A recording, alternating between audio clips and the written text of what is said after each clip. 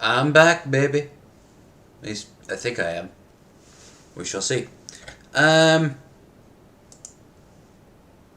Yeah, there's me. All right.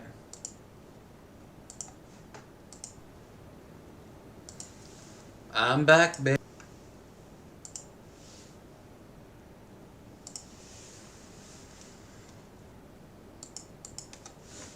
In a second. Part 2. Save, and we are good. All right. As far as I can tell, we are back. Yo, Morty. All right. You can hear me. You can see me. All's good in the proverbial hood. Um.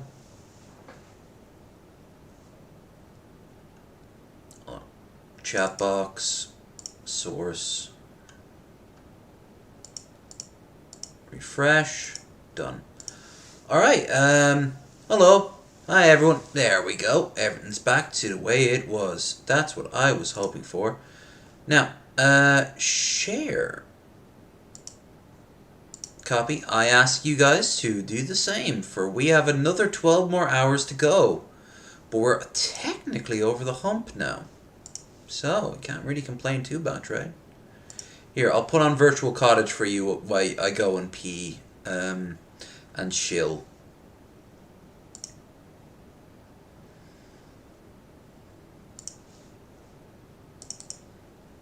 I've been using this a lot tonight.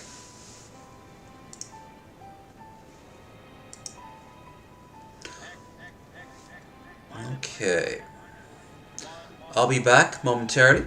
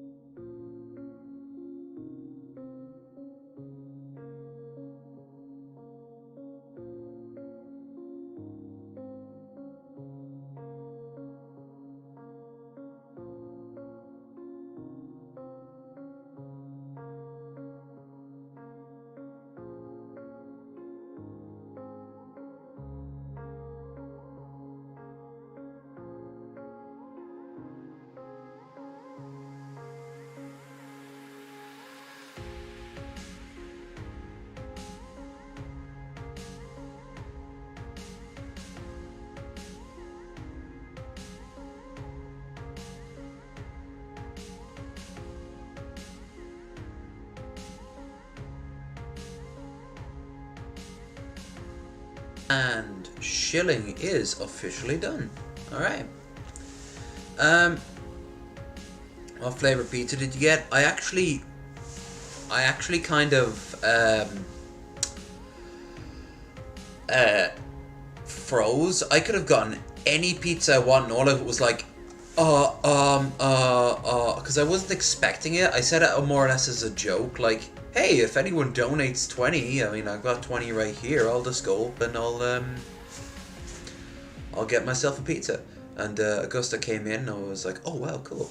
But then I realized I only had about an hour to call, so I immediately went out, called them, and I was like, can I get a pepperoni? I could have gotten anything. I got a pepperoni. The most generic pizza. I might as well have gotten as a cheese pizza, right? Don't get me wrong, it's been perfectly fine. It's been doing a great job. But, yeah, it was very cool. Very, very cool of them to help me make sure I was eating more than just cereal, right? Okay, I just need to go to the toilet real quick, and that's it. In the meantime, please enjoy Virtual Village. Virtual Cottage. Is it a whole pizza and stuff? Now, Jay Troy would be more your cup of tea. He got himself a, he doesn't eat meat. New chair, that's the future, that's 100% sure.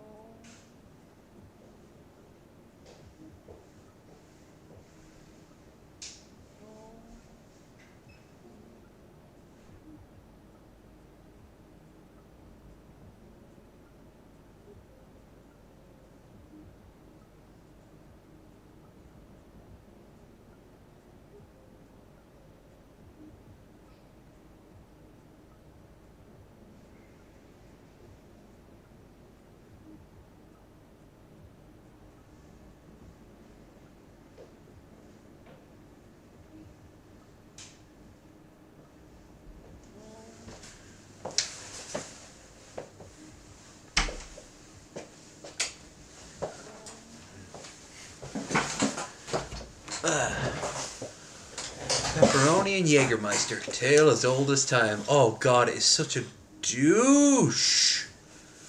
Such a douchey little combo. I'm also combining it with really cheap white wine. Not that I'm complaining about any of this, by the way. I could have just done it. Oh well. I'll make up for it in Northern Ireland.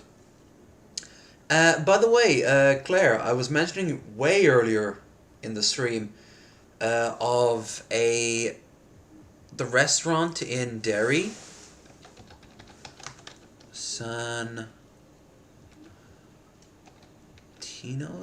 Sandino's, is it?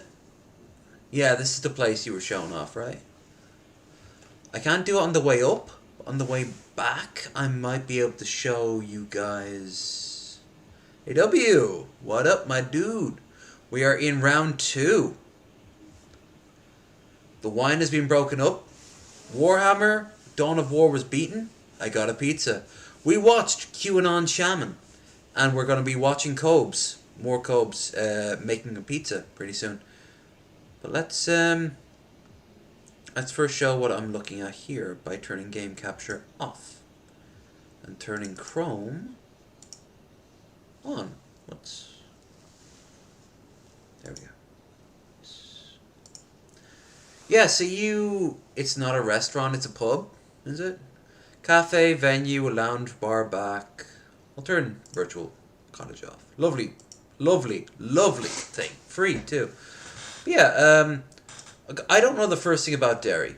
I really don't. But you suggested this place, so I'm guessing it's good. You got good taste in spots. Reminds me of the Swagmans in Sligo. Obviously, it won't be quite so pretty, and I don't think there'll be an image of someone's face. But ooh, it's got Carictor, rare. This is a pub. But you can bring food from other places. Recommend going for a drink there. Ah. Well, like I said, it's unlikely I'll be able to do it going up, but going back, I'll have nothing but time. Well, that's not completely true. I do have a show at 10, so I want to get back here around about 10 o'clock. But, yeah, I'll be able to kill some time. I mean, by the time I'm in Derry, once I'm in Sligo, Jesus Christ, it doesn't matter. It's fucking Sligo. We've also now started the countdown from 12 hours, as you can see here. This is how much time we have left. So, as always, don't forget to like, share, and subscribe. Tonight we'll be gaming a little bit more. Tonight we will be taking call-ins if anyone wants to come in and ask me how I'm doing, or I want to ask them how they're doing. We will be looking at videos. We're going to go back to videos in a little bit. And I'll be drinking. And maybe, this is a big fucking maybe, I might hop on the treadmill again around about 9 o'clock in the morning. Because this building is not really... Oh, it's 1 a.m. when it closes. That's kind of cool. It seems cool. Bill, were you there for when I did the video in Budapest, the live stream, at the horror bar? It had like stuff for Alien Covenant in it, and it had like a Freddy versus Jason room. That was in Budapest. Or was that Chaos Gamer? Good old Chaos. I wonder what he's up to. He helped put the Discord together. If you're ever wondering why it's actually looks somewhat professional. Yeah, it looks cool. Looks like a pub I would enjoy spending time in, but unfortunately it looks like I'm not going to be able to 100%. I actually went to the Bushmills website at the start of the previous stream, and I showed like the sort of promotional video for the Bushmill distillery. So I'm definitely going to record around the Bushmills distillery. I don't know if I can actually do a tour of the place, but that's not really why I'm there. Oh, nice Banksy decal going on there. Yep, looks good. Looks fun. Definitely grab a... Ooh, free Palestine. Interesting, a bar would have that. Palestinians would not approve. But definitely pop in for a drink if they are open. When do they open? At what time? No, not the map. I know where it is.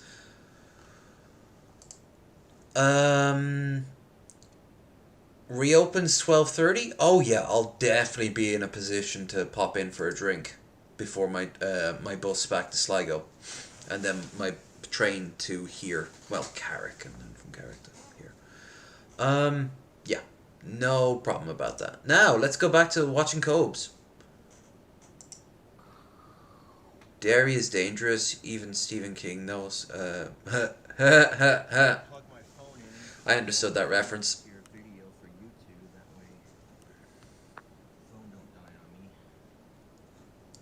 Cobes, cut these scenes out. Dude. Any reference on it? No, he didn't respond yet. Come on. We want you to be our fucking DM. You will complete us. He's just like the rest of us. Seriously, he fucks up as much as I do. It's kind of endearing. He's like 10 times bigger. Oh yeah, he also multi-streams, but like, he must have like 2 or 3 cameras scattered around the place. Livewire, Jesus. Oh god, he plays the guitar. I'm sure it does. This tastes like... What exactly does it taste like? It's lemons? Yeah, it's like lemon... White and yellow fruit. So apple juice and lemon juice had a baby, and then they got a little drunk. Like, oh damn, you getting a cooking video with guitar playing? Oh yeah, now we're talking. I can lose my temper like he does. If you like the cooking videos and the guitar, subscribe for more.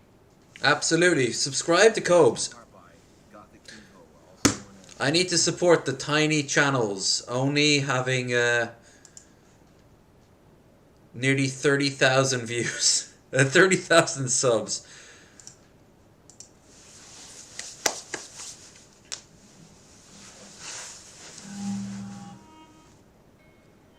Hit us with some tunes, Cobes. Come on.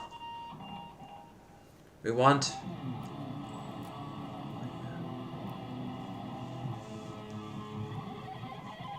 more reverb! More!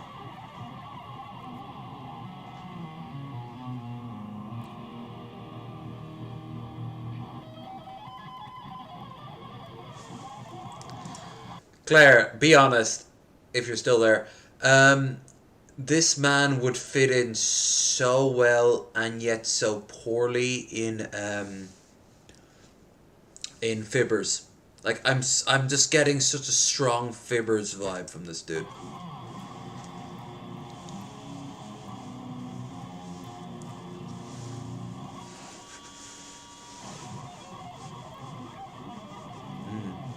Slightly cold pizza for the win.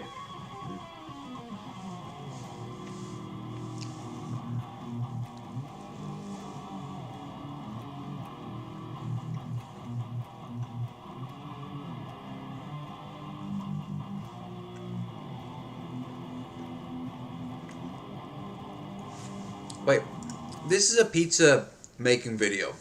So he does how much making pizza, right? Not edited, 20 minutes, alright? Let's say 20 minutes, right? How much does he... this is an hour-long thing, by the way. He spends it then playing guitar. He is Fibbers. He is an era of Fibbers that is gone now. And I hate to say it, he'd have gotten banned at its height. He'd be one of the people that my group that used to go out of Games Workshop would tell stories about. Also in a metal place? What, like Bruxelles? Yeah, oh, he'd have gone... You know what? He'd be like, Bruxelles is full of phonies. That's why I don't go there anymore.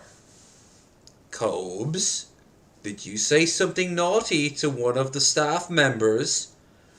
I might have called her an uptight cunt who doesn't know a good thing when she sees one. That's what we thought, yeah. Aww. Do you have enough money for your cab fare? I don't get a cab. Aww. But your bus fare, I don't have enough money for my bus fare. What you spend it on? These dice. Actually, that'd be more of an Augusta thing to do. I don't blame him either. You got some fine selection of dice there, man.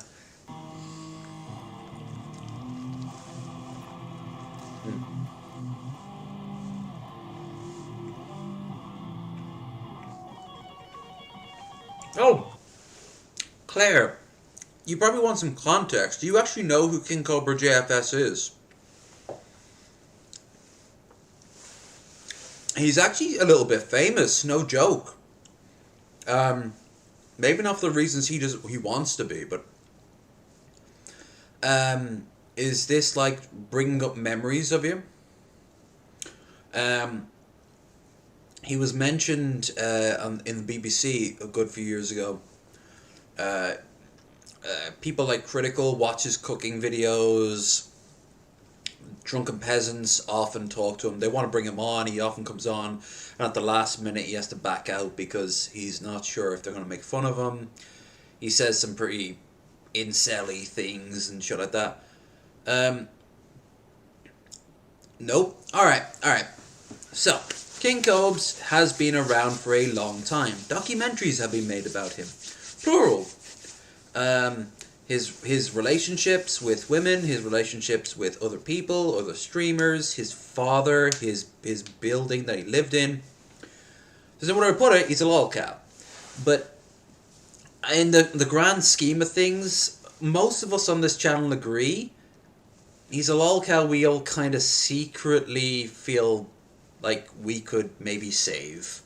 That's why I put this down here. No joke either.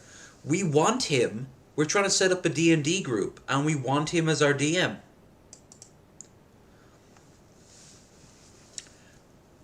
Cobes is, I think the highest level of notoriety was that somebody sent him a, he's incelly, black-pilled, sort of MGTOW. He's the goth bad boy online for years, right? Out of Casper, Wyoming. So he's kind of in many ways a stereotype Kevin Smith 90s character.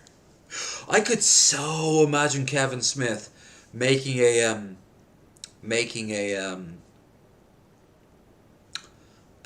movie back in the day about Cobes. And you know what else? Cobes would come across looking way cooler than he is in real life. So his notoriety, I think, best, for me anyway, is what stuck out. I remember seeing this on QI and everything. One of his trolls sent him a sex doll, but it was like a little short, almost like a dwarf sex doll. And he was like, "Oh, very funny, guys. You guys sent me a sex doll. Ha ha ha." He apparently used it, liked it, wanted to give it a boob job, went online to get some fake boobs, realized he couldn't figure out how to put it into the doll, took the silicone implants, took a blowtorch, set fire to his place, blamed it on two black guys. When the police showed up, had to retract it later. This shit ended up being on QI. This shit was on BBC. Oh, he also makes wands as well. He's a Wiccan, but I mean, like, when he says a Wiccan, he's a Wiccan the same way the QAnon shaman is a Wiccan, you know?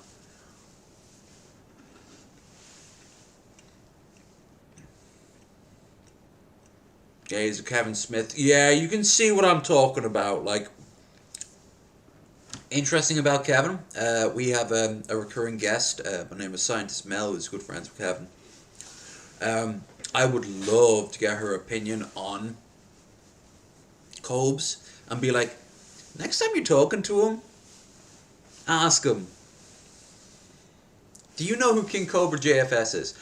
Charlie Critical, Moist Critical, big YouTuber, among others. Watch his stuff.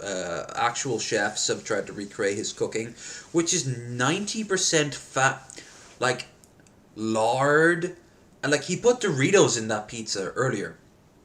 He sometimes bastes meat with Mountain Dew. His apartment became so dirty that, like I said, he makes wands, but he literally has like a workshop built into his apartment, including aerosols and blowtorches. He ruined his apartment so much that his landlord kicked him out. It's like, you're wondering, how does he survive? And he survives mostly from the people who watch him. Like I said, he is... I'm not dense. I'm beneath this motherfucker on the totem pole. But I look at him and I'm like, oh my god. This is me, but for the grace of God. You know? And yet, through it all, there's something very endearing about him. He actually has genuine fans, and rightly so, too. He's a very passionate man. I will always say that. He's a very passionate man. He's got a lot of expression. It's just, oh, he needs... I don't even know what he needs. An entire reality TV show dedicated to him as they try to pick him up from the ground.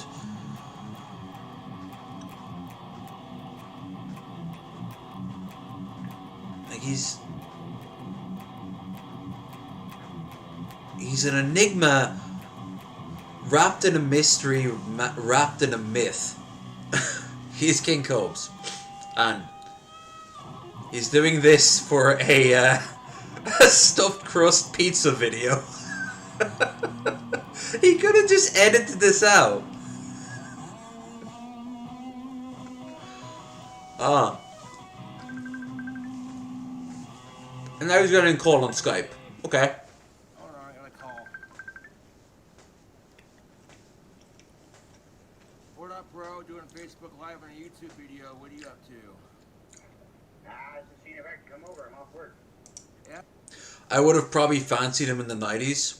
You know what? A lot of... He is a borderline MGTOW incel. He's actually outright stated that if he doesn't get a girlfriend this year, he'll just get a sex doll and give up on life. It's so sad. Because there are actual women out there who are like, you know what? I like him. He's so real. That's cool. You can come over if you want to. Alright, I'll be there in a few. Alright, laters. Leaders. And we want to get him on. Now, he is surrounded by constant seas of trolls. He used to make a fortune from text-to speech. You know, like stuff like this. I'm going to use a test. Donations. This guy is unfucking believable. So like that. This is a test donation for $52. So you'd get stuff like that. And it would be basically like... They'd say his real name and be like, we're worried about you, or this is your dad, this is your dead grandma. You know, they'd basically hound him. So he turned it off. Suddenly he realized he wasn't making as much money anymore. But it's just, he's an internet phenomenon. And he is. He's 100% is. And I want to kind of sometimes punch him for the things he says, especially around women, especially the stuff he believes about women. But other times, I do genuinely want to be like, Jesus, would you like to join me? I'm going out.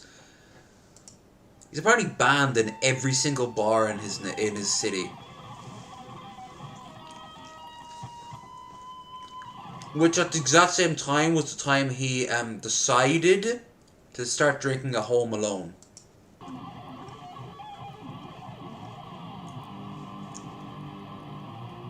Oh, he's cute. I'm not even remotely shocked you like him.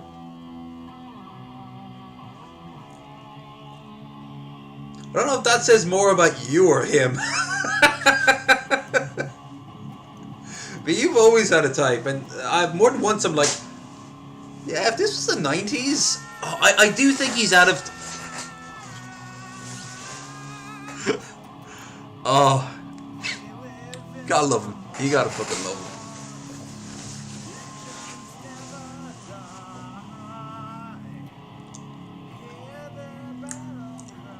Let's see those lighters in the chat.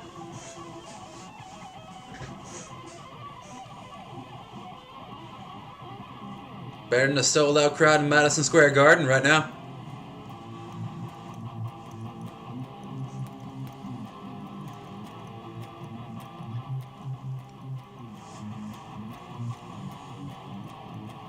He's just vibing. I think the best way to describe Cobes is that he's just vibing.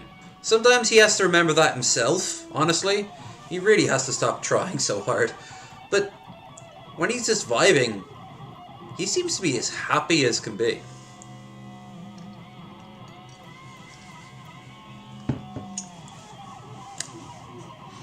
He would have done very well for the early part of the 90s. Rose, good to see you.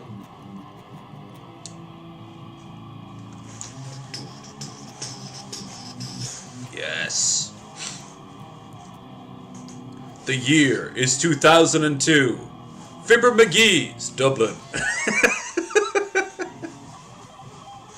The King Cobes Experience is live on stage.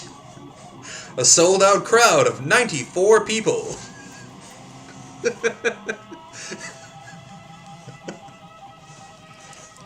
Hey, well, fucking own it. I never want anyone to ever think I'm being unfair to him.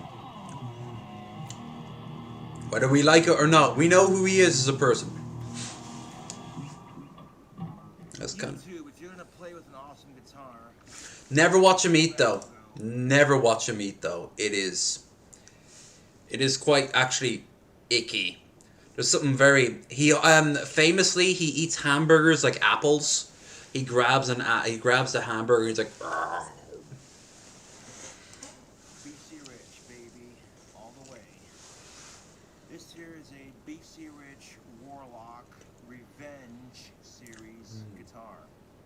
And I He got loves his lips. He's very obsessed with his lips. 3 on the front, and of course the Spitfire sticker on the back. Then I added 2 different. I would love to pick his brain in an interview. Make it. It might happen one day too. He's not too far from me. I can pluck him out of the sky. Bring him down to my level.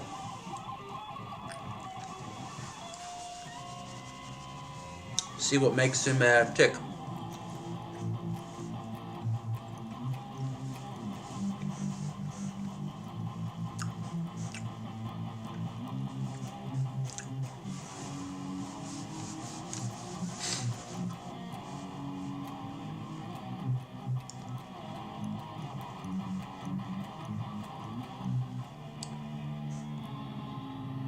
Might have to try that eating technique.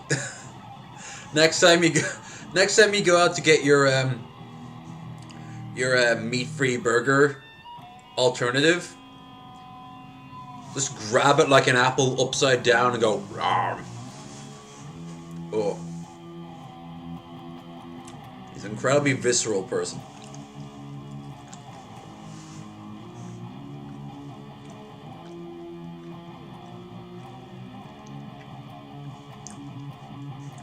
Entire schools of philosophy are based around his apartment. Especially around drunken peasants who used to be like, what's going on there? What's going on there? But here's the thing, like I said, we're responding to him, right?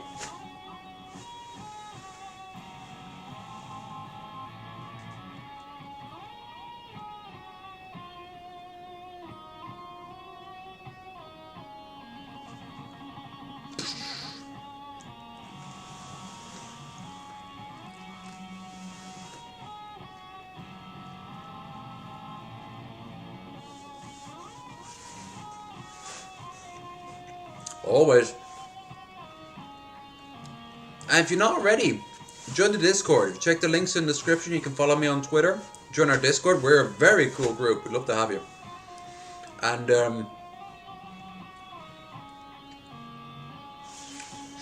otherwise, like, yeah, just send it to me on Facebook or whatever. Wow, I fucked up on the national anthem. I hate when I do that. God damn it. It's hard to hate him until he says something that makes you go, what the fuck? Like he's so... He's so Cobes. Spent months learning how to play it just to fuck up on it live on Facebook and on a fucking YouTube video. Cobes, you could edit this out. It takes shortcut. You don't even need shortcut. YouTube has its own built-in editor.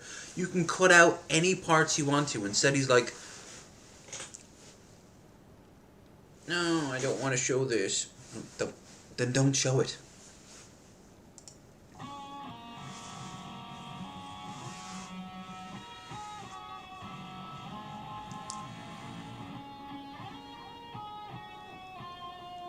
Oh God, soliloquies. Wow, that was horrible. Try it again.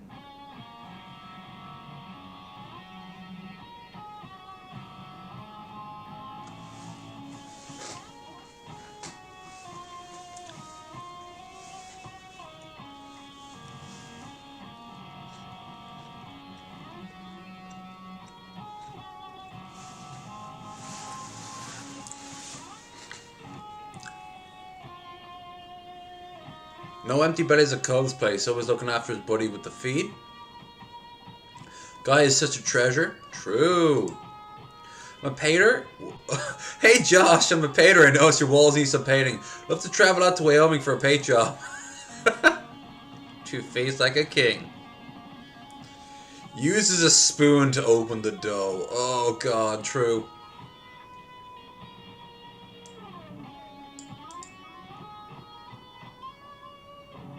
I had that shirt. Good. This is humanity. His chat is the fucking real world. Beavis and Butthead. Yeah. Yeah, it's been said before, it'll be said again. Yeah. It's that he is MTV, he is 90s MTV.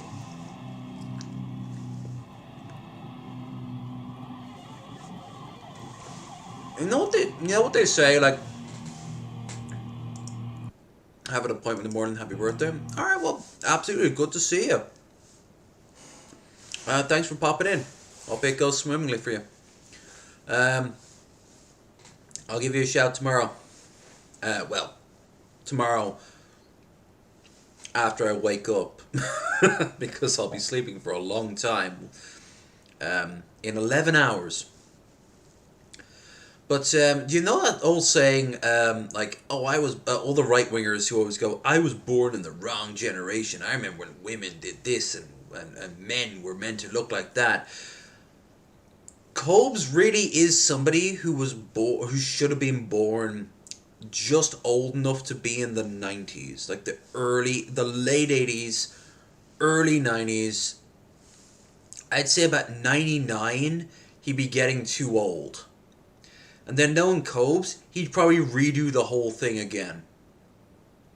In this endless loop. And you know what else? He'd be perfect for it.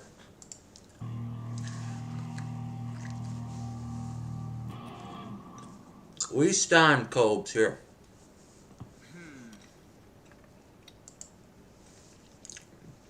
Not on his views on women, or race, or trans people, but his vibes and his heart. He's not a bad guy. He's just made some stupid decisions.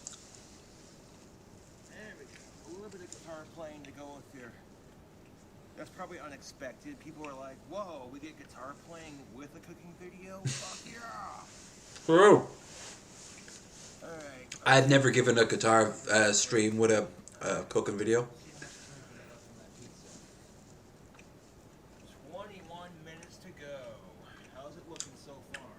Jesus, that's smoke or steam? Oh. It's... Isn't that the Halo theme? Jesus.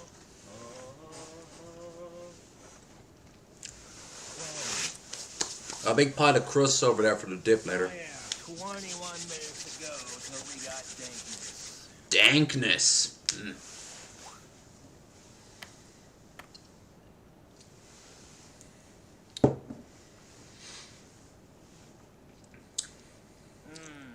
Delicious. Marlboro. Smooth. Who do you think could play him?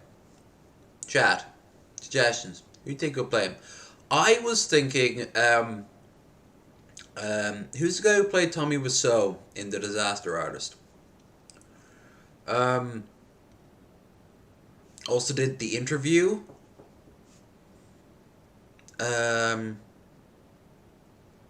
Short guy, dark hair. Kind of funny when he knows his subject material really inside and out. When he has a passion for it, he goes like balls in and it really works. I don't want to have to look it up. I want to remember what it is. He was the Wizard of Oz in that terrible reboot with Mila Kunis. He was high as fuck in that. The guy from Scrubs played the talking monkey. Well, I have to look it up because I'll look it up.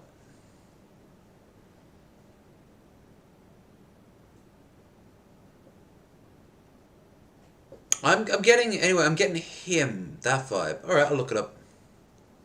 You're making me not being lazy. Well, fuck yous. I love you all. Even that way. Yes, the way. The way that we don't speak of in public. The interview. 2014. Cast. Wait, was it? No, it wasn't the interview. Okay, my bad. It wasn't the interview. It was the Disaster Artist. 2017. James Franco. James Franco. No, straight away the computer knows what the fuck I'm doing. That's kind of creepy. Also, it's got a message here. Let's have a quick look. Let's see what's going on, baby. What's going on, baby?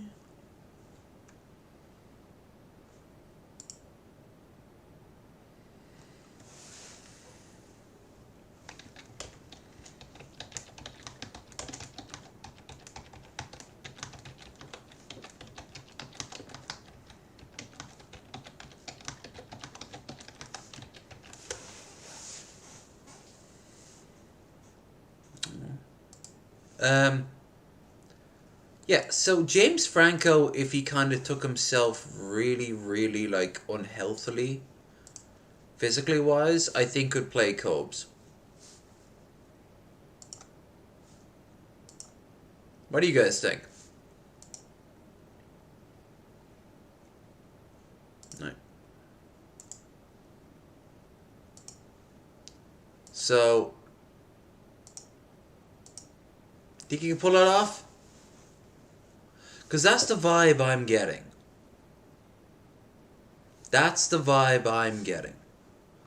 That Cobes could be played by James Franco if James Franco took really bad care of himself. Failing that, who could play him? Because he definitely get the humor down.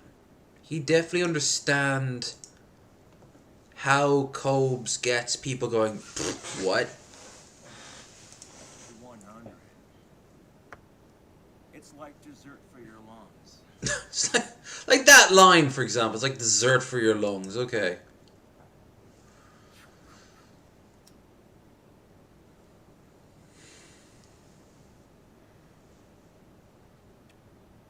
Since when can... You know what? I'm gonna say it now. I think at the core of it, Cobes hates smoking, but he's just... He needed to fake it till he made it so much, so he ended up becoming addicted to it. Since when can Gothic King Cobra play the guitar? That was pretty good shit.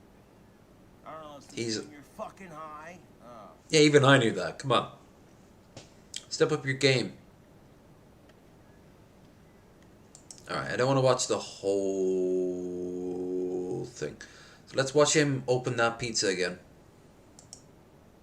Yo, that's how it sounds. Sounds cool. So Franco first in the Spider-Man movies, so I keep seeing him as Harry Osborn. Oh, that's true. Forgot he was Harry Osborn.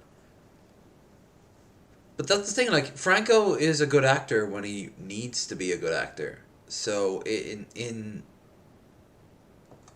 you can make it work. Like, he was a fantastic Tommy Wiseau. But let's face it, even during the making of The Room, modern day James Franco, and at the time, Tommy Wiseau didn't look nearly the same as they could have. But Franco got the vibe of Tommy. I mean, it's hard to make anyone look like Tommy Wiseau, honestly. Maybe Danny Trejo 20 years ago, if he could get like a skin lightening routine going on and change his voice to sound vaguely French.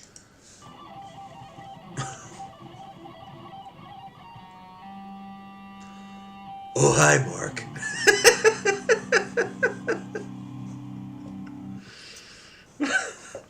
Anyways, I mean, as I wanted to put it, like, Tommy Wiseau is, like, uniquely big. James Franco isn't. James Franco is not a fucking unit. And Cobes isn't as big as James Franco. He's a little smaller than James Franco. It's like he peaked at 19 in more ways than one. And since then, he's just been kind of getting older in the face and probably in the body too, because nature is nature, and he doesn't exactly live the most healthiest of lifestyles, I should know.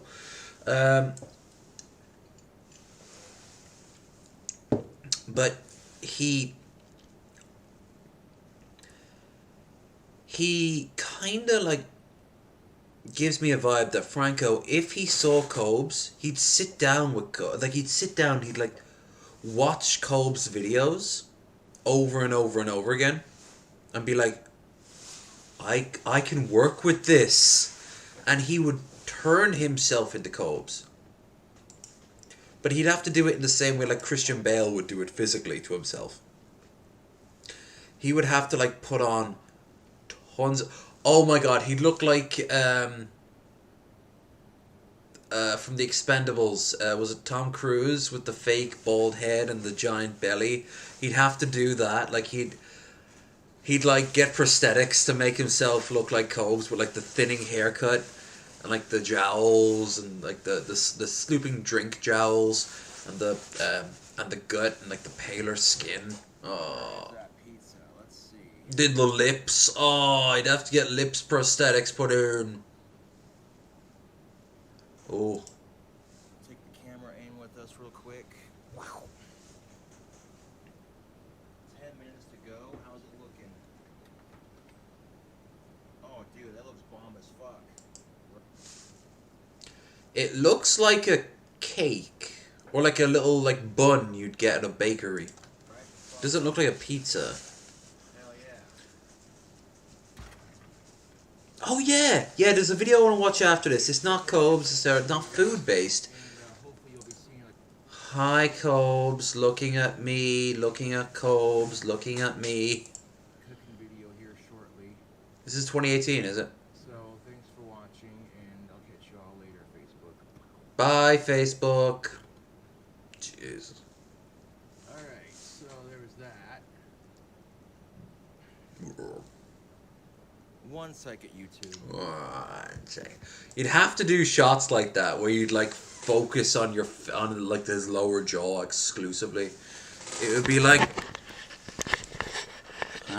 One second, YouTube. Alright, let's do this. Like, you'd have to know your subject material. And the subject material wouldn't always be fun.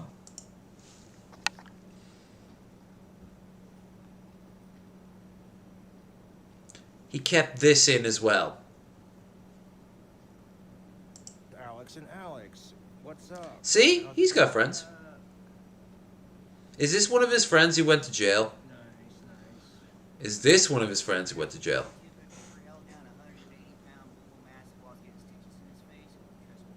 Oh my god, this is so aggressively kept. Oh, welcome back to Clerks, Wyoming edition. But come here and take a look at this pizza that I got in the oven.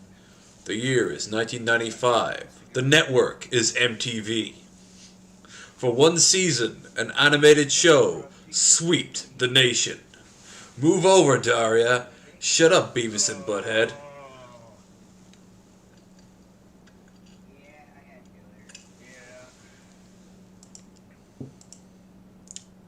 It's time for the Cobra Clan. Also known as... Oh no. The King Cobra Clan. All done with K's. And then like it would hyphenate it. Like they'd turn it into like initials rather. And no one until it released on air noticed. So Cobes is like posing next to the name. Like he's like some sort of gangster. KKK.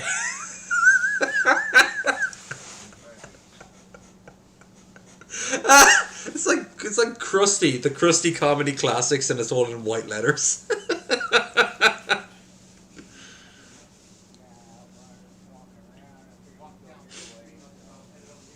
Letterkenny, the real years. Right. Well, if y'all want a story Oh my god! Oh, you think Letterkenny was inspired by the meth heads were inspired by Cobes and his friends? Because there's a lot of similarity going on there. Yeah, that sucks.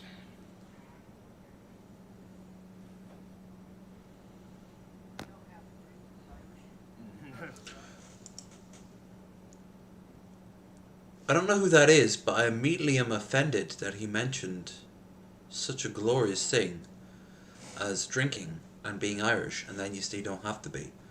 You don't know us. You don't know. You don't know the initiation ceremonies that we have to go through. There's bodies. Why do you think we used to have big families? Not all survived. There are corpses outside of Bushmills. Not new, they've been up for a while. Ceremonial ones. What? Wait, are we interrupting this cooking show to bring us Cobes' favorite smokes?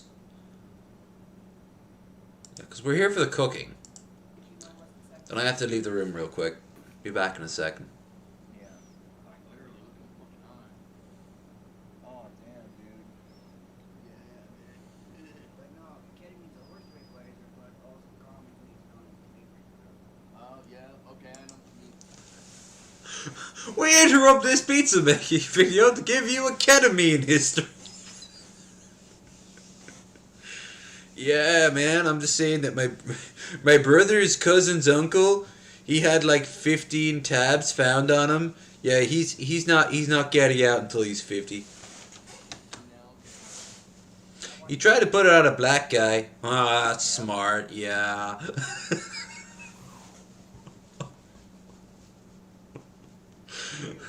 Oh, look at that. We got 3 minutes left. Hey, ladies, I cook. Actually, you know what? With 3 minutes left, that pizza looks good. Yeah, at any more, it's gonna become so crunchy that it was like those popcorn I had earlier. It's nice and golden brown. You're welcome. In fact, I think it's a little, maybe a minute or two. What's that? Please tell me that's just a thing of sand he has.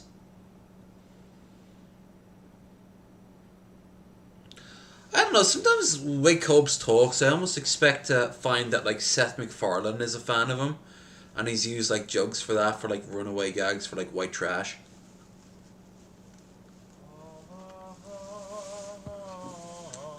You already did the Halo joke earlier. Pick a different music. Cue that motherfucking Halo music, 'cause that shit looks good. What did I just say? King Cobes from 2018 who could no way hear me. No. Oh, non sequitur's back. There's our pizza, YouTube. Look at that. Ooh, I'll be watching that tomorrow. Points. Oh god, that is beautiful. Look at that. Look at that goldenness, I will say that. But of course, it's made out of fucking plastic. You could have done that with superior cheese. 4 slices. I gave 2 to my house guests here. See what they think about this delicious pizza. If he wasn't filming this, he'd have eaten the whole thing himself in like 5 seconds. I say, while ripping apart a pizza designed for 2 or 3 people. Trusty pizza cutter, let's get into it. My birthday.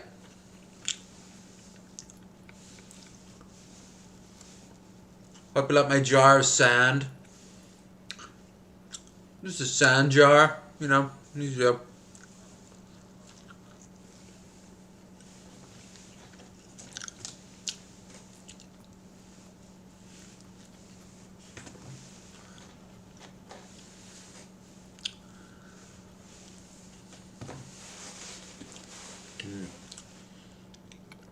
They added one spice or one flavor to that pizza. I really like it. It has this sort of like, Fuck, that's hot. I don't know how else to describe it. It's a tang flavor to it. It wouldn't be oregano, would it? No. Actually, it might be oregano. I'm not thinking of it.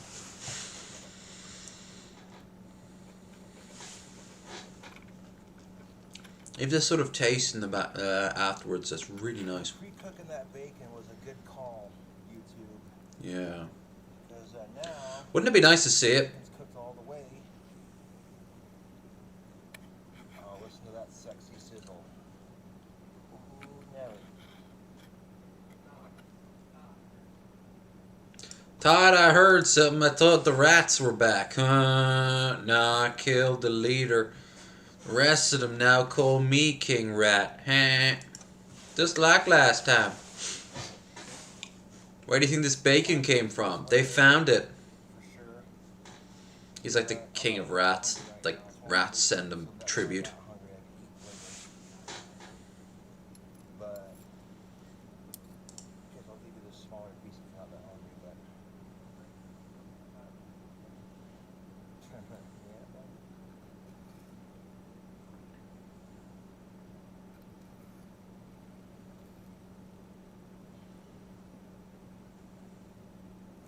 You can literally hear this thing sizzling on the pizza stone.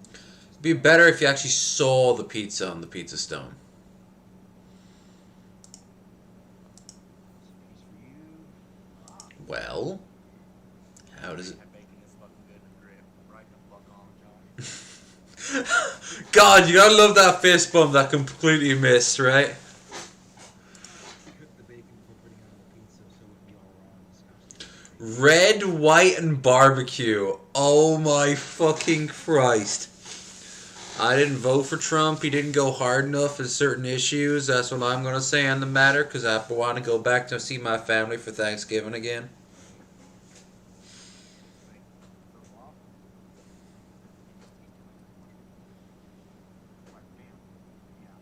Fresh out of the oven, good in the crack there, ladies and gentlemen. Yeah, man. It's good shit right there. So, you said you could hook us up with a few crystals? There you have it, folks. First-hand experience. No, that's not the word I'm looking for. Come on, Cubs. Use your human words. You got them. Hot. No, I'm fucking cut the lid, dude. Fucking. Kind of fucking barely. Like fucking hot sauce will make that shit burn. Yeah, Not even hot sauce will make it burn. right. We did a second and third opinion, and they say it's good, so I bet you it's good. I'll try me a slice of that later. What? Alright, so it's established. The pizza is passable by a bunch of his friends, some of which I'm sure are not literate. That's a dick move on my part. No, I'd have used different ingredients. I would have not used those goddamn Doritos. I would have actually used stuffed crust rather than him. Like, he said stuffed crust, but where was the stuffed crust? Also, I'd have done it in different orders. That guy passed away? Jesus, the more you know. Well, good thing I backtracked on the statement, huh?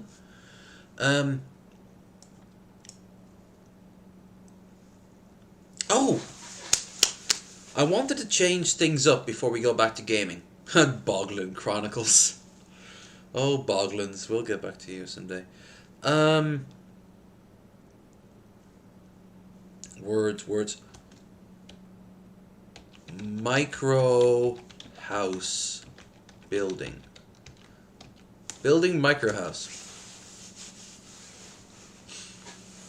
Building a tiny house. Watch a tiny shed. That's a great video. I'm looking for other things like this. But it's like so short. I mean, what I hate about my tiny house, probably your sleeping arrangements. That's usually what they say. Here. No. Rooftop deck. Concrete pipe transformed tiny home. Ooh. Alright. You fill me in, because I've got to go outside there and just quickly... I'm going to switch out my robe, back into my robe, and I've also got to just get the Jaeger, among other things. I'll also take the pizza box away. Would you believe I finished that in about an hour? And I mean, I was, alright, well done with that within an hour. Tiny houses suck. Mickey, you have until I get back to describe why tiny houses suck. Is it because you don't have Trash Mountain? Because you can have Trash Mountain outside. And you can be like a Gretchen from Warhammer and just hop inside it and pull out random bits of junk and go, wah! Seriously, man, you were a Jawa in another life. I'm not saying that as an insult. Those motherfuckers know how to survive. But I've always had respect for tiny homes. Now, how well is it to live in? That's actually a good question. Depends on the person, right? But, yeah. I need to drop this off and get the Jaeger. For it is time. It is Jaeger time. Jaeger time.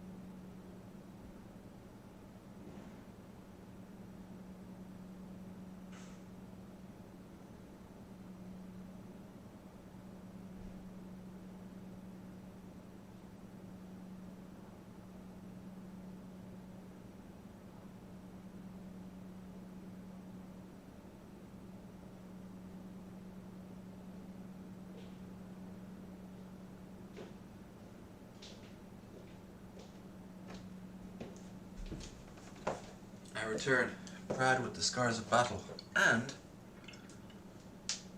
alcohol. Unlike last time, which I was drinking, which was also alcohol, but not as strong or as well known.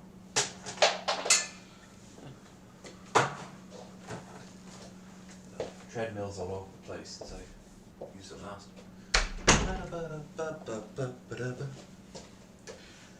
And for whatever reason, I've got the Super Mario music playing in my head. Like, share, and subscribe. Okay. Sorry, my salty opinion. First off, you have to find expensive land to put it on. Local laws will allow it. That's true. That or tow it around with a truck to campground, national state parks land. Also true. At that point, you might as well be living in a camper van. They just seem cramped. Not if you don't have a lot of crap to work with. Then if you want to shopping, you have to leave somewhere and hope it does not get stolen. Again, that is all of these things are correct. I cannot deny them. But that's only for if, for example, you were to get a tiny house. For me, no, none of those issues would jump out, except for perhaps the land. Ireland in general has expensive land. Concrete pipes transformed to a tiny home could be the future of micro housing. In this day and age, it's Music courtesy of Tomorrow Never Dies for the PlayStation 2. kind of hard to find affordable housing that's actually decent. Because of that, typing containers and even wood pods in the shape of eggs. Tiny houses aren't just good for your pocket, they're super cute as well. Recently in Hong Kong, a new type of tiny house has been revealed, and you won't believe how truly tiny this one is. Yeah, we'll see how tiny. Architect James Law came up with an absolutely Well, you try to move this motherfucker if they're on top of giant pipes. Like if they're a part of like a giant pipe network, you try to move this. But saying that, that's kind of very dystopian when you think about it. idea. He knew that there was a huge housing problem in Hong Kong, so he Old began cargo van from the brainstorming 90s solutions and fill up with to crap along the overcrowding. way. Yeah. What he came up with will blow your mind. James's company, James Law Cybertexture, figured out how to repurpose cement pipes that are usually used for construction. Okay, but what's it look like on the Room inside? pipes All I care come about. with almost everything you approximately, but come with almost the OPOD tubes come with almost everything you would find in a regular sized home. It has a living room that has a couch that turns into a bed. I thought that was a toilet. Separately, of course. That's not all it comes with, though. It has a second pipe that contains a bathroom, complete with a shower, and plenty of storage space. Maybe for a Chinese person. I don't know. Like, I like a little bit more space than this. I find this interesting. That seems to be the creepiest part of it all. Because, as you'll see when we get to China in Deus Ex Human Revolution, you get to see how people live in the future version of a Chinese city. And everyone is kind of like stuck in these sort of like slotted bedroom, like these beds that are like these communal walk-in areas. And that's where they live. The thing is, that's already kind of happening in huge swathes of China. It's to stop people from being homeless. They'll just give you like a little thing. Good bit smaller than this, but $15,000? Well, you know what? I'm gonna say $15,000. That would be pretty cool. But I don't know. It seems a bit small even by my standards. And that chair looks really uncomfortable. I want to watch one being built.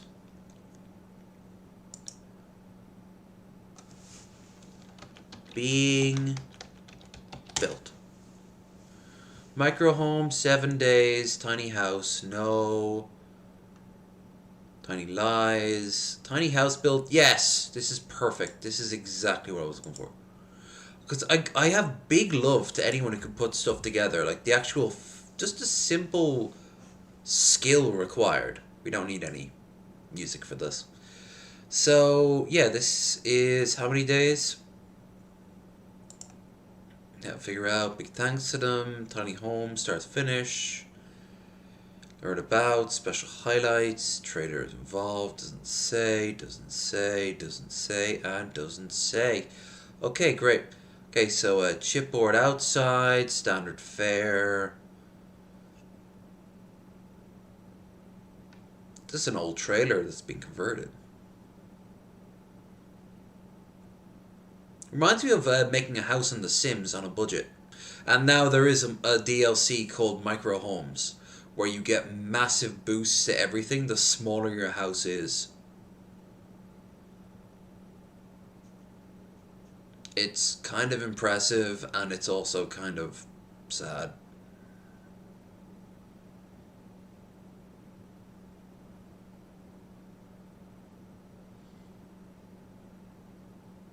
Though I just always go on the gallery and just take one of that's already been pre-made by another player.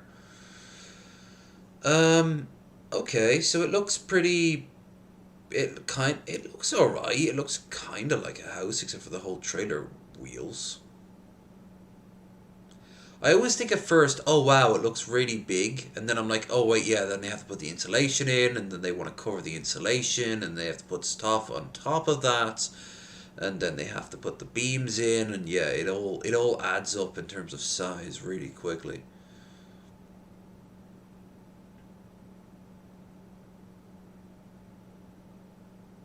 And of course, a huge chunk of this major problem of a tiny house is the airflow.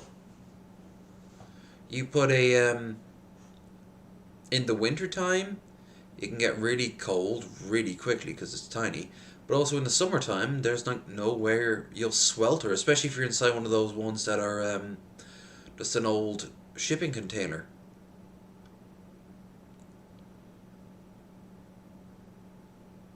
Yeah, this is the space all getting used up.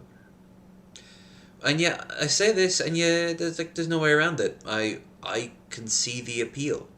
There's like next to no clutter. You don't need nearly as many things in your life as you think you do. When I moved out here, I made a lot of cuts. When I was going across America, I didn't need nearly anything as much as I thought I did. Threw out a lot of clothes along the way, actually. Especially clothes. Jesus Christ, I have so much clothes. Not by choice either. Look how much land they have. Damn.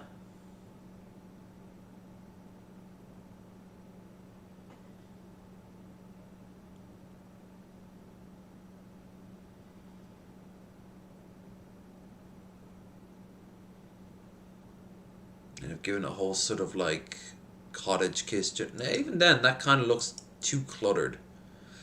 I mean, for starters, I got fat thighs and I'm tall. I'm also a klutz. That's also another key thing.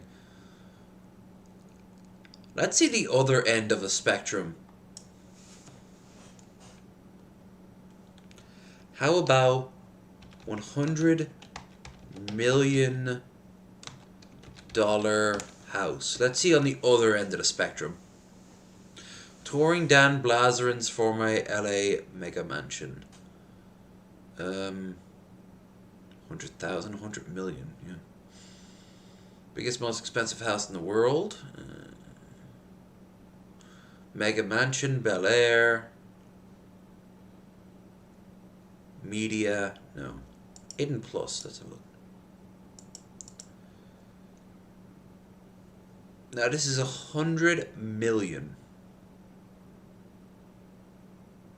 Royalty-free music, okay.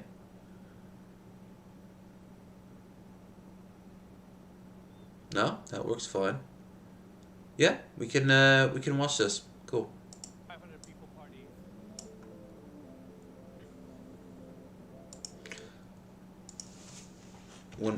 $100 million euro. No, let's say dollars in. If you remember, we looked at Dubai, the places there, and what that would get you. $100 million is 87. Right, that's how much.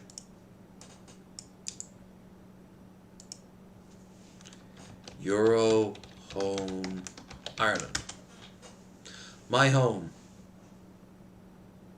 Obviously, it was a bit crazy. Let's say it's 170.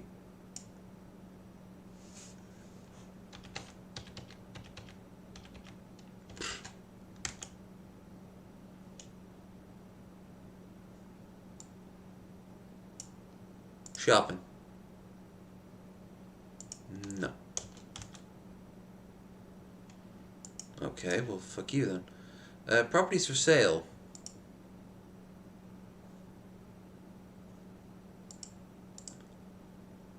Ascending. Ireland. Filters. Currency. Euro. What's the max it goes up to? 15 million.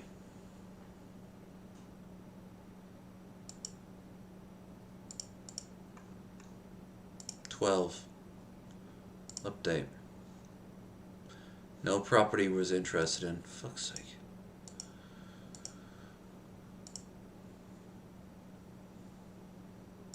Most expensive home in Ireland. Okay. Here we go. 16.5 million US dollars. Really?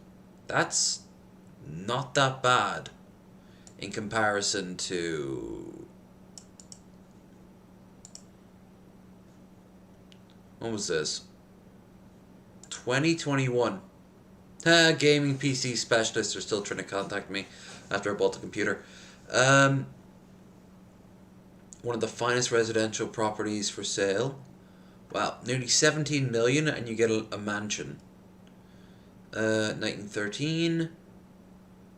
Nearly 5,000 square foot finest residential properties, Dublin 4. Embassy's Belt. All sought after addresses. Bedroom, Wide Avenue, which is one of the most upmarket addresses. Longest straight road in Dublin.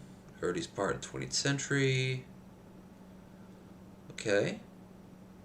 Here's the reception room. Nice back room that you'd never get to use in Ireland. Okay. I've been to better kitchens, though not as many. Generic dining room. All right. Big. Looks like a hotel somewhere. Watch on YouTube? Yeah. I'll mute it. So this is, again, how much? 16.5 million dollars. Okay. So for $16.5 million in Ireland, as of last year, you could buy this.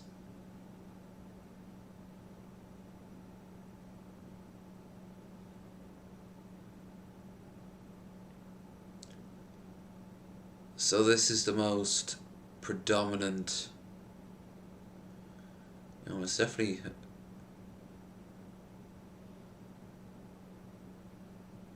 All right. I don't know. Would 20 million? Let's be honest here. After everything, it's probably gonna come to 20 million. Would you spend 20 on this? It's nice. But 20 million nice? It seems lacking. The land is big. It also seems at the exact same time too little for too much. I like the glass house there. That's nice. This is where you'd hold your summer evening soirees. They have their own forest. Okay, that's kind of interesting. Study. I have a feeling a lot of people who say that anti-vax isn't real would be having their argument there. A library.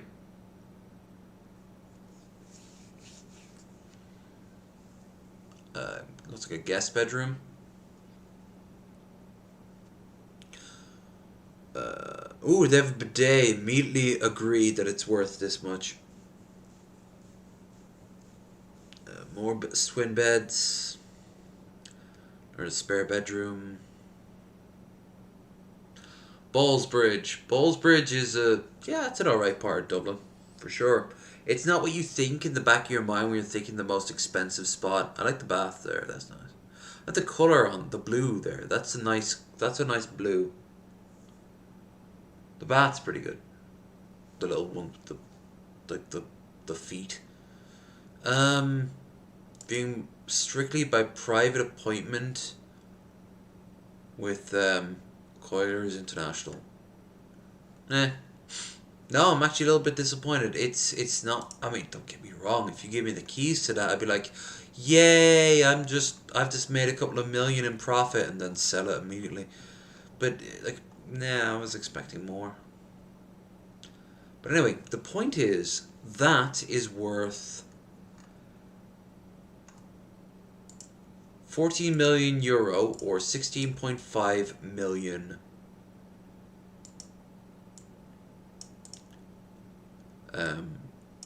dollars. Now here is one that's apparently 100 million. Hey everyone, it's Dennis here. Welcome to another episode of the second channel. Well, today's episode is actually a little bit different. We are in Bel Air, and this house right behind me may look a little familiar because this Who?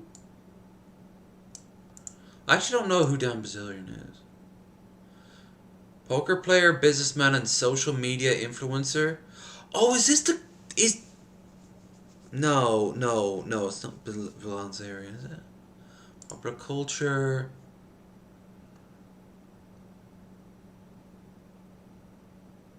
No. No. Oh god, this guy seems extremely douchey.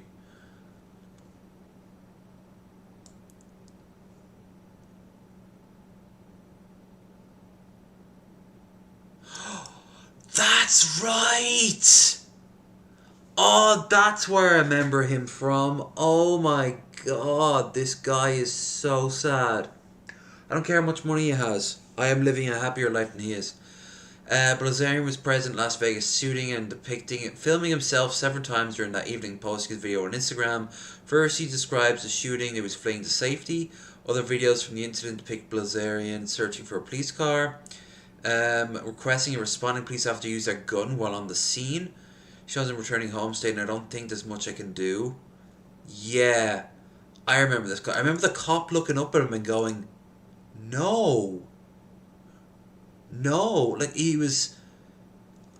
This guy wanted to be like a fucking action hero. Oh, it was so sad. Oh, dispute wealth claims, wealth outcome, gambling career, however claims dispute of various people, where I've seen videos. Said inherited from his father. Corporate takeover specialist Paul Bilzerian. Whoa, that's not a great picture of him. Did someone get arrested? Yeah. Yeah. Spent past 33 years maintaining his factually renounced his American citizenship. Oh my god. These motherfuckers are a bunch of embezzling. Yeah, yeah. So this was his home, was it? This was Dan Bazarian's old rental home. Oh god. Looks like it's made out of Legos. This property is insane. Our good friend Ryan Pineda got us into this property, and this house has like... He looks like Barbs from... the guy on the left looks like Barbs from Geography Now, but like... After on an incredibly... like, extreme diet and stupid haircut decision. This guy looks like he can hook me up with the best Iranian prostitutes. Like, you wouldn't even know how desperate and sad these girls are. They will do anything. And this house has like... Yeah, I'm getting strong douche vibe from all these people. 30,000 square feet. It's insane. We're not going to see the whole house, but we're going to see the cool parts. Let's just get started. Ladies and gentlemen, the music for Vice City. No, it would be GTA 5, wouldn't it? Which would say a lot.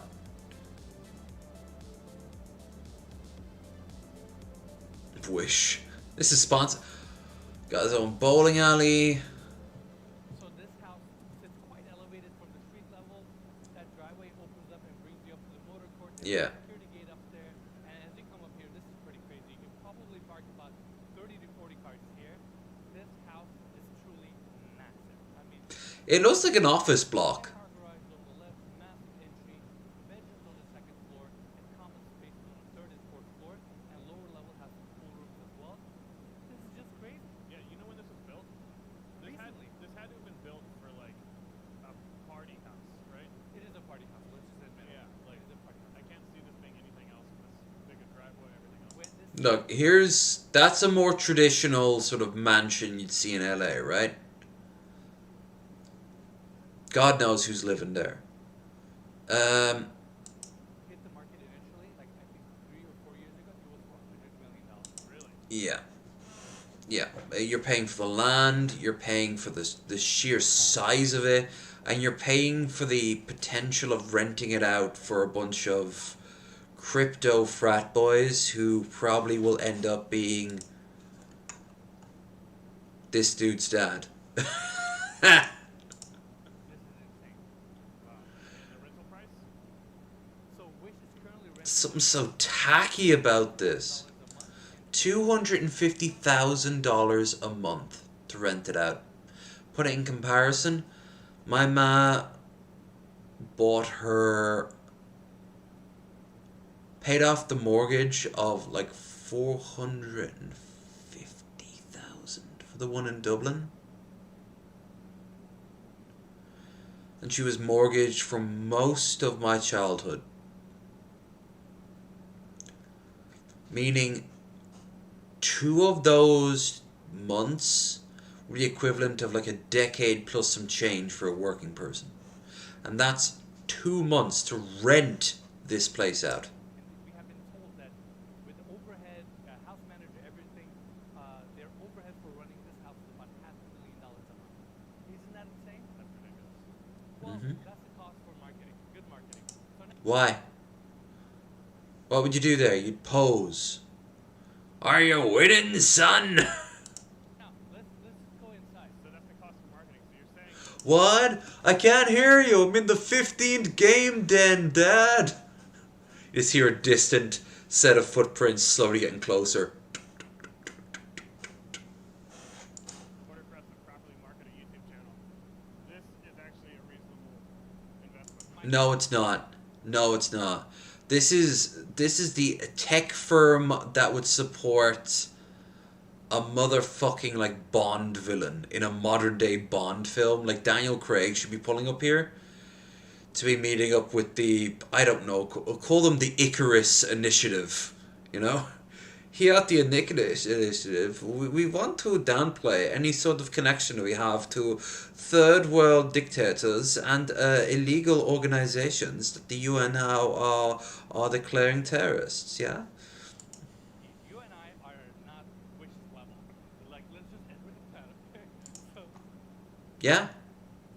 we have no problem being truthful here. Look at this massive Look at that fucking pebbled ass shit back there. That looks ugly as shit. glass paper store. Reasonable, right? We have the entry here. Some It looks like Dippin' Dots. utility rooms on the right. Let's start here first. Up the entry. This door opens up Wish. to the movie theater. Oh, they're fucking flowers. Good sized movie theater. Comfortable seating. Recliner chairs. Never like I've been to a private movie theater once, and there was a lot of chairs like that. I don't like it like that. The front row gets the best port of call, and everyone else can't really see behind it. And if this is full of people, you're kind of fucked. That cools or heats your drinks. Screen on this side. All sound system. And you know what else? The one I went to. The screen was bigger. And Dennis, don't forget, we have free reign at this house. So if at any point you feel like cracking a bag of chips or like Get a drink. a Red Bull, there's some tequila over there. This is a family-friendly channel. So. Like you're right. Family friendly. Oh yeah.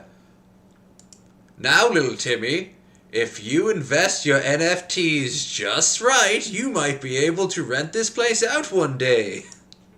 Gee Willikers, Tank Uncle Duschenberg. Kind of hot. So I'm gonna take a sip of water here. Even. When you're at this price point, Also, think about it. What if, like, some of your friends want to watch a movie, and others want to play a game of bowling? Think about that. it's a matter of having room for space. It's a matter of what else the house can offer you. In this case, it has a bowling How alley. else can you entertain? Let's see if you can knock those two. I don't see a roller rink anywhere. Huh? Well, that ain't I gonna. don't see roller derby either, for that matter. Hey guys, I don't want to look like I'm just all loose here, enjoying someone's home. This is a content creator home. Like, they want people to utilize. We're creating content. you know? Exactly, and we're creating the content as we speak. So let's see. Yep. We need to get TJ and Paul and Scotty into this home for a month. $250,000. It's doable. It's within their reason. I know Billy would be like, "Fuck yeah, I want to live here."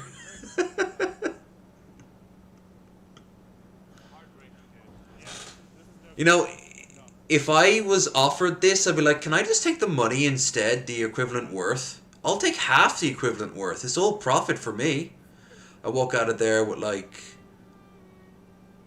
Let's go back. $125,000 Pocket doors everywhere. and give it over to someone else. Entry right there. So this is I don't fucking care. Krendar can wander around here.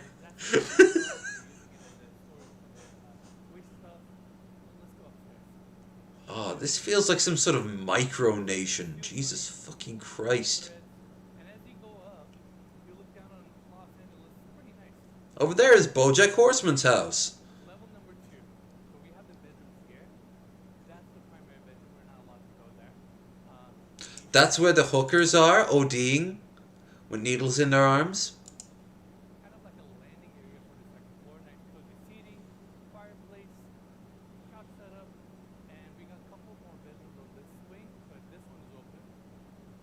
All ready for the next person to stay in here because they allow content creators actually to stay in there. Stay, really. Yeah, it's been established. They rent it out to live in. Like the ones who think they're gonna be the next Paul brothers but aren't.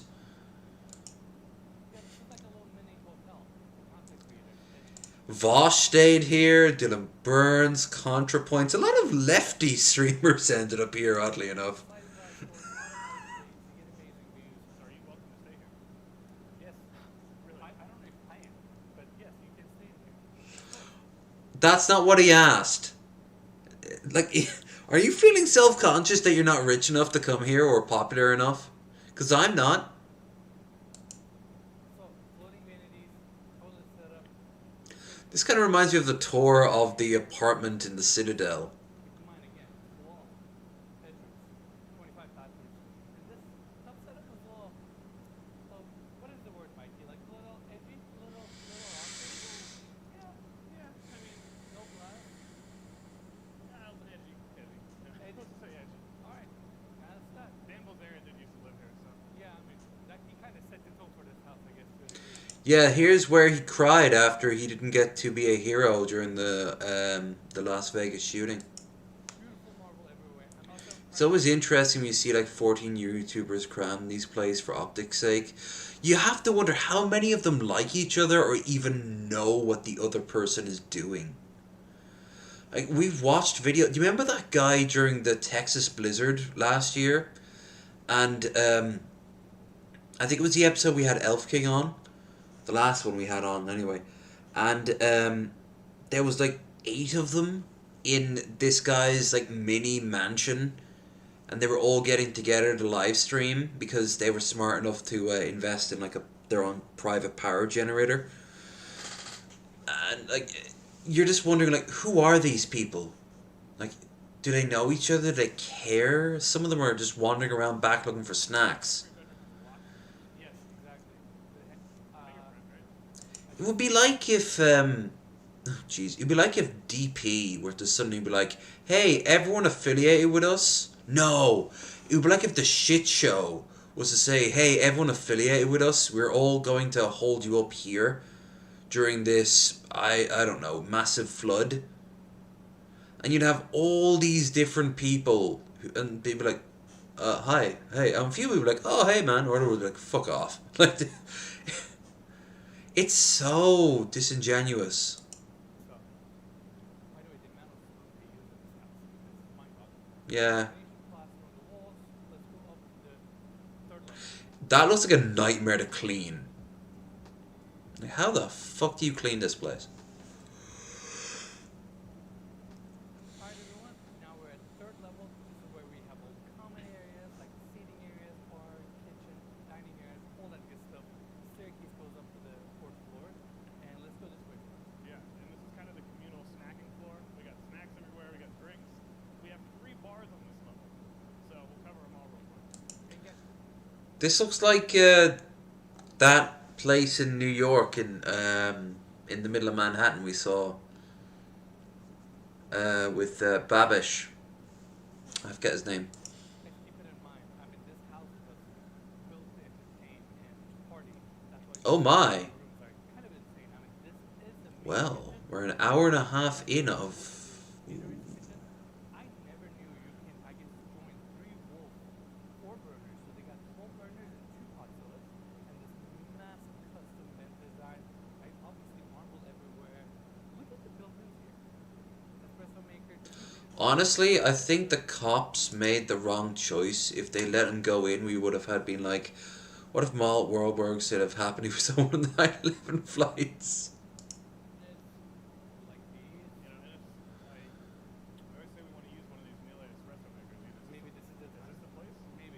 Oh God, what's his name? Fucking uh, Clint Eastwood would have made a movie about him.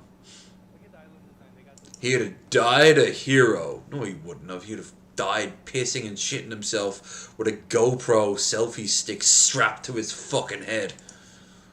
Countertop design. This thing is massive. Chandelier. It's a lot. And there's snacks over there that Mike has been talking about. Yeah, a lot of refrigerators and stuff for keeping drinks cool for your parties. Ton of built-ins throughout. Parties involving hundreds of people who you don't know and don't like. That big of a gas fireplace. Also, this is kind of important. That's a small TV for such a big space.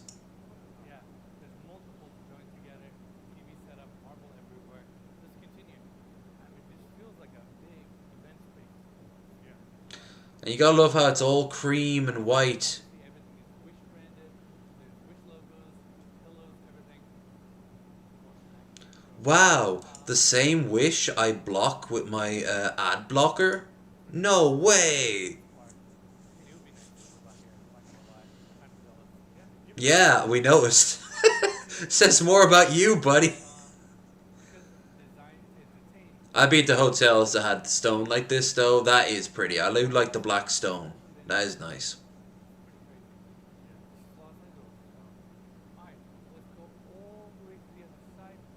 By the way, of course, these floors all open up to these spaces. You know what? I wouldn't want to live in LA. I would have like an apartment in LA. Somewhere very, like, good location. Nearby the studios and everything. Nothing crazy. I'd never host parties or whatever there. Just enough to store, go to sleep, shower, grab a flight back to my real home, New York.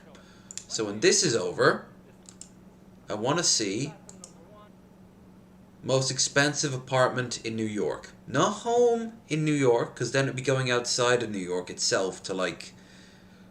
I'm talking about Manhattan. I'm talking about where the fucking action is. Stone everywhere, and there's another bathroom. Mikey's kind of exploring this as we go. He doesn't even know what's in there. He's like, here, just look at it. Yeah. Hey, let's keep building rooms that we have no idea what they're for. Bathroom here. 25 bathrooms. I remember hearing that the Turkish president has like 5 gift wrapping rooms. Just for wrapping gifts. Chandelier opening up to the views. Gorgeous table, by the way. And gold-plated toilets. All that. Look at that wine dispensary.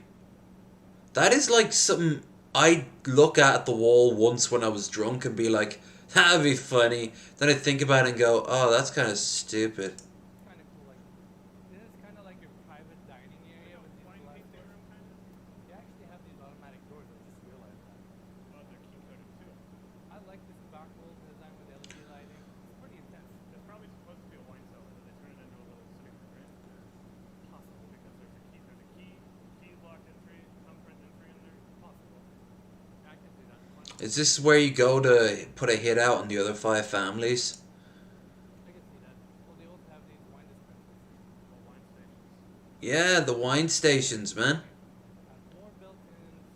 Let's see. Of course, the alcoholic in me is like, ooh, wine stations. Help yourself, you shouldn't have said that. It does look like an addition, but it's not. You see automatic shades above. I see sliding glass doors because you can kind of seclude this side. To me, I think this Congratulations, Barney, you have won a lifetime supply of Duff beer. Just hook it to my veins. is like your little party nightclub. Nightclub, exactly. You know, you got your Onyx bar, skylights, and it opens up to the outdoors so people can come in and out. And you can hear the most important song ever you're going to hear in your 20s.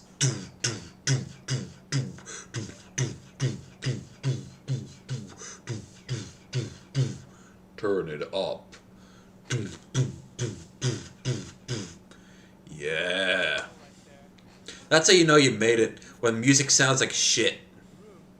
I actually did a podcast here with our good friend Ryan, and if you want to watch that podcast, I'm his good friend Ryan, I guess. this house. Wow, it's like they cornered out a small area and added 20% more character. It's still a little douchey, but there's a little bit more character. Podcast, right? Yeah, get over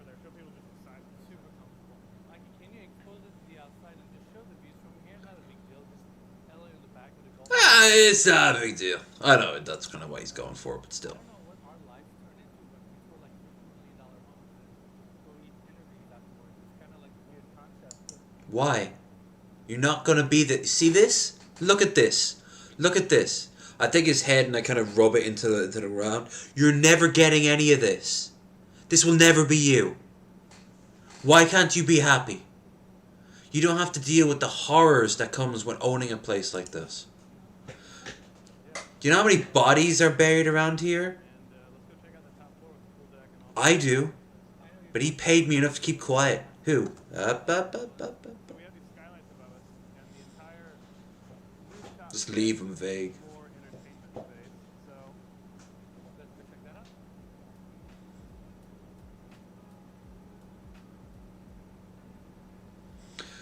Is that a giant beer pong table? Open air gym?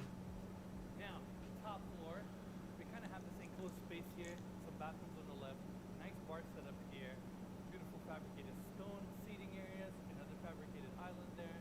I love how it's just a collection of homes. It's just a giant. It's like a giant open air apartment block. You open up these sliding glass doors. This house technically doesn't have a backyard. Also, I want to point out this is in LA. In the middle of summertime, this stone would get beyond scalding hot. Let me take you guys out here first. So this is the outdoor gym. I mean, it's not like a couple dumbbells, you know, and then a couple gym equipment. I mean, this has literally everything. This would be me and Mikey's dream. I think Mikey having it set up like this would finally get us into shape, huh? yeah, the quarantine's been pretty rough. Rough, super rough. If they have a pool out in the open, like an actual like open air pool, and a treadmill that also is hooked up to the bar where I can pick the alcohol of my choice, I'd pick the one with the lowest calories. My live streams would just be basically me hopping on the treadmill while getting drunk, and then hopping into the pool while answering questions, then getting out, hopping on the treadmill, and then hopping back into the pool and going on somewhere. That would be low energy videos. I guess they probably have like a fitness and I would get 50,000 views on average. like a buff man woman day, right? And just come here and just pump. Yeah. Let me see you pump a little bit. It's gonna be rough. I'll just pick this up. This even looks too That's heavy. probably too much. That thing electrocuted me so bad. Oh my god, this is way too much. No chance in hell. All right, let's just move on. Let's just move on. We got a lot more. I wonder how many handlers are just slightly off screen going, you can't touch the product, you can't touch the product. Oh, this is awesome. They have treadmills, more of the Wish branding. By the way, there's literally 30 different fridges all around the house, full of drinks. Full of alcoholic drinks, yes? No, yes, good. Bathroom there, gas fireplace. This is awesome. Now, backyard continues this way. We got more outdoor seating here. Nice little waterfall, adds up to the tranquility. And This is where you... Kind of a soccer beer pong. soccer beer pong. Yeah, I don't know if you're supposed to kick it or throw it or. And I hope to God you don't there a drink soccer- anything that's Ow. Is there a soccer ball around here? There's a ball. There you go. There's a ball right there. I'm gonna try this. I have no idea. Man, I wish all the house tours were this much fun. Yeah. Like we're just like enjoying I the think you house. gotta stand behind it. Throw it like a basketball shot. Oh, like with the hands? Yeah. Oh, that's easy. Okay, Mikey, give me a shot. I'm just missing everything today. That's right. All right, let's move on. All right. Outdoor space continues. Again, this doesn't have a backyard, so you kind of have this massive rooftop deck. And again, this was the ability. I do kinda like the rooftop deck. Moments in this backyard may look. But I'd prefer it to be like more of a what do you say? More of a like a garden sort of thing, like an actual fruit and vegetable garden. Now, this is really nice. Guys, keep in Yeah, no, I'm all about water features. channel. We work with other creators, collaborations. Instagram models, and of course Instagram models have all been in this pool. Working on a lot. This content is not easy to make. When we see pools like this, I'm like, we should have brought our This equipment. could have been probably. One day. I could do that right now, but I'm not going to do that because that would make me look weak. How does that work? I don't know. Spa, outdoor seating. Let's cover this, Mikey. Do you have to drink the dumpster full of liquid if you score one of those drinks? You get to choose the liquid, but they still bring out an old dumpster anyway.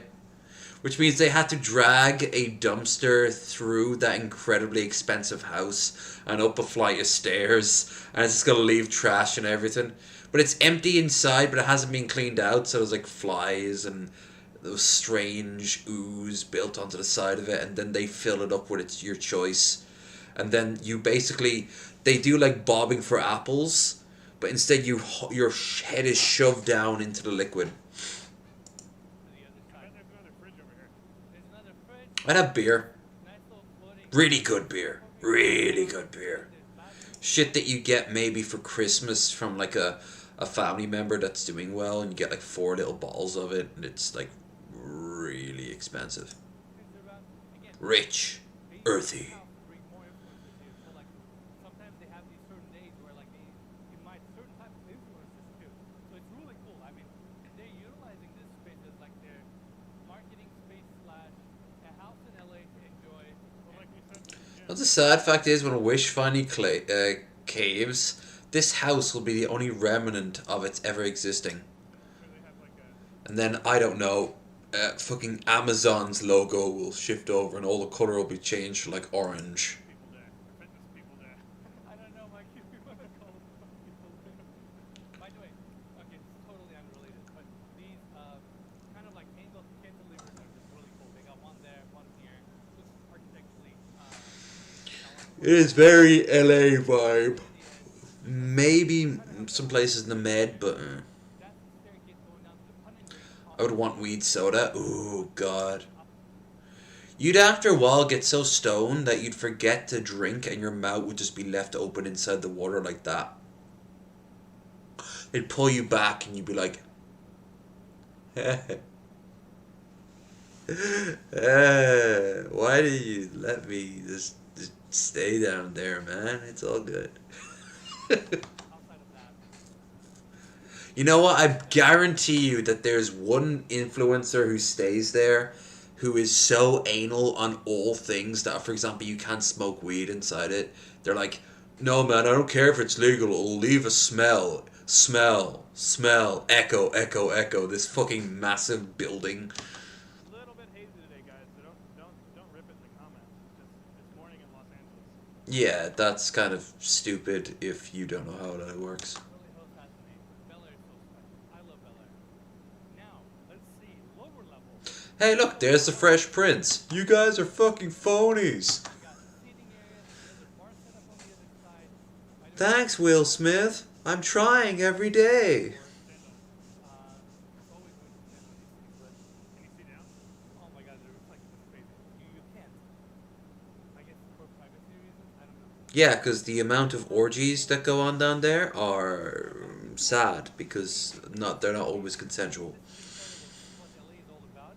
Granted, maybe this Eventually, the FBI is going to raid this place during the middle of a live stream, and there's going to be a lot of like dude bros grabbing like bonds of crypto tokens and their Iranian hookers that this guy set him up with, and like trying to get out the back door. But it's such a labyrinth. One of them ends up in like this fucking like hydrogen collider that's in the basement and he's never seen from again. And that is how we get our universe's version of Dr. Manhattan. I don't know. That's my headcanon. I'm sticking with it. is where you throw like 500 people parties without any excuse, and it's pretty crazy. But I mean, Yeah, this is pure pointless decadence. Like I've seen dictators' homes that are less tacky than this shit. So how about we try this then? New York. New York most expensive apartment. Inside most expensive the market architectural. All right. Immediately, I don't 10 most expensive apartment in... Oh, get this. The first time I ever saw King Luxury was when I was on a flight over to Philadelphia. Uh, Continental Airways had the little TVs on the back of their screens, and they all had these little screens, these little clips, and one of which was, I think it was Bill Gates's former apartment in New York. It's no surprise that New York City is one of the most expensive places to live. It's right up there with Hong Kong, London, San Francisco, Dubai, and a handful. London hasn't been the most expensive place to live in a long while. Don't get me wrong, you'll break the bank living there, but not quite on par. Also, just gotta be sure that copyright's not gonna hate me.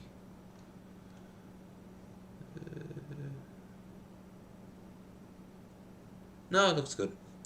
Who come to New York struggle with the whopping prices of small studio apartment. Bell icon to be notified when we upload. Alright. West 28th Street. Now, like I said, I would love a apartment in New York because it's at the heart of everything. It's the pulse. But it's also not that complicated to deal with. You see that house there? That house was fucking terrifying. What the hell was half of that shit? It was like its own micronation. Like I said earlier. Don't know why I'm repeating myself.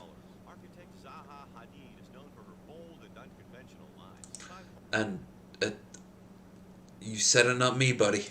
20 West on 28th Street is no exception and causes quite the pedestrian traffic jam. Ooh. The inside is even more impressive. It contains 39 loft-like Hold on, that looks fake. Why couldn't they show the inside of it in real life? residences, each individually crafted with the artist's signature mark woven into the design. Why can't they show the real place?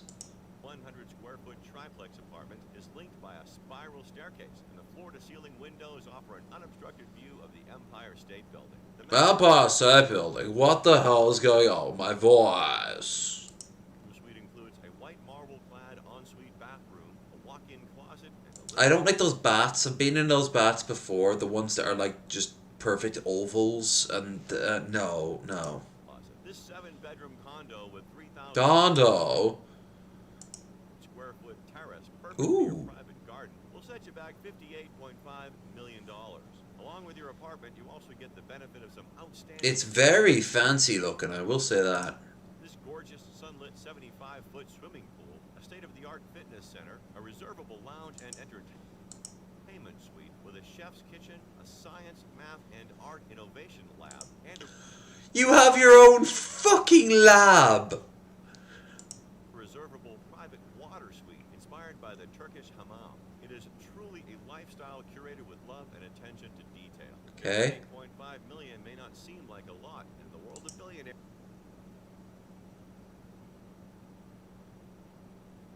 Eat the rich. It isn't. Keep watching to see which apartment is worthy of our #1 spot. Keep watching like this woman who will be stuck in student loans until she's nearly 40. 421 Broome Street, $65 million. Wow. 4-bedroom, 4-floor home dates back to the 1870s, and it recently underwent a renovation. Losing all its character and charm in the process. Lost its old charm. It's just more 21st century friendly now. The penthouse suite can be accessed via a private elevator, which opens directly into the living Not a big deal. Like, the third floor on every one of these buildings is a private one.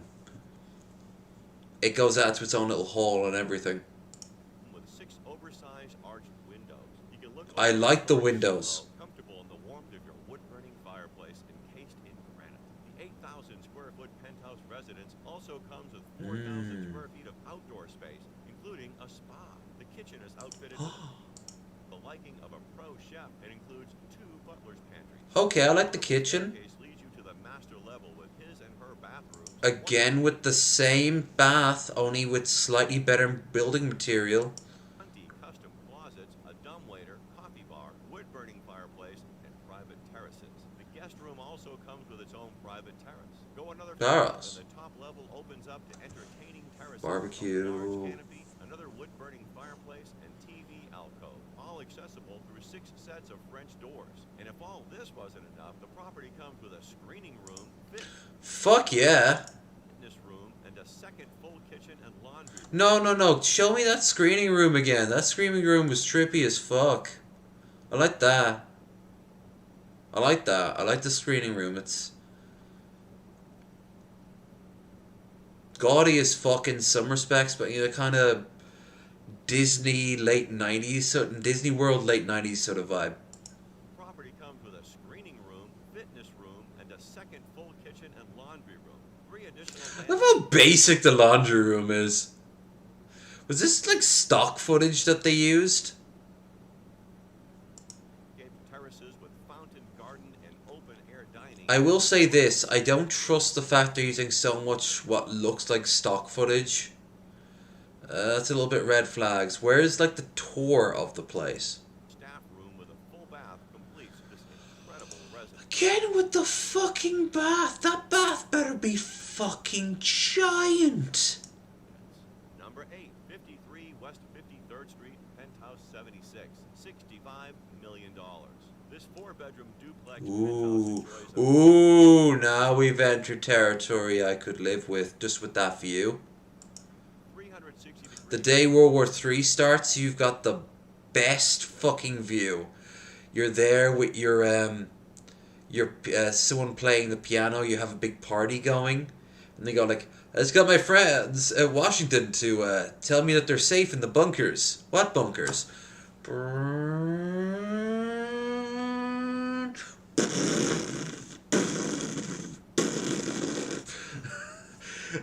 I'm holding a glass of champagne up like it's the Great Gatsby. Here's to us. Central Park, Fallout 5 takes place in New York, and they can find my skeleton still holding onto the glass. River, and the downtown skyline. It is the work of architect Jean Nouveau, who is responsible for some amazing structures like the Louvre Abu Dhabi, One Central Park, and the La Marseillaise Tower. I think I've seen One Central Park. West 53rd soars high above the Museum of Modern Art, and Penthouse 76 is a good 800 feet off the ground. This 7,973 square foot space can be accessed directly through a private elevator. You step off into a massively scaled living room with double height ceilings and bespoke interiors crafted in collaboration with Cheerio. The view is fucking brilliant. I would love that view. Just think of all the naked hobos and tweakers you could see in Central Park. Look, there's Jontron begging for relevancy. Fuck you, buddy. You made your bed, now sleep in it. This apartment features a gas-burning fireplace, a Central Park-facing dining room, perfect for entertaining, and perhaps a little showing off. An eat-in kitchen with custom cabinets and marble countertops, and a complete suite of appliances. Your master bedroom with And you actually have Binging with Babish as your live-in chef. You can never see his face fully at any given time. That's the arrangement. north to south of the second floor, so of course it comes with a sprawling wide Make me moon waffles. Sure, but like, did you want me to? Which one do you think? I'll get the stick of butter. Noir Saint Laurent marble and Verona limestone bathroom with heated floors and custom-made fittings and I like that bath way better. accessories. Everything you touch, see, and walk on is a luxury brand. How much will this grand condo cost you? $65 million. It comes with a library, wine room, wellness center, golf Actually simulator, go to Central. a live-in resident manager, too many to count. It comes with a ton Mm. of benefits, including a MoMA membership. Rest assured, you'll be in excellent care in this condo with its 5-star hotel-like. It's like he's channeling fucking Jeff Goldblum, but modern day Jeff Goldblum, old Jeff Goldblum. Mm. Number 7, the Sherry Netherland, $67 million. This building was originally an upscale hotel, and it has long been a symbol of Upper East Side glamour with old New York charm. Over the years, this elegant building has been home to Diana Damn, they could have picked a better picture of her. Ross, director Francis Ford Coppola, and Damn right. host and Judge Judy Scheindlin. Judge Judy Scheinland. Or as Family Guy point out, I get paid $67 million to shout at people who have nothing. We'll be right back after you receive some ads for things that will remind you how fat you are. For Judge Judy, the Sherry Netherland rises 38 stories above the Grand Army Plaza and Central Park and features a recently restored ceiling mural in the lobby based on the Vatican Palace. It is a Also, here's a image of the Ghostbusters, particularly in the Ghostbusters 2 era, battling Vigo, Scourge of Carpathia, Terror of Moldavia. full-service white glove cooperative with a 24-hour doorman, concierge, and Who can indeed dress up like Stan Lee if need be. elevators. The residents get all the five-star benefits. Look at those bankers. They're like, we did not consent to this. Are our lawyers allowed to show that we're still in America? When's our flight? I don't know. Our Chinese contact will be saying we're meeting me at JFK. Along with a turn-down service and daily housekeeping, plus access to a fitness center, salon, and room service. Salon by the girl is no one, But let's take a look at the apartment. For $67 million, you can have this. which is not what she was holding. Can be accessed by 3 private elevators. It sits on the 18th floor and occupies 7,000 square feet of space, plus another 2,000 in terraces and gardens. It contains 7 bedrooms and 3 terraces. You get a breathtaking view of the Plaza Hotel and the Empire State Building on one side, and a magnificent Central Park on the other. As for the master bedroom, Just be a sea of weed. it has its own large terrace facing north towards the Upper East Side and Central Park. The perfect view to wake up to. Number 6, Perfect view to wake up through. All them are on like their boats and there's just one body just floating down. 212 Fifth Avenue, $68.5 million. Guess which billionaire just dropped $80 million in a condo here? That's right, Jeff Bezos. Technically, it was for 3 units in total, but we're going to talk about the priciest unit, which came to $68.5 million. This property comes with a host of amenities you'd expect: 24-hour concierge, catering kitchen, Cars, yes. playroom, lounge, and much more. It's when you step into your 10,000 square foot home that the unusual begins. The 5-bedroom. Remember the most expensive place in Dublin to buy? 16 million? I only had 5,000. Look at all the land you got. Penthouse Eat crowns the 12th rich. Avenue, and the best of Manhattan luxury washes over you when you step into this white and gray marble foyer, Jesus. ceilings, and gold accents. The huge loft-like living rooms with interiors by Pembroke and Ives, the observatory, the rooftop garden, and the ballroom are all spaces where you can entertain for your own personal. Except for in wintertime, because if you're dumb enough to get into that pool during winter, you'll freeze to death. The master bathroom promises Again, that bath style. marble walls, a scene of tranquility after a long day's work. The master suite, like all others, has a spacious walk-in closet. Kitchens are fitted with top-of-the-line Gaggenau appliances. With only 2 or 3 homes per floor, the building is intimate and boutique in size, but has all the luxury amenity offerings associated with larger developments. Some of the apartments in my complex look like that. Not mine, mind you, still say. Number 5, Madison Square Park Tower, $77 Ooh, million. you're paying for the name. 50 feet above Madison Square Park, this 13,000 square foot triplex comes with all the Motherfucker, that's the Lucky 38 in New Vegas. You're fooling no one. location you need with the luxury you deserve. Including live-in naked drunk woman. I'll do anything you want so long as you got some more Merlot. The exterior work is the genius. Can you of put some Holy clothes on and get on my Peterson property? Fox No. Associates, and the interiors Didn't come think from so. the mind of Martin Brudnisky. This property on East 22nd Street and Park Avenue South features floor-to-ceiling windows offering brilliant views of New York, and the amenities include a boxing and private training suite, a basketball court, And real gladiatorial combat. It just shows scenes from Gladiator. Russell Crowe fighting the tiger. library, billiards, outdoor grills, entertaining spaces, and more. This apartment will set you back $77 million, but it's a price tag well worth it. The master suite gets its own floor and includes a spa, gym, and his and hers bathrooms. It's packed with everything you need, and this apartment isn't just about the views. New York simply looks different from here, it's true. But mountain white Danby stone fittings in the bathroom and custom designed cabinetry in the kitchen all transport you to a different world. A rich world where you can buy and sell people at a moment's notice and mock them as they do so. Number 4, Woolworth Tower Residences, $79 million. This 58-story skyscraper is one among many adorning the New York City skyline, but it definitely doesn't merely blend in with its surrounding architecture. Woolworth Tower stands out for its romantic reimagining of Gothic ideals, which can be seen in the terracotta gargoyles, flying buttresses, and the iconic And of course, the fact that it's clearly the Castlevania castle. crown. 30 floors have been transformed by Thierry Despont into the Woolworth Tower Residences, a limited collection of 32 luxury condos. This particular $79 million apartment spans... Dude. Aliens made that.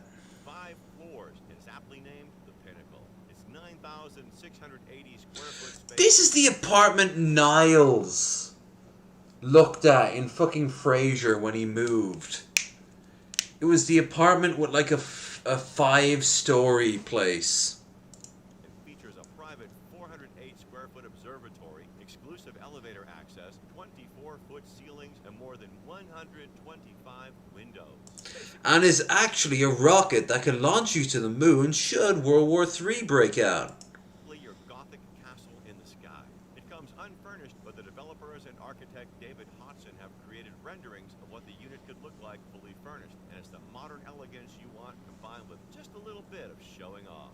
Number 3. Just a little bit of showing off. You know the last white rhino? Yep. Say hi to him. Is he alive or dead? I don't know anymore. I've not fed him in months, but he still moves. I think he might be a machine at this point. Intimate and cozy, but on a grand scale. The residences are designed by Shamir Shah in collaboration with Multaney and benefit from abundant light thanks to the 23-foot ceiling height and floor-to-ceiling windows. The location alone is a good reason to snap up this property. Near 172 Madison Avenue is Dover Street Market and the Ace Hotel. It's a short walk to Madison Square Park and Grand A place you'll never need to worry about going because that's only where poor people go to transfer the things. Central. Of course, You'll have a helicopter the only thing you'd look forward to take your entire building wherever you need to go. You want luxury and a status symbol, both of which this apartment promise. For a whopping $98 million, you can acquire this 5-story penthouse spanning over 9. Mr. Burns sold the Springfield nuclear power plant for $100 million. That's all I'm saying. The list goes on. The living room is spacious and kept minimal to soothe your senses after a hard day's work. The bathrooms and powder rooms use custom. What is it with these fucking stupid-looking baths? Kitchen is a vision in white marble. As if that wasn't enough, living here provides you with a world of luxurious amenities. In-house concierge services, a sunlit lounge, and an adjacent outdoor plaza for relaxation, health, and wellness. Complete with its own labradoodle. Labradoodle may vary. A 67-foot saltwater pool, a children's playroom, a pet spa, and more. Number 2, Central Park Tower, 200 million. You know how many scratch cards I could buy with that at €1 pop? That's right, 200 million. $1 million. From the experts at Adrian Smith have brought you Burj Khalifa, The world's ugliest example of excess. building in Dubai. Comes Central Park Tower, a 1,550-foot residential building. It's located in Manhattan's Billionaires Row, and it is a few steps away from Central Park. Staying here, you can enjoy spectacular views on the elevated deck and sky gardens, or lounge in the outdoor pool in the summers. Lower-level apartments here will cost you about $95 million. But if you're aiming high, as you should, the penthouse is the only way to go. It is in fact impossible to live anywhere higher in New York, sitting at a height of 1,400 Because if you are higher, you're living in our final spot. The great floating sky city of Richtopolis. You don't just look down over New York, you're the king of New York, with your head literally in the... Your penis is finally big and your father approves of you. This experience will cost you $200 million. It honestly does all the work for you. The living and entertaining spaces have been strategically provide maximum skyline views. They're planning also It looks like a fucking crystal from a Final Fantasy game. windows, and they all feature custom Then the gods gave us the crystal. Oh! and of course, there are restaurants and shopping opportunities galore. You can pop down for a quick purchase of a diamond bracelet without so much as getting out of your pajamas. Number 1. Don't do that though, because people will talk about you. It's its own ecosystem, and there are literal assassin guilds in that place. Seriously, it's its own country. 220 Central Park South, $240 million. Clad in rich Alabama silver shadow limestone, this property is one of the best And is actually worth more than the state of Alabama. buildings that can afford their residents sweeping views of Central Park and the New York City skyline. 220 Central Park South is inspired by the historic residences of New York, along with the contemporary lifestyle of its people. The 79 It shows New York's people, and it shows zero homeless people. story tower is accessible from a secured off-street motor court. Inside your 20 No, I mean, what do you think we use for mortar? home that you can access through a private elevator, a gorgeous foyer leads you into a spacious living room that offers a view of the park and Midtown Manhattan. The kitchen features wood paneling, glass and chrome cabinetry, a white marble center island, and marble countertops. The master suite has an ensuite bathroom with custom chrome fittings and black and white marble floors that are of course heated, and features a steam shower. The unit also has a laundry room and powder room with generous closet space throughout. All this and more will come to $240 million. Take our word for it, because we were too poor to even get in the front door. It rhymes. 82-foot saltwater pool, spa, library, and basketball court. But if $240 million is a wee bit more than you're prepared to spend, you can rent out a unit in this building for $59,000. No, no, no, no, no, no, no, no, no. Here is the annual net revenue of Barbados. Make it happen. A month. It won't be the same, but you'll get a taste of the lavish lifestyle. And that Why would anyone ever want that? If you're gonna spend that much money, just get yourself a fucking reasonable semi-detached home somewhere on near a good rail line, and just pay a mortgage off for 10 years. Like, the decadence. So we've shown the two extremes. We showed a pipe that someone could live in for 15,000, and we've shown the most expensive homes in LA for like, what was it, 100 million? This one was like 240 million. What else could we do?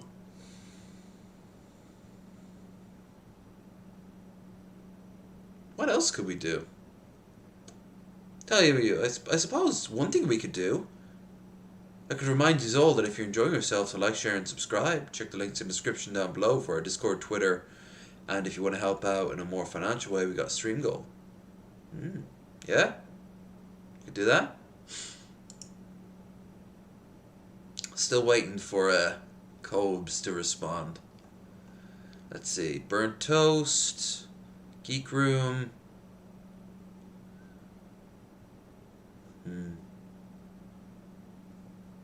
That's it for our top. Alright.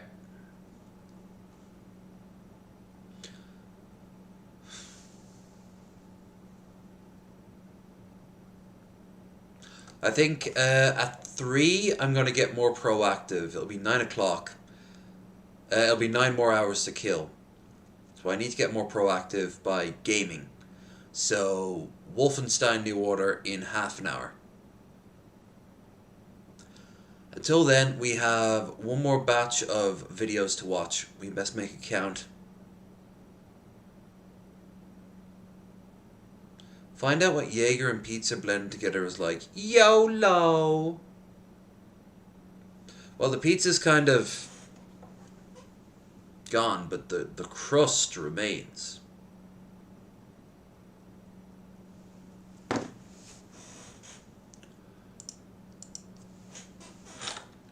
While I do it, let's see.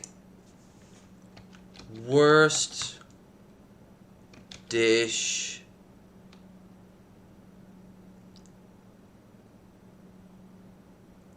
It's all like MasterChef and everything.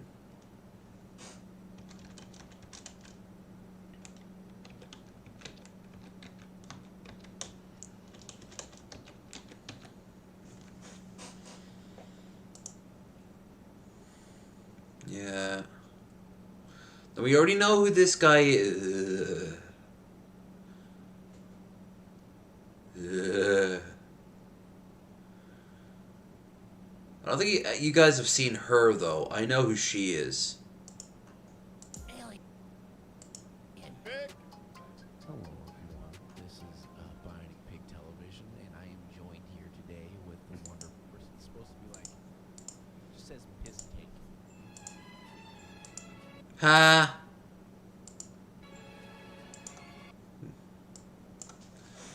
Piss, take, noodle. There, Kay's cooking. Vosh, what are you doing there? Why does it look like they disemboweled a hamster?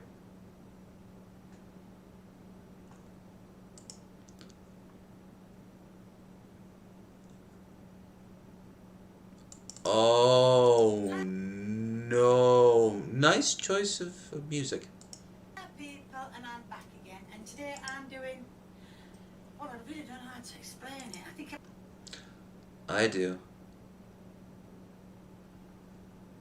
And I don't like it. Now, let's find out what it tastes like. Somebody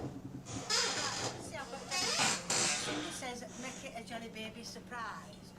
Well, I didn't know what to do, so what I did was got some jelly babies, obviously, bought some Jelly babies. and decided to. Oh yeah. So I decided to put some jelly babies. Jelly baby. Jelly baby. So which is the legs of the egg?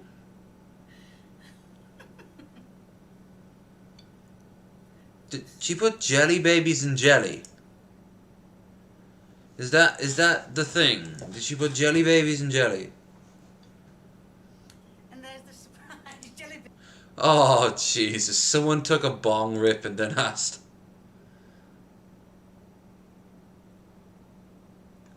We have to go way back before she was super famous. That way she doesn't understand how to take the joke. Piss take, chicken and chips. American pancake?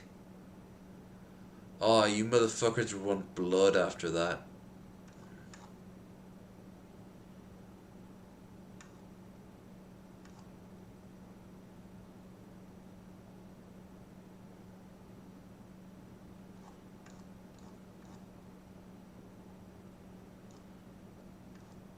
She seems to be actually in on the joke.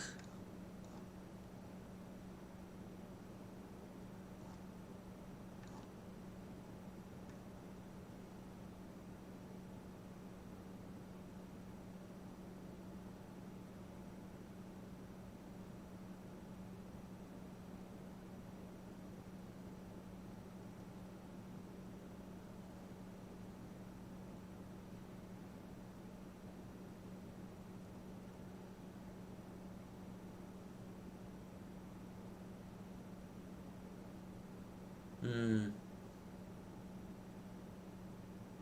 Hmm. Hmm. Wait, I know someone far worse.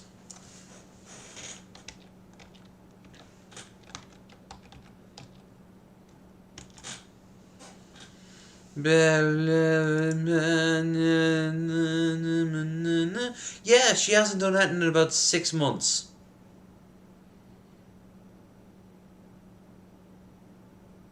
Look, we've watched. We watched this shit. Well, does she have a new channel? No. Channels? Does she follow? She doesn't follow anyone. Yeah, she vanished off the face of the earth. What the fuck? Don't know who this douche knuckle is. I'm sure to steal from them later. Heh. Oh, I'm not touching that. Burnt toast. Bird, samurai cop. Samurai cop! Canadians ban LGBTQ torture. Nice. Alright, moments of truth now. Bam. Bam. Bam.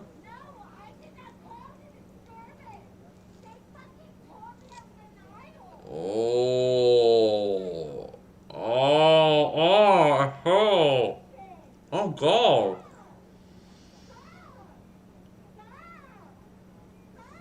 Ah.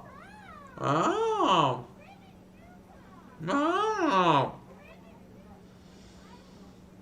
Oh. Oh, no. Oh, no, no, no. I'll get to the fact that these poor bastards have to fly Delta. Oh, that is a... Oh, whoa, that is an unpleasant taste. Let's have another one. It's like it burns your tongue.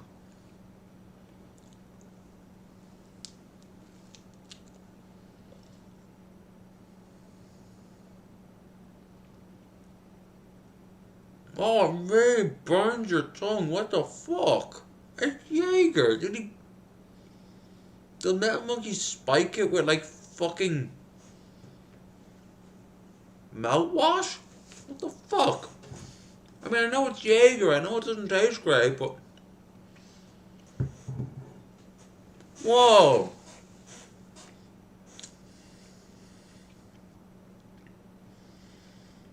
Oh. Well. YOLO, I guess. I would not recommend that. What happens is, if you've done a shot, it tastes like burning. It really does. If you've ever done a shot of Jaeger, you know it kind of claws and clings to your taste buds. What the bread does is it soaks up the fucking flavor, making it last longer. No. No. Well, let's see if she keeps saying the word stop as I finish. I'm going to at least finish just one crust. Afterwards, the rest is going into this fucking chili dip I've got over there. That, at least, that's a burning I can get behind. I'm actually going to go and get the other bottle of wine. And it's going to be a standard fare. Any donos, I will do a shot of Jaeger. If no donos happens, or if there's still tons of Jaeger left by the time I'm finished with the wine and I want more booze, then that's what's gonna happen. I'll just pour myself some Jaeger. I have some mixer over there after all. Anyway, let's finish this.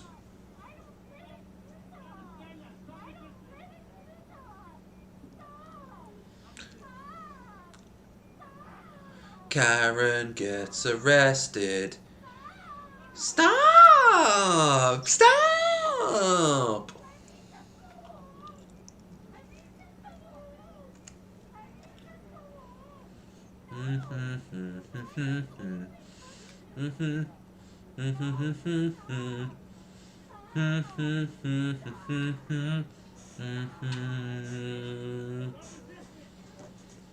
That position.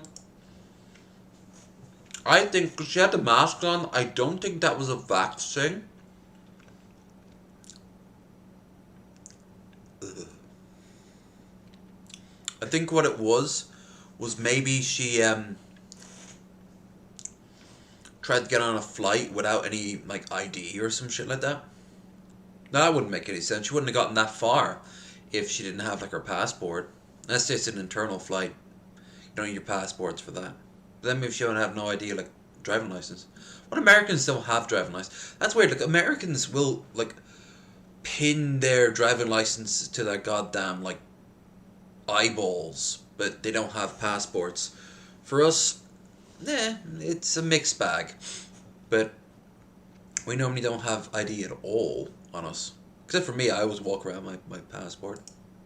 Please get. I already told you why. Ah! There's a spot right there you could park in. And do you live here? Do you live here? I live here. Nobody who lives here. Who has a sign What? I need to get in my car and get to a job, and you're. You don't have to treat me like this. I didn't do anything to you. So You what? did too. You parked her in. Oh, and I'm really hurt. Yes, I need to get to my. I have responsibilities. I need to get to. This is my parking spot. No, it's not. I signed a lease here. They said you can park right there. No, they didn't. Were you there? When she signed the lease. Why are you yelling at me? I don't know about the rest of yous, but there's this sort of unspoken rule about where anyone can park in our building. And it's kind of like a deck of cards. You, if you're on the bottom on the right, then you get the closest one on the right to park your car. And then one above them is, well, one above them is, that, and the one above them is that. And the same goes in reverse. There's tons of park spots besides you can use for like extra people to show up. That's more of a free-for-all. The thing is, we don't have a car, and we haven't had one really pull into the driveway in a long while. So we're like the second one. Yeah, we're the second one on the right. But no one ever fills it up. And when they do, we don't give a fuck. What we do care about is when our dock gets full. When our dock gets full, then we come out and are like, hey, no, there's no problem. You can stay here for a while, but we're going to need some money. Well, then you have to move. And it's simple as that. If they're like, oh, well, I'm not going to pay. I'm like, all right, cool. And they really don't have to pay either. That's another key thing. There's tons of really easy locations around the river to moor up in for free. But if they want ease of access to this village in particular, it's a free slot. Of course, with the lockdown, not many people are going up and down the river as much as they used to. We haven't seen the big barge with the motorbike on the back in a long time. The floating museum. Me too. Who the fuck are you? Somebody see But when that does come back, in theory, one day, maybe, yeah, they can moor at our place. They just have to throw us some money, that's all. Ask to help her. Good. And you don't live here. Who do you think? Do you think I'm gonna Please shoot? get Is in that your why car. you're recording me? Because you're being psycho. I would like you to get in your car and Psycho. move. I'm being psycho. You're Please being get in your rude. car and move. I'll wait for the police to come. For what? Because you're Oh, my bad. Get in your- out that door. You've been being rude. Why would I be so nice to you when you're blocking me in when I have to go somewhere? You shouldn't do this in the first place. This is my spot. I live here. And you do not live here. She's not. Okay. And what's this third one? When resisting... No, doesn't say.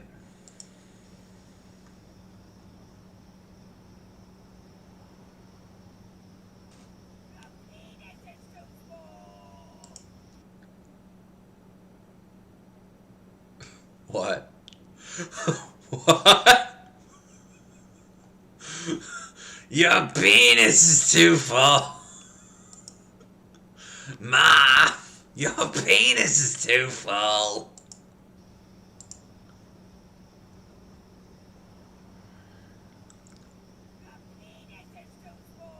Oh, too small. You're pregnant, you're too small.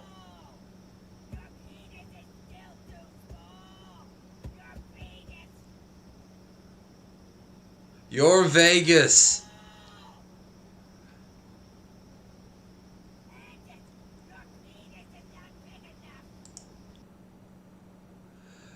I just picture this as actually like she's not talking to anyone.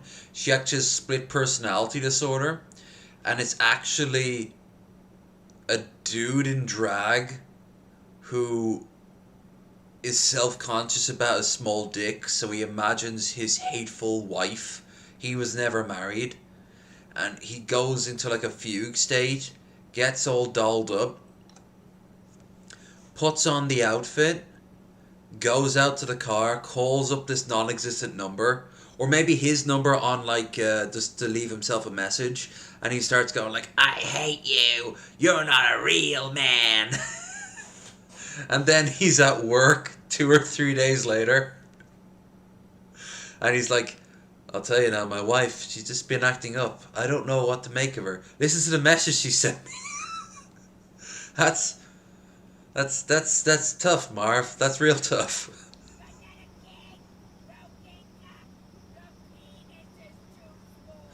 The broken is too small.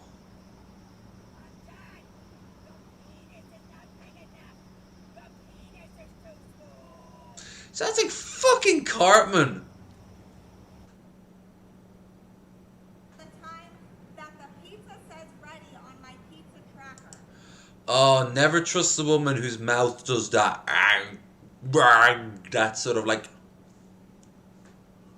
It shows clearly that she has a descendancy of Innsmouth, and you never trust anyone out of Innsmouth. I'm sorry. I am literally taking that stance. It's bigoted, I know. But you know what else? Your penis is too small. So if it doesn't come out to my car in 2 minutes, I get a free pizza. And we're asking you to please call corporate because we are extremely busy and we have no control over that. You guys stopped the timer saying that you brought it. Now, this is such an American thing. If the pizza came like an hour late, I'd be maybe going, "Listen, mate, I meant to get it like half an hour, and I gave you an extra half hour." But she's like waiting on the clock like, "I'm gonna get it for free, I'm gonna get it for free, I'm gonna get it for free, I'm gonna get it for free, there's nothing you can do about it." That weird sort of underbite thing she's got going on there. Kinda has a William Dafoe sort of mouth going on, what the fuck? So it took you 2 additional minutes to get out to my car after you hit the timer? Grab your side. Yeah, I can. That's okay. What if the driver has to take the pizza, leave the door, like say something's wrong with the door, goes across the car park, gets into his car, turns it on, finds something's wrong with the car, then goes in, finds the problem, comes back out, fixes it, gets it, drives off. That's at least 2 minutes right there. So, hell, probably 5. 10 even. And stuff or to check that we have everything. That's not how it works. Yes, that is exactly how it works. Tracker, that's not how it works. If this is gonna continue, we don't have time for this. We're gonna walk away and continue making pizzas, please. So please call corporate. Okay.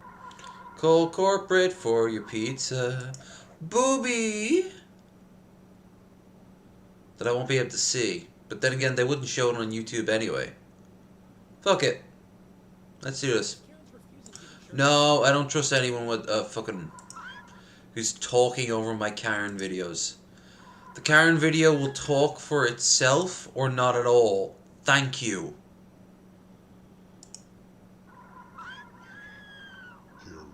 Karen slaps security guard and plays the victim.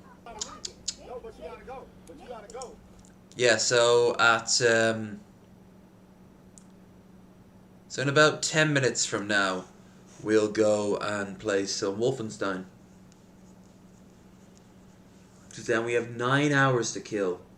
9 fucking hours. Oh yeah. Who wants to get drunk? And I just got Jägermeister in my eye. Ow. You gotta go. I ain't gotta make you. Hey, I don't work for his company. I can't grab you by the neck. Holy fuck. Everyone was shocked in that situation. She's like, he just hit me. She's like, bitch just hit me. Camera person's like, okay. Yeah. So she did this to him, which, no, you don't do that at all. And he responds by...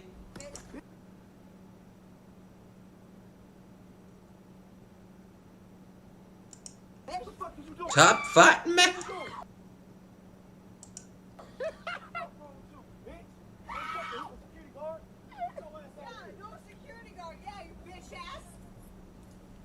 why your ankle hurt too, don't it?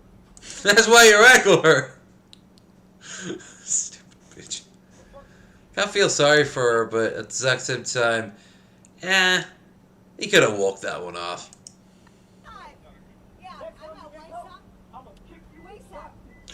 Oh, this reminds me of the officer. What was the name of that fucking mall cop, black guy, Atlanta? He used to have like a. I think he still does stuff. Is it Officer Darrell? And he'd have like a GoPro on his chest, and he'd be like, "I get off at 5, motherfucker." You know, like, he has a taser. Oh, stuff a legend. Two handy. No, it sounds more like you're inebriated.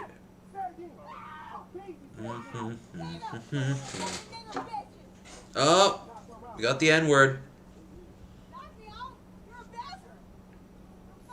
Next time you get in my face with that N-bomb, I'm gonna knock you out and I'm gonna... Next time you get my head, I'm gonna knock you out. Damn right. Woo! She's fun. Not her. Madison Mama? Madden's Mama. Oh, okay.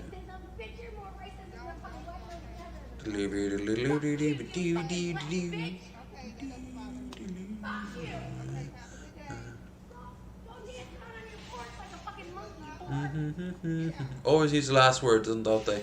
They always need the last word. She kept putting a large flower pot in front of our door, and I've fallen once because of it was in the way. I've lupus, and sometimes use a mobility device. The pot prevents us from opening our door all the way. We've asked her several times nicely to move it. It ended up in front of our door again. I moved it again after falling over and violently started screaming at us. We don't know what to do anymore. You break it, and then you call the police and see how quickly she shuts up. Take that fucking risk. You roll those dice. That or else you physically assault her, which will make you feel a lot better, but there's a bigger chance then that you're going to jail, and perhaps even rightly so.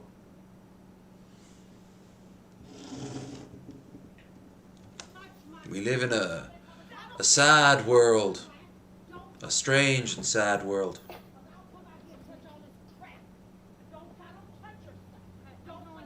Don't touch my stuff.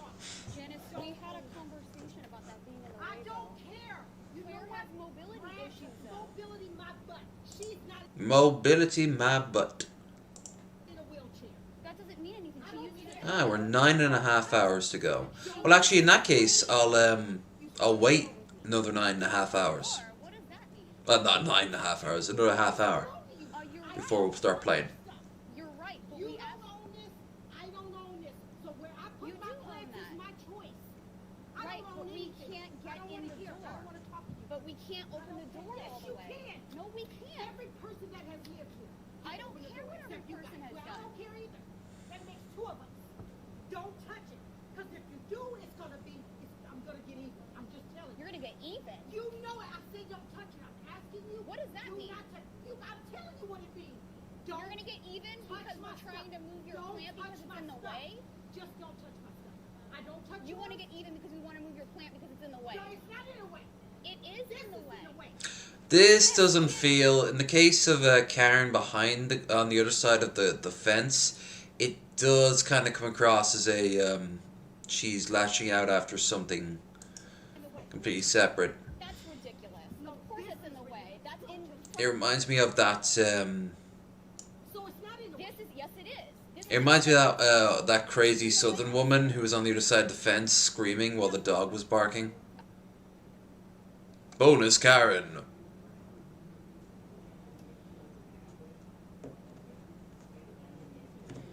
Okay. Oh yeah, smoke. Yeah. Okay. Great. Oh, it's a vape. Oh, it's fine.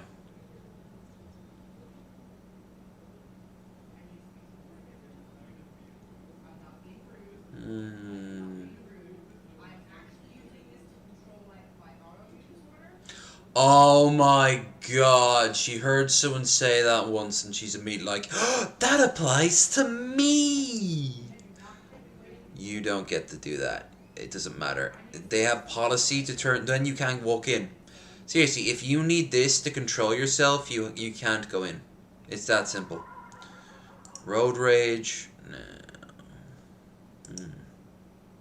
We got 20 minutes to kill, and there's a few ideas floating around in my head. How about scammers getting caught? Ooh, incels getting... No. Bagel boss. Man has epic meltdown. He has a channel. No, he's not dead. He's not dead. Yo, Al, call up Bagel Boss. I have some very, very sad news, guys. No. Yeah. Yup. Bagel Boss, about a month or two ago, I got a text message that he passed away. So, yeah. Yeah, very sad. He was, just a guy that was full of energy, whether it be good energy or bad energy. Okay, it seems to be some sort of like COVID denier place. They were talking.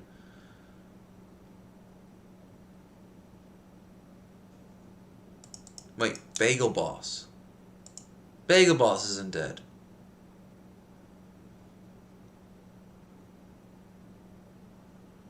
What happened? Look. Wait, what? He had a stroke. Oh, fuck.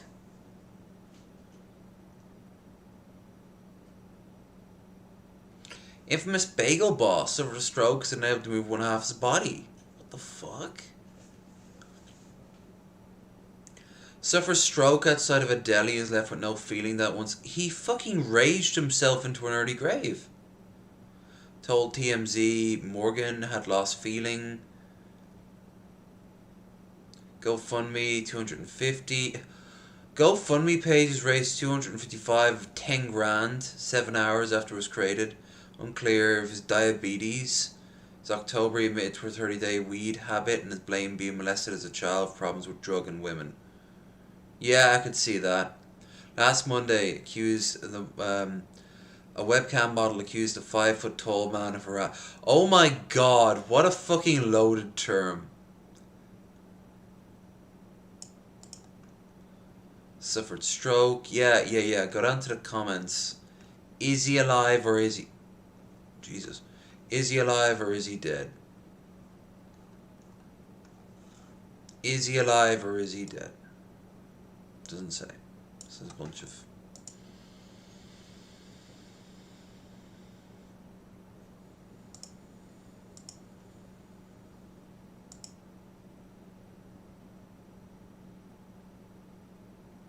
New York Post. Alright. Hey, anti-boss, we know your weakness. Cream cheese sauce. Oh, God, yeah, he had a apparent stroke. But is he dead? Because we found that one dude. Like...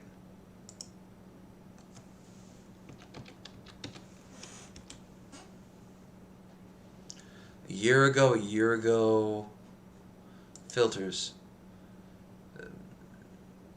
This year, I guess? 3 months ago.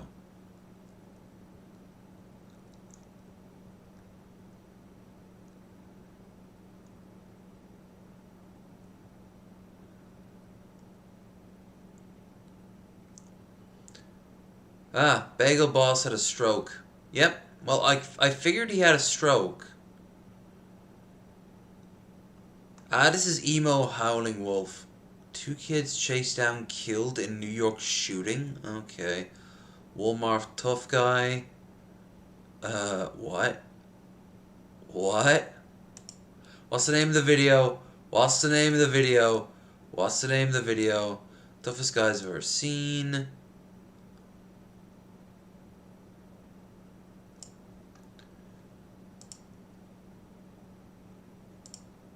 Charlie, help a guy out. Come on. We've been through hell together. I've ever seen at a Walmart. How about this Walmart tough guy?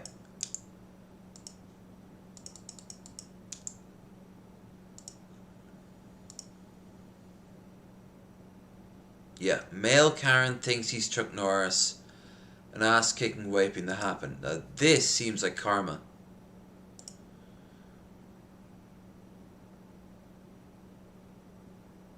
No, no, no. We've established this. A male Karen is not a Ken. Male Karen is just known as a Karen. Not even a male Karen. It's more of a title than it is a title based in gender. Just like it's not based in race. It's a state of being. It's very telling that a good chunk of it are indeed white people, but I mean, there's plenty of black Karens out there.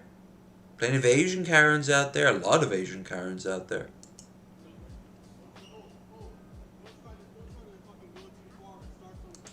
Look at his little arm wiggle. And is that piss? Did he pee himself? Did he pee himself? Want to see my back kick?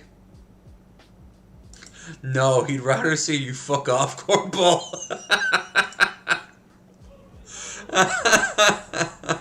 He's like, motherfucker, I'm here to buy spark plugs and think about maybe upgrading my sound system. If I can ever get the money, which I can't. Yeah, call cops right now.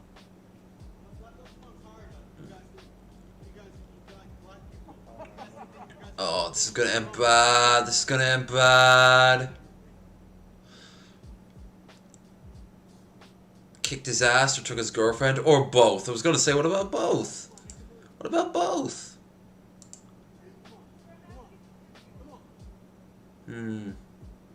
Where have you? Oh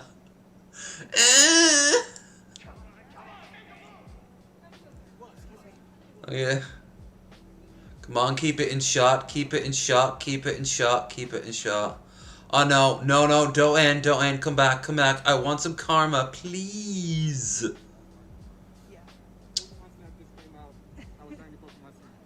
I mean, you made the moral good choice, don't get me wrong, it's just... Oh...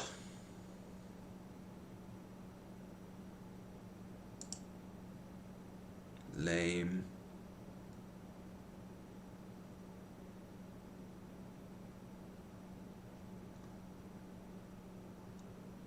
Alright, how about... Anti-masker gets his ass beat at Walmart. Help me out! I'm a simple man. I normally would be up for just seeing girls jumping around in bikinis or less. But YouTube wouldn't be okay with that. It wouldn't even be a sexual thing. Maybe, I don't know. They'd be reading off the Communist Manifesto. That'd be kind of, not even hot, just soothing. But I can't do it because of YouTube. So, how about we get some dumbasses getting their ass kicked? I'm a simple man full of simple alcohols and grains. A lot of grain today. A lot of grain by my standards. I have learned to love the Jägermeister and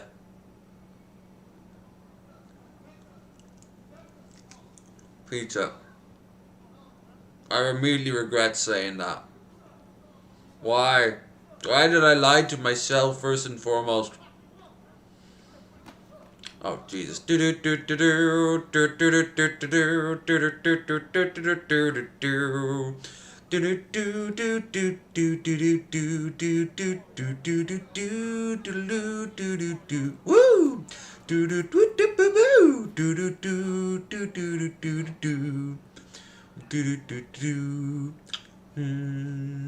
I know I have the Guile music playing, but okay.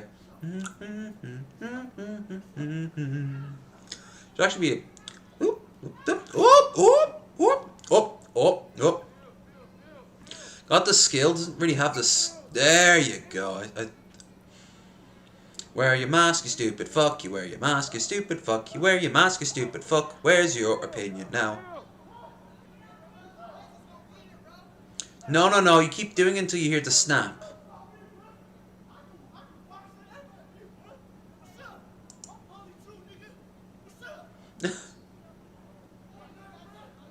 You want to go again? You want to go again? You want to go again? You want to go again?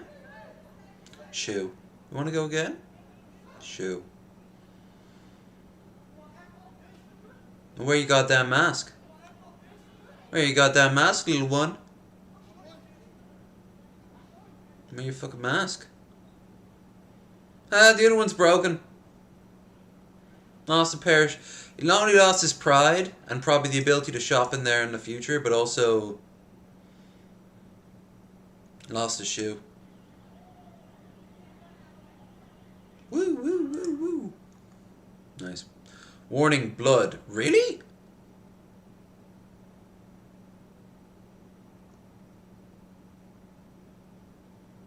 Pull up their pants before getting into the fight.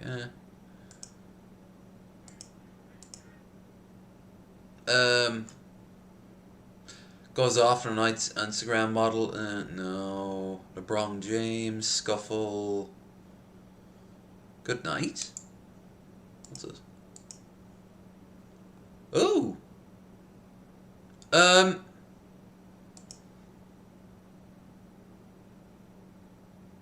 Why is Mike Tyson losing his shit?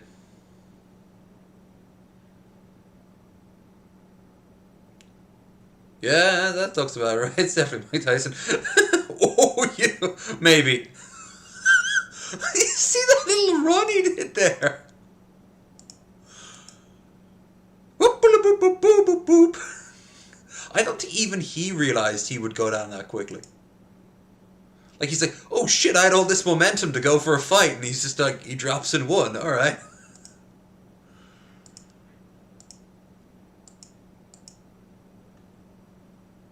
Security guard takes his job seriously. Oh, is this who I think it is? Please. Up, up, up, up. Gotta be a dumbass, gotta be a dumbass, gotta be a dumbass. Holy shit, he really is taking it seriously. Christ.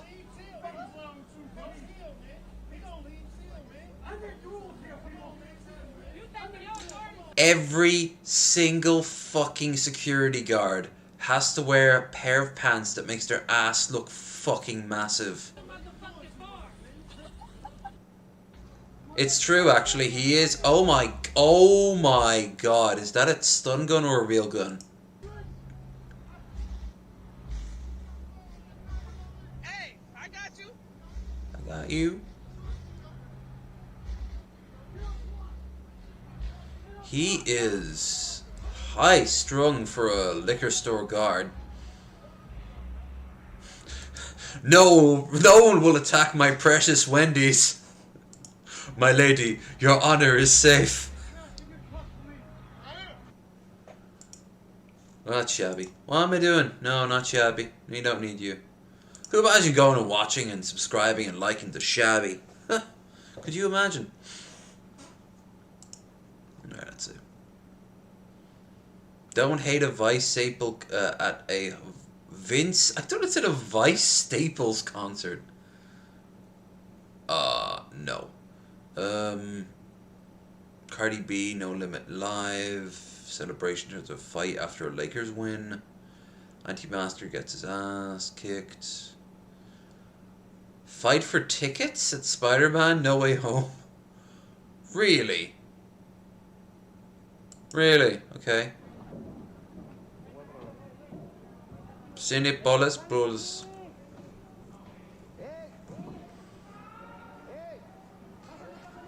If only we could guess what time of year it was. Holy shit. For fucking tickets to see the Spider-Man film that I totally went and saw in a legal manner. Holy fuck! Kicking him in the face over a fucking ticket. I mean, even if he was the one who's trying to steal your goddamn ticket. Anyway, what you do is you fucking let him hit you first, and then as he goes in for round two, you fucking move your head in any way you can so he misses, and then you bite into his ankle so much you break bone and tendon, leaving him up on the floor. Might even bleed out with it. I mean, I wouldn't promote anything so stupid and illegal. That would be wrong of me, and in no way sexy. Let's see if he's got any good channel. I wouldn't recognize them if I did. PlayStation. Oh, no.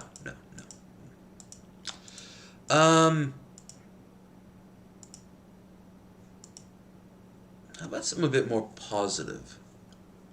We've got 13 minutes left before I crack open Wolfenstein.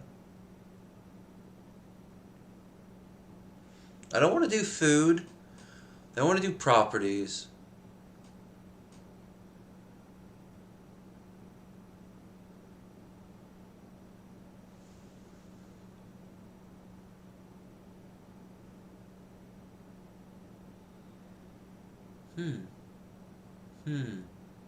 What could I do?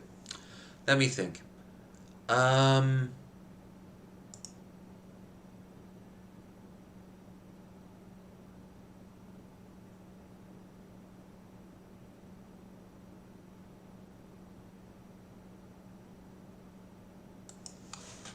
Not this is positive, but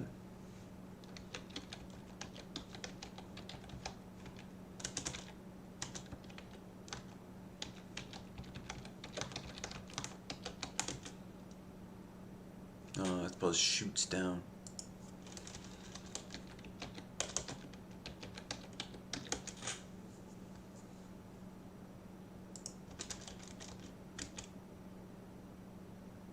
And women get rejected? That seems kind of weird. Guy rejects girl at gym? No. Or, not in the mood for Reddit. Ladies, what was it like to be rejected?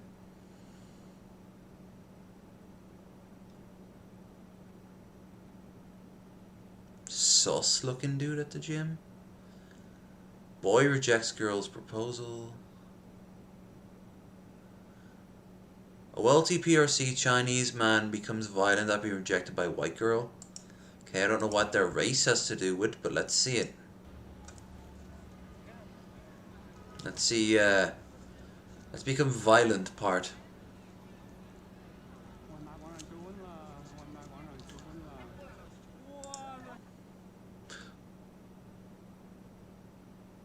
Well, if he was violent right after, then I suppose. But what's the race angle? That's what I want to know.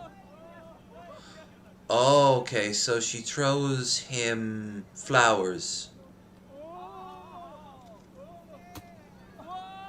And opens a giant fire.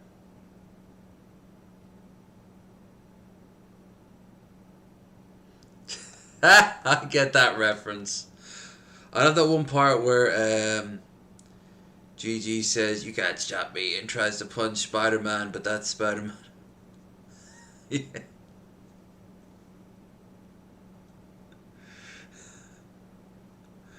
I like the part where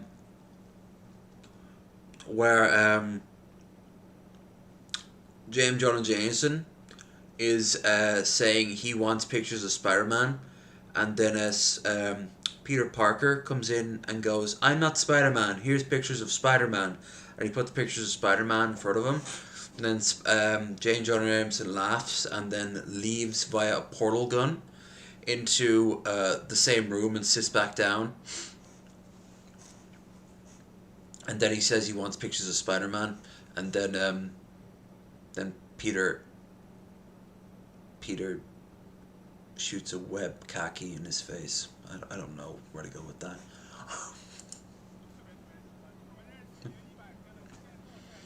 I've been up all night.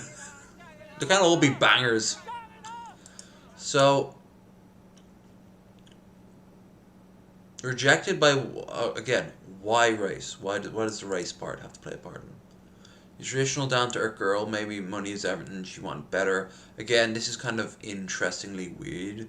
Wow, she wanted to leave mutable times, but the guy actually told her to back. And they don't let her go, quite aggressive, just imagine we're being closed doors, you side with the guy. Usually I side with the guy, okay. Embarrassing she must have felt, friends with her friends, she's not Goldfinger, well done Russian girl. Dude, this is saying some creepy stuff about the...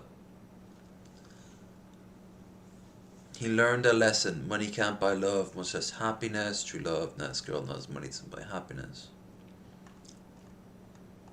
Okay. There's a lot to unpack there in some of those codes, so I guess like that's what I expect if a title like this. Yeah, I do not want you. You do not smell like Borsk. I mean, I can do it too. See if she's Russian. He paid for the whole 20 satchels of rose petals, and my God, is it gonna be used? Yeah. Okay, this is getting weird.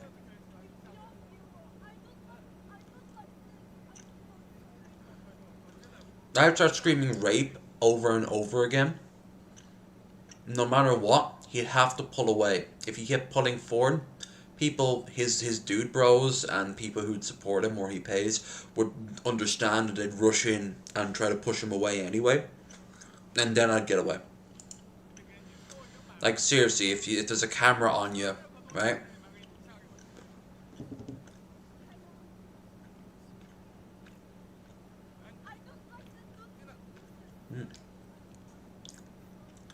This almost seems staged.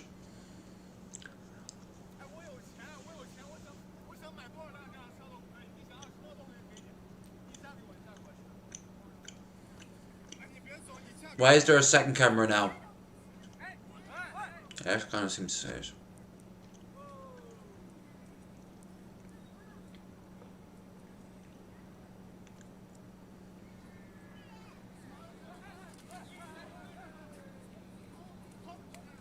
Yeah.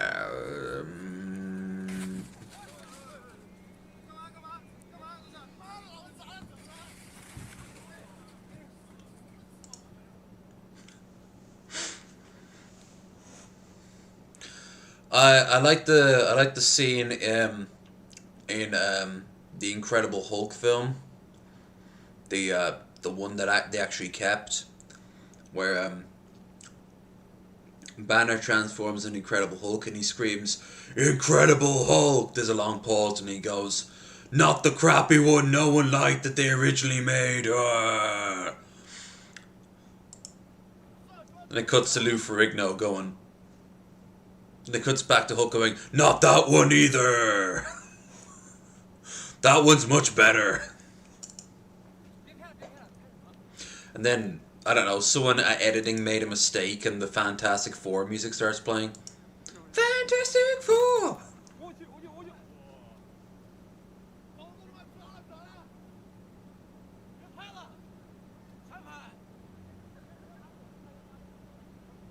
So what do you say? Faked? Staged? Real? I don't know. I honestly... Oh yeah, it's been 100 years since the British left Dublin. Today.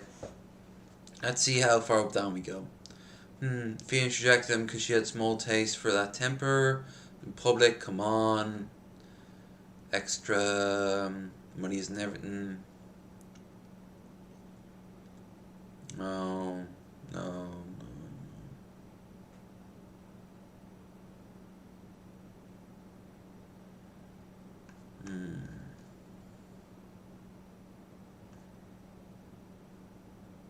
I guess it's just the drink talking, I guess, but all I'm picking up is just that I didn't buy that actually was a real scene. Let's reduce to brutally. Just rejects. Girl rejects guy. I mean, guy can reject girl, but when women get rejected, men rejects nice guy. She lives to regret her decision. Oh no, is this the sort of... What's the name of that series of videos? These guys give like the most crappiest moral choice stories ever. Picky girl gets rejected by 20 guys. Would you date a tall girl? Getting rejected compilation. This seems a little bit more down to earth. MGTOW, women proposing to men getting rejected. Dude, this is creepy. Haha, we watched that one a while back. Don't get me wrong, I like the idea of women get rejected if they're pieces of shit, the same as anyone else. But let's be honest here. How, like, I have rejected women and it's been because they are, some of them can be pieces of shit. But the vast majority of cases of rejection in public after big bombastic events are going to be women rejecting men. I mean, I'm not even thinking about men rejecting men or women rejecting women or MBs rejecting MBs, because that happens too. Like all that. Or MBs being rejected by any of the former or vice versa or whatever. But it seems I might have stumbled into a little secret circle jerk of like MGTOWs going, huh? Then everyone clapped as the femoid cried and wished she'd never got her hair done pink or decided to take women's studies. Yeah, huh, huh, huh. Hey everyone, my name's Walter Fate and today we're looking at things that never happened.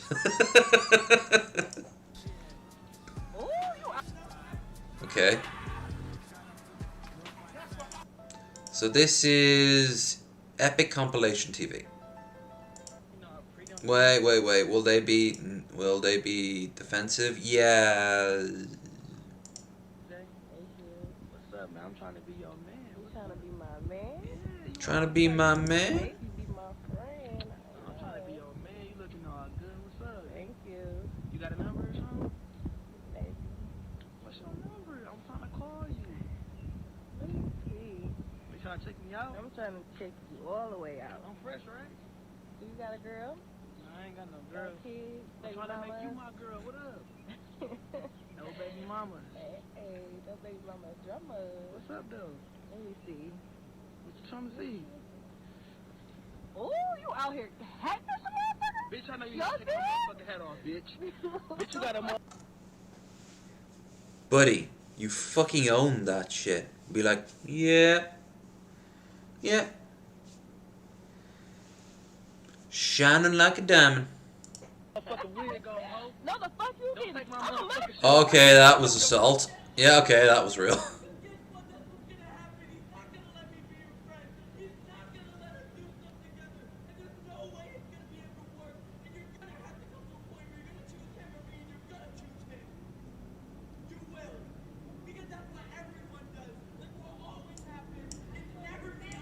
Buddy, there's probably a good reason why you're not getting chosen between two.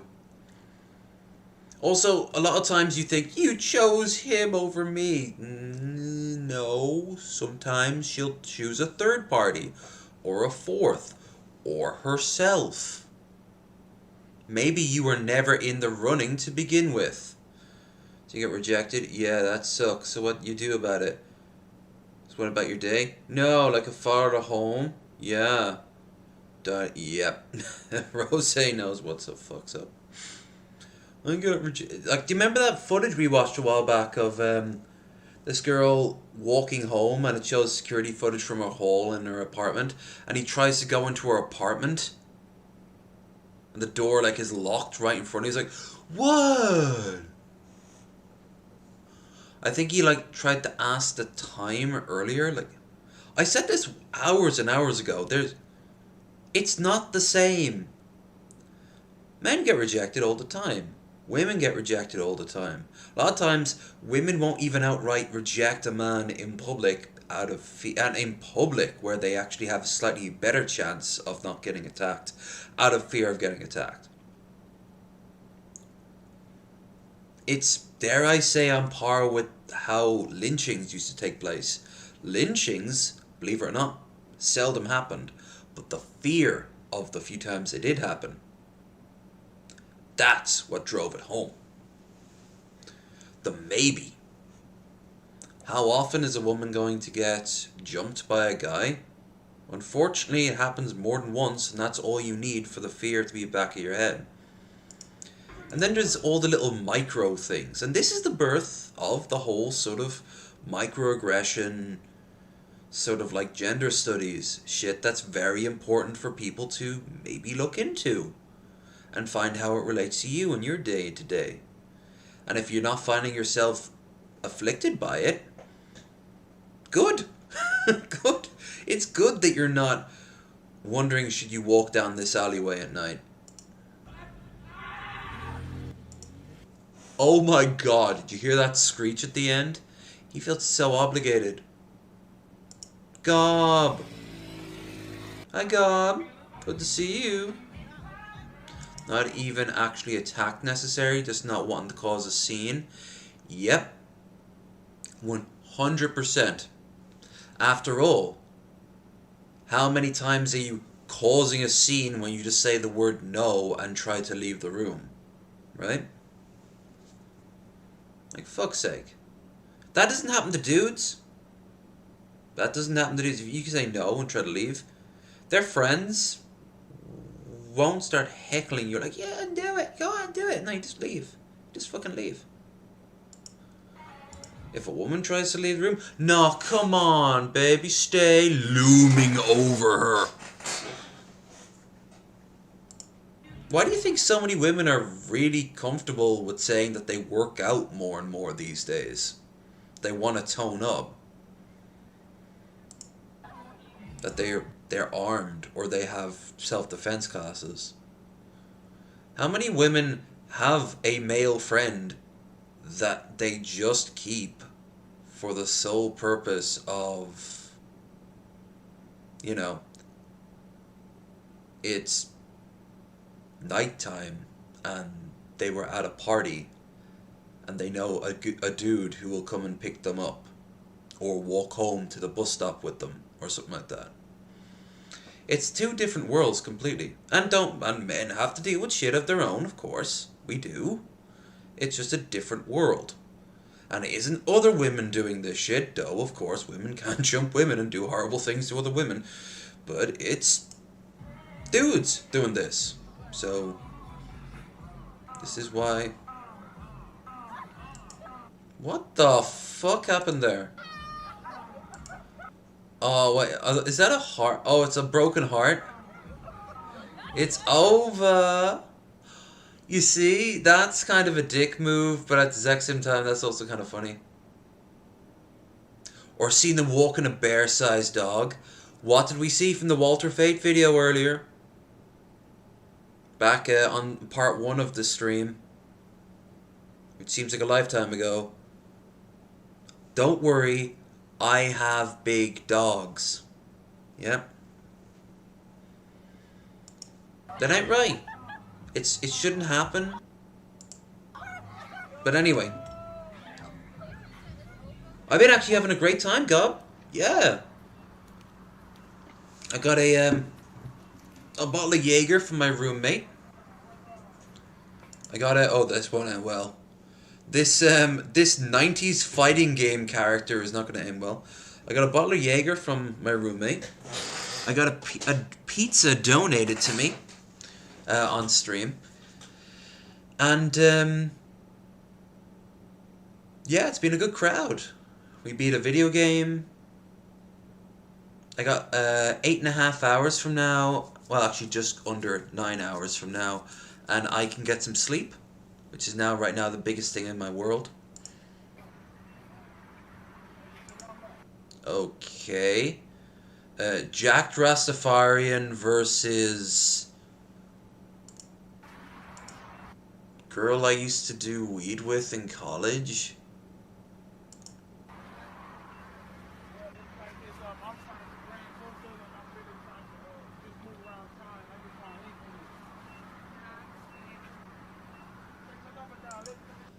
The fuck does he have in there? Like, ice?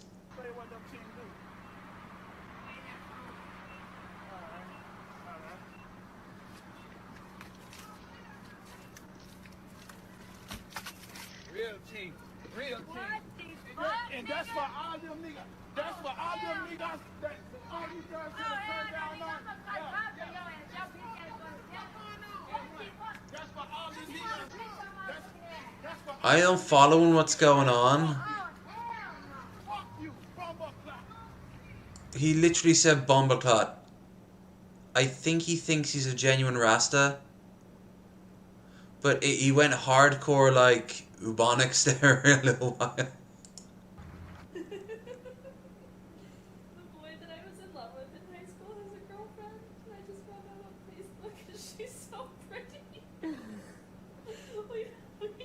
we don't look anything alike. Look at her. It's like her skin is made of silk and it has little sun rays woven into it. Fake.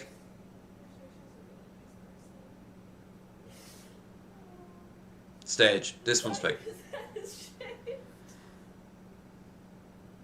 I like the Star Trek thing she's got going on.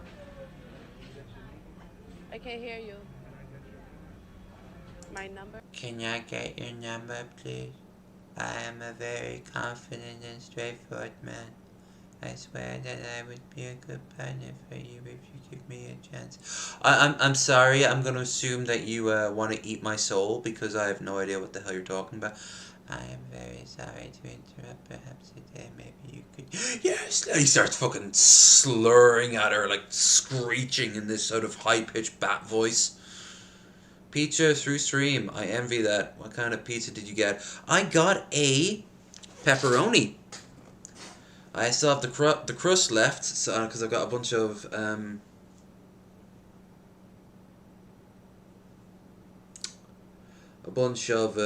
what do you call it with the who's-its and the places, the dips. I also have the mixer because I am not enjoying this Jaeger without the mixer. Like I said, I'll do shots for donos, but I'm still pouring myself an actual like sipping glass of this shit.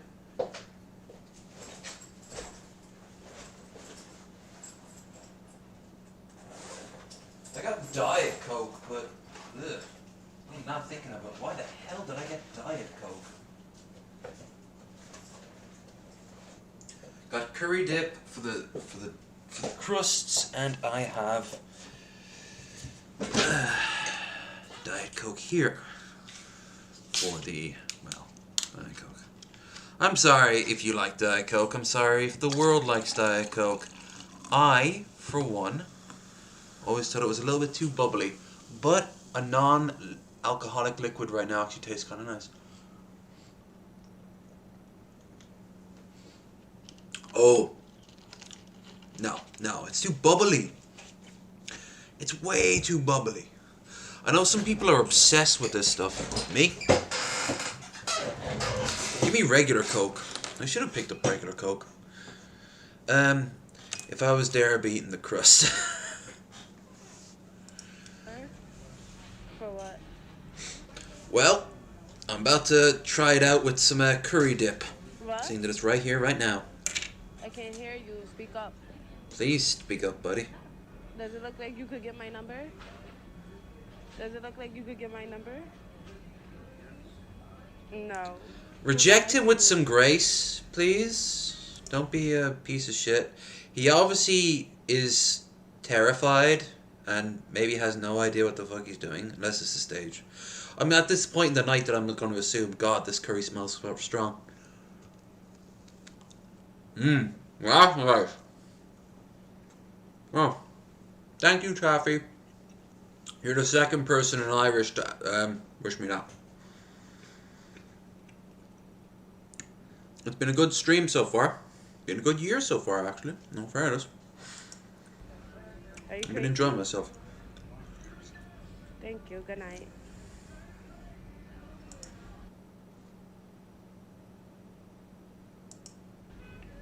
Look. Oh, did he just stand there afterwards? Okay, I think honestly that might have been more of a sort of like, does your mommy know that you're here vibe? Well, since I've had a drink, so I don't see why I shouldn't. Damn right. If you got nothing else going on, you have alcohol there, and you're feeling in a good mood. If you're feeling in a bad mood, don't drink. Me? I mean, feeling good all day. I don't know what you want me to do. I don't, because I haven't done shit to you and you're attacking me like I did something to you. I don't care. So you didn't do anything to stop it? You didn't do anything to Paper. This is my answer. Fuck you. Can't even read what that is. Did he like get like a bunch of cardboard cutout pieces and being like, this is gonna be very romantic? Don't do that either. Don't do big bombastic gestures, okay? I know some women are like, oh my god. I know some guys are like, wow, okay. And don't get me wrong. Yeah, I could be swayed by something like that. But for the most part, you're just putting someone on the spot, especially if you put a camera in front of their face. That would be like if, say for example, we have a guest on Bearded Ramblings, a woman, and halfway during the night, I go full camera mode, and it's just their camera and my camera, right? Full this, and I put on some music, and I'm like, I don't know, Stoned Gamer Girl 6969. We may have only known each other for a few hours, but I feel a connection. And I want you, darling. If you could, perhaps after the show we could exchange nudes together and fantasize about meeting up and touching each other's buttholes. You know? And then it just cuts back to her and she's like, is this part of the regular show? She had nothing. What the fuck would she be doing? She could lean in on it and play it up as a joke and afterwards go like, what the fuck was that? She could leave.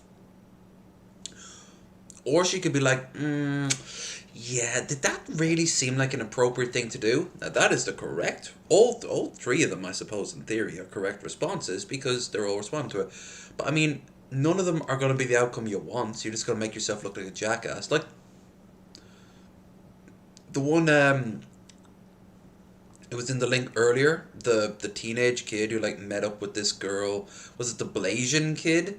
He met up with this girl and she's like, yeah, no, we're not really girlfriend and boyfriend, but we could be. Yeah, but we're not. We're really not. And he's looking at the camera like, I don't know what I'm having. I'm half too cheeky for the occasion, plus someone to eat with. Just saying, it's hard to find people to eat with these days.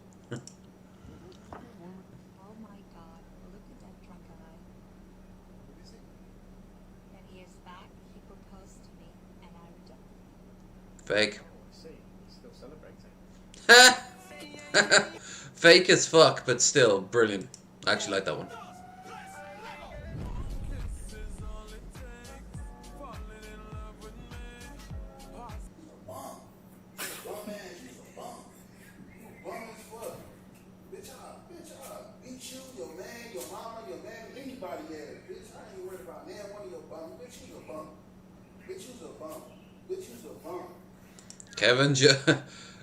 Kevin Joseph King's slightly more on the level brother.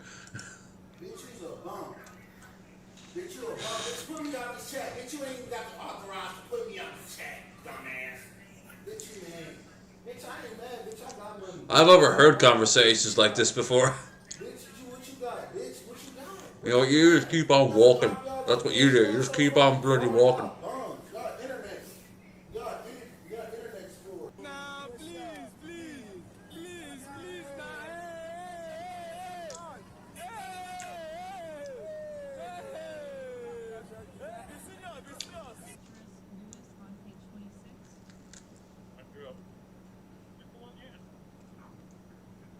go? How you doing? All right, I'm good, sir. How are you?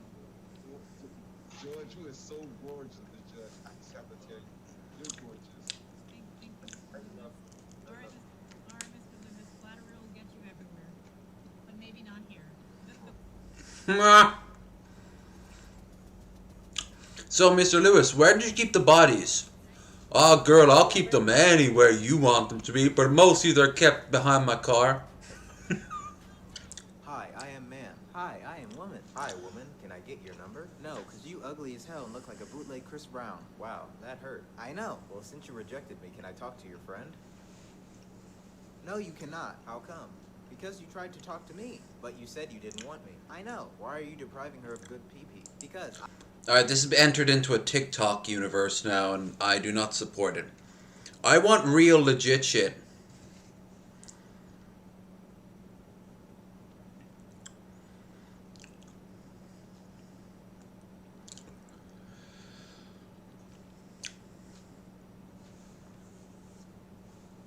Right, so, let's try something a little bit really actually upbeat.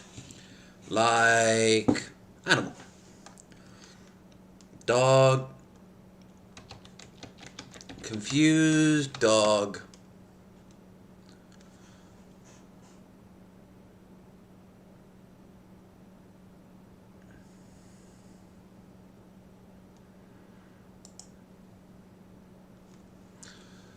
I'm not a teenager anymore, so obviously the whole TikTok sort of like whoop whoop whoop whoop thing is not really appealing to me, but I think one or two of those I think were like legit. Dog's reaction to magic trick. Yeah, fuck it, let's see what this is all about. We don't need the music, because the music's probably going to be copyrighted. Wow, animals. See a clip on did not submit or give consent to use without receive false permission. Will that be to...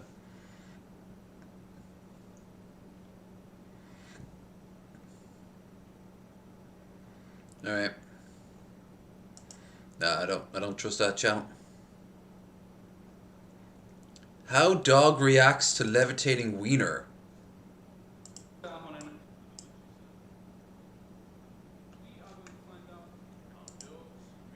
Okay.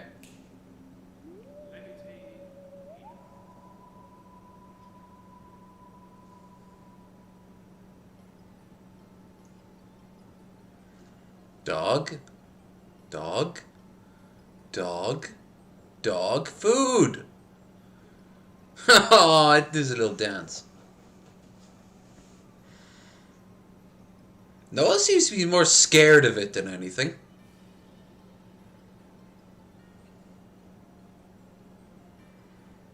Oh, look at your Mocha. Yeah, most of the dogs are scared. They don't know what's going on. Joe just wants to eat it.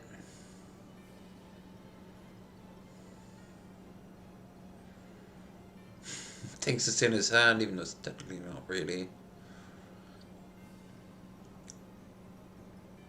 Do it. Do it. Give me the damn thing. Tico knows what's up. Aw, Luca. Yum, yum, yum, mine. I want mine. Give. Oh. Yes, everyone got to eat the wiener at the end. Okay, but what about that one dog that was so terrified it wouldn't even be in the same shot as the damn floating wiener? That kind of seems more like... Yeah. Like it would be like, evil wiener dog. Evil. Dog confused by magic trick. How about something a little bit more... We have something we haven't... Sovereign citizen fail.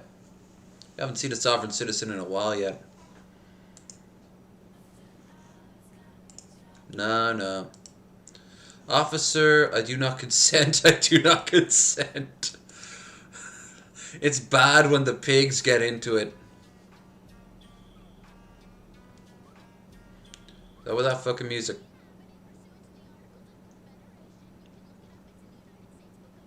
That can't be her voice.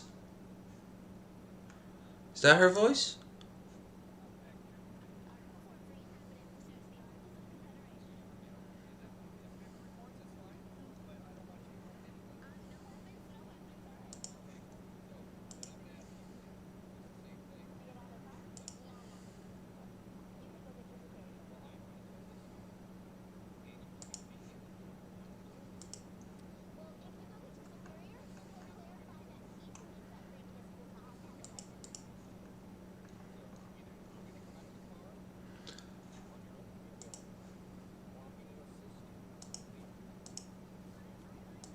Okay. So someone thought that like I don't consent for my car to be taken by a law officer. Yeah, no. You don't see as many sovereign citizens anymore. I think they're being conflated with like COVID deniers and like QAnoner people. Oh, there's a voice.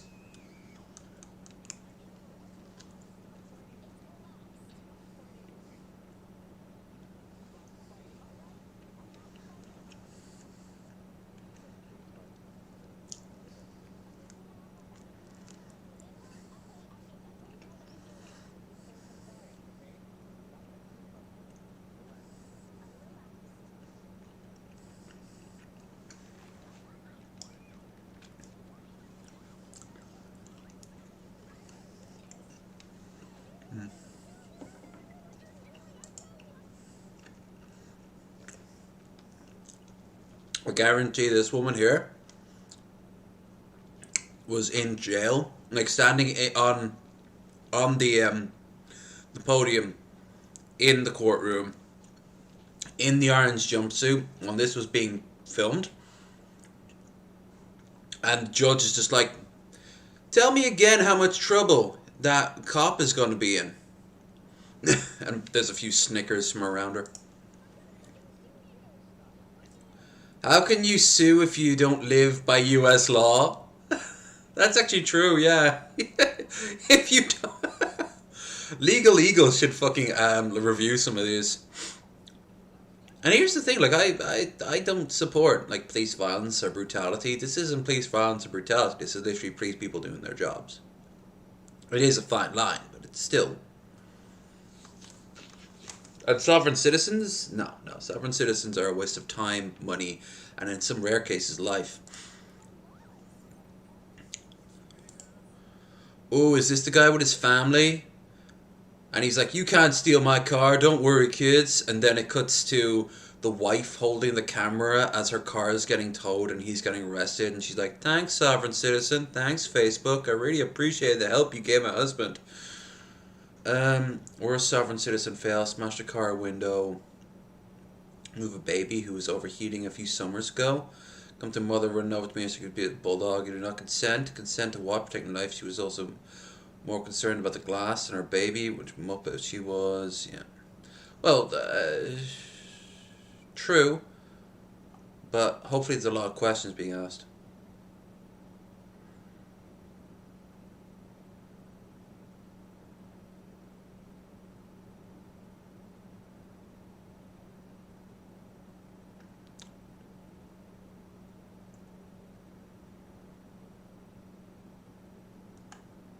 Okay, that went to some weird places.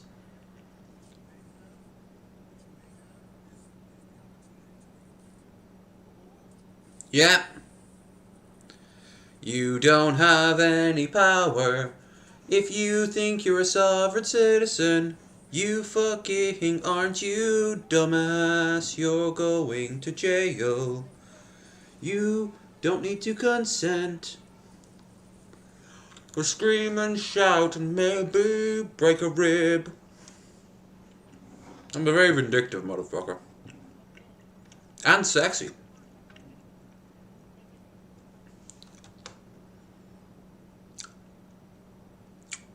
He looks like someone... He looks like my old geographic technical... No, was it? Technical graphics teacher. My old technical graphics teacher from secondary school. But with a better tan. The cop, not the actual sovereign citizen. And when you know straight away, actually the sovereign citizen looks like Jared Genesis. I'm a real man.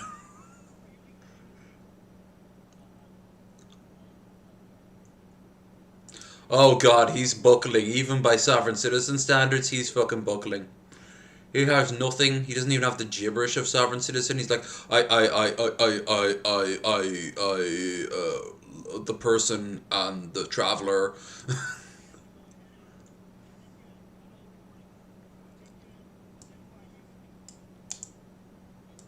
Am I being detained? It isn't just American sovereign citizens. Australia and England both have surprisingly high. Yeah. Oh, Austria and France? Okay. Australia, Canada. Yeah. Sovereign citizen movement, loose group of primary American litigants. For anyone who doesn't know what a sovereign citizen is, and tax protesters and financial scheme promoters who claim to answerable only to their own particular interpretations of common law, not to any government subject or proceedings. The United States do not recognize U.S. currency, maintain they are free, except they still must. They have to be buying everything with U.S. currency, whether they like it or not. Free of any legal constraints. They especially reject most forms of taxation as illegitimate. Participants in this movement argue the concept is opposed to the idea of federal citizens who say have unknowingly forfeited their rights to accept some aspect of the federal law. Doctrine movement resembles those of the freedmen of the land movement, found in Commonwealth of Nation countries such as Australia and Canada, which is a much smaller but very similar idea. It'd be like if I were to wander around Europe committing crimes, and when I get caught in, say, I don't know, Brussels, the Belgian police are like, why did you do these things? And I'm like, well, I don't have to answer to you. I am a European citizen while you only represent one country out of all of it. Which means the only country I exist as a part of is Europe. And as there's no European court, except, alright, that's a bad example because there is an actual European court. Many member sovereign citizens claim the United States government is illegitimate. Sovereign citizen movement has been described as constituent revision. Assert the county sheriff is the most powerful law enforcement officer in the country, with authority superior to any federal agent or local enforcement. Movement can be traced back to white extremist groups like the Posse Communists. Okay. And constitutional militia movement. It also includes members of the self-declared Moorish sects. Oh, yeah. Now includes racial ideologies. If you ever think that the white nationalists or the black hammers are pretty crazy, the Moorish separatists are like fringe on top of that. These are the motherfuckers who think that America didn't exist and was in fact founded by black people who, if I remember right, also Africans, anyone with dark skin gets their power from the sun the same way plants do, and they can literally walk on the sun. If you were to put a black person on the sun, they'd be able to stroll around without oxygen and they wouldn't burn to a crisp. You know, like it's a solid. They also believe that America always acknowledged that, and that's why the first contract ever made with American and a foreign state, in their minds, was the Barbary Coast. Now, in reality, that actually did happen. They did make a pact with the Barbary Coast states, but it was so they'd stop getting pirated because no one was coming to the aid of American ships because, well, American Revolution. More associated with white supremacy, and hell, that's why the song, the Marine song, from the halls of Montezuma to the shores of Tripoli. The shores of Tripoli literally are Tripoli in Libya, because the Marines first landed in foreign soil to take out the Barbary pirates, and they did. So there you go, a little bit of history. Country share, most powerful law. The movement traces back to white extremist groups like the Possum Code. It also includes members of the self-declared Moors, such as white supremacists and anti-Semitism. Now includes various racial ideologies. People most commonly white and African Americans. Federal Bureau of Investigations. Some sovereign citizens as domestic terrorists. Sudden poverty law estimated probably 100,000 Americans were hardcore sovereign believers. 200,000 are starting out testing sovereign techniques, most of which will drop by the wayside and they'll find some sort of weird blend in between. For arresting everything from speeding tickets to drug charges. And it always ends bad because what happens is they'll go in front of a judge, they'll complain, and then they'll just get put away anyway. You don't need to consent to government officials saying you can do this or you can't do this. It's kind of been true ever since the guard in a city somewhere was like, you can't steal that, what are you gonna do? And then the guard just takes his spear and stabs you with it and you're dead. Then another guard comes over and goes, what was he doing? I told him he couldn't take it. Yeah, sounds about right. And then they rob his corpse. I don't know. Have sex with prostitutes. It was a different time. But it's the same principle. We're hardcore, yeah. Abducted, representative, risk of terrorism for sovereign citizens, higher than risk of any other group, including the Islamic extremists, militias, racist neo-Nazis. New Southern Wales Police Force has also identified sovereign citizens as potential terrorist threat. There are a lot of talk, but it's not every day that they do anything crazier than I don't care. Oh, this is one in Belfast. And the police they just burst down the door and just drag him off, and that's the end of it. Like...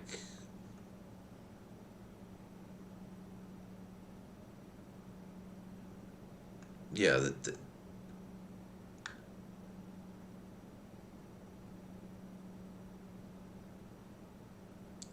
paper terrorism. Anyone can file a notice of lien against properties such as real estate, vehicles, or assets.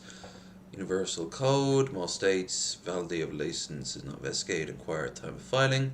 Notices of... How do you pronounce that word? Linens?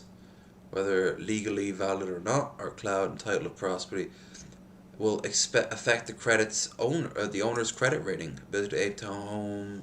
Oh shit, that's shit. The Oklahoma City bombing. Yep.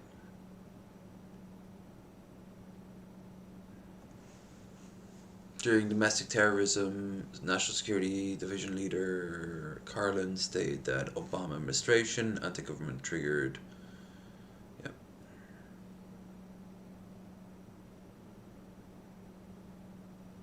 Oh, Jesus. During the 2010s, computer repair shop owner Bruce Deluce, I like the first way I said it, Bruce Deluce, who styled himself as Superior Court Judge of the continental un-United States of America, led group called the People's Grand Jury in Colorado Network of Common Law Courts, traveled the country helping other sovereign citizens fight local governments. Deluce has followers had to intimidate sheriffs so they would dismiss criminal cases against other sovereign citizens. When these efforts failed, I wonder why, as a group retaliated against public officials and paper terrorism. These false subpoenas, arrest warrants, property liens also threatened them with arrest. Self-appointed marshals, Deluce, a number of associates were arrested in 2017. That's what a real arrest would look like, I imagine. Charged with racketeering, conspiracy, and felony counts. Deluce was found guilty. Relation against several justices, attempted public servants who sent 36 years in prison. Prosecutors comment through the verdict. They wish to send a message of national sovereign citizens around they remain that threatening local government officials would not be tolerated. Yeah, absolutely. Absolutely. So these motherfuckers are like so limp-wristed and weak and break in like 5 seconds because reality comes kicking in the door. They don't understand how the real world works, and the real world works by coming in and just being like, LOL, smash that glass, break that wrist, into jail you go. But yeah, the smarter ones are like, okay, but we can hold up the courts for years, and eventually the courts come a knocking, and they have to pay the price regardless. But in the process, it costs people millions and hurts people's day-to-day lives.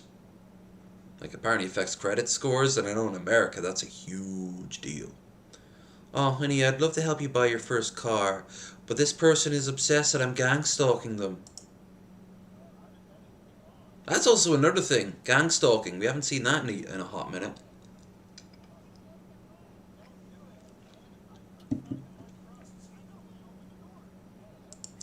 This guy knows exactly what's going on.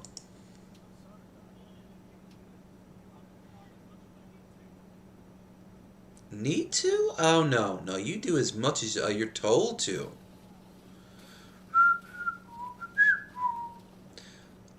And you go.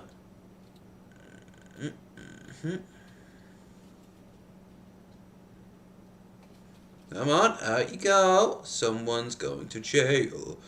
Your faith is wrong.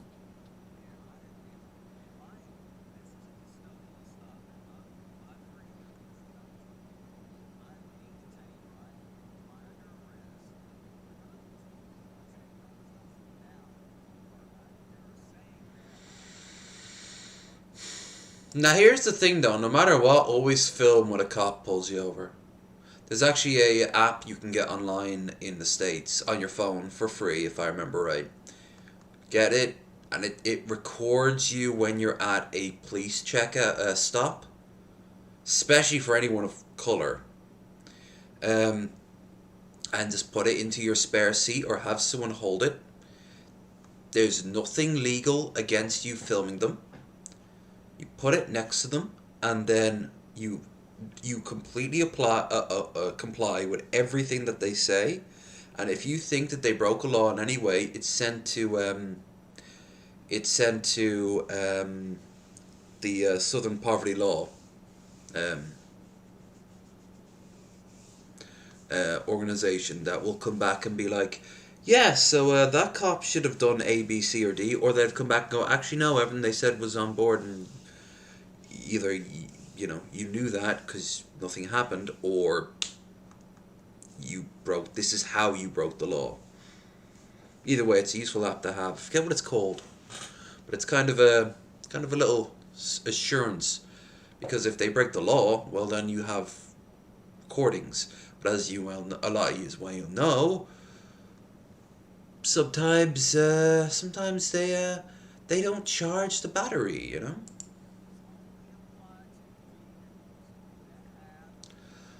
Okay, I guess I'm gonna have to go and break down this sovereign citizen person again.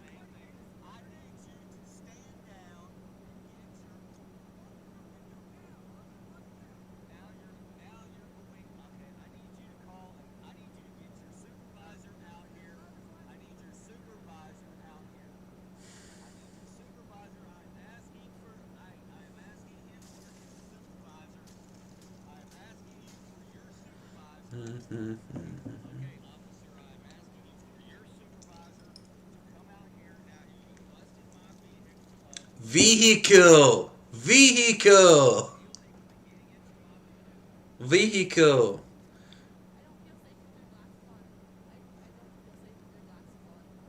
Something tells me he's got like kill you eyes, like my eyes underneath there, without them in where they are now, but more like a.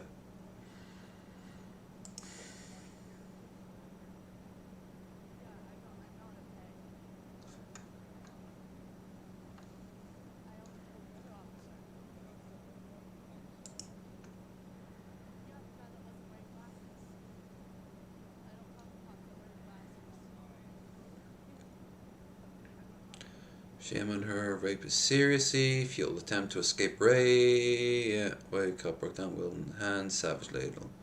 Listen to scream, savage says we gotta sleep every night, come for me like what noise. That's a little petty. That's a little petty. A little smidge.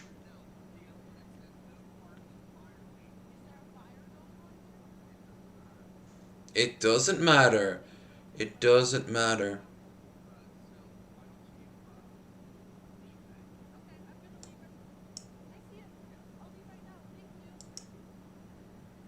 Okay, that last one was a bit weird. Let's see. Sovereign citizens. Dun, dun, dun, dun, dun.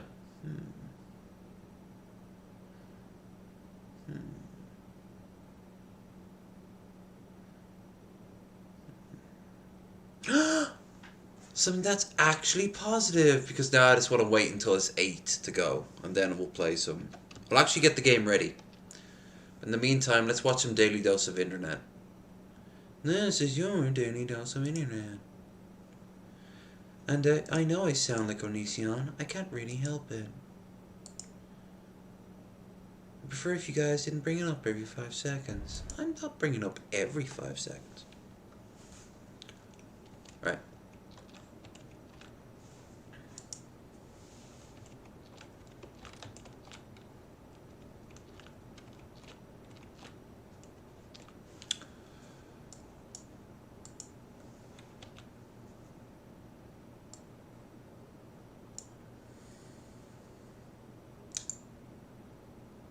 Ah, okay.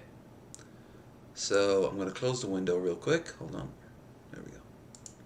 Now, I'm going to have to stream it here, I guess. As always, guys, if you're enjoying yourselves, don't forget to like, share, and subscribe. We will be gaming in a little bit. I want to go and grab some water, some aqua. You know I'm tired when I've got all this alcohol around me and I'm like, you know what I'd love right now? Some water. Been eating a lot of salty food today. Oh my god. Except for the Cheerios. My diet has been heavily salty today.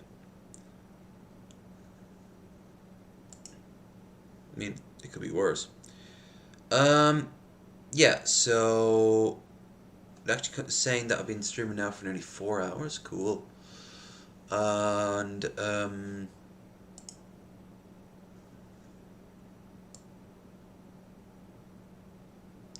okay, so we got 16 minutes to kill.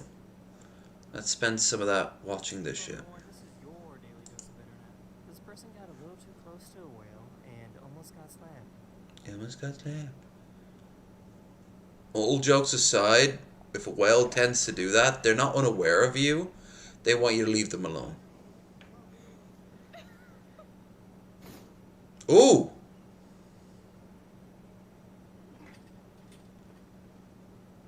Fuck!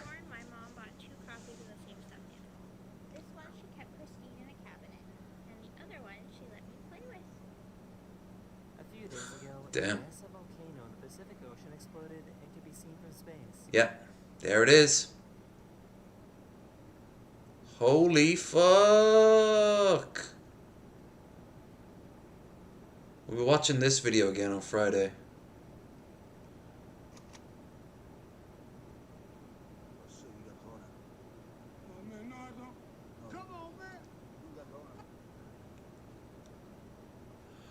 Oh, that was a dick move. That looked comfy. Trebuchet. You had to say it right, didn't he? Trebuchet. Woo! It's an actual trebuchet too. 3 more years of that and you'll be able to break down the walls of any medieval castle. Woo! A bird somehow got on a plane that was going from the USA to Europe. That could cause some major issues. That bird could have so many... And started licking his cat. The cat's response? There were too many boys in the boys' bathroom, so the police had to come and kick them out. That's kind of creepy. What the fuck? What were they all doing in there? Pooping. Aww. Ha! Just from that to chicken. Okay. I am a small cat. Fear me. That's the end of this video. I really hope you enjoyed, and I'll see you guys again very, very soon. Very soon.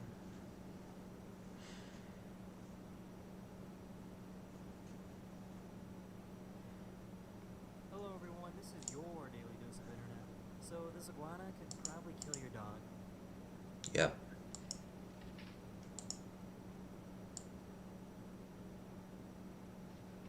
Hold on, just fixing the camera up real quick. Whoa, fuck me. Iguana blood.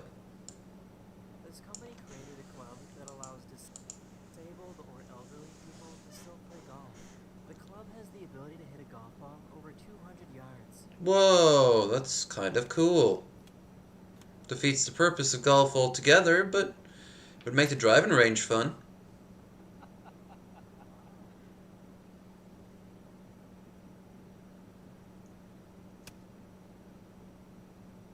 Moo. Moo. Moo. One on a hot air balloon to show off their ball juggling skills. Wow. I like to juggle balls, I do.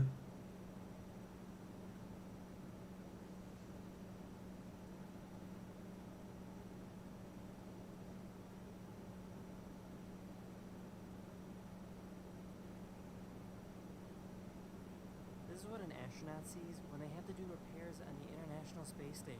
Terrifying.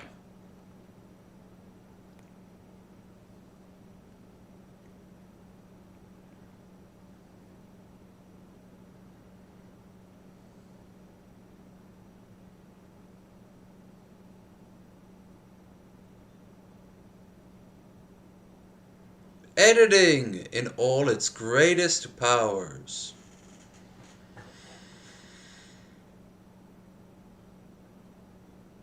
I went over to my friend's house and I found a very curious squirrel. Hi, squirrel. Oh, I like squirrels. Don't get enough of them over here. Then I go over to Nebraska and they're everywhere. Go over to Cleveland and they're everywhere. Go over to where I used to live in the UK. Showing how ice in the Arctic Circle has disappeared over the years. The white ice is ice that is around all year long, and gray ice is ice that grows and shrinks depending on the season. It's just God's will, it is.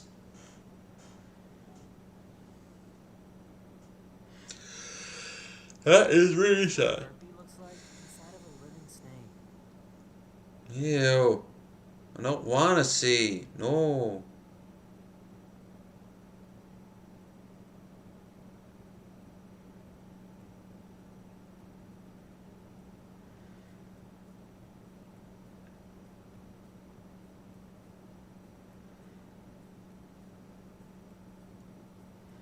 And that's when you realize the drugs kicked in.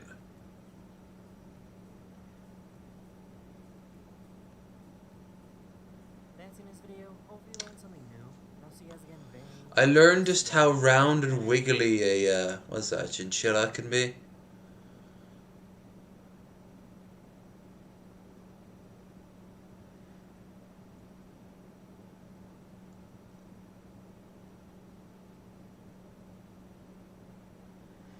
Need to find something to kill 10 minutes, and the only thing I can really think of right now involves a certain food.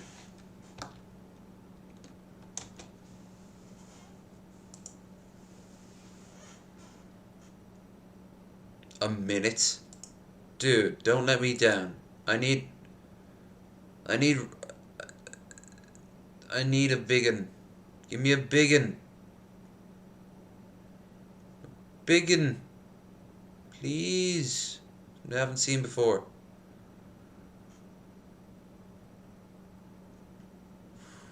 God, I'm exhausted.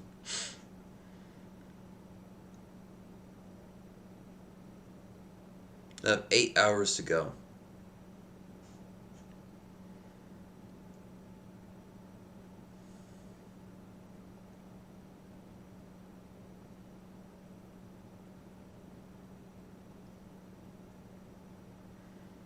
Tomahawk, ribeye, steak, sausage. Pumpkin roll, Arby's, pumpkin spice, Needs to be 10 minutes. Although I don't think he makes them for 10 minutes, so I guess.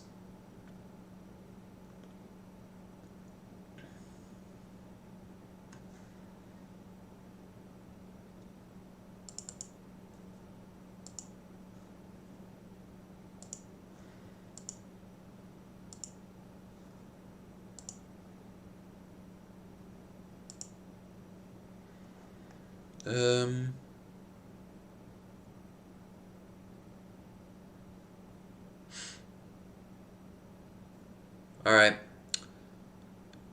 Like I said, I want to grab some water. So, some water I will grab.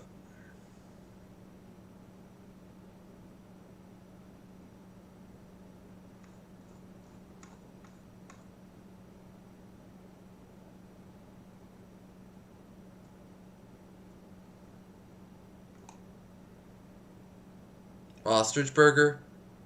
Sausage? Yeah, fuck it. Okay, yeah, let's do this.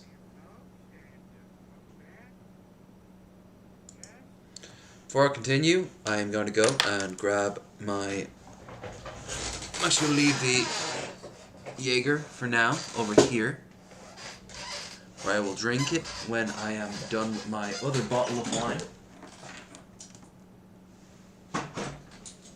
And get some water. Big amount of water. Aqua. Aqua.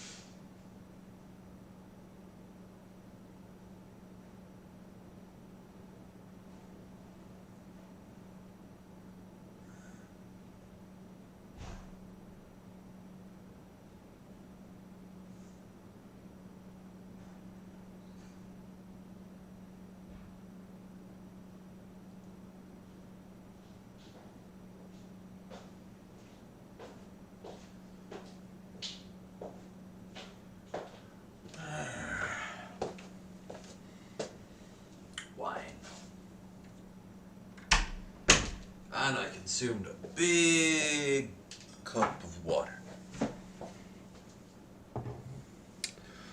I can't even say I'm really drunk. I'm definitely tipsy. Mostly though, I'm just tired. It's 4 a.m.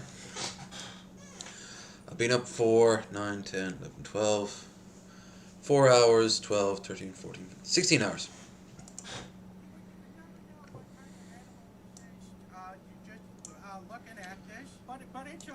As always, guys, don't forget to like, share, and subscribe. That's solid ostrich right there. Solid ostrich. And there it is. It looks like a piece of beef. It looks like a liver. That looks real good on a Dixie plate. And there's the second one. If there's Now it looks like licorice. program, it's that your sausages need fat so that they don't dry out. We actually got to get some fat into our ostrich. Alright, so we got just an insane amount of pork belly for this. You could use fatback or whatever kind of fat you got laying around. Bacon will also work. Just gonna cut off so a couple hunks of fat. Now we gotta cube this up real quick. I go for the half-inch pieces myself. And I just realized these things are probably not going to fit down the grinder hole. Let's see if we can chop this one right in half. No. No. Better damage than I thought it would.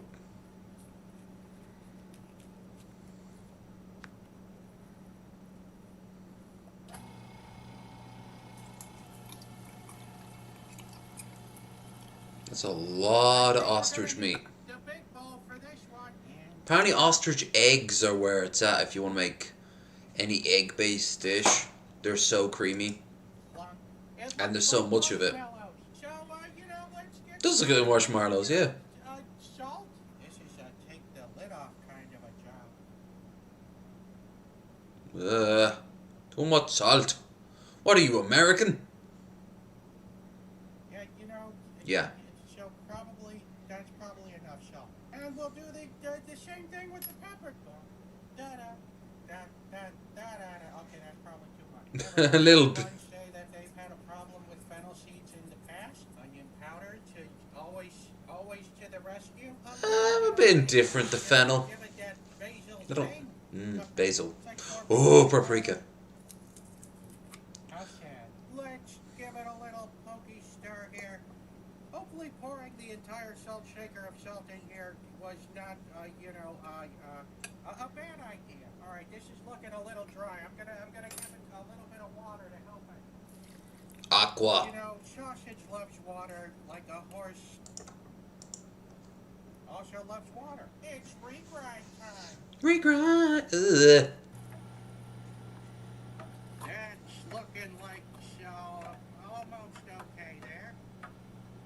Good old sausage top. It looks like taco meat.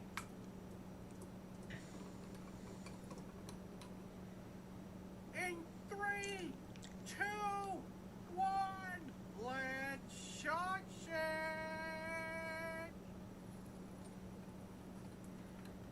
Just gonna push all that. There we go. Yay! At this rate, I'm gonna have a dream about this man and his sausages. Where it's done. I think we can link these. Oh, impressive. This Will It Blow is sponsored by My Dignity. Well, that about sums it all up. One Mark Ruffalo's.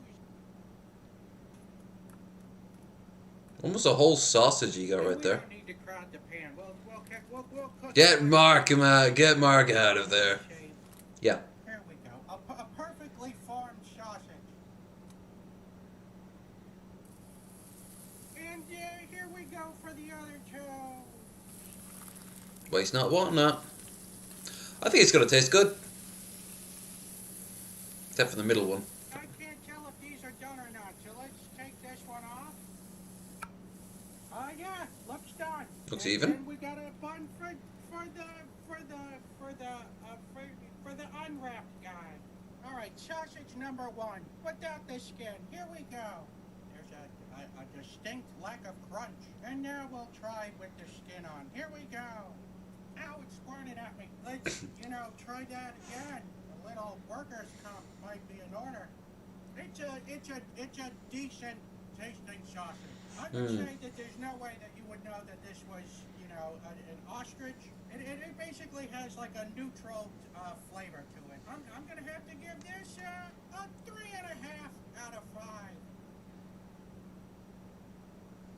Bop, bop, bop, bop, bop. 3.5 out of 5, baby. Should I save this for a pig skin sausage? That seems like an awful sausage. It would be a terrible sausage. Alright. I believe I put it off long enough. I'm gonna go and put this phone on charge, and then we can get started with our good friends at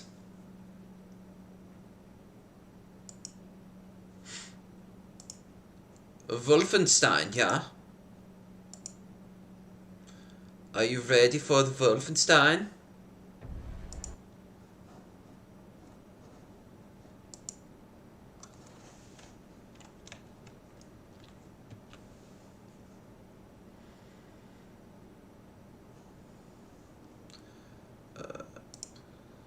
Aha!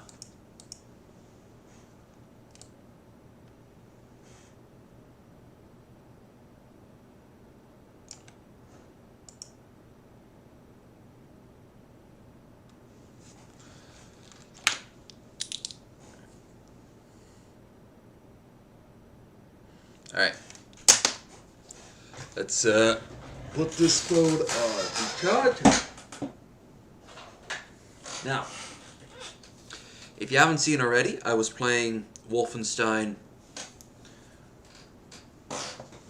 about a week ago.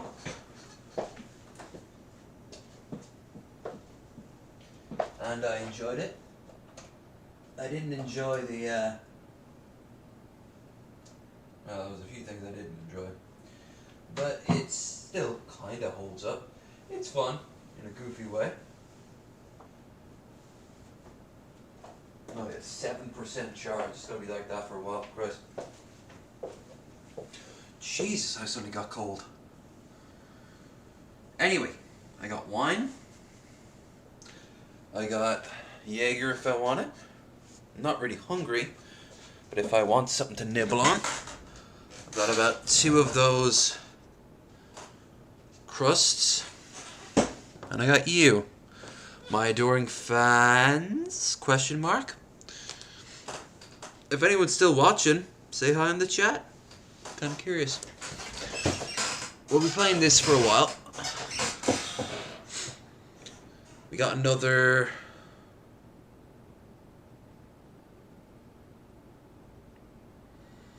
Well, it's coming up on 4:15 now, so...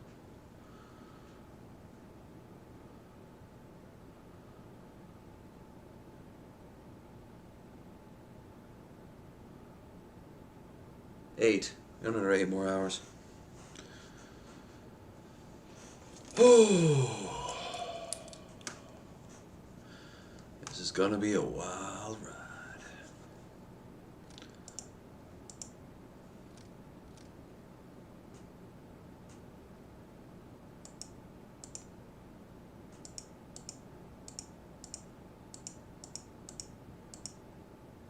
Show auto saves.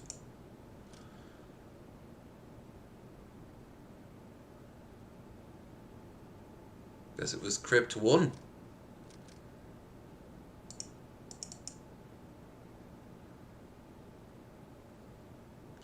Are we in the crypt? We're still in the crypt. I know, these things are everywhere.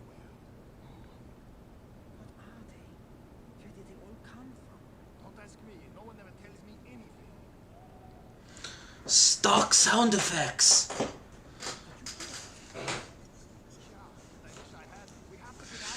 This reminds you of all the horrible things we've been doing to all those Jewish people.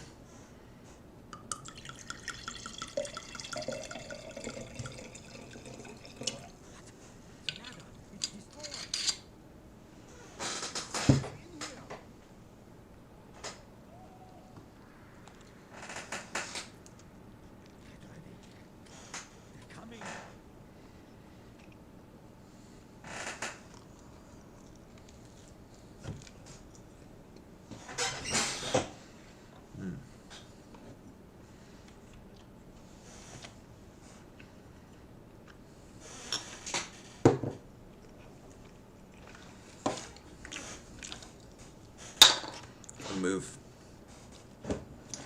You make some space here. Now to move, it's still the direction keys.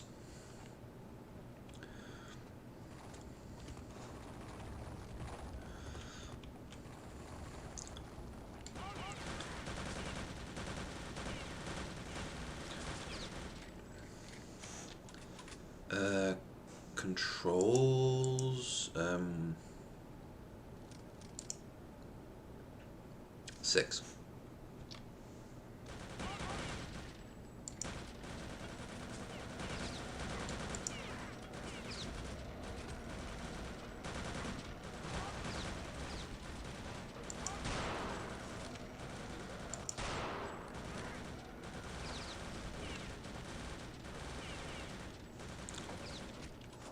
Oh, it also was. Cool.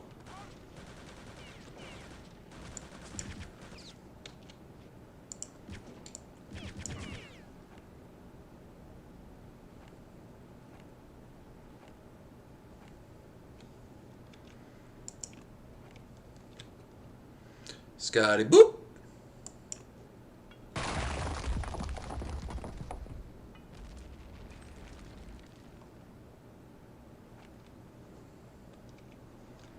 Gonna come at me? I guess not. Guess there was no need whatsoever.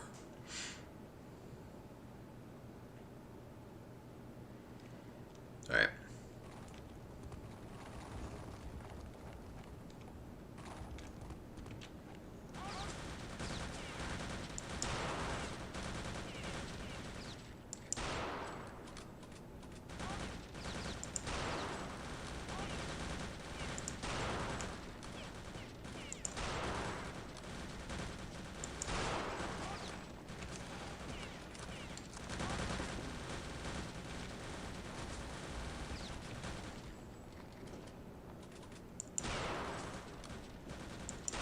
I want to shoot him in his bottom. Let me shoot the loss.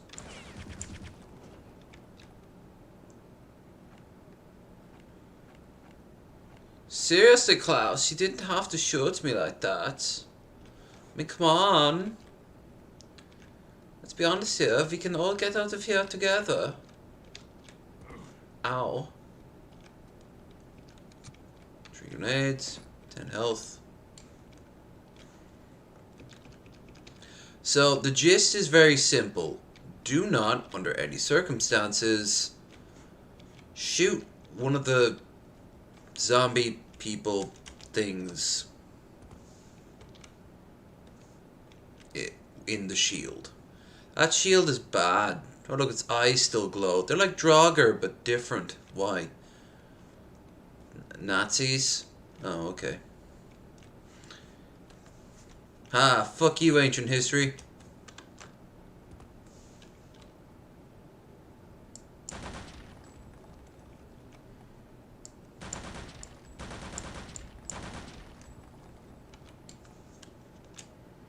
(1943) March.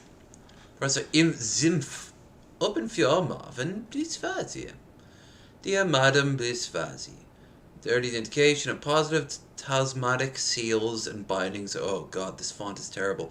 Found in Dark Knight 2 near Holston. Venture a guess at the function. It would be the delivery uncovered at number 3. Oldest years may be close to phase 1. Here are far less favorable. Already we have lost precious hours. Technical mishaps are going to be difficult meeting our timetable. Necessary. Okay. Interestingly enough, I don't know why you keep asking, can you speak Spanish to everyone?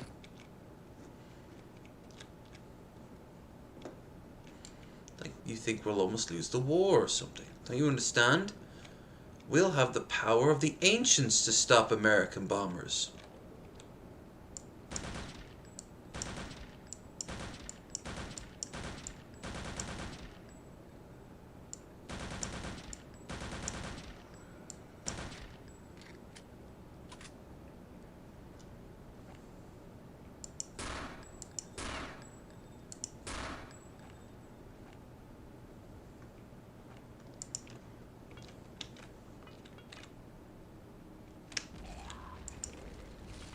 Whoops.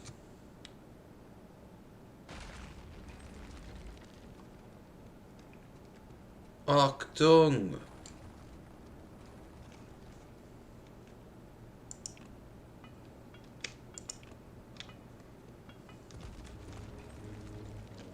Fuck you!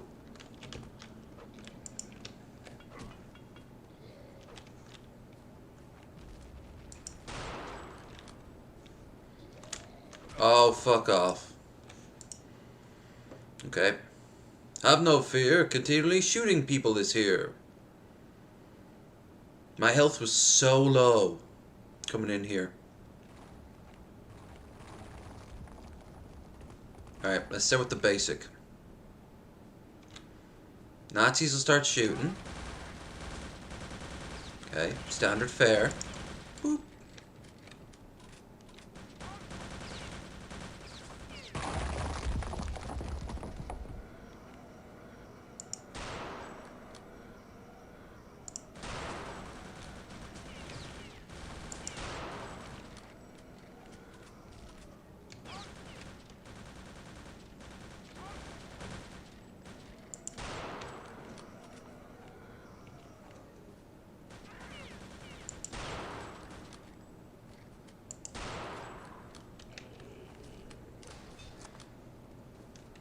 Good thing these ancient Nordic peoples had the power to stop bullets with their technology on par with the ancient Greeks, I guess, the way the stonework is.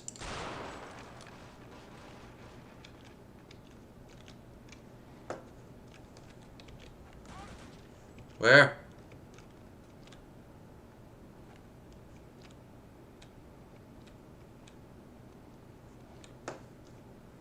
Hey, Heinrich, where did you go?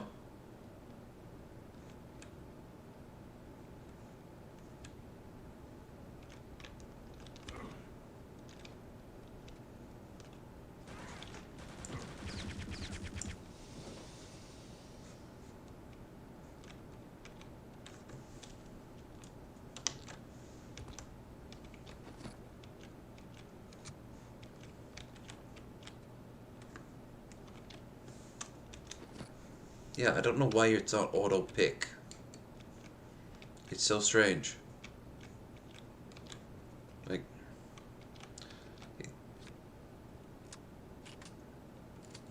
there. See? How hard was that? Well, maybe you want to keep it as some sort of emergency supply. That's how you sound. That's how you sound right now. That's you. Alright.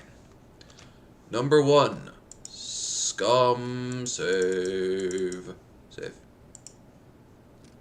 Specify a file name?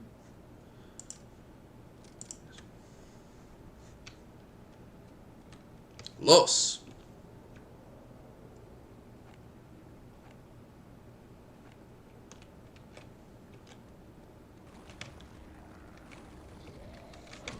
No!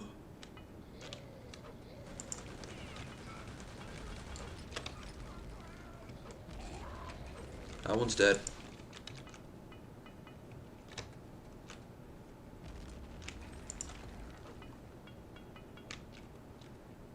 Come on.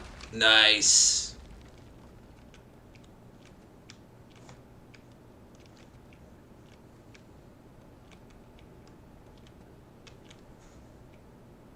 Grenaded. No.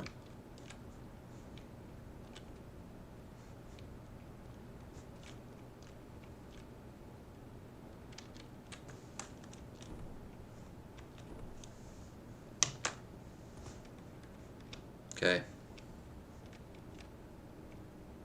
Grenades are probably the best weapon to use against the undead. And they have shields for obvious reasons.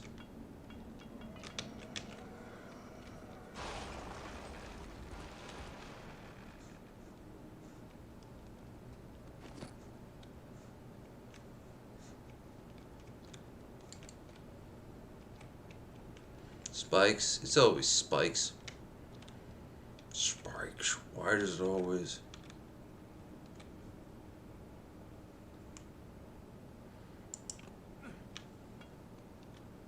Oh. That made me feel sad. Like the game let me down in some way.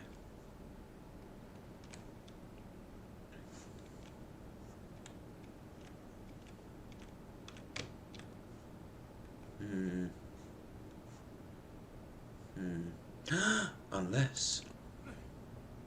No. These are too valuable to be tossing away like this. No, I'm afraid Scum Save is the name again, once again. January 18th, 2022. Well, fuck me.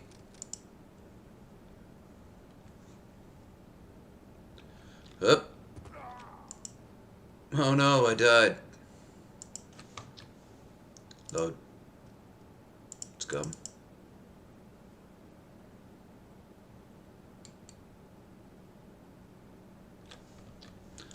I lit.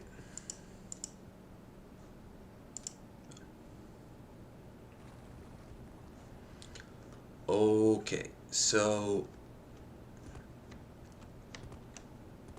do I chance my arm? I do. I'm right, there's like an enemy behind here.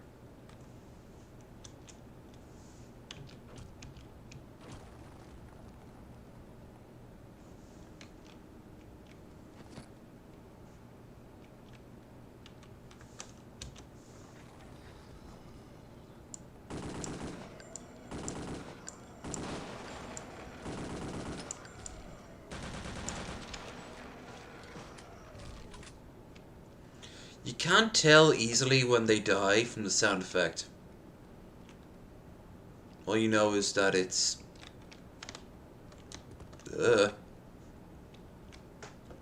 alive.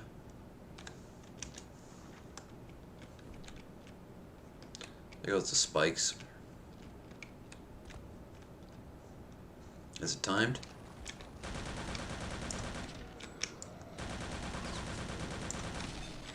Nice.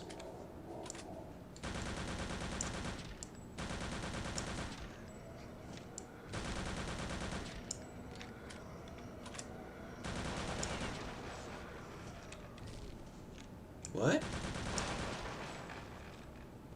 Health? No.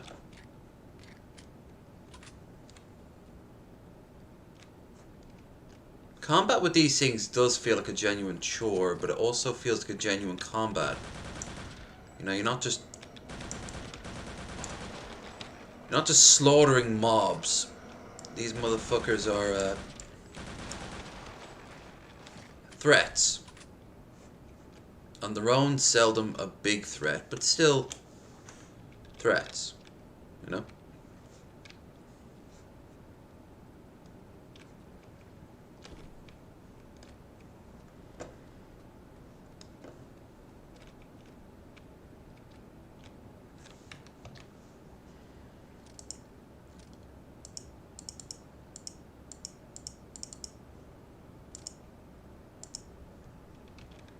Now a little bit of liquid courage before we keep killing the spooky zombies.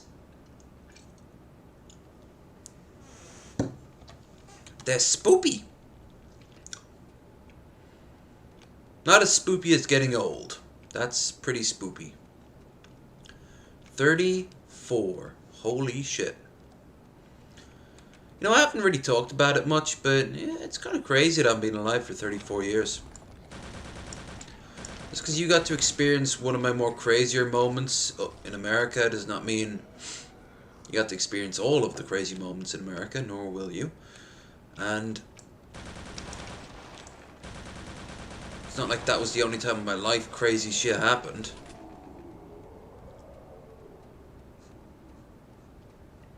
And even then, things that aren't that crazy that still could result in death.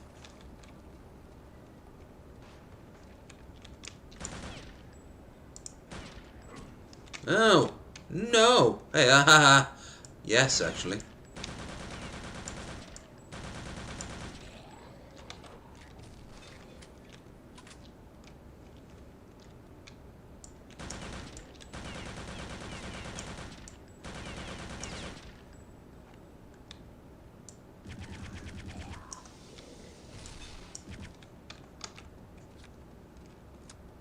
So, I mean, like, throughout your life you can do things that, they really kind of like, you're shocked you survived it. Like, here's something to keep you up at night. There's no guarantee that when you go to bed you're gonna wake up. A lot of people think that it's sort of a nice way to die, is just go to sleep and not wake up. Oh, jeez.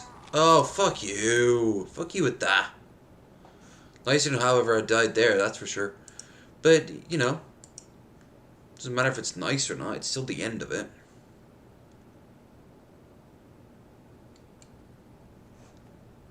Oh, come on, I passed by here.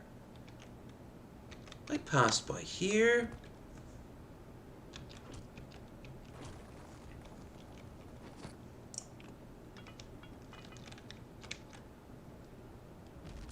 Okay, that was pointless.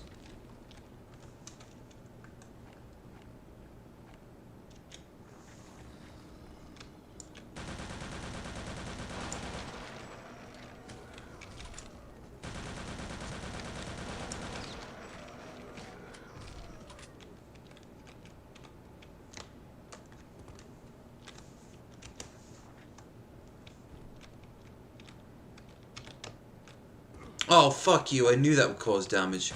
Even though I had no right to whatsoever. Yes, right to. Like the Second Amendment or the party.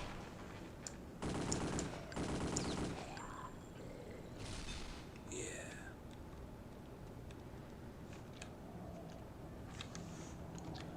I have no news about mortality right now. My brain go nah and shut down. That's the scary part. If it goes fast enough, you won't even understand. You, unless there is a life after death, in which case we have no way of measuring or quantifying it, but you will simply cease to be. So it is crazy, like the amount of times I survived getting hit by a car. Well, I got clipped by that motorcycle in the Canary Islands when I was a teenager. Living here, my neighbor's apartment caught fire. Who's to say that couldn't have spread? I've been around shootings. I've been in fights. I've been in a knife fight once.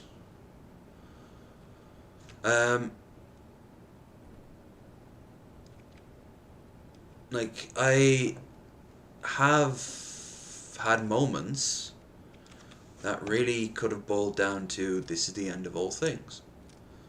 And as scary as that is, I don't like dwell on it.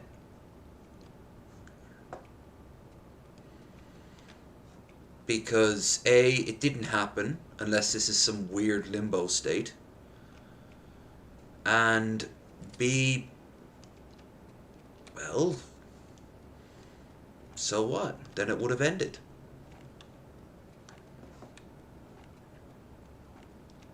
Instead, you look at your life, and what is most of your life? It's the same as mine. Boring. Most of your life is boring. Other people might look at what you consider boring to be extreme. Look at, say, a porn star's life. Porn star's life has a lot of sex in it. A lot of sex with what a lot of people consider to be beautiful people. Not always. I'm talking like the most generic professional porn star, right? That's pretty fucking exciting. Going to industry parties.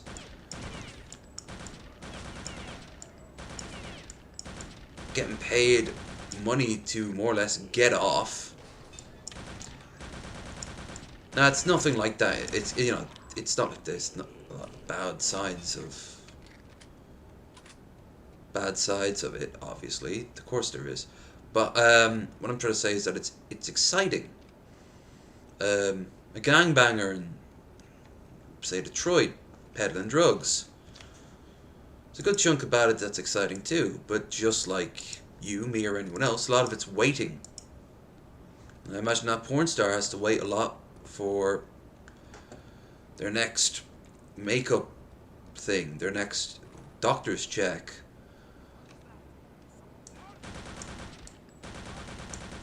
Their next whatever, you know? A soldier. Most people forget in World War I, World War II, a lot of it was just boredom. Real tedium, boredom. And for me, oh yeah. Absolutely. A whole lot of boredom. But I've had some pretty crazy moments. Who knows, maybe Northern Ireland will be crazy. Like, maybe it'll be really crazy. It'll be insanely crazy. Or maybe I'll have a really boring time, and then when I come back, something crazy will happen. Maybe I'll meet the love of my life on the train back.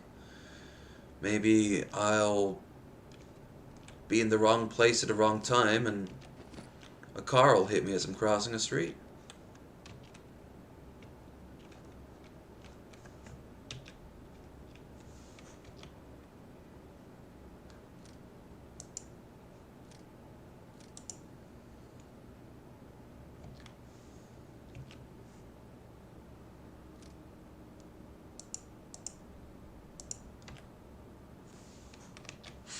I just say on that one time my life was almost taken by this pale hooded guy who changed me to a game of Yahtzee.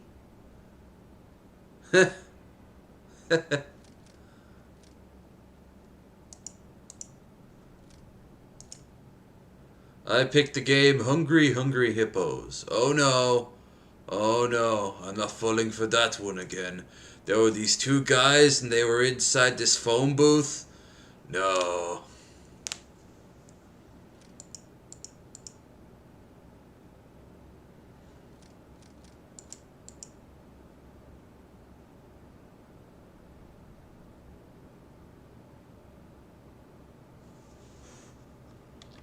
1002. Damn.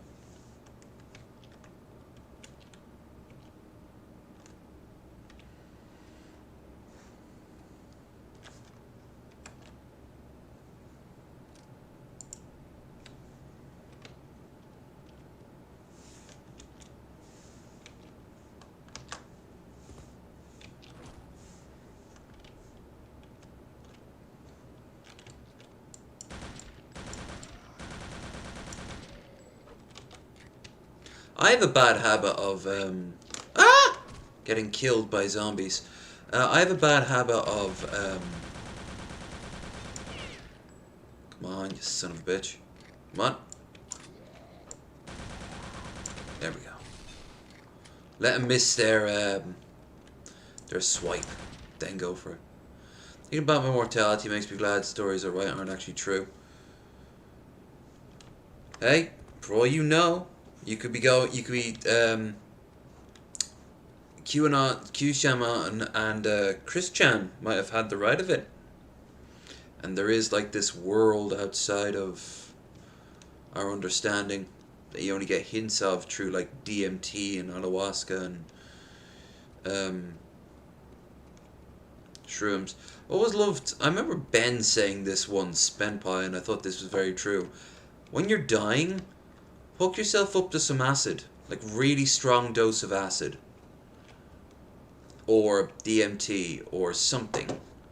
And just go. Even if there is nothing after those last few seconds, your mind might stretch it out for an eternity. Or maybe you just won't care.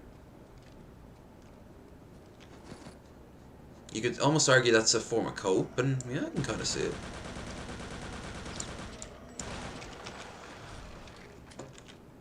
I mean, I don't see an afterlife in a lot of religions as a sort of a fun thing, a good thing.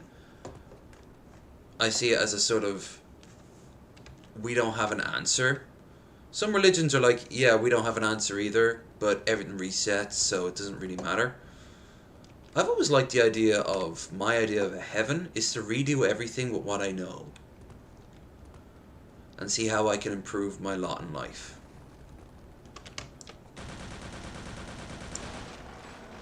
Like if I knew everything I know now. But then I saw a tweet 2 or 3 days ago that had a premise of that.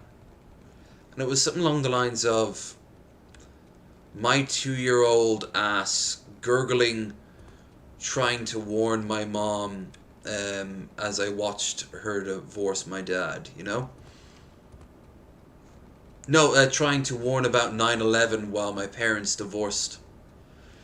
Like yeah.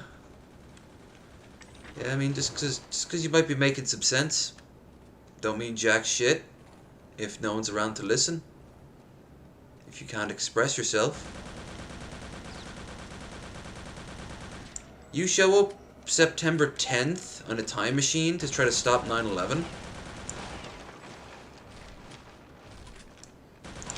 How will you do it? How exactly will you do it? You could literally strap like armor hot dogs to your body and go in the front door and be like, what the fuck? You could be like, I've got a bomb, and they arrest you and you close, like they close the towers that day. And then you say, haha, my real plan was to divert these aircraft, that they notice their air traffic trajectory is a little bit off. Next minute you know, the flights are being grounded, and yeah, you could make some convoluted bullshit. Maybe just trying to save one person. That seems more realistic. But it's still more likely you'll be in the lobby of the Twin Tower buildings going like, you know, everyone, there's going to be an attack and blah blah blah, and everyone will be like, another New York weirdo, huh? And the bombs blow up, the plane crashes, and a good chance anyone who heard you won't remember you, or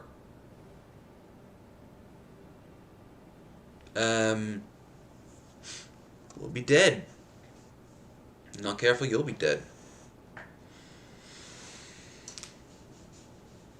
And if there's a life after death in a more traditional sense, like a heaven and shit, I hope I'm in a position to either be fulfilled with knowledge that I had no idea of, or I get those answers in a more traditional way. Like literally, hi God, I have 17 trillion questions. Let's start with the most obvious one. Why do males have their genitalia on the outside? Also, the Holocaust is kind of in the back of my mind as well. That's kind of a big thing. Yeah, both of which I can answer by saying I thought it would be funny. Yeah, I'm not even remotely shocked you said that there, Jehovah. Oh, very original.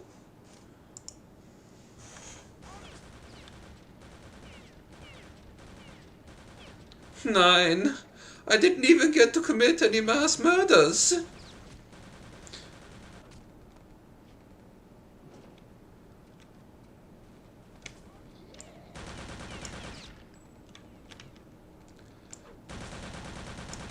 This always reminds me of Ruin, this part of the game.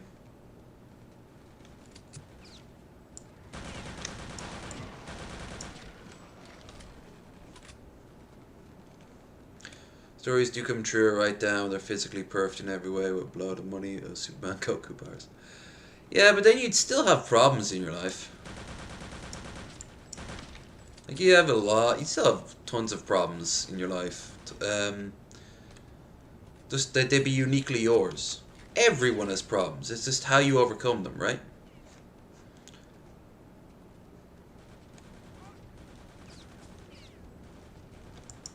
Ooh. I always liked in Dragon Ball Z, I always liked Tien, let's call him Tien. Because he seemed to be the most okay with who he was. He wasn't like always second guessing himself. He always wasn't like wondering. After a while he stops trying to compete with the rest of them and is just there like, you know what, I'm okay. I'm the strongest guy for like 500 miles around me in any direction, and I got all the money I could want, and I'm not really all that caring about money anyway. So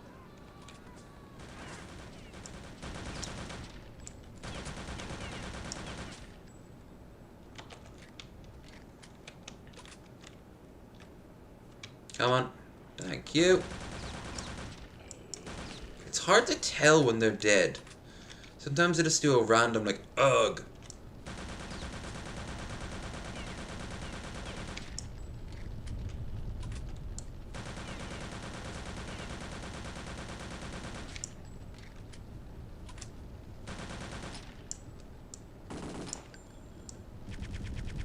Ah!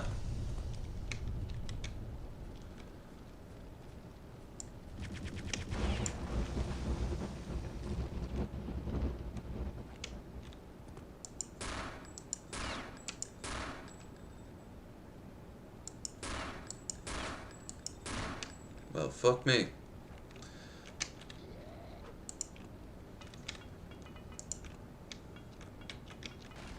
Come on, you little bastard.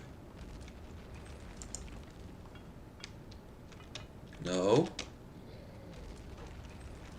No! This level was designed in this particular way. Just so you're going to end up getting, like, pressed up against, like, backs against the wall and shit. Do it. Do it. There we go. We get to God's actually like, I'm a Buddhist. What? Yeah, the whole Christian thing doesn't make much sense to me. I mean, if you read the Bible, it's full of holes. Yeah, you can make the argument with the Buddha, too. You can make the argument with all of them. At least some religions didn't really try beyond... Well, in the earliest days, they were just trying to explain things like, where does the sun go at night? That's why I've always kind of liked the idea of the sun being chased by the moon in Star Trek. Ah, ancient ritual. Ah, chase. The sun seeks the moon. The moon seeks the sun. And at night he ravages her.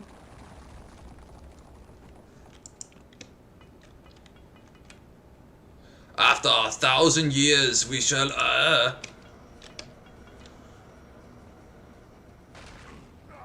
How?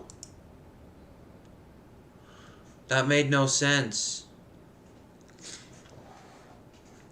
Well, which religion was it? It was the Mormons. The correct religion was the Mormons. Oh.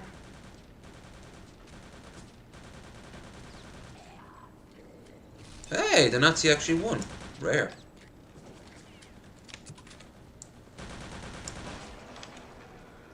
Does Buddha have a text that was just trying to reach enlightenment? Yeah, but I mean, it has to tell a story. The Vitas tell the story, or the Gitas, I should say.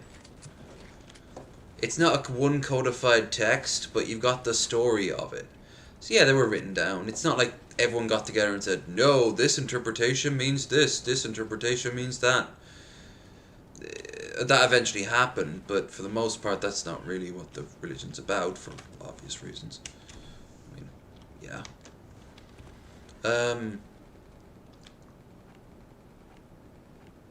I mean, don't forget that Islam was originally designed to stop all this factionalism, and within one generation of Muhammad's death, that's exactly what happened. Factionalism. Sunni, Shia.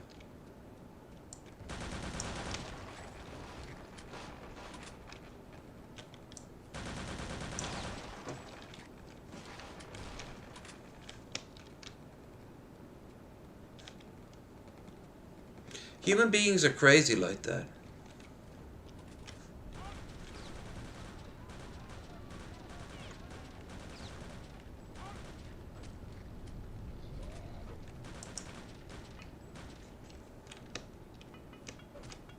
You dick, you could have thrown it at the fucking zombie.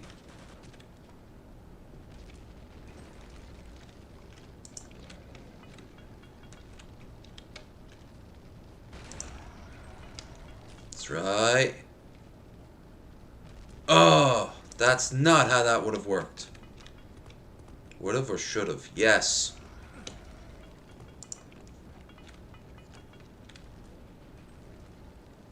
Nice.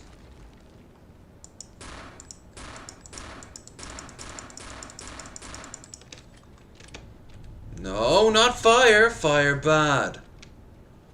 No, fire good. But just fire in this context is some hashtag not all fire.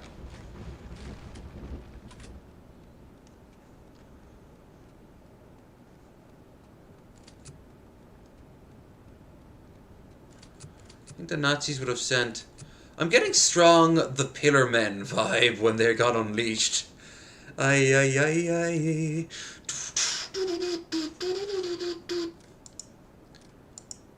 I think what I would like is... One major thing I would really like would be kind of like practical immortality, for lack of a better term. With a button, and that button can only be pressed by me when I so choose it, and that'll kill me. So basically, when I get sick of it all, I'll be like, yeah, alright, fuck it. Now, you're probably thinking, oh, Bobs, you get it pressed and then regret it afterwards. Yeah, but you could make the exact same argument about you having depressive feelings, but also have a gun in the house. Or even just having a knife or sleeping pills. Or a toaster in a bathtub. It's kind of all the same thing. If you want to kill yourself, it's really not that complicated. What I don't like is that one day I won't have a choice in the matter and I will go a bad way. But, not yet.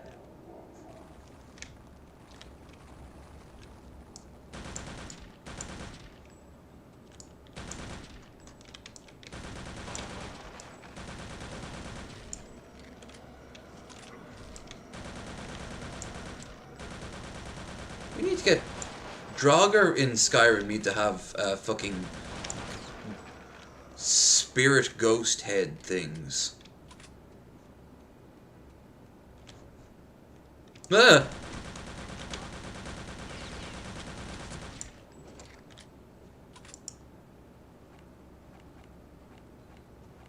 Do I have no more grenades? Well, fuck.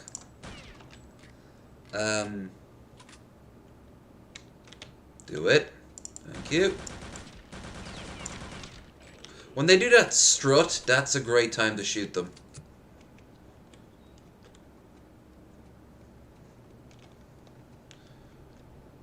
Even text was made to switch that everything within these pages are taken at face value and cannot be interpreted in a way. People would still say twist the words. Yep, absolutely. Happened to the Mormon faith.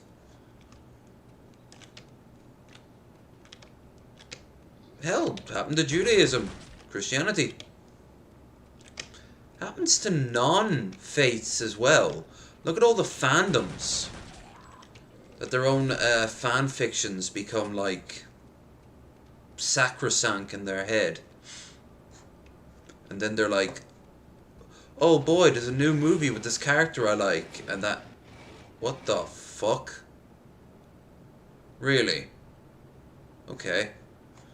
Well, now we have a bunch of traps everywhere.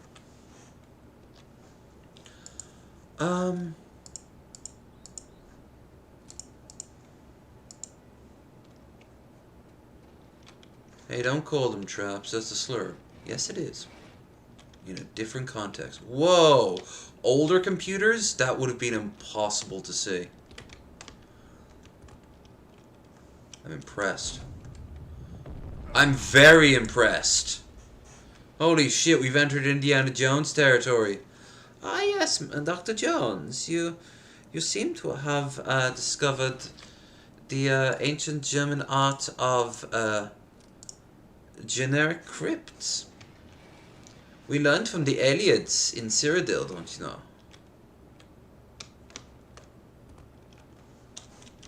Beep. Beep. Aha! Okay, that's an unfortunate symbol. Okay. Saving.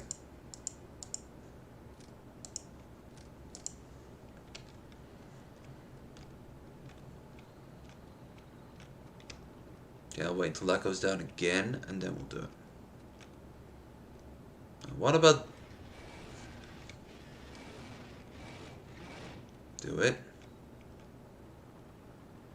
This one seems a bit cheaper than the rest. The others look like they have been, still works.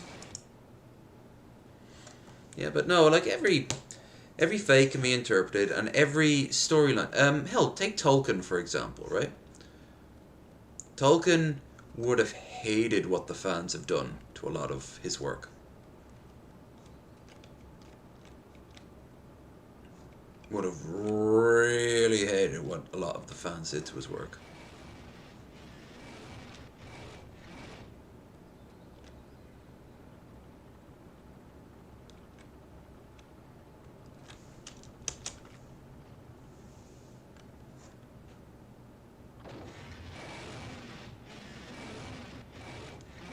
That sounds so weird.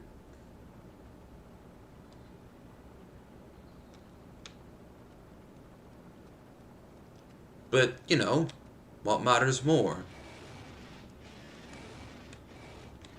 The fans who are alive today, especially to companies who want to take money, or the original artist's intent. Well, it's a moot point. The fans are there.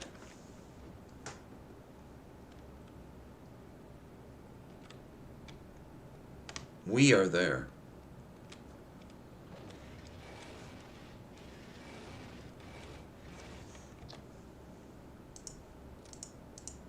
Did I do it in the wrong order or something? Because I did all three.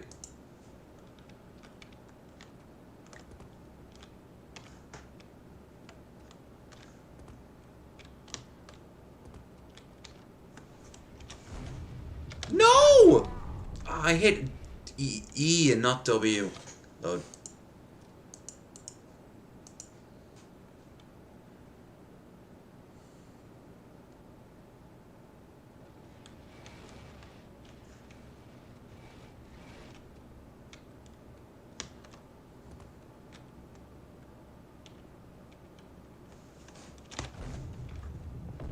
No, come on. I just would have vaguely touched it.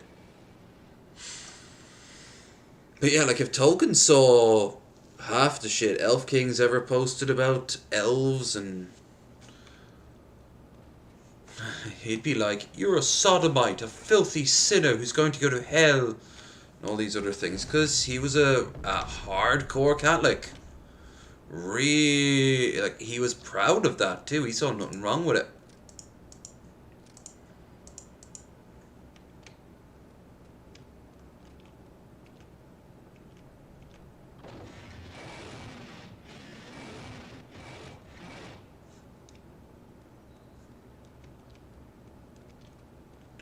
Imagine all the people.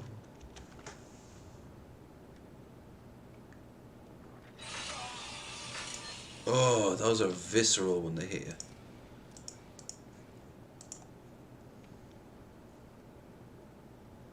Anyway.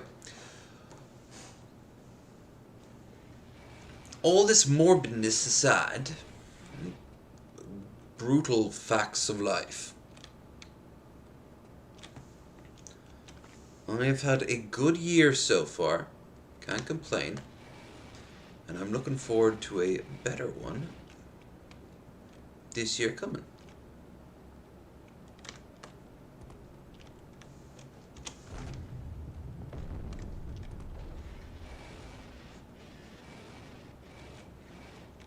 So what do I do then?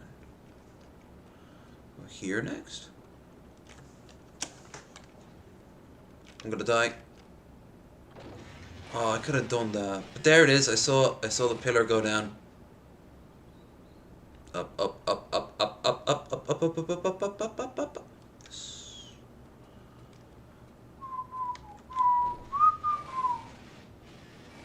I have a feeling this is gonna be a death trap if I'm not quick. Okay, save.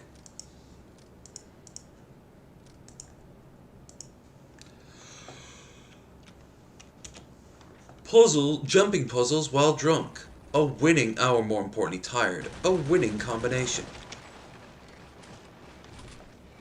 That doesn't sound like it's winning. No, because it'd be very complicated and hard.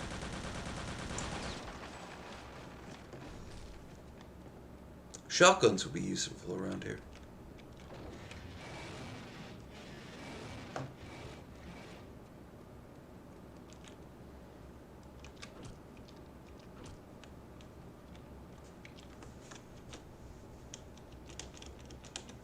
Okay, weird.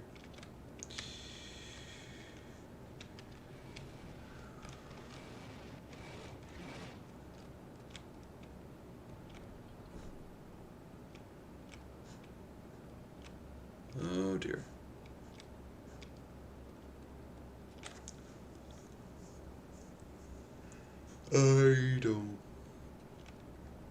I don't like where this is going. Getting a strong Castlevania Castlevania the animated series vibe out of this. Look, it is a chalice.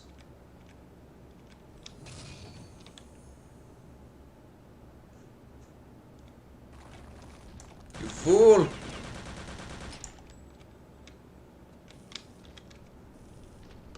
Oh look, fire. That's what I like best. Fuck you, how the hell?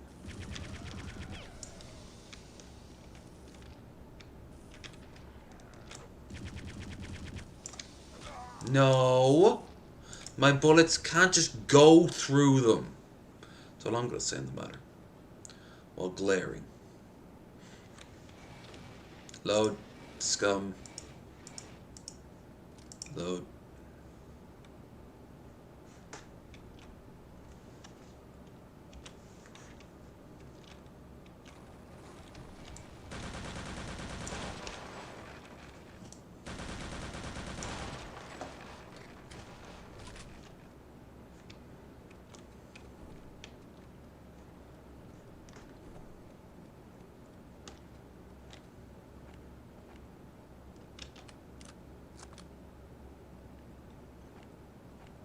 any explosives, do I? You LOL no.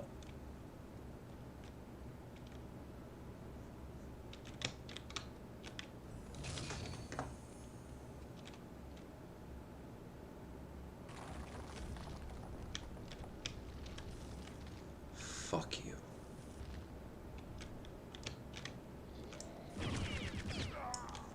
How? Oh, oh yeah, the bullets would fly back at me, of course.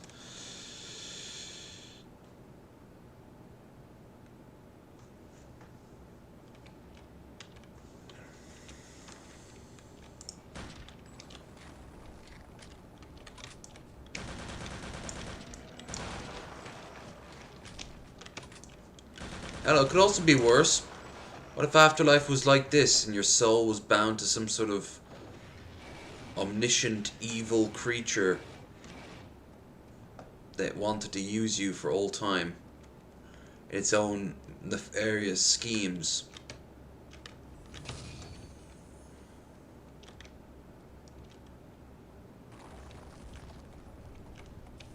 No! I'm not even anywhere nearby them. Stop.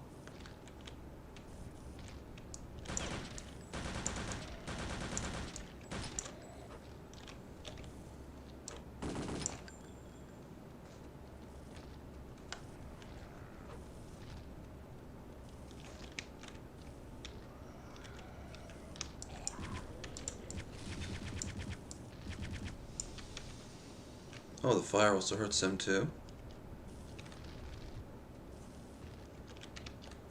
Do it. No?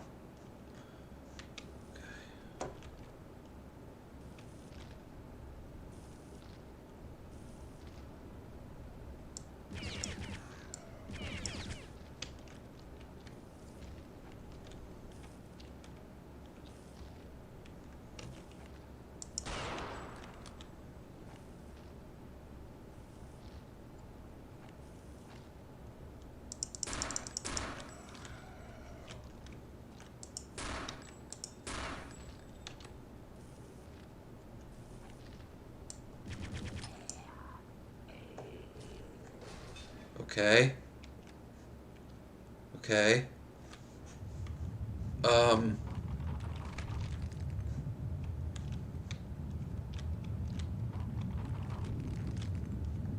Uh.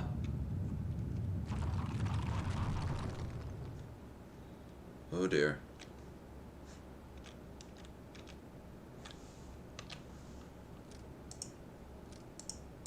Never been happier to see a swastika.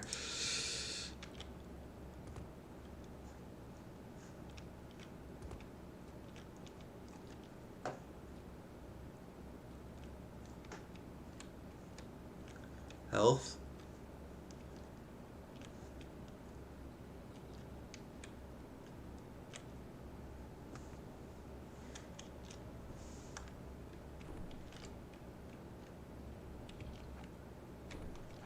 Oh, good. Although now I only have like 4 health. So. It says I've been nearly streaming for 6 hours now. Resident Wolfburg called this to defile church as being a rather sordid history during back 1,000 years. Over the age, being rumored to have been used by there were occult ceremonies. No, the help an RSS Paranormal Division are there now. We don't know what they are planning, so it's imperative that you investigate. Word of course, and this is the Elsa She-Wolf, the SS vibes going on here. Who wants some cheese?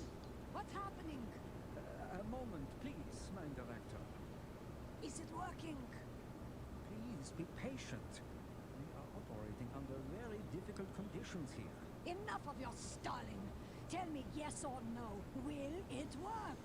Frau Wolkenau, how many times do I have to remind you? This is a very complex and delicate operation. It cannot be hurried. We are not filling teeth here. Don't take that patronizing tone with me. Just a moment.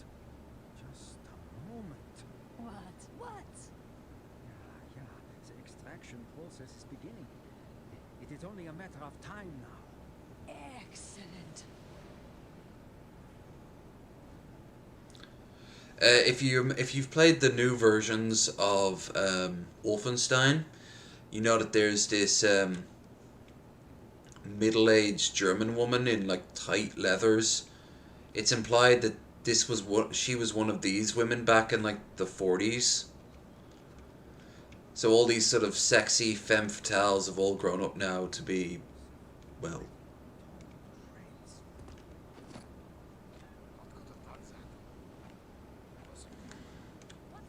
the ones that survived anyway.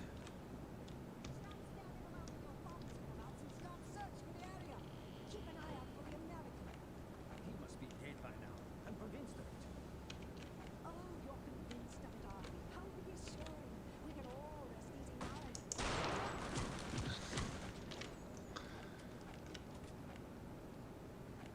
Heard you all were talking about me. I'm great like that, yeah, it's true. Damn. That's what I get for getting greedy.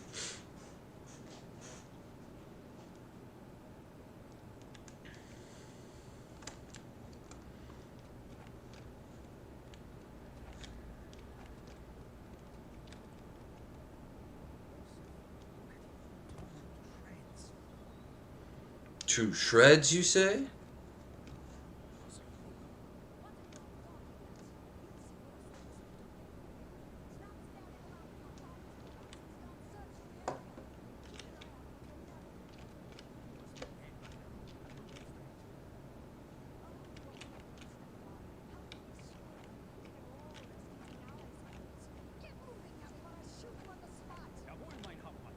Why did you say English for some for that and not for others?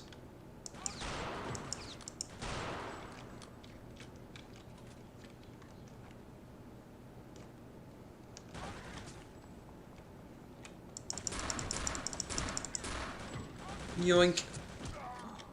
Bitch, just stand on her. Not a stug.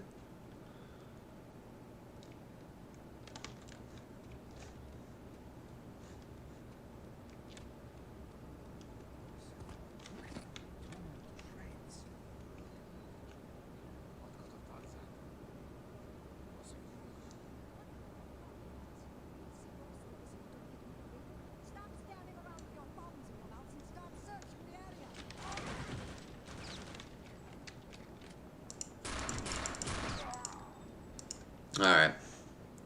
Clearly I can't do the tight targeting needed due to my increasing tiredness and inebriation. We must find something a little less finicky.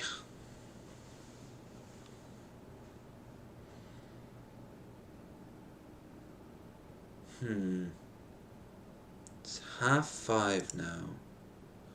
We have just gone under the 7-hour mark. 7 hours. Intriguing.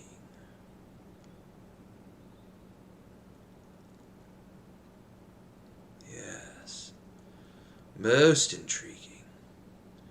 So intriguing, I believe I have the answers upon which we seek. No, I don't. Let's see, what game? Can't be a too finicky game.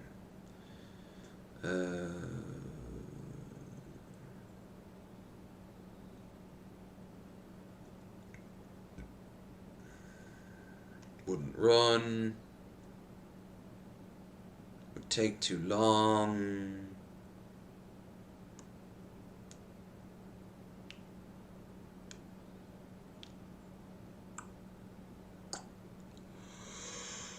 How about... Ooh. Ow.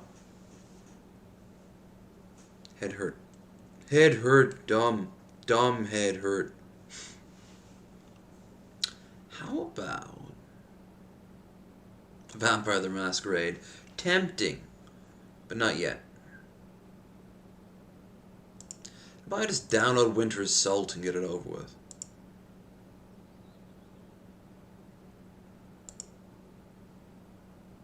Yeah. Alright, we're downloading Winter Assault. the sequel to the Dawn of War game that I played earlier. This time you get to play as the guardsman, among others. While we wait, let's look at the Karen video that has Karen in a wheelchair freaks out at bus station. Oh, please let it be Mobility Mary.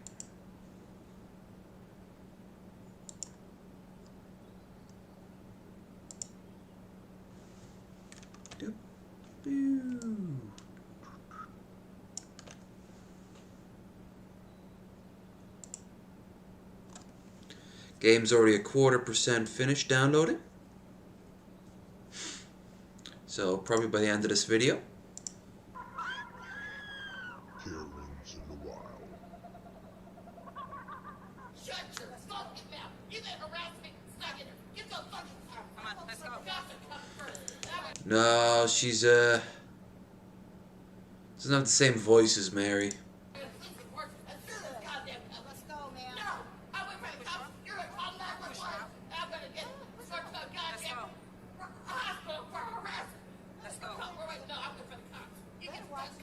I'm suing you. I'm personally suing your ass. For harassing somebody got the bus yesterday. Let me tell you something. You're not living long outside.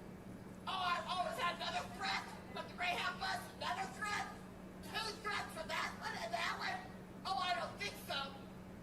I'm gonna get a free ride back to Fort Lauderdale on this. Not from here. She's from Florida. Wow, who'd have thunk it? Watch me, troublemaker. Watch me, troublemaker. Watch me, black African American troublemaker nigger. Hey, I got it. Listen. Let's go. Let's go. Oh, you get the cops. Let's go. You get the cops here. Oh, you get the goddamn cops. Come on. Oh, no. I'm pissed now. I'm pissed. I'm suing this fucking company. I am suing you royalists. Each and every one of you.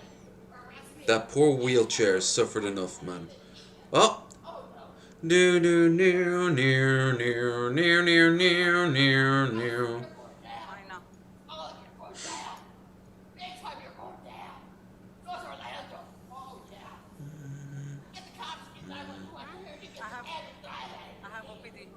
Let's think of all the starving kids that she could feed.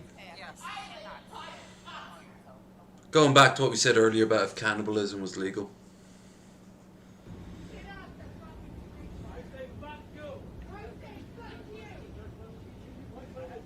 Then of course we'd all get prions, so...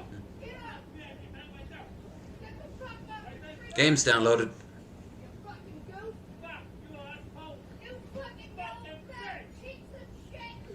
Alright, racism and racism. Nice.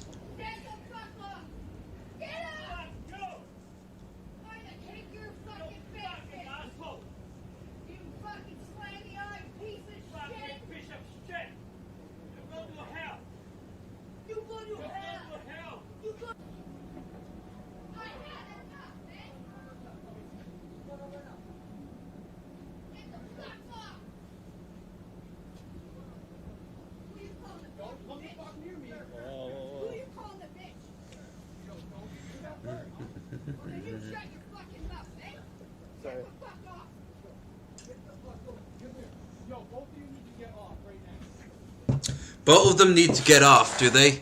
That's a weird time to do it, but okay, I think she should strip first, then him.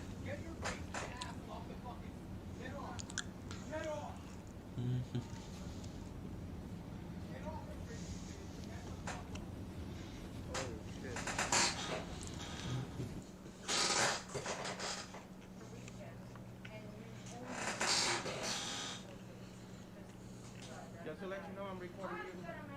Just to let you know, I'm recording you and recording your racist comments. Okay? You're refusing me service because I'm not Puerto Rican. And who said that? The only person that said that here was you. No, my husband. The only person that has mentioned anything about race in this place has been you. Nobody has mentioned nothing about race. My husband went online. He went If you damage that computer, you are going to have to pay for it.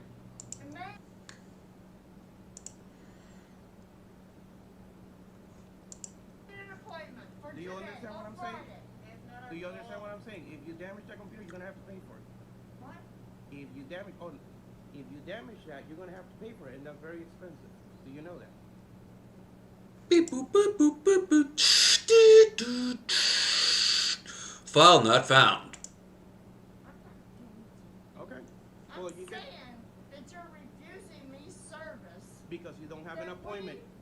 Because you don't have an appointment. There is no other reason other than you do not have an appointment. Online. If you don't have an online confirmation, you didn't do anything. Now you can take your dog and leave and go elsewhere. Because you're not welcome here anymore. And it's not because you're not Puerto Rican. It has nothing. You know what? Let me say this, and I'll say this on camera. You're not welcome in this country. Go back to your island and fix your frickin' shit. Nuremberg.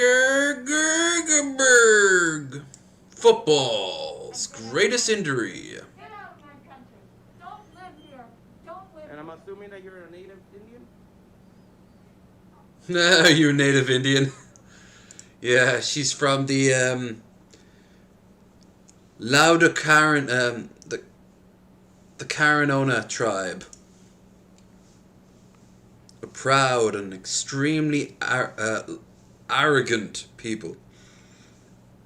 Mostly.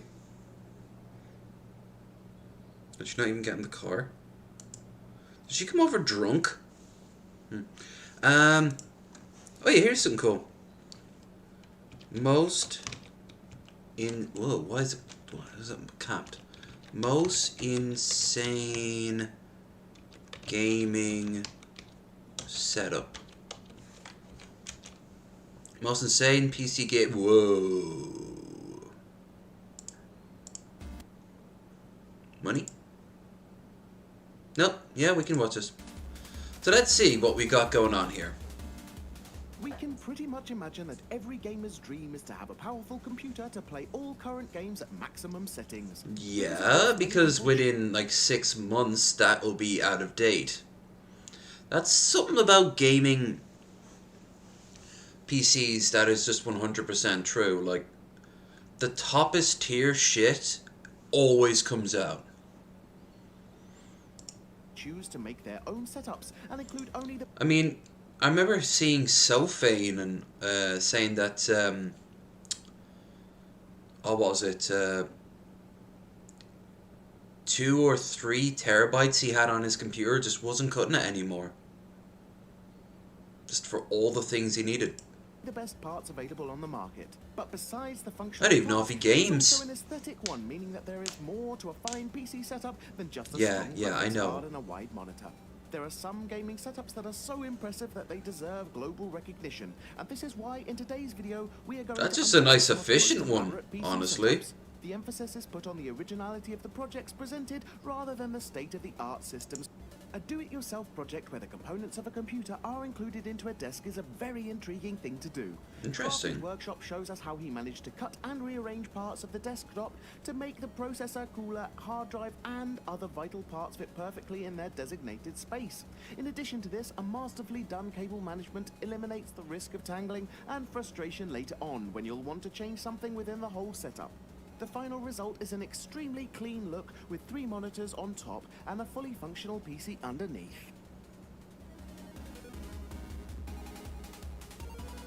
Cool, so can we see what it looks like when it's fully ready? A very minimalist and elegant design built around a custom steel frame with the top made out of reclaimed wood from the farm where the setup creator's mother grew up. All of the PC components are placed into the desk drawer for ease of use and have good access in case something needs to be remodeled. Of course, the cable management is done masterfully, with each wire tied to the bottom of the desk becoming perfectly invisible. The monitor is a 44-inch curved Dell that is wall-mounted and rimmed with LED strips for an extra touch. This whole setup is so simple yet so full of class and not very hard to do either. Cool. Sponsored by Tom Clancy's The Division, this setup is, as its maker puts it, obviously overkill. Three 65-inch OLED displays require the power of 3 65-inch, Jesus Christ. GTX Titan graphic cards to be fully functional and render absolutely every pixel. When sitting in front of them, you'll be able to benefit from... When sitting in front of them, they'll be so large that your mind can't actually process it, let alone your eyes. As such, you've wasted thousands you could have done buying a personality. Stupendous panoramic view from every game that you play. The peripheral vision that is usually not used when looking at a normal monitor is now fully engaged when playing a game, resulting in the most immersive sensation ever experienced. Not really. If that was a first-person game, maybe. Show me Skyrim. Everyone starts sighing and growing, what? Skyrim's the ultimate experience in human evolution. That's why dragons fly backwards. The world's most comfortable gaming setup is a project made by Linus Tech Tips, and it involves remodeling an entire penthouse and transforming it into a gaming room. A curved 4K Samsung TV is hung on the wall with its cables hidden in a PVC pipe. The rest of the gear has been mounted on the other walls of the room to show how easily the whole setup can be modified and adapted to anyone's individual needs. The cables that come from the custom wall-mounted PC as well as from the Xbox One are organized in such a way that they look like an intentionally done pattern, giving a very elegant final look. An immense pillow complements the whole setup and transforms it into the perfect gaming nook. That's okay. I think, was it Rich from Review Tech? He had something similar set up, where he had one of those big screens, and it was like on a nook. It's cool. TechSource is a YouTube content creator that makes videos on subjects such as PC gaming, smartphones, and general tech reviews. He is well known for his PC setup that includes a neat design and is heavily based on using red and black as colors of choice. The setup is powered by The Big Red, a custom painted and modded GeForce GTX Titan X graphics card. Even the headphones have a special skin to match the setup's theme, and of course the hanger that supports them follows the same color scheme. The last touch is the acoustic foam that is mounted on the walls, giving an extra flavor to the whole setup.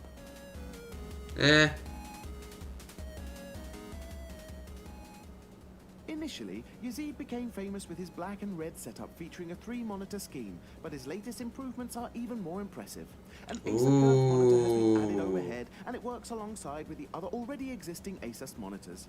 The Xbox One and PlayStation 4 controllers have special skins added so their color perfectly matches the purple theme of the whole gaming setup Yazid has so meticulously created. Purple and white cables are braided inside the case, and even the graphics card and RAM have been painted purple to match the entire setup.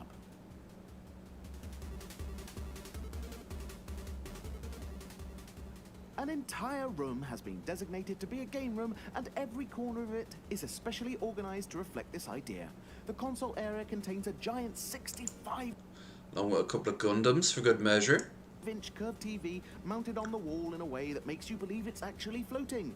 No cables can be seen, and a very discreet mount holds it up. The color of choice is teal. I had a TV much smaller than that years ago that had the same effect. Because there was nothing really attached to it, it did look like there was like no wires at all. It was really cool. Being recurrent in the LED lights that rim the TV set and the sofa, the pulse speakers, hue, and honeycomb pattern on the wall above the computer area. 3 Acer Predator curved monitors sit upon a motorized desk that can have its Acer Predator? Oh, 2017! I was like, wait, what? Don't forget, my old computer was a Predator, and look how crap that was. MDF desk, painted black and with a glass lid that is automatized, is already a pretty cool concept. But when you manage to place LED illuminated top computer components... He sounds like he's talking to like a bunch of preschoolers from the UK. And then Postman Pat discovered that FedEx was 10 times faster. Pat felt very sad. But don't worry, because here comes COVID to ruin everyone's package delivery times, forcing people to stay in nation, so to speak. So the National Post Service still remains. Now there's a conspiracy theory. The lighting is modeled in such a way as to follow the water flow that cools the entire computer, and the available color scheme for the LEDs is, of course, red, green, and blue. The entire setup looks extremely good, and it definitely deserves to be taken into consideration when talking about elaborate PC custom-made designs. Mm-hmm. It's alright.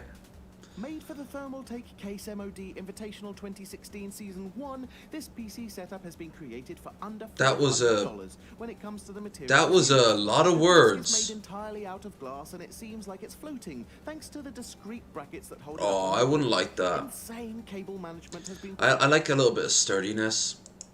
since there is no way you can see any wires coming out of this astonishing PC desk. Some pipes with transparent liquid that traverse the whole setup are meant to offer the ever so necessary cooling. A curved high-definition monitor sits above the glass desk, and strips of colored LED lights give a futuristic accent to the whole setup. PC Master Race. Poor Yahtzee. Somewhere he's like, every time I see that, I bloody hate myself for inventing it. Why he himself is now thoroughly in the PC Master Race camp. With a YouTube channel dedicated to PC designs, I'm Faceroll has the good habit of creating amazingly complex setups inspired by famous franchises such as Star Wars and Warcraft. But today we are going to be talking about the water-cooled PC he has crafted and embedded in his desk, since it's a much bigger and interesting project. Dude, it looks like some sort of giant ass. And below them, the most intricate green design begins to unfold. The usual computer components are linked through water cooling pipes arcade. and Yeah, an arcade and machine. a glass counter is placed above them to form a functional desktop. To complete the greatness, LEDs of different colors are illuminating the whole setup from below.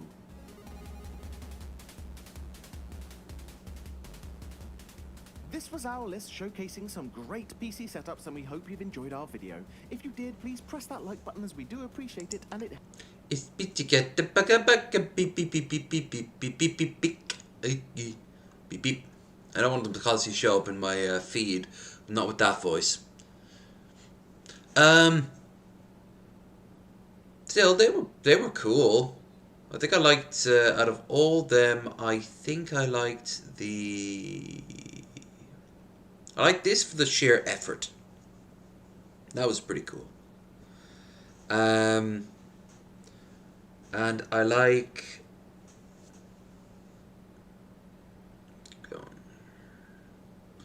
That looks the most comfy.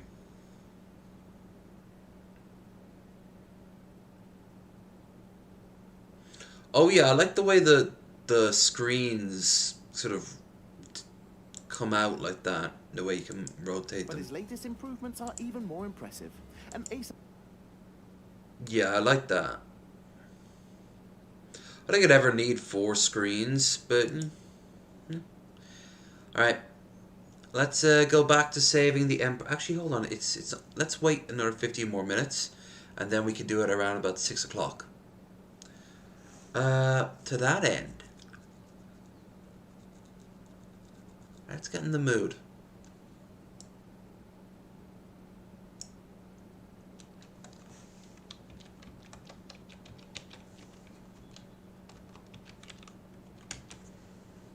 Now, Templin does some great videos.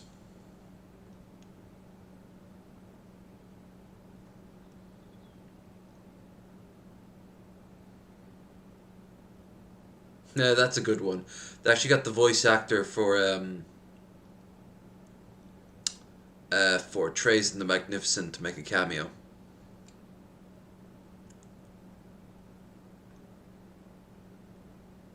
Slayer Cult, Pan Express, Skaven Blade.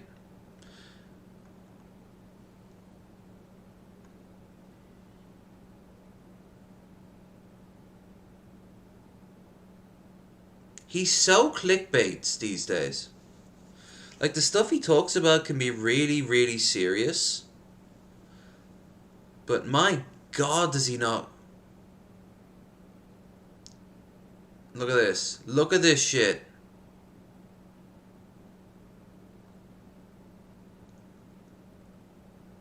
There's Realm of Ultramar. Actually, I know what to do.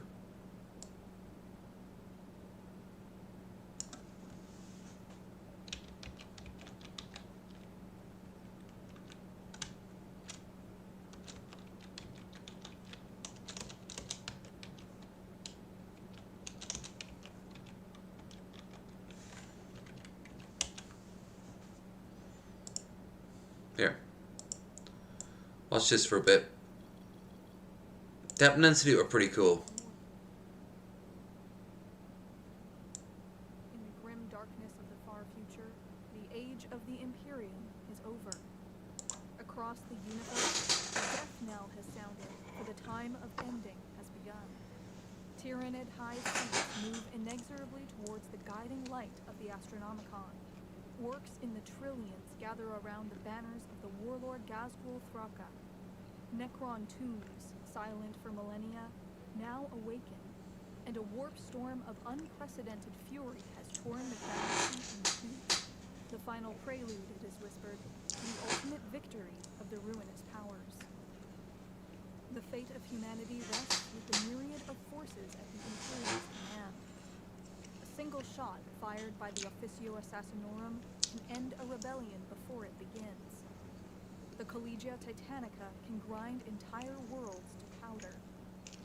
The Adepta Sororitas can cast the holy word of the Emperor to even the darkest corners of the galaxy. But of all the armies who have ever raised their weapons and banners in the defense of mankind, there is one above all through which the destiny of the Imperium will be decided. Each day on a million worlds, women and men, ordinary citizens of the Imperium, depart their homes, often never to return. They are sent to the front lines of wars beyond number and against eldritch creatures, immortal warriors, and the powers of hell itself, expected to hold the line. They are slaughtered in the ruins of once proud cities, in the depths of forgotten battlefields, and to the laughter of thirsting gods. But for 10,000 years, that line has held. For 10,000 years, one force in the galaxy has stood against the enemies of the Imperium and spoken to them in the language of fire. Each day on a million worlds, And their chins are amazing. the Imperium depart their homes so they might fight for humanity as soldiers in the Astra Militarum, the Imperial Guard. The scale and complexity of the Imperial Guard rivals that of the Imperium itself. It is the largest coordinated fighting force in the galaxy, serving as the first and often only line of defense against the innumerable powers that threaten the continued existence. And you saw how quickly they fell apart in the first Dawn of War game. Mankind. While it is famous for the vast numbers of tanks, aircraft, and artillery under its command, at its core, it is comprised of countless billions of mortal Trillions, more like. organized into hundreds of thousands of regiments. The recruitment of these regiments is among the most pivotal duties assigned to every Yeah, for about 10,000 years as it was then, and then it was a little better when the Great Crusade happened. Imperial commander, planetary lord, or imperial governor. According Scale in 40k is the key word here. Big. standing army to preserve the planetary government Pretty cool. and deter any form of internal insurrection or foreign invasion.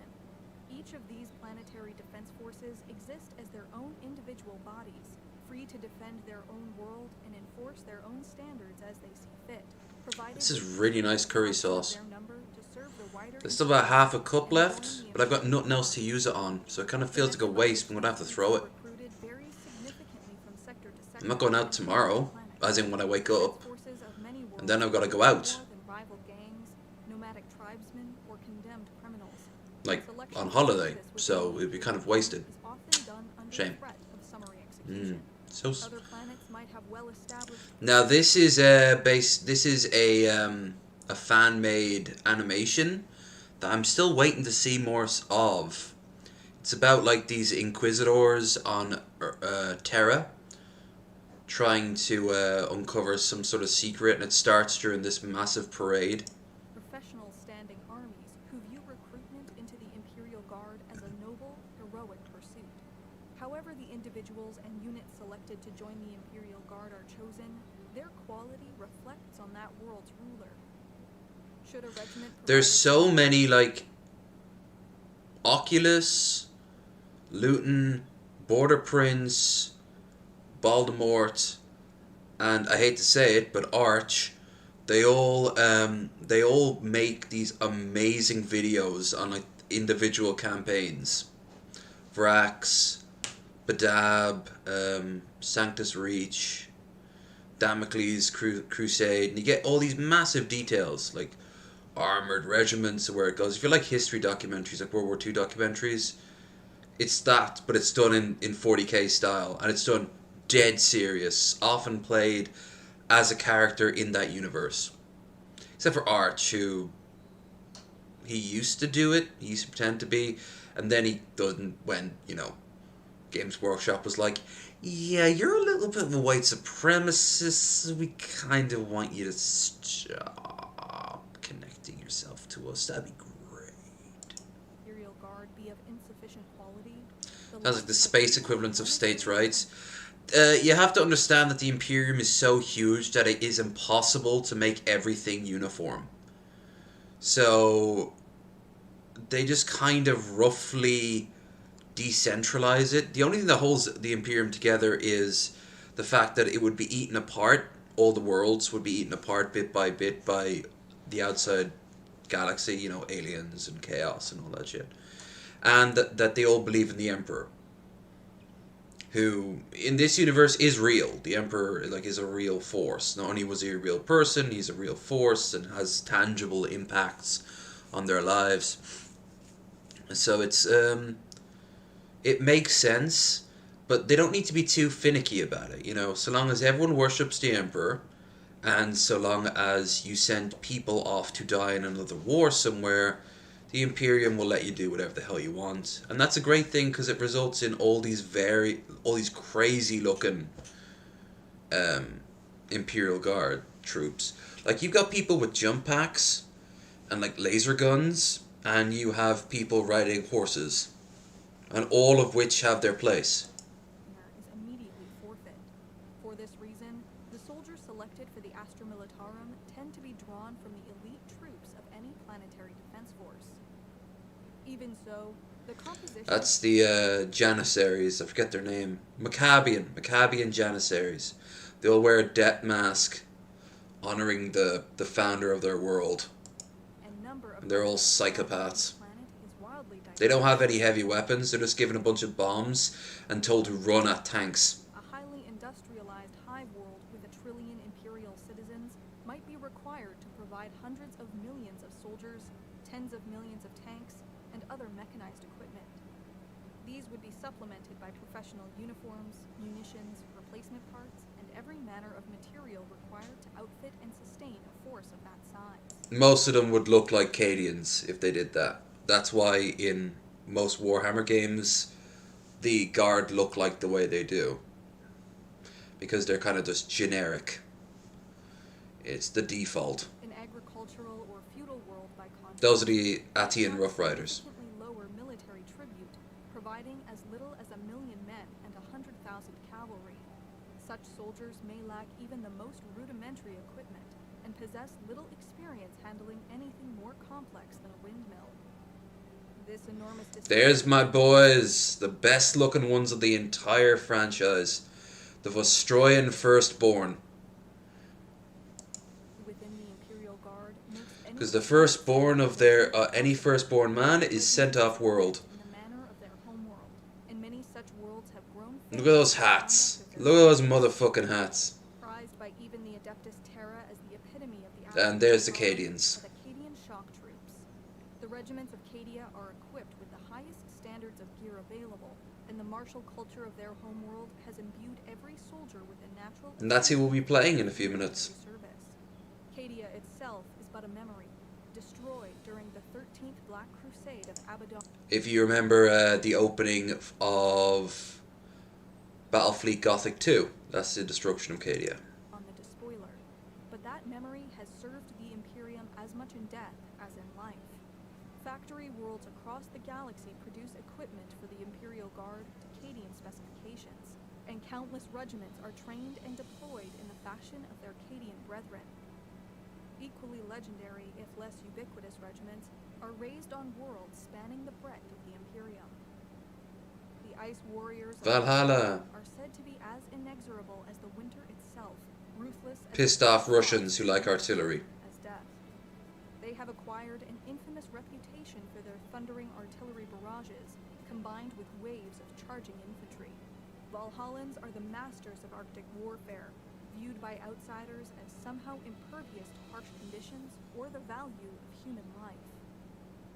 Fueled by the forges of their hive world and not Chem. Oh, I want to remember it. It's Armageddon. They're from Armageddon. That's all I remember. There are the regiments of the Armageddon Steel Legion. Yeah. Highly mechanized and mobile, the Steel Legion has an unequaled number of tanks and armored personnel carriers in their service, and time again have charged across the wastelands of Armageddon, supported in the skies above by gunships and fighter aircraft. The Mordian Iron Guard are I like these ones. for their stiff and unforgiving demeanor, ridiculed as more troubled with maintaining their brightly colored uniforms. Yeah, they all get prim and proper, and then they all line up in a big line and start shooting. Such discipline is an absolute necessity on their strictly rationed homeworld, however, and in battle, their iron resolve makes them cold-blooded killers. They will hold their ground at any cost, laying waste to the enemy with perfectly disciplined fire. The Desert Raiders of Talaran. by contrast, are unequaled within the Guard for their guerrilla tactics. Evasive and opportunistic, they have perfected the doctrine of hit-and-run warfare, harassing their opponents without mercy before disappearing into the dust kicked up by their rugged mounts.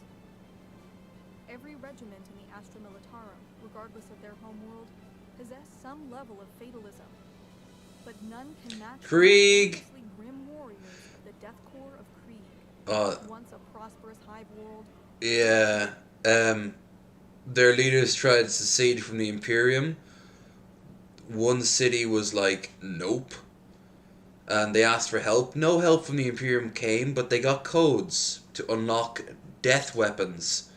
Like nuclear weapons that just destroyed their entire planet. And then they took back bit by bit.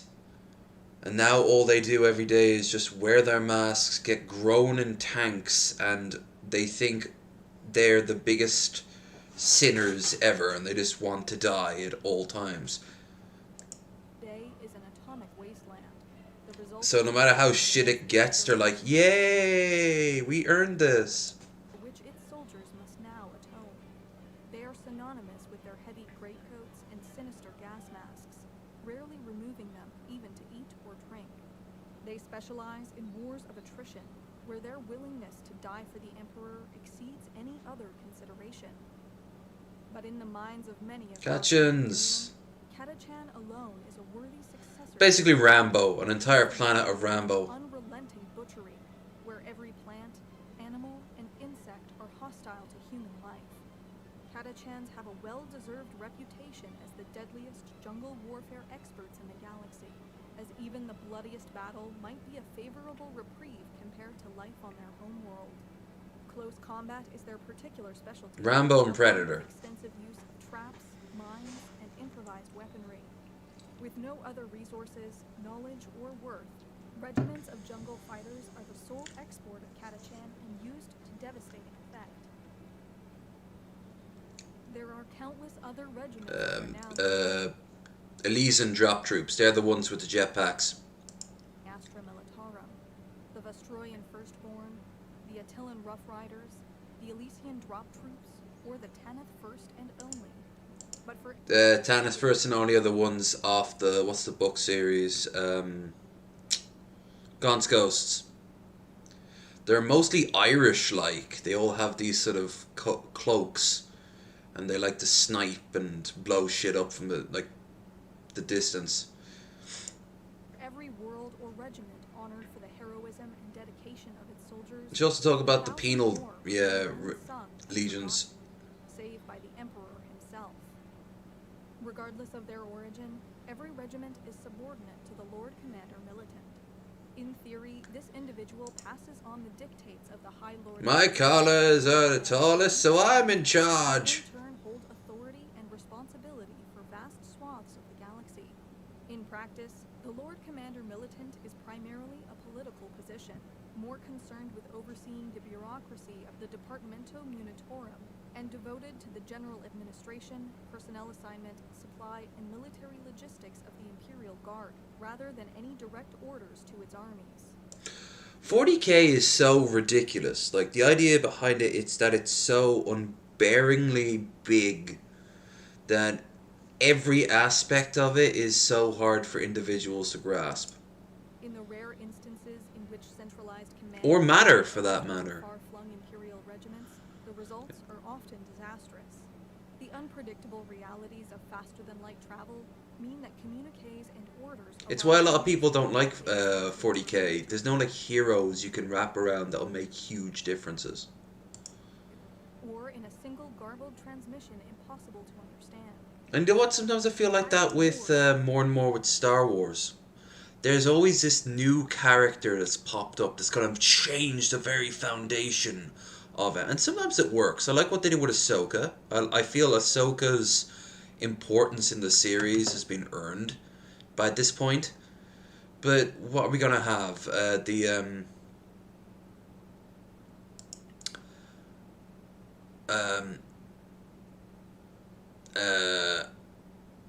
we gonna have the that, was it Dr. Ahsoka or whatever her name was? Are we going to have the guy from the Mystery of the Jedi come back? We're gonna have an entire series based on Jar Jar. Have been lost when dogmatic commanders have stubbornly implemented nonsensical orders to their subordinates. The practicalities of the galaxy and of command instead dictate that authority over the Imperial In 40k, you can just create a character and they could be incredibly powerful, controlling armies in the 50 or 60 or 70 millions, drop them somewhere. It'd be a drop in a bucket and a drop of a bucket and a drop of an ocean. It all adds up, but it's seldom that there's anyone that really matters. Individual commanders vary tremendously in their approach.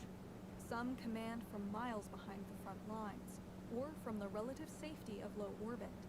Others are present where fighting is thickest, leading their soldiers through. Another thing about 40k, a lot of people are very ugly. Militarum forces are subordinate to other branches of the Imperial military. It is not uncommon for Imperial Guard regiments to supplement the Space Marines of the Adeptus Astartes, the Skitarii of the Adeptus Mechanicus, or any other force as required. In rare cases, such as during an Imperial crusade or an extraordinary threat to the entire Imperium, a commander within the Astra Militarum might be granted the title of War Master. This individual is second only to the Lord Commander Militant, and the supreme authority over every Imperial military force within their area of operations. There is rarely more than one War Master within the Imperium at any one time, and many who are granted it prefer to instead be known as a High Solar, rather than be associated with the very first Imperial War Master, the traitor Horus. The one who started the whole Horus Heresy, Chaos, all that good stuff. The organizational structures of the Astra Militarum are defined by the ancient text known as the Tactica Imperium. Its knowledge stretches back into antiquity, and many of its teachings predate the rule of the Emperor, the Dark Age of technology, and the unification of ancient Terra. At its most basic tenets, the Tactica Imperium groups squads together based on their specialization. Infantry platoons comprise infantry companies, which in turn make up infantry regiments. Tank, cavalry, artillery, and support regiments are structured in this same manner. Regiments together, therefore, complement each other's strengths and weaknesses, ensuring that the army as a whole is greater than the sum of its parts. Like every other facet, It also stops them from rebelling, because you can't have a rebellion if all you have is a bunch of artillery pieces. Doesn't stop people from trying, especially when chaos is involved and they start going crazy. When facing the massed numbers of a Tyranid swarm or the hit-and-fade tactics of the Drukhari, the standardized methods of organization lose their effectiveness, and entire armies must be restructured to best combat these threats. More varied and versatile deployments are often favored by local commanders. Amongst the more exotic forces utilized by the Astra Militarum, Psyker. the sensitive Psykers of Scholastica Psychana. Their value to the Imperial Guard outweighs the moral repugnance they evoke, unleashing warp-fueled devastation equal to an entire company of heavy guns. Less unusual, but still uncommon within the Imperial Guard, are the varieties of abhumans within the Militarum Auxilia. Millennia of mutations and extreme environmental conditions have shaped sub-races of hulking ogrins and keen-eyed Ogrins. who have found great You success want as Ogrin? shoplifters and scouts respectively. A common saying is that the only true standardized piece of Imperial equipment issued to every regiment is a commissar. Such a thing would never be said within their presence, however, for it is the task of these political officers to maintain the morale and loyalty of their troops. And looking damn good doing it. A commissar has the authority to overrule even the commanding officer of a regiment, and can inspire their charges to accomplish what might have seemed impossible. Even the unassuming lasgun, the most widely used weapon of the Imperial Guard, exists in 1,000 models and variations. And all of which It is suck. constructed out of wood and plastic, metal and composites, emblazoned with golden sigils or garish improvised improvements. It can function as a sniper rifle or pistol, a lightweight weapon easier to handle and aim, or illegally modified to deliver more energy per shot. It can be built in advanced assembly lines or by hastily trained peasants. It functions even when covered in dust, mud, or drenched in water. Neither blazing heat or frigid cold impedes its effectiveness. It is simple and reliable, a perfect metaphor for the Imperial Guard. The modern Astra Militarum began as the Imperial Army. The force was first used by the Emperor of Man during the Wars of Unification on Earth, and later to support the advances of the Space Marine legions during the Great Crusade. During this time, the Imperial Army... It's windy today. ...space assets, with no I declare war on the wind. and ground-based branches of the service. The betrayal by War Master Horus and the subsequent... Daddy didn't love me! ...ever tarnished the reputation of the Imperial Army. Unnumbered regiments joined... I can't hear you, son. spreading death and The wind. across the Imperial I caused the wind. Kill him. As the Astra Militarum, all naval assets were stripped from its command and organized into the complementary Imperial Navy. With neither force able to mount a campaign without the support of the other, the threat of another large-scale rebellion was, in theory, removed. In all the ages since, the Imperial Guard has remained the backbone of the Imperium's defense. Its forces have fought across every battlefield against every foe, enduring the stain of defeat and seizing the exultation of victory. Don't mostly the defeat part. Commanders have entered the highest pantheon of Imperial heroes, with names like Caiaphas Cain, Caiaphas Cain, hero of the material. Marbo, Ibram Gaunt. Lord Solar Macarius, Sebastian Yarrick, and Usarkar Creed known across the entire galaxy. It is the name Olanius Pius, however, that is revered above all others. The extent of his deeds and whether such a man ever existed at all has been lost to antiquity. But, according to legend, at the height of the Horus heresy, as the Imperial Palace and all Terra burned beneath the might of the ruinous powers, a single man placed himself between the Emperor of Mankind and the arch-traitor Horus Lupercal, War Master and chosen of the four gods of chaos. Some accounts claim it was a terminator of the Adeptus Astartes, or a warrior of the Legio Custodes, but every guardsman knows with certainty that he was Nuh-uh. It was me. a mortal soldier who faced down the greatest terror all reality had to offer and died standing. Alien tyrants, immortal intelligences, the dark gods, and the universe itself make mockery of human life. For against the terrible foes of mankind, a single guardsman alone can do nothing. But a guardsman is never alone. They are deployed into battle alongside their fire teams, their squads and sections, their platoons, companies, and regiments. Their armies cover entire continents, entire worlds. Behind them roar the engines of battle tanks bearing the names of immortal heroes, formations of war machines of such scale and power that entire mountains might be ground to dust beneath their treads. Overhead, the skies are filled with gunships and attack craft, unleashing such fury that the sun itself is concealed behind the black smoke of rocket propellant. At night, entire horizons are lit with the fires of heavy guns, a declaration to the enemies of the Imperium that they have come here to die. But should every world fall, every fortress be overrun, and the gates of Terra defended by the last guardsmen in the Imperium, they will still not stand alone. The spirit of the Emperor is with all who fight in his name. And while no army is big enough to conquer the galaxy, faith alone... I think the Emperor might have some things to say about that. And if all else fails, bang bang goes the tank. Which you're going to hear now. Do love Template Institute, they have some great stuff going on. Alright, let's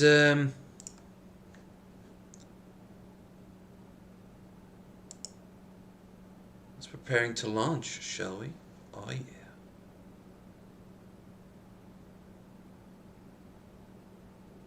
Sega. Winter Assault. Now. Fleep. For the Emperor. Chrome. Drag you over here. Make you full screen. Now we go to game capture on.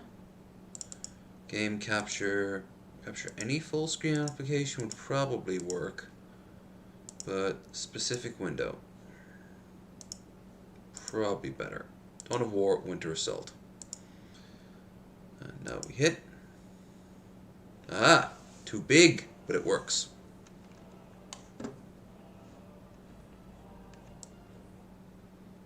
Come on, you can do it. There we go. Boop, boop. Bop, bop, bop, bop, bop, bop. 0 out of 5.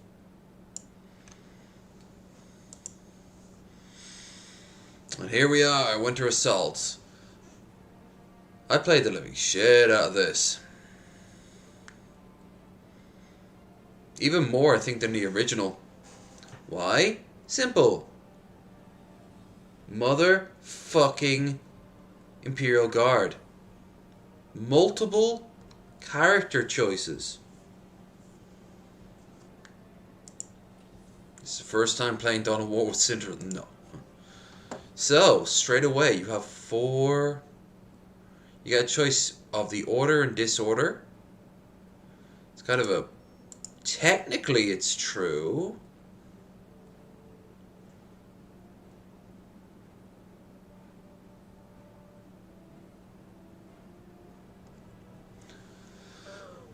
I mean, technically it's true. But we gotta start with the Imperium. We just watched a fucking recruitment ad for the Imperial Guard. How the hell can we not?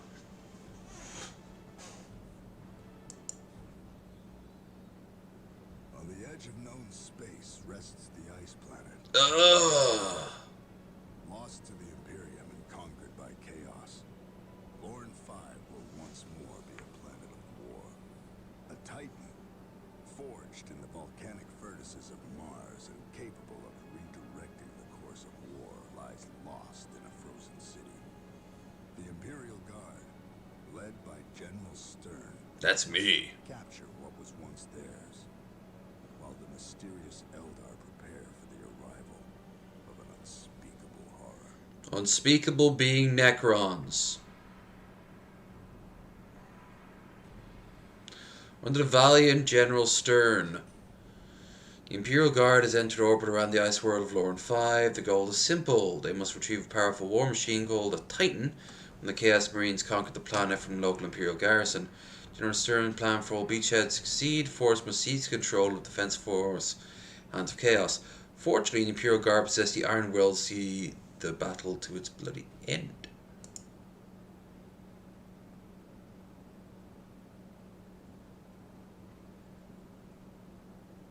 Hum-da-dum-da-dum, I sure do love being evil, yes I do.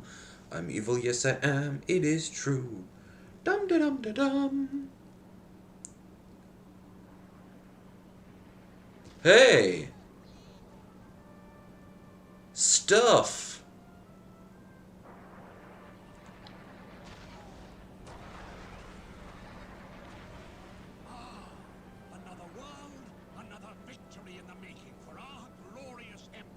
Bitchy, bitch, bitch. I see but one truth, and that truth is war. This world would not even warrant our attention were it not for our prize. Yes, the Titan Dominatus. Imagine a great war machine. I love my job. Boundaries of Mars. The Titan fell in the defense of this world. And the Emperors entrusted the Cadian 412th Regiment of the Imperial Guard to retrieve it. The Titan lies in the ruins of I know. I know the. But one thing at a time. We must take the Talorn Defense Fortress if we hope to defeat the forces of chaos firmly entrenched upon this world. Spread word to the men. Tell them we win this day, or we die trying. There is no retreat. Seriously, there goes our ride. We're here for the long haul. We need reinforcements, but we must capture the following strategic points to establish a safe landing zone. I sound very tired all the time. Now, first thing you want to do when playing as the guard is to always have the average guardsman set stand ground stance. No other position counts.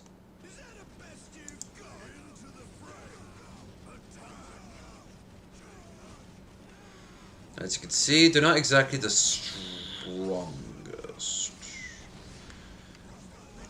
Also, very important, get your command squad, which is your general and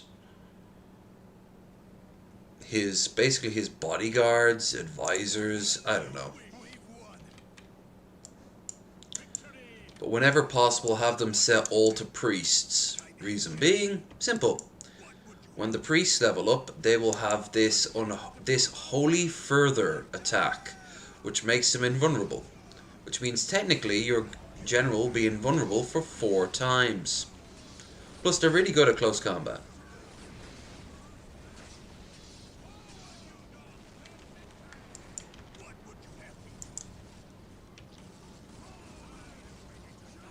Concentrate your attention on those gates, but don't let the enemy outflank you. To breach the fortress, we must destroy those gates. We did it, Victory is assured.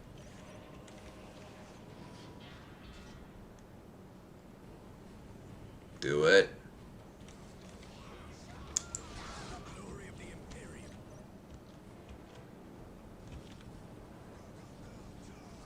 Daka Daka.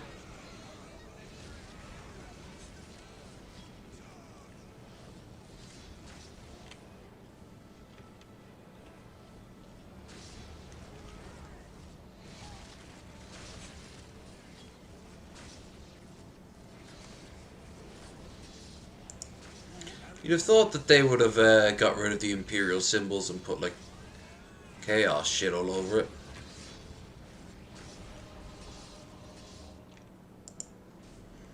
One thing I'd also like about the Imperial Guard bases, they act as bunkers. All their buildings act as bunkers.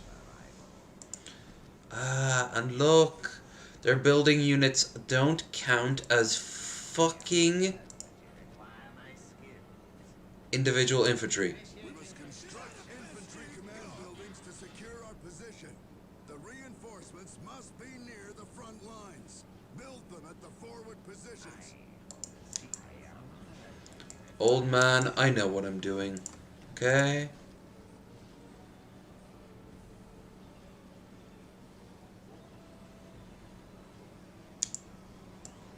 As you wish, so shall it be done.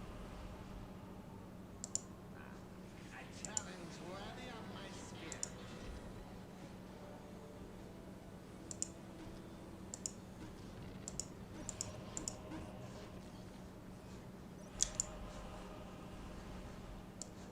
You have chosen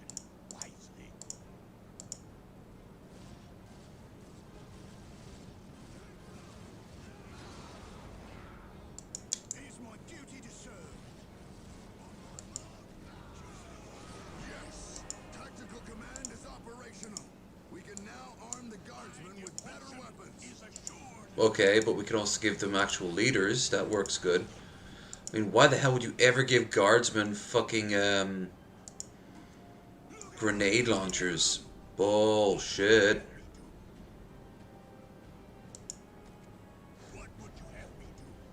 You give guardsmen what they want. Plasma guns. And more guardsmen. Makes them nice and happy. As you wish, so shall it be done.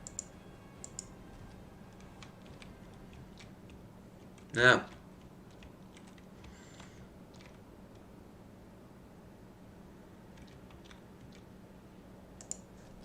Initiating construction. Death before the summon decree will be finished by death. Increases the morale of the guardsmen. Kind of important. Especially because Chaos is very good at demoralizing troops.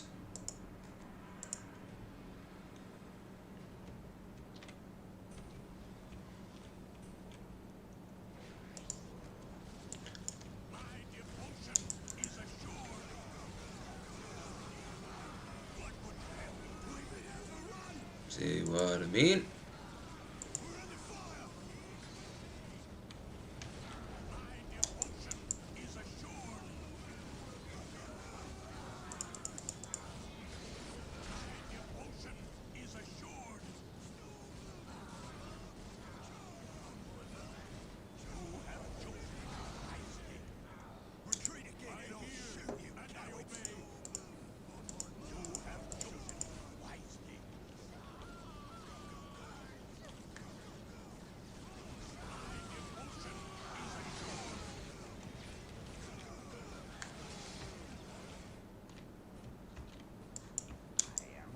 More.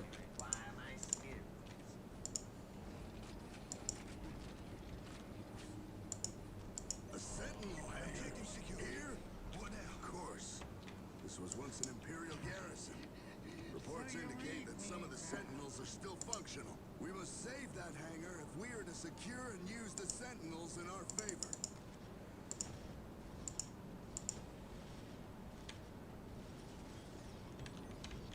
My mind bears a great pain. Look out! Here they come!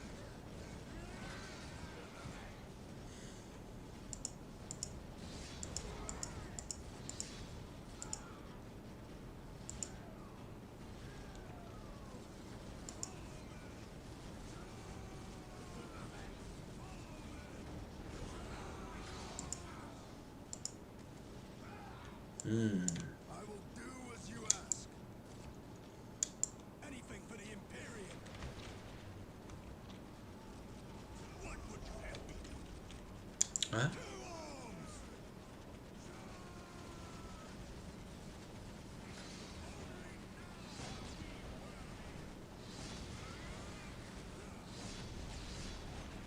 This is it, men. The moment of glory. That's kind of how it is in the lore. You know, like it takes like 10, 20 average guardsmen to take down a single Marine. Chaos or otherwise. As you wish, so shall it be done. Because sometimes Marines fight chaos, regular guardsmen.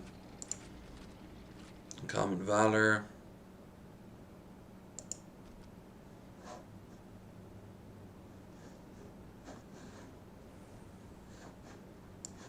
You have chosen wisely.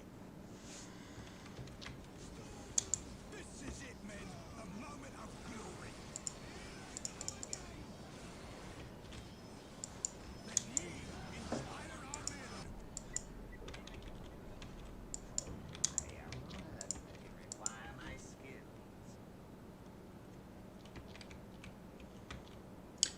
Let's go, Barbie girl. Initiating construction.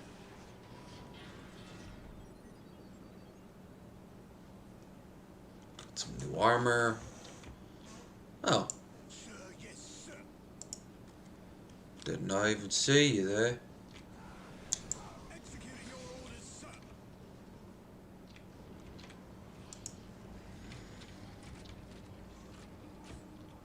Okay, so we got less than 6 hours to go, according to this.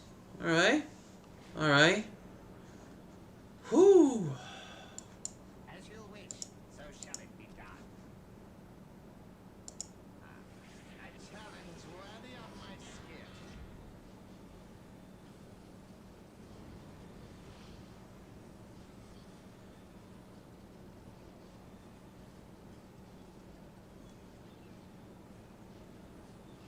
Is that the best you've got?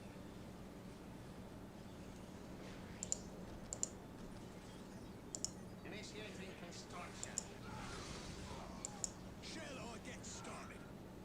I throw up. 1, 2, 1, 2. Alright, let's get going. Let's get...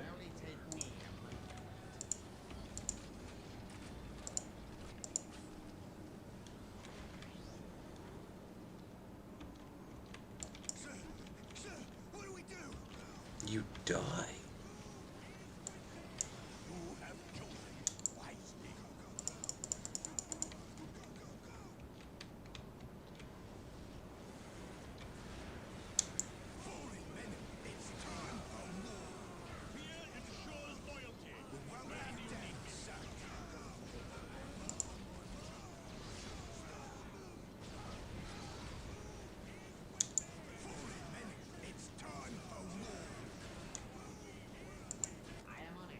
Alright, let's give them a listening post.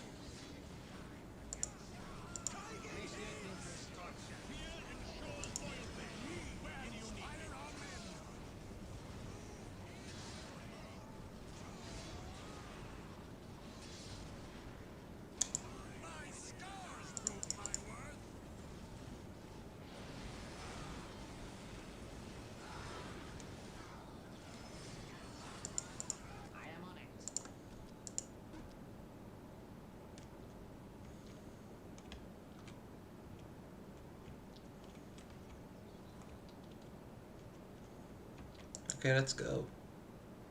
What's next? 70 and 80. Commissar time.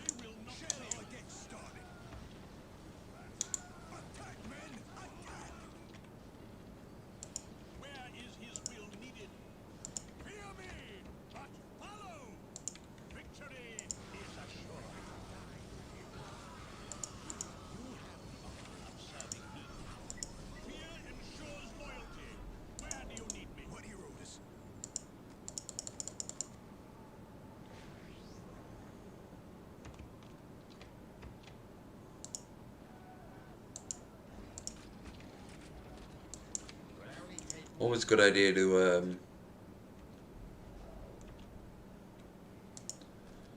toss one of the bunkers here near the front line so you can deploy, because one thing you can do, they're all connected by tunnels, you see. So what happens is every time you build a building that someone can be garrisoned inside,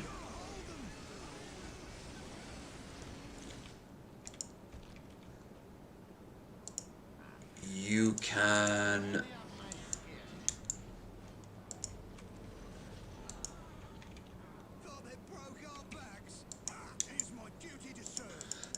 transfer them around really quickly. It's pretty cool.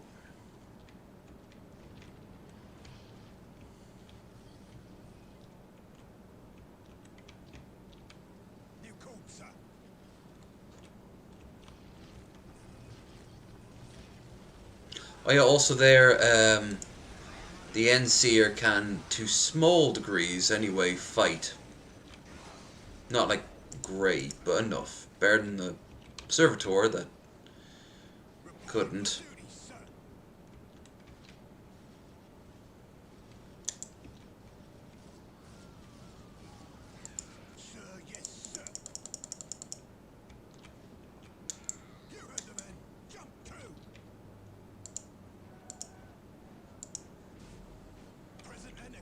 $250, okay.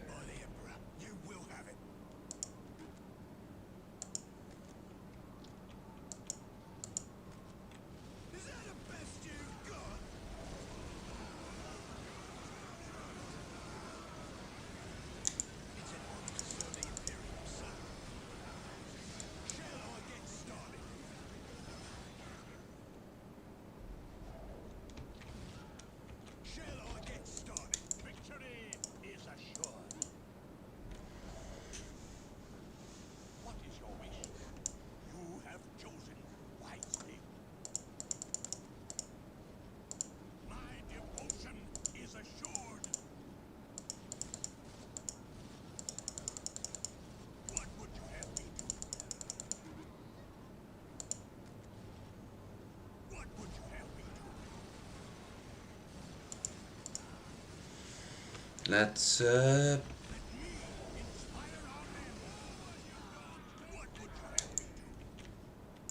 let's move.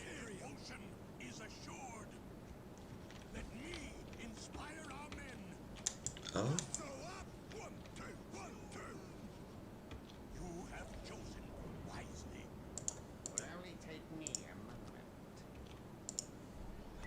Okay, can't level up. Lame. Alright. Nothing must break through the forward line. Build turrets to bolster our defenses and reinforce the forward line with more firepower.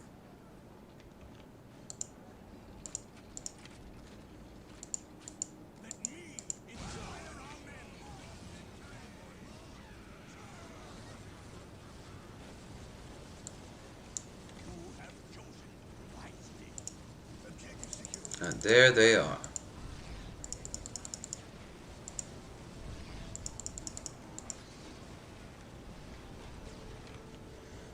We got some sentinels.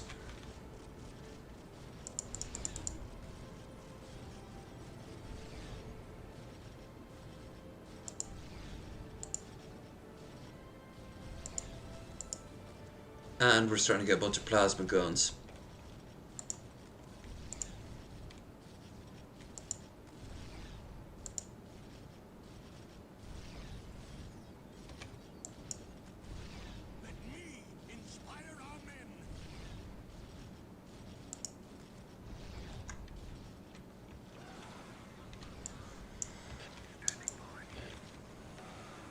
Fuck you.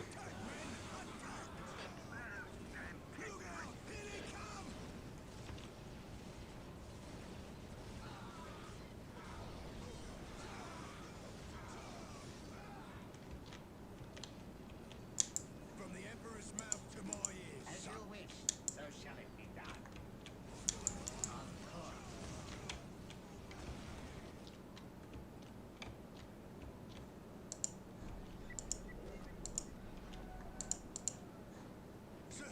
Sir, what do we do?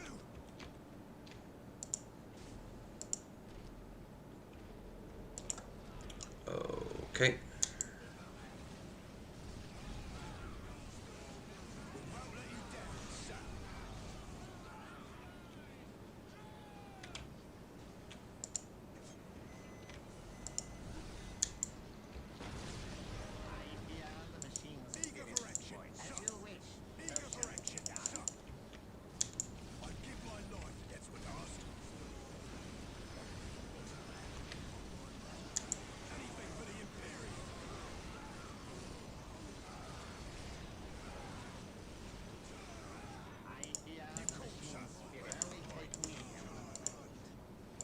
As you wish, so shall it be done.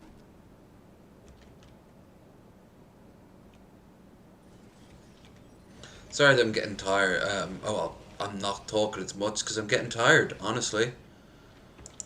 That central base is housing those raptors. Destroy it, and we destroy the raptor threat. There's really not much else to it. I'm glad I picked a strategy game because, well, you saw how bad it was getting for me to play a...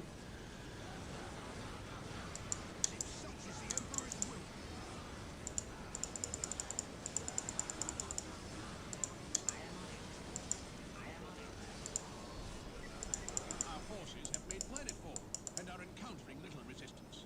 For all we have learned in the last 40 millennia, Well, yeah. is that we are singularly Galen! matters of war. Hey, man. How these pathetic emissaries of the ruinous It's been a good one so far. Got a few gifts. Beat some games. Had a few laughs. We are now entering our last 6 hours. About 5.5 hours more to go.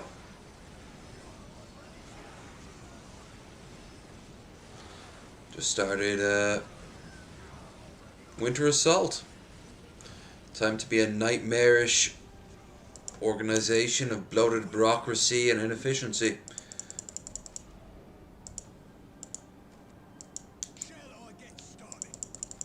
Because we are the Imperial Guard.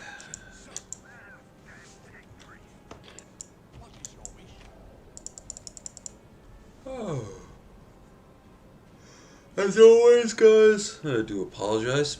Like I said, I've been drinking and I've been streaming for many an hour. If you like the streams, don't forget to like, share, subscribe. Check the links in the description down below for Discord, Twitter, and want to help out in a more financial way. We got Streamlabs. Also, don't forget that Wednesday I am off to Northern Ireland, so I will be not streaming for about 3 days, unless I get Twitch to work on my phone. I'll keep you posted on Discord. And don't forget that in a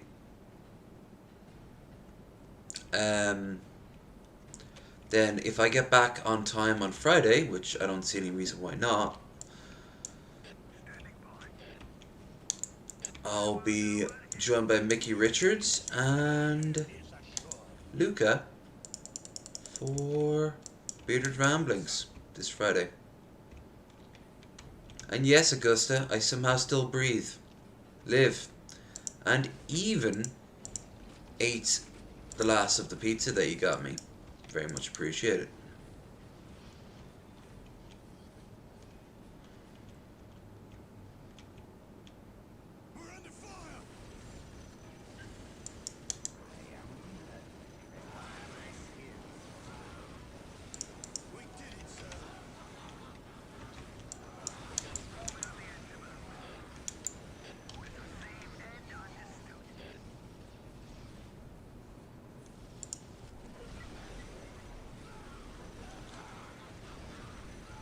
So one tech priest is manning 20 rifles. Neat.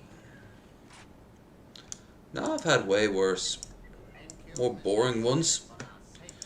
Often when I'm on my birthday, I'm traveling, which I suppose in a way I'm not too far off.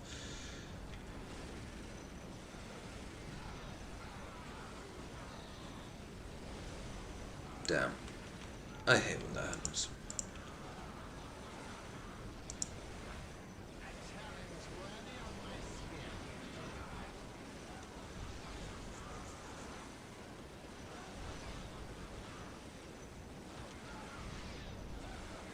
Say we want about assault marines, but if these motherfuckers had a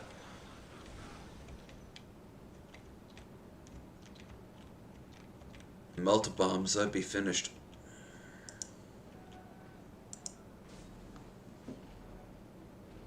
After 30, it's all sort of meh. After 30, you still can have fantastic times. I mean, this is the 4th year now that I've been after 30. I can't really complain.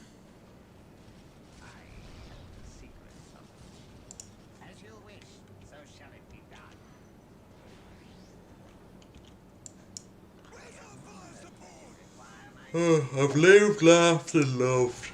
I'm not planning to stop just because there's a 4 now instead of a 3.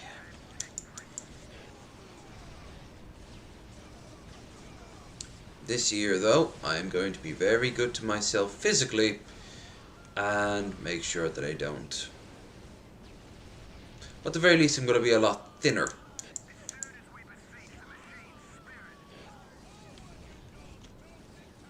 That's the plan, anyway.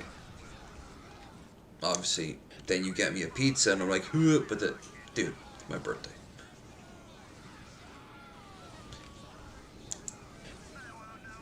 I'm going to enjoy it. I wish I... Ready for the Raptors? I think it is.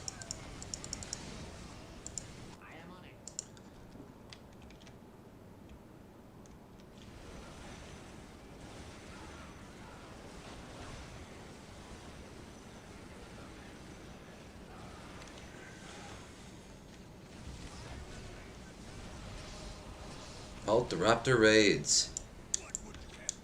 Nice. The shit you have to do to have the same sort of power for as half a bunch of Space Marines are. This game does a better job of just showing how powerful Space Marines are in comparison to regular infantry. Like, Space Marines should be these OP as fuck motherfuckers. The average Imperial Guardsman, well, there should be any chance in hell that they shouldn't be in, but in awe at all times. Well, that's not true. Kind of a fun idea to have a bunch of idiots being like, huh, they don't look too strong to me, and then, you know, Space Marine lifts a guardsman up and throws him halfway across a building.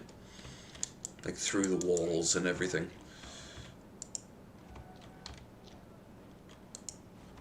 And then, doesn't kill the guardsman, but then he kind of leans over and goes, "You're right, the other one's stronger," and points to his friend.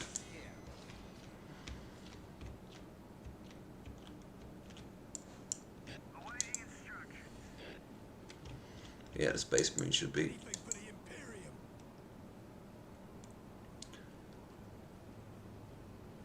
And then, of course, you got the new Primaris Marines, which are bigger and stronger and spacier, marinier Marines. Space Marine 2, I'm excited. Me too. It looks like it'll be a fun experience, but we don't know any of the gameplay. Hopefully they realize that the gameplay from the first one was pretty good. Stick with it. Improve it. Make it a little less samey. More weapons. More characters would be pretty good as well. Characters, not just sort of 40k characters, which are Grimly Grims doing Grimly Grim stuff in Grimland. We can do better than that.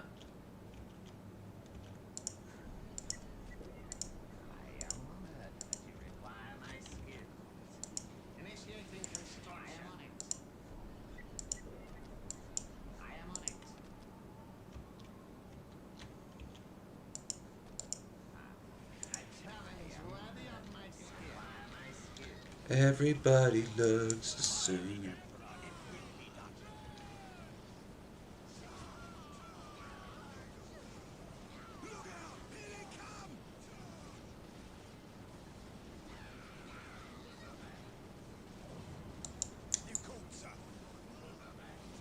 Clothing.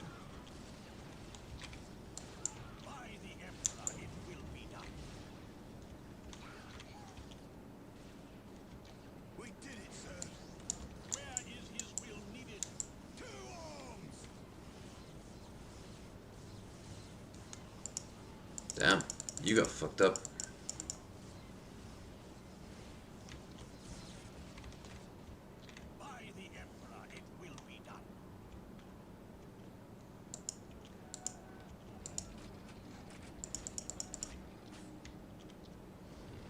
Oh, this mission ends in a really cool in-engine scene rather than in-game scene.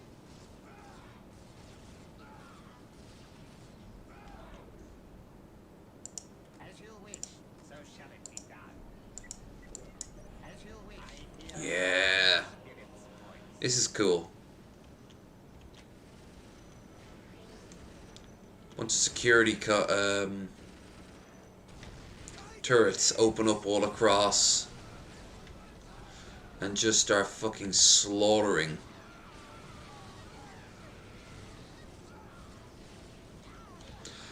This is the closest the original game gets to the scale of Warhammer 40,000. There's the whole map opening up in fire, and it's barely noticed by the enemy.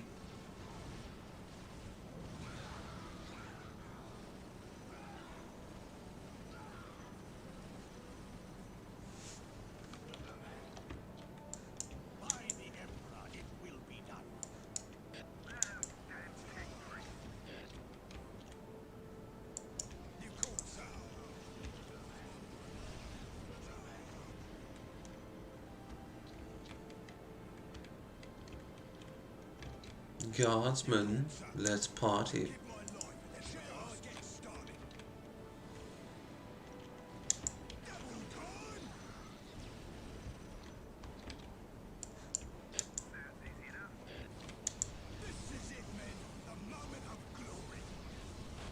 Also, like it's world eaters, so it makes sense they're that dumb.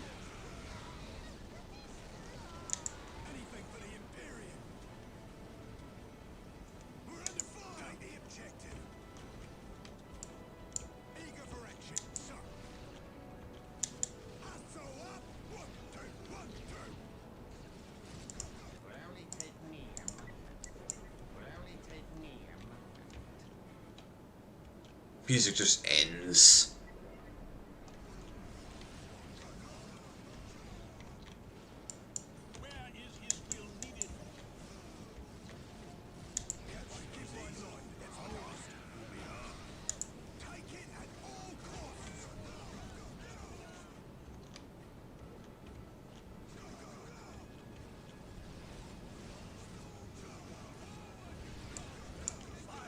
I'm actually surprised they kept the story for Space Marine. When we say kept, it could have very well been. What barrage? Gate is protected by the foul workings of the warp. If we cannot overcome it quickly, then all is lost. We go around it. Falter in their opening steps far sooner than I would have liked. Typical of them. Sadly, we must intervene on their behalf. Isha's tears. 4 generators channel power to the so-called Demon Gate. If we are to help these Imperials, we must destroy the 4 generators first. Fortunately, we can use our webway gates to reach impassable areas and to bypass the Imperial... Good old Farseer, as you know.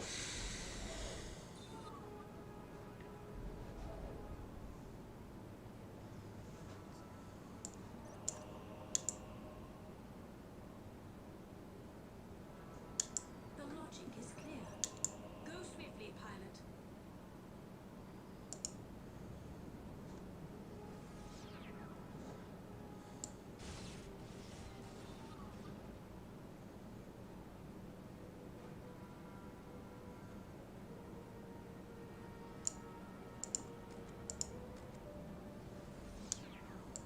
Here at last.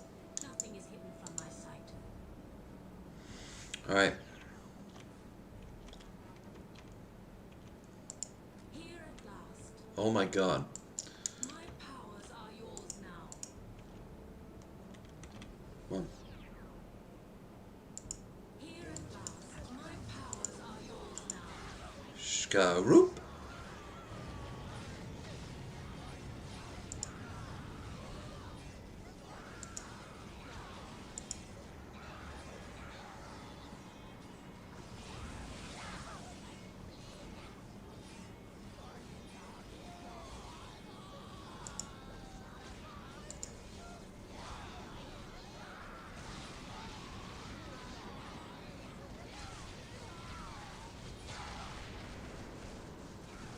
Awesome.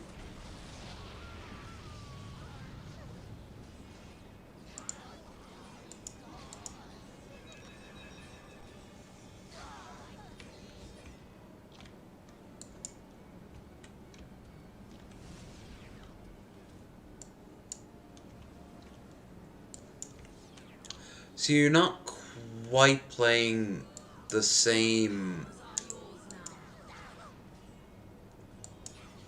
You're not quite playing the same sort of group. Rather, it's sort of like a... This faction is helped by this faction, while the guard is going on here, I'm doing this. It gives this sort of uneasy alliance. Same if you pick the evil side. Or the chaos side, I suppose, or disorder. They would have called it chaos side, but I mean, that would have made no sense for the orcs. Ow, my spleen. Victory is our fate.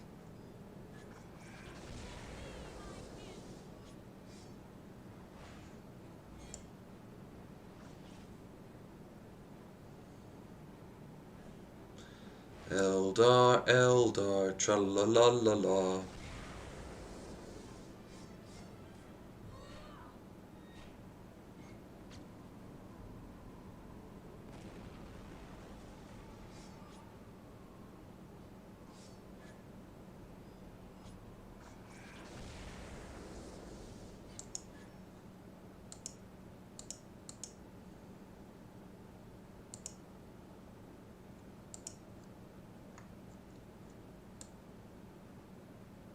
How long do you have to go? 5.5 hours. I can see the end in sight, but I'm not thinking it's an easy one to reach. Play this for a bit, and then The mists of space and time retreat from my mind. I guess I'll do something else. Wait, hold on.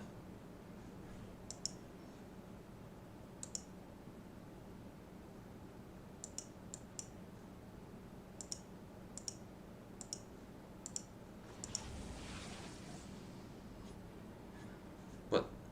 Do I have to literally do this for every single plasma generate? Like,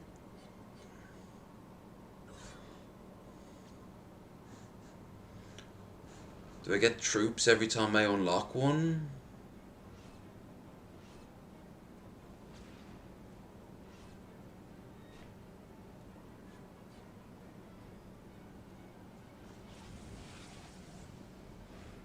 And don't forget, I said what I said. I will fall asleep on stream, if need be. You motherfuckers may be a witness to a rare Sleep Monk Energy Edition. Although I've done streams where see, if you look closely, I like this. Look, the demon energies are, you can see like skeletons and demons. That's the souls of the damned being consumed.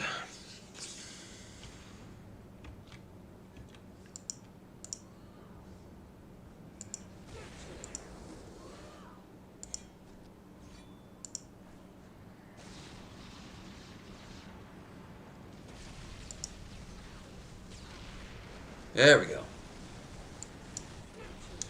The logic is clear. I go to war. I am needed elsewhere. Take me.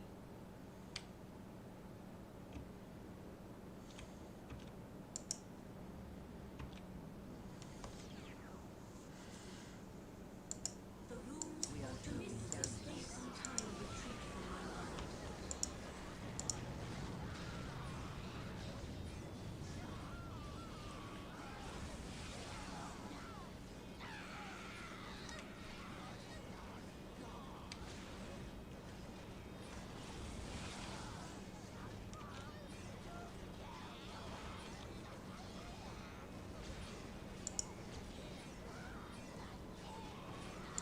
The enemy cannot hide from my sight. It happens. It will happen, but I'm not going to stop anytime soon. You motherfuckers want to wake me up, I guess you're gonna have to... Well, you'd probably have to donate just for me to go, In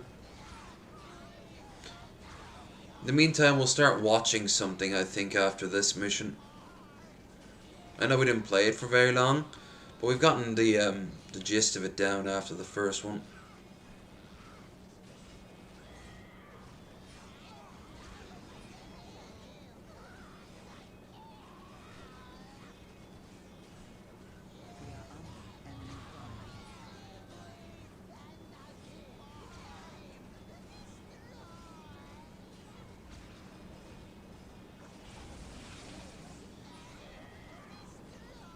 Oh my god, hurry up.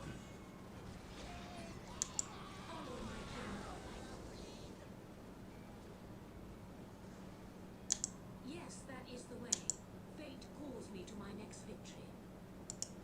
Victory as she runs away.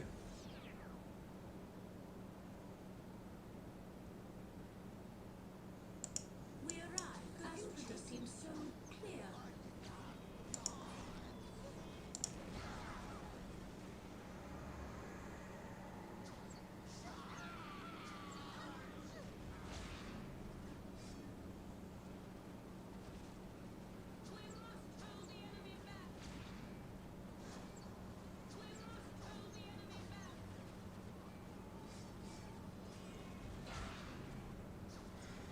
But yeah, like, They cannot escape their fate. if you guys want anything to watch, there's tons we could watch. Are in place. It is time for us to make our move.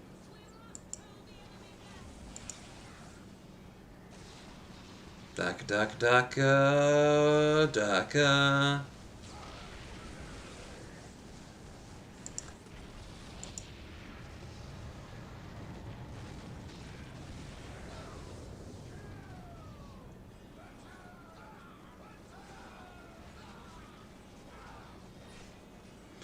Indeed, I was born on this day.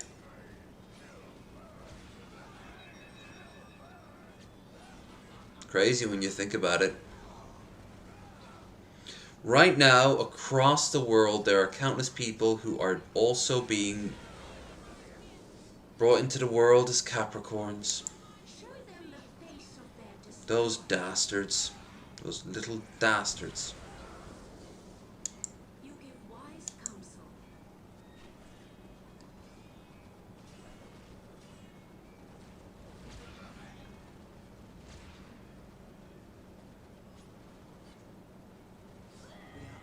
Enemy fire. Their defeat is not a matter of when, but how. Naturally.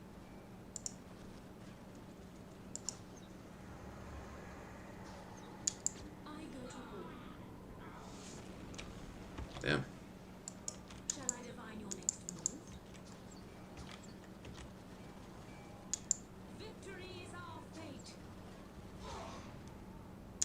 It is the best course of action.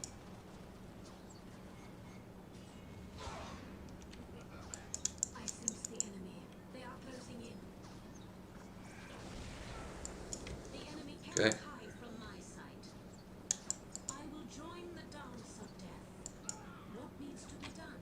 Their defeat is not a matter of when, but how.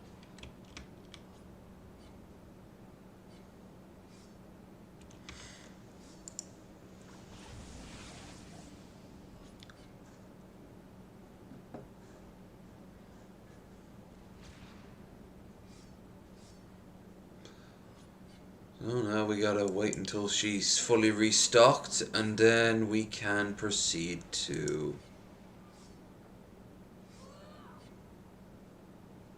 blow up these things. Aquarius. Well, yeah, I suppose you have an age dedicated to you, so you can't go wrong. Aquarius. The enemy cannot hide from my sight. You cannot ask for that which I give freely.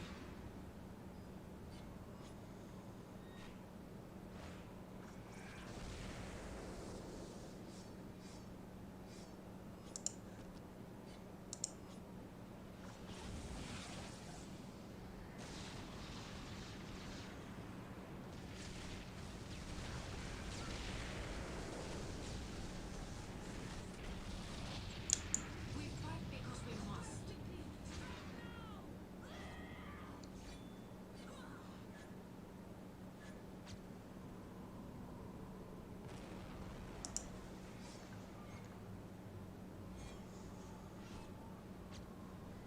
Yeah, we're 5 hours to go, nearly. The mists of space and time retreat from my mind. What could we watch? The logic is clear. The logic is clear.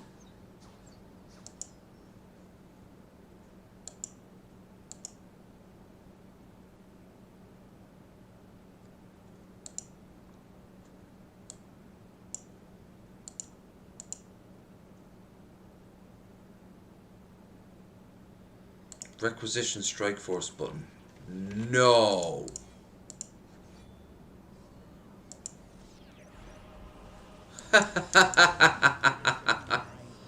Well, that's kind of fun.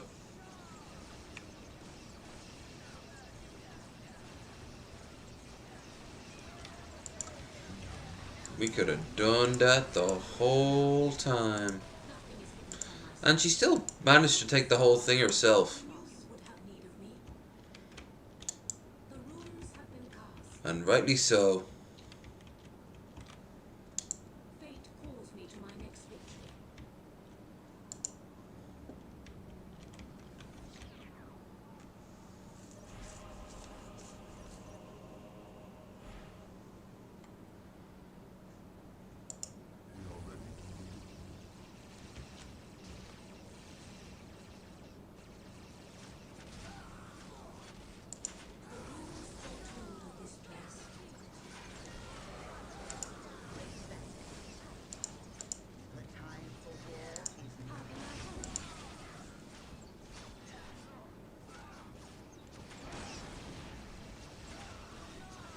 I see anything goes Ready Player 111.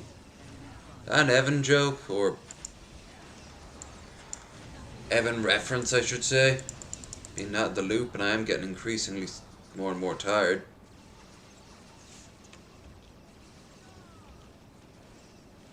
Nothing is hidden from my sight.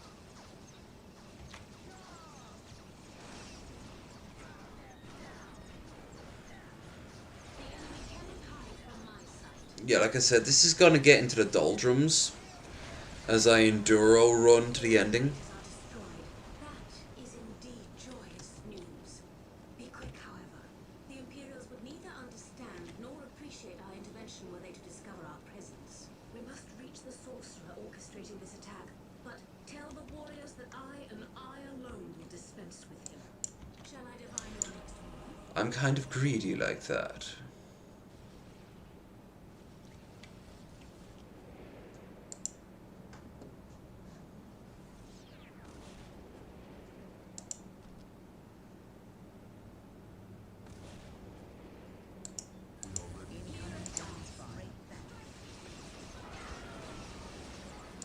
The enemy cannot hide from my sight.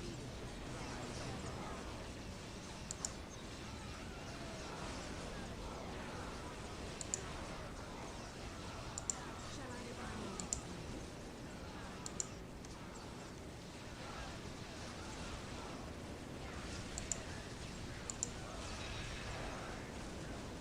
move?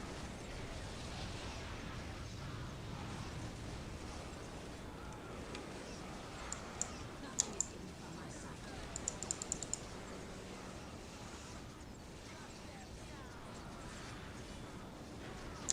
We fight because we must. Nothing is hidden from my sight. I am sure of the outcome. I sense the enemy. They are closing in. I will enjoy delivering their destruction. You know what will keep me awake? A motherfucking depressant.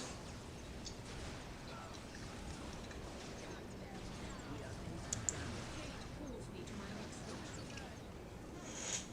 Ah, wine-tastic.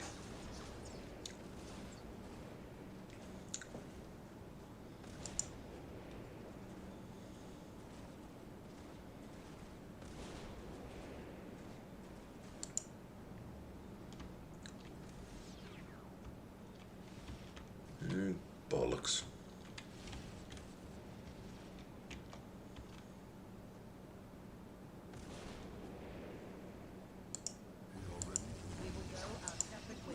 I just noticed the filers aren't getting damaged in the slightest. I will enjoy delivering their destruction.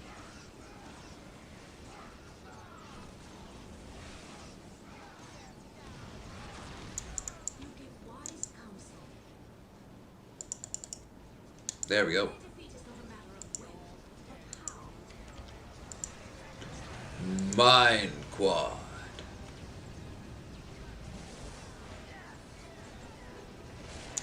We fight because we must. My powers are yours now. So why the hell are Core Knights fighting with alongside sorcerers? That kind of seems a bit odd.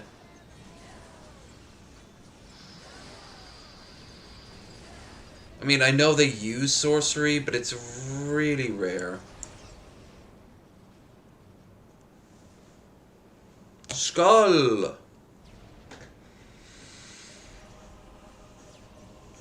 Autosaving. Hey, it's my birthday. I might as well say the following. With all the bottom of my heart. And Devar.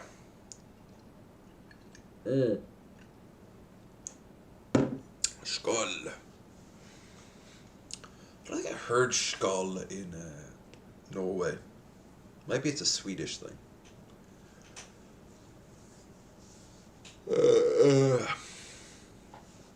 It's kind of rare that I do 24-hour streams anymore.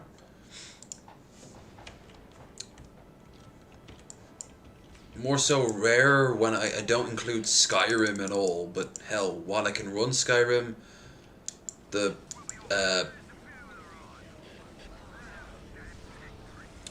memory for all the mods would just be like insane.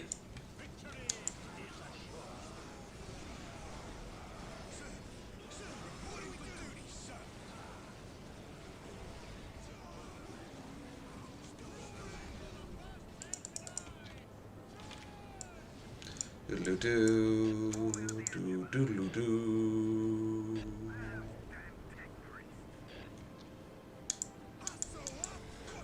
Defiler's going to die by ton. More like die filers. Because I'm blowing them up. Down.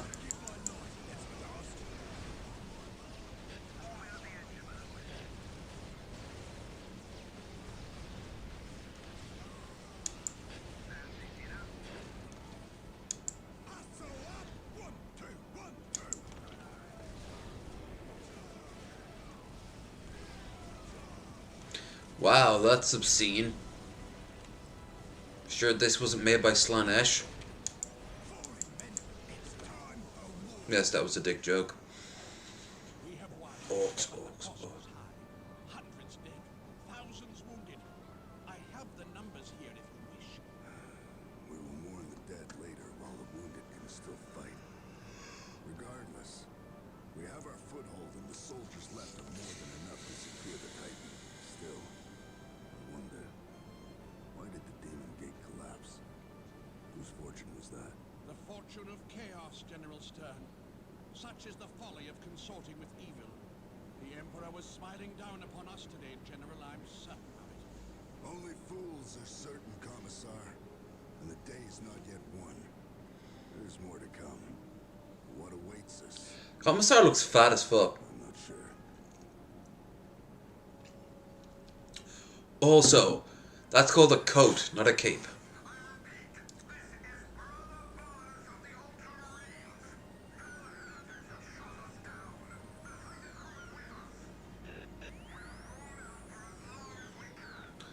Oh yeah, this is the introduction of the chaplain character for the Space Marines.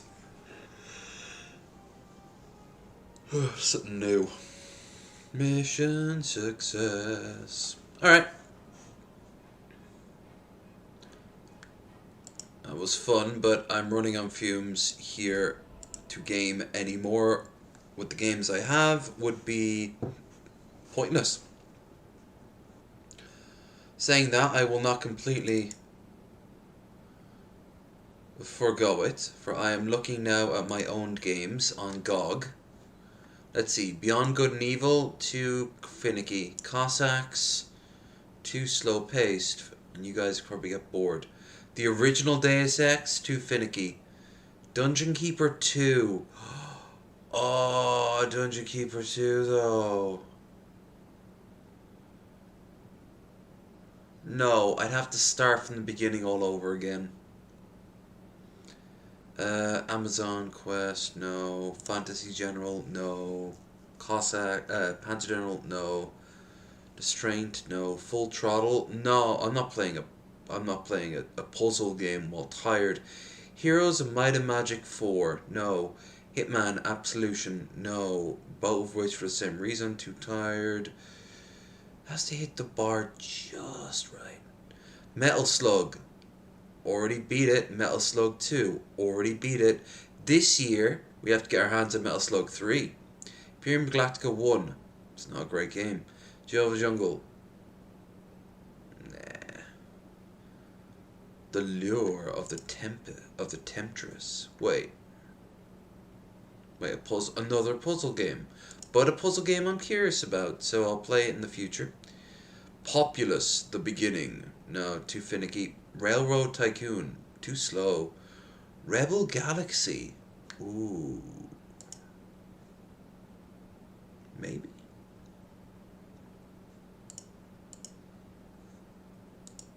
No. Resource management. Serious Sam. Didn't like Serious Sam, I'm gonna be honest with you. Shadow Warrior. No. Shadowrun, Dragonfall. No, none of these games are jumping out at me for the mood that I'm in. So, I guess what I do is not.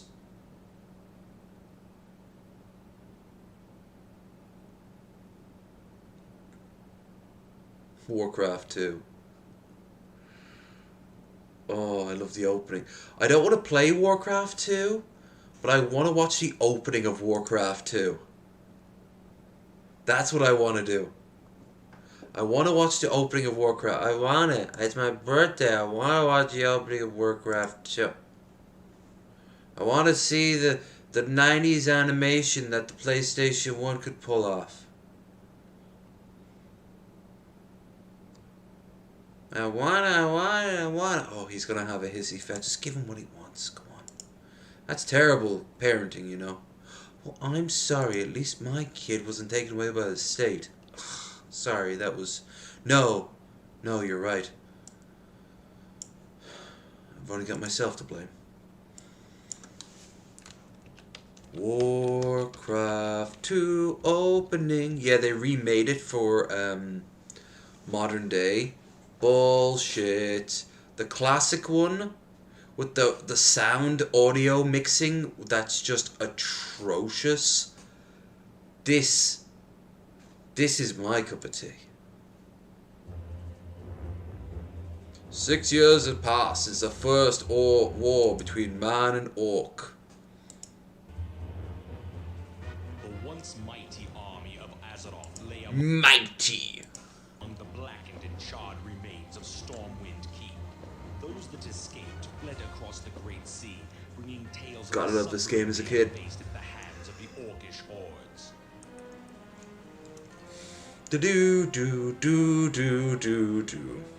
This is before Warcraft 3, let alone WoW. Eager to engage in battle once again, the orcs constructed ships of war to bear them across the Great Sea. This was long before it was so up its own arse.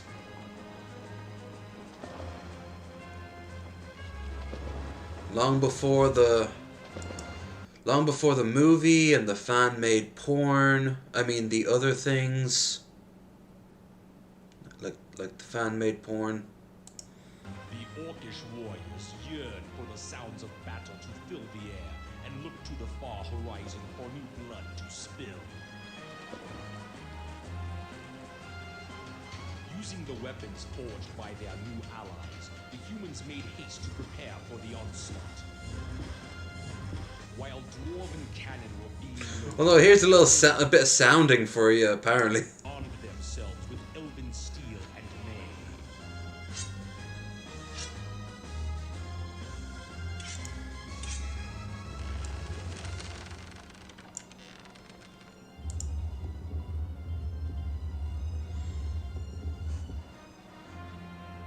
Now, united in arms with new allies against a common foe, mankind stands at the shores of destiny. I always thought it was brilliant that it was, Tides of darkness. yeah. I always thought it was brilliant, the, how you could play as an evil character. Here's, it's only 10 minutes of, footage? God damn it.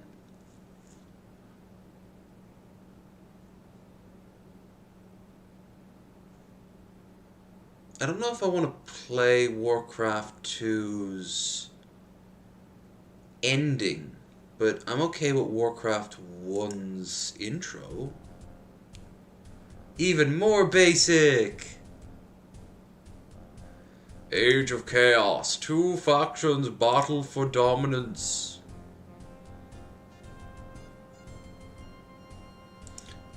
The Kingdom of Legoland. Kingdom of Azeroth. Humans dwell in this land into a paradise. And yes, this is still canon that goes into Warcraft 3, which then eventually leads into Warcraft, World of Warcraft, and the movies. Knights of Stormwind and the Clerics of Northshire Abbey roam far and wide, which in canon is defeated by the orcs. Which is a nice touch that the bad guys win. And yeah, you could, later on the orcs become more humanized, but at this point the orcs are bad. They're very, very, very bad. The orcish hordes. No one knew where the creature came from. Perhaps some sort of demon dimension where they're used as proxies.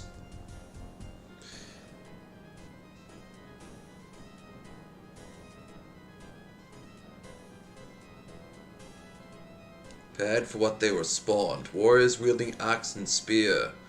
Others rove dark wolves. Oh, I wonder what they took the idea from, huh?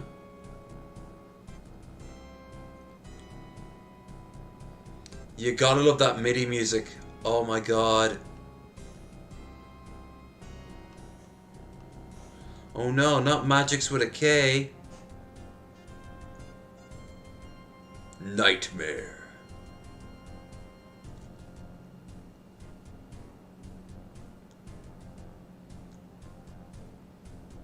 It does look like Nightmare, doesn't it?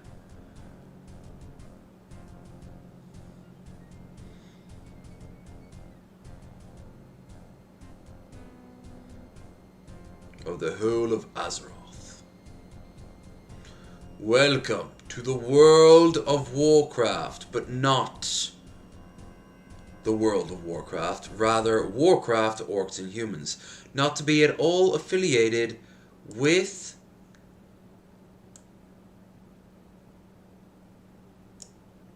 Warhammer, because that would be wrong. Warcraft, Orc, ending. Warcraft 1, Orc ending. With the decimation of the human forces, the sacking of their castle was a simple matter. They offered little resistance once you ran their weak leader through with your warblade and toppled his body into the moat. The taking of Stormwind has kept your warriors in good spirits, and the offerings of gold and jewels that they bring to you are ample tribute to your leadership. Wine flows like blood, and the smell of freshly cooked meat fills you with satisfaction. Meat. Let's just say it like that. Have you ever read a sophisticated Dojin from the Far East? More than one plot starts like this. We were a peaceful kingdom until the lust-crazed orcs appeared and killed off all our men. Really? Satisfaction as you begin your victory feast. The countryside is ablaze with bonfires as groups of battle-hardened orcs celebrate the domination of this land with songs of war and victory. You have finally assumed your rightful place as ruler of this realm. I like jumping up and down in the exact same spot. I do too. Orcs. What new conquests will await you in this place? The Shadow Council has begun to bring you information concerning the lands across the Great Foreshadowing that are for as yet untouched by orcish rule. The Warlocks also seek your permission to resume their experiments with the portal. Not the portal. Trust me, not the portal. That goes into some ship territory. The power you now possess, your choices are limitless. But these are choices for another time. Also known as Warcraft 2, The Tides of Darkness. Focusing keyword tides, because then we can focus on the boats. Yeah, fuck it. Warcraft 2, orc ending. This, if I remember right, isn't the canon ending of Warcraft.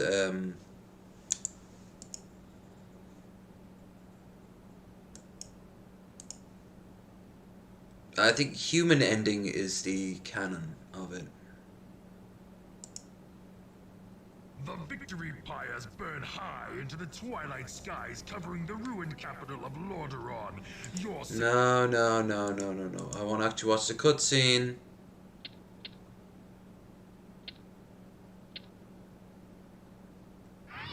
God, you can see how quickly everything's moving because the game's engine just can't, wasn't designed for such speed. God, someone min-maxed the living shit out of this game.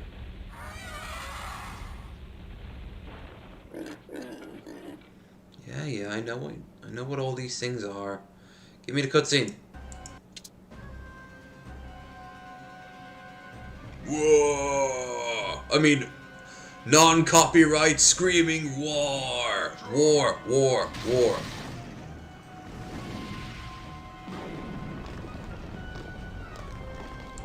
Are you ready for Dragon Strike?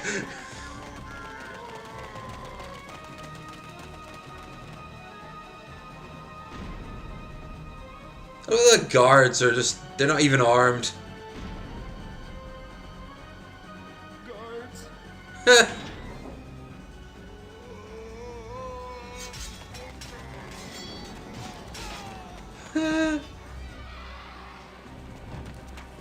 Genocide has never been so goofy. Look at him just punching the living fuck out of him.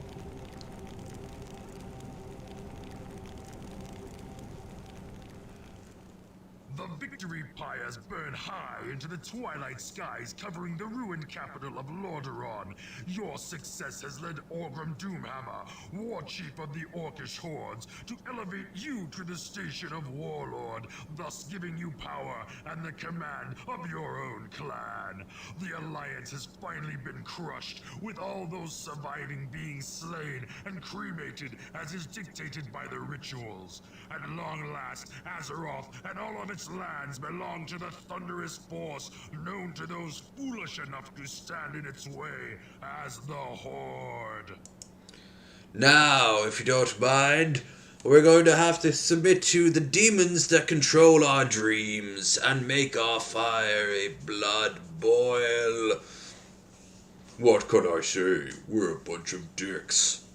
We're more like Diablo characters, actually, but we don't really like to compare the two. Warcraft 3. Yeah, by the end of Warcraft 3, they might as well be a completely different society. The first two Warcrafts, the orcs were literally just blah, blah, blah, blah. In Warcraft 3, they're like, we've been betrayed all the time, since the beginning. How could we do this? Blah, blah, blah. I'm an orc. I'm also an orc. Oh, Warcraft. There was some great little cutscenes I used to like in this game. We already watched this. Yeah, because I don't know what I'm going to give you guys to stream, so no one will give a fuck if you see the cutscenes or not. I have to do everything in my power to keep it up. Orc Campaign, the main game. Yeah, this was fucking brutal.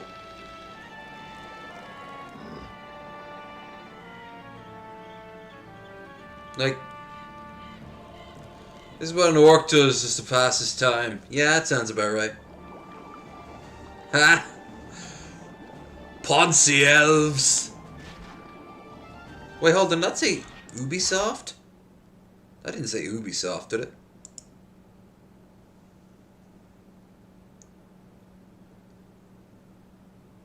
Uncob's Brew. Turtles! Discworld Turtles! I remember this. I played the living shit out of this game. Oh no!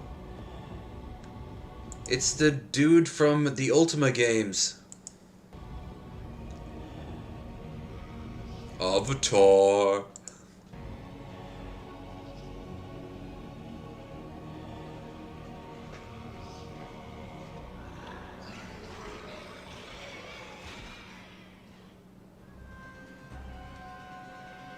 Well, we already watched this. And here's the Ponzi.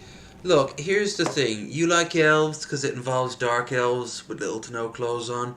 I get that. Here's the thing. That comes in Warcraft 3. And they side kind of with the orcs. So it really... There's no reason to ever side with humans.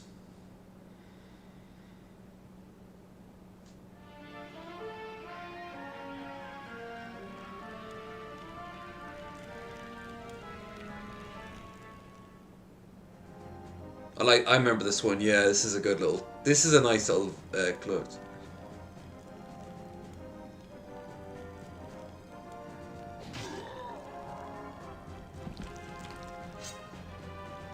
Huzzah! Whee! Thwomp!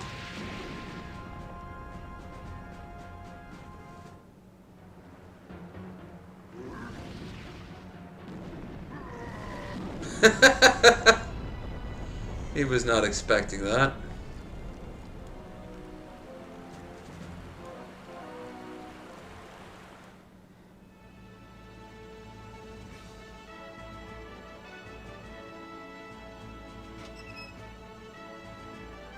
My head is cubed. Yes, extremely cubed. Ooh.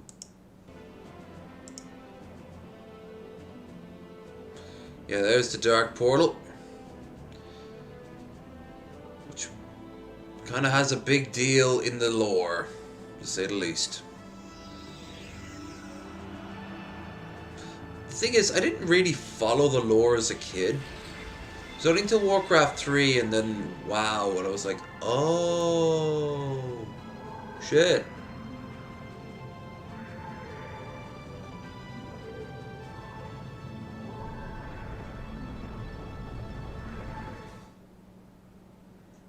Expansion Beyond the Dark Portal. Yeah, the way they destroy their own world. So they have to get the fuck out of Dodge. The orcish hordes lay vanquished as the triumphant armies of the Alliance stood vigil over the evil gateway that had brought the orcs into Azeroth.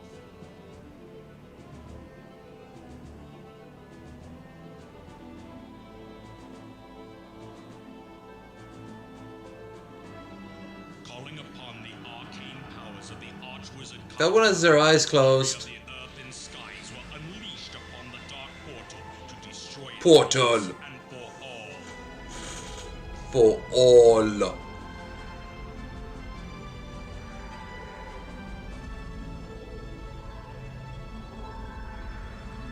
As the blinding light dimmed, an eerie glow fell across the black morass. Black morass. The rift that joined these worlds at war yet remained. Yep.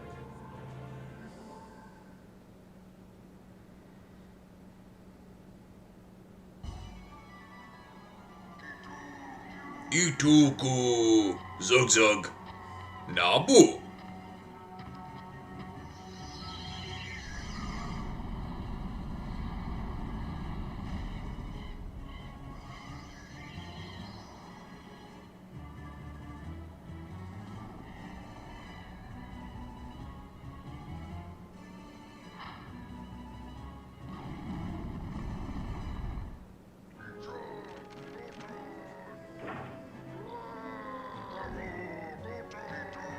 Utarg.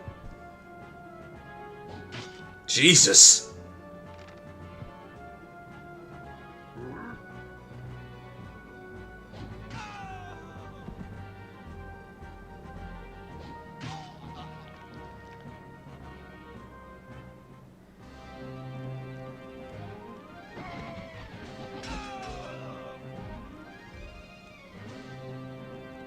Well, that's what you get for being losers. Technically, we have the same HP as the standard orc.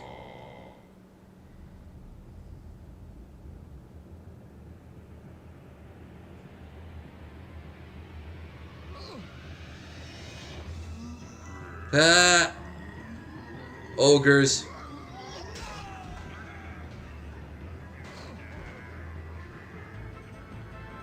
Orc shaman, yeah. Oh, for God's sake, he's a savage orc from Warhammer Fantasy. Of course I'm getting the heavy eyes, god damn it.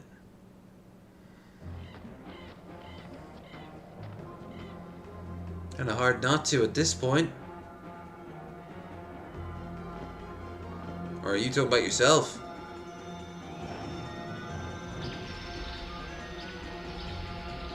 I still have 4 hours to kill. Well, actually, that's not true. Jesus. I'll be able to say that in 40 minutes.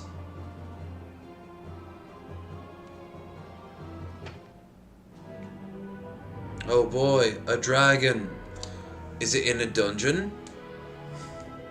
Look at the bones!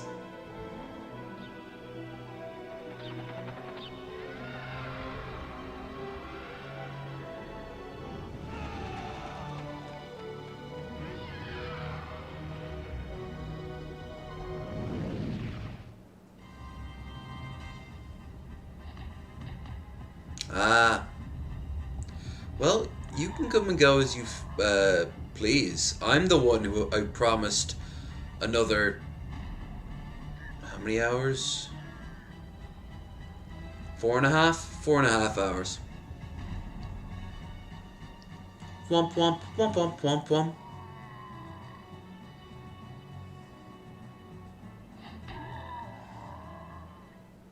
We just wanted to give you this RAM.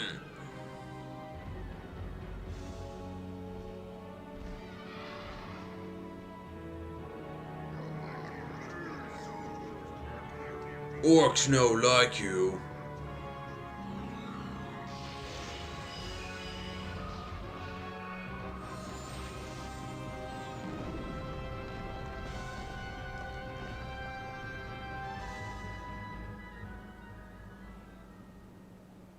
Slow-mo skull move.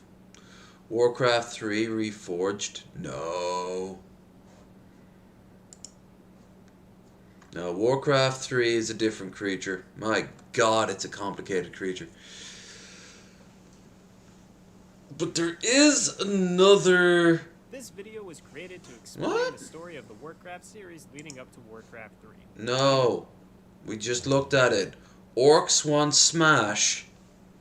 Humans want not smash. Mechanically wise, the first one, orcs smashed. Second one, everyone runs away or beats the orcs, I forget which.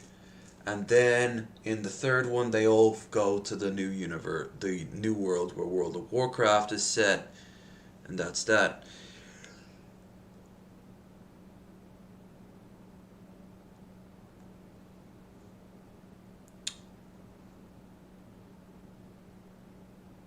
Yeah, there's a game I want to showcase, but I don't think we're ever gonna play it.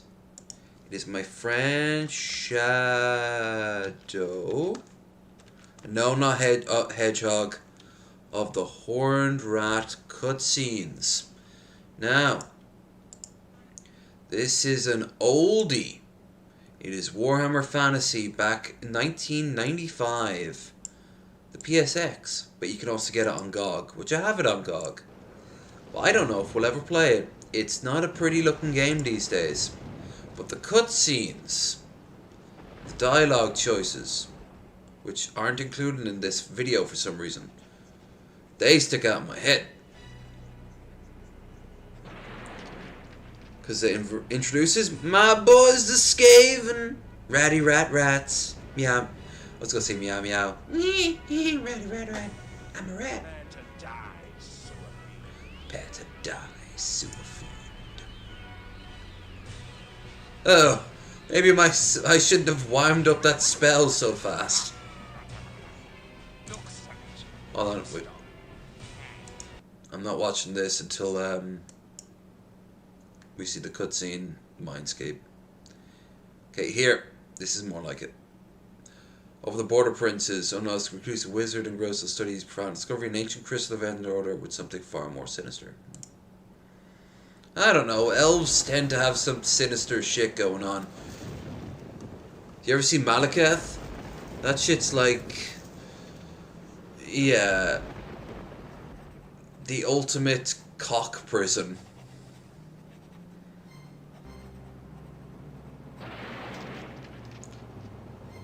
Beer, beer, beer, beer, beer, beer, beer, beer, beer, beer, beer, beer. Prepare to die, Watch the translations down the bottom. It's pretty good.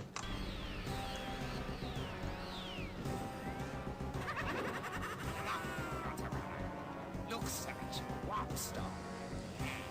Yes. Upstone. Thank God. Hate it. Ciano. Thank God, big much. Good. Like hate.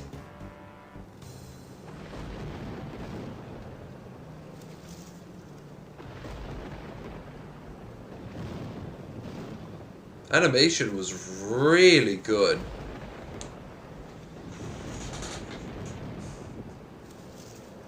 Warhammer Fantasy was always more jokey than 40k. Meanwhile, courtesy of Sagaten Lights, Greyseer Tranquil, Artist's Power, Warpstone. Which, you know, they use Warpstone for everything, so yeah.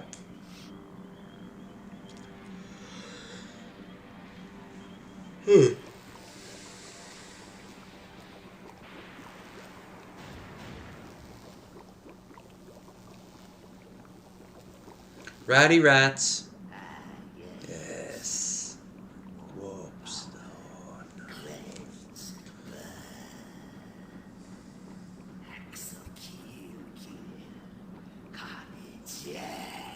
Carnage, Kate.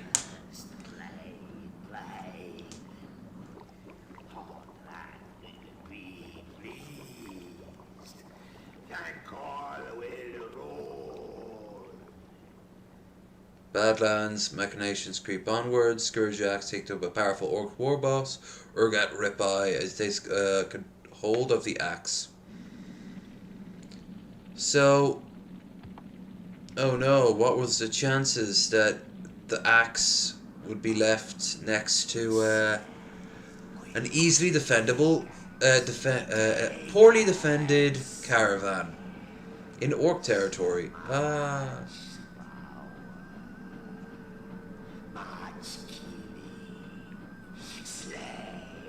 Conquer, slay and conquer.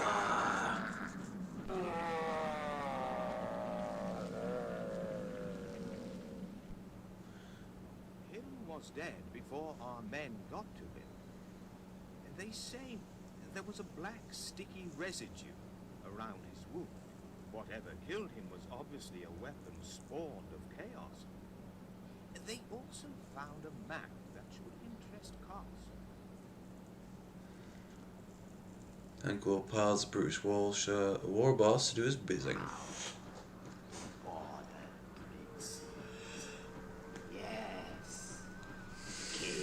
Never really explains fully what they're going for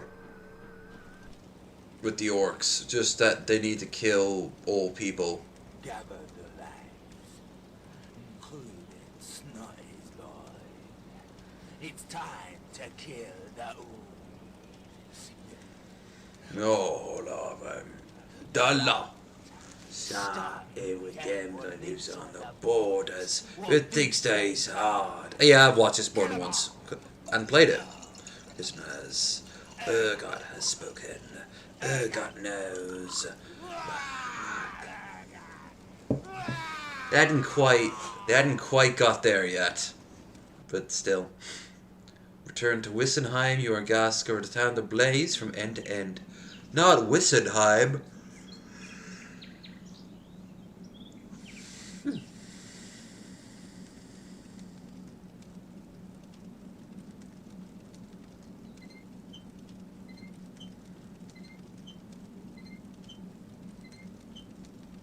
While you were away, a Skaven warband came to our town. They took Ilmarin, my advisor, and slaughtered anyone who resisted them. Though he hasn't been in my service long, he is a good friend, and I will pay well for his safe return. No. Please help me. The surviving dwarf warriors. En route from Karak-Hern to Karazakarak to inform our king that Look at the Getty image used behind them. Same with the mountain prior. who were soon outnumbered by the rat beasts. Your appearance on their rear was fortunate indeed, for are moving in force, and there is a great foreboding in their activities. Escort me back to Wiesenheim immediately. Who is this insolent? My true name is Saradan of the Black Mountains. My identity as Ilmarin no longer serves a purpose. Yeah, they just used like the Italian Alps in the background. My family sword. Its value is of great significance to us all. From there we go to Lauren. The journey to Lauren is too dangerous at this time. Perhaps for dwarves. Beneath dwarven sources, Zufbar, Skaven plan breach the city with a new invention, the mole machine.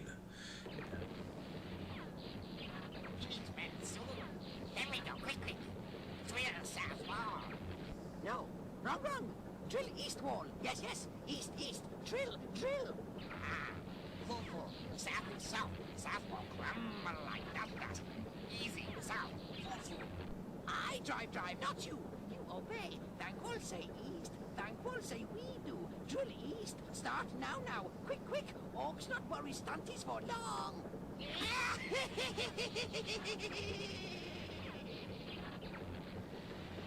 Good old, the more Skavens change, the more they stay the same.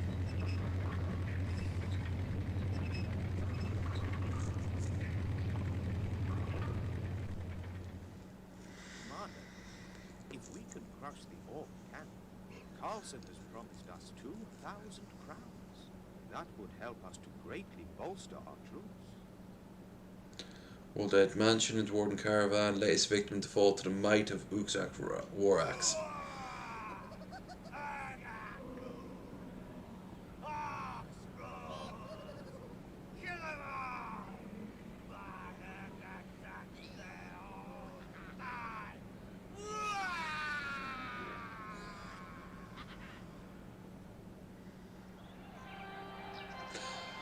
Alright, so those who don't know what's happening, this is set in the Warhammer Fantasy universe, very early on, let's say 1995. The premise is, it's a strategy game where you play as a mercenary captain that gets involved in this plot to summon the god of the Skavens, who are the rat people, by helping out the elf Ilmarin dude. But he has to find this MacGuffin. MacGuffins tend to come up a lot. But you saw at the opening there, Tankrol is going to use an axe to use orcs as a proxy to weaken the Empire and anyone else who resists. Then they can go and take all the good stuff, which makes sense as far as the Skaven goes. So every time you'd go to a location, you would see like a different cutscene, some of which would be generic, like the guy who's in the tent talking to you. He's normally the guy who talks to you about like money and such. And then you would have cases like these, they're almost like news reports.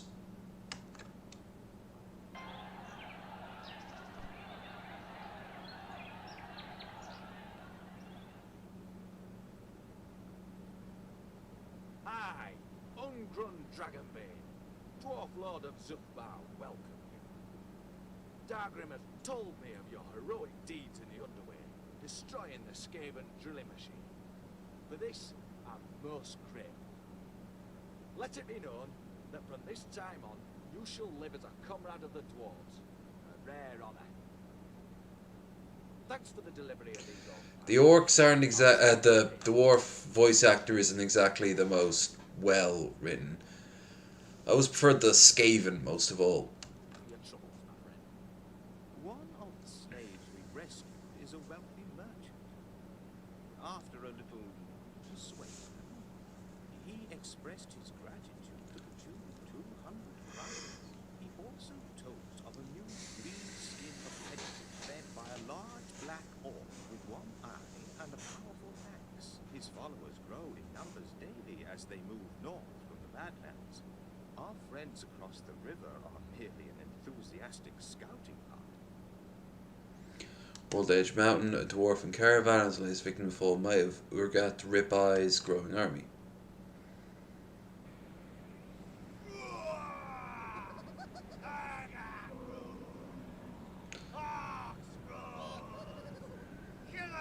There was something very empty and haunting about this sort of style of animation back in the day.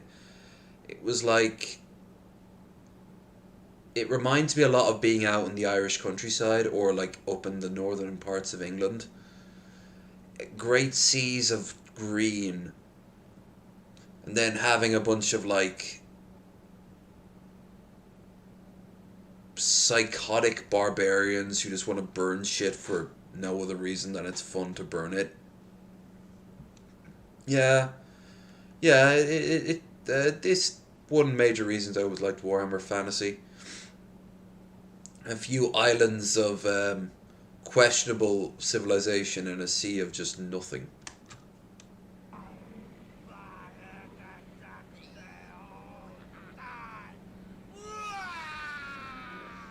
I just wish that they could do better with the voice acting, that's all. Dargrim was right. The route over the mountains is too hazardous at this time. We should catch up with him and travel with him to Zufbar. At least we will have added protection over the mountains. Well, you find just a handful of survivors. Our watchman gave us early warning of an orc force moving from the west. They were led by a huge one-eyed war boss. We made preparations, but they were too strong. If, however, they are bound for Zufbar, they will be out. Our fortress there is impregnable. Kind of. Lord Ungran. Are you a dwarf? No. Are you as a human? No. Are you an elf? Yep. Takes his axe and just cleaves him in half. Right, another one off in the Great Book of Grudges. I believe I can explain the theft of the scepter by the clan Eshen Gutterskull. What? When my advisors can tell me nought? I doubt it. But speak anyway. Don't know why they make Zufbar into the Great King. During our war with the dwarves, known as the War of the Beard, an assault was led on our city of Athal. Yeah, thanks, Malekith. Big fan of that war. The city stood a great menhir, designed to attract the winds of magic and focus them to Ulthuan, where they would be dispersed. You've played Total Warhammer 2, right? You've played the Vortex campaign? Yeah, it's that shit. During the battle, Elior the High Mage began the ritual required to safely remove the runic crystal at the heart of the menhir, which is needed to direct such magic before it was complete. Elior was struck down by dwarfen warriors, and the crystal shattered into 3 fragments. I feel ya. And our scepter contains one of these fragments. I believe so. One piece was taken by each of the 3 dwarf lords from Karazakarak, Karakvan, and Zufbar. However, one of these was won back by us as it travelled en route to Karazakarak.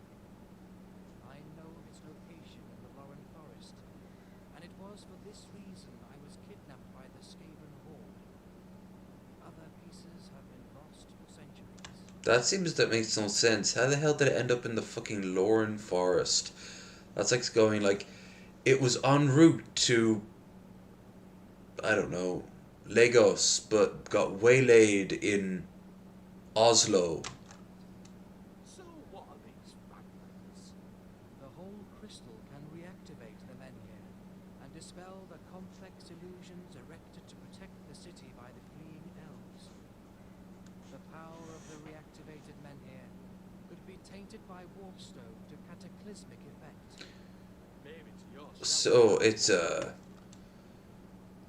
you know, MacGuffin. Ulthuan and the rest of the world would drown in the dark tide of chaos. The Emperor's order And we're a few decades out before we can do the whole end times bullshit that no one likes. We must break the siege to allow us passage to Lauren, where I can inform the Elder of events. Our existence depends. Thank you, Daniel. Fortunate you arrive here with friends of mine. I'll arrange passage for you to know. Their word. Getting close to the end of the well, still like nearly 4 hours out. I can't game anymore because I'm really tired. I've been doing this nearly 24 hours and I'm drinking. But we can still watch the cutscenes of games I adore from my youth. Makes sense on your birthday, right? I suggest you not keep him waiting. I've something to give you before you depart. I understand the elves' concern with the escape of what of all power is any. Been a good stream today. The elves are a proud race, and a relic as powerful as this will be revered by them as a comforting light from an ancient past. But it's also potentially a very powerful weapon. This can only be a threat to us. I'm giving you a unit of my finest arrows, who will be yours to command. They'll carry with them a runic warhammer, forged by Scout Blackhammer himself. It will destroy the many, as it should have been destroyed already. You're an honourable soldier, Commander. Yeah, there's actual multiple choice endings depending on who gets to the item first, including the bad guys winning. Trust you to make the right decision when the time comes. Good luck. Approach the gates of the city. You are challenged by the Null Guards.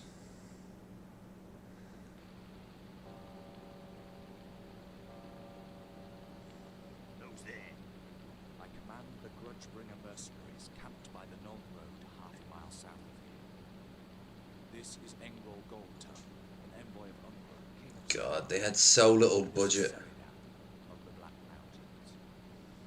We ask an audience with those whose voice would reach the Emperor's ear. Very well. Raise the gate. The Emperor will see us in 24 hours. We should use this time to rest and gather supplies. There are many armies for hire in a city like Nuln. You can review their credentials in the troop roster. There was so many little Easter eggs you could do in that, including you could keep poking him in the nose with your mouse.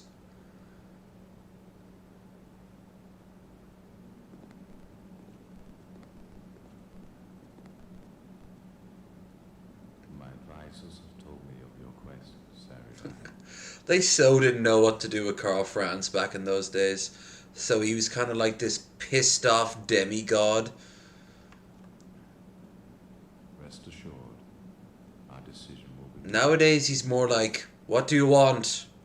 I'm just pissed off now. I am descended directly from the bloodline of the High Elf Mage Elior of Tyrion. During those times, we were pressed hard by the Dark Elves, and largely withdrew from the old world to Ulthuan. Look, I like the little touches, like if you notice, because this of course was all hand drawn back then. Yeah, I like how you'd see like his finger move. He's like impatient. He's got like 50,000 things to do today. Remnants. My family stayed to maintain a vigil, watching for such a time as this. Now Now I Oh, it says it takes my shoes off. Ooh. and I implore you to act, lest the vigil which my family has upheld for centuries be lost. They tried to keep this storyline going with a sequel. I forget what it's called. Is it like something of chaos? Such decisions are not taken lightly. Envoy Engrol asks assistance at Zufbar, and our forces are thinly spread repelling goblin incursions into the Empire. We will retire to discuss these matters. Return in 30 days for my decision. Parent leaves the city, or the Emperor. Meh. Commander, Seridan, I hear you are to leave Nolan with or without our help. Your determination lends conviction to your request. I will place a unit of my personal Reichsguard knights at your disposal. Yeah, I talk like the guy who's watching me feels. Like I've taken 50 NyQuil. Please, try to return them in good order. So the Emperor Urgrat and mighty army crushes all before them. Orcs!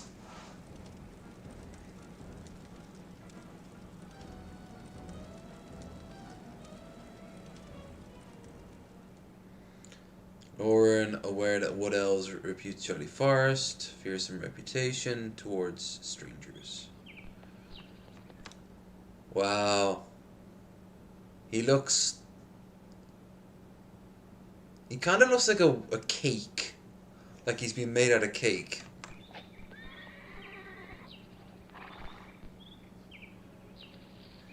Ah, those stock footage trees. Halt and surrender your arms. I will not fight the forest folk of London. I advise you to heed their request.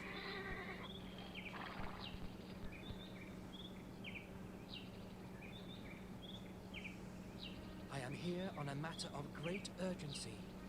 I must speak to the Elder as soon as possible. We will escort you and your friends to a place where we can talk. The elves have granted us safe passage to the yew groves of the heart of the forest. From there, we will wait for the Elder to arrive from King's Glade in the south. In the meantime, I have spoken to Gade, their leader, who guarantees us work so long as the Skaven continue to raid their forest. While you were on your campaign, reinforcements from Averheim arrived.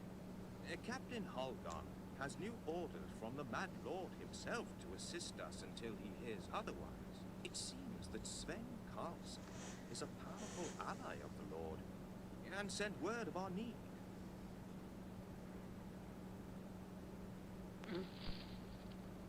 Here is the hidden entrance. What the fuck? Was that really the best line read they could have? It doesn't cost anything except for time to try again.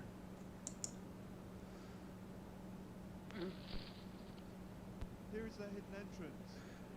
Here's the hidden entrance.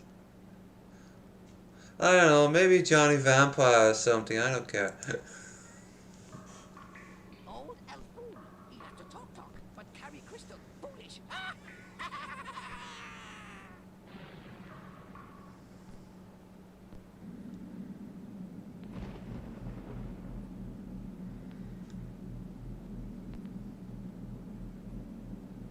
The crystal is whole again. The sword I wield contains a runed sister stone, and its message is clear. The menhir has been activated, and its direction is painted in the winds of magic. It lies there, to the east. Leave the woodmen to hunt for their elder. Time has run out. We must hurry now to reach the menhir first. Yeah, like I said, you get multiple endings. Gayled is concerned that our mission And yes, that is his name, don't make fun of him. should be a success. I'm a talking potato. Unit of archers who will be joining us. Tank will press lock forces the Empire battle with York's hordes. He estimated this diversion to for. I know what to watch next. I'm gonna watch some Dune shit.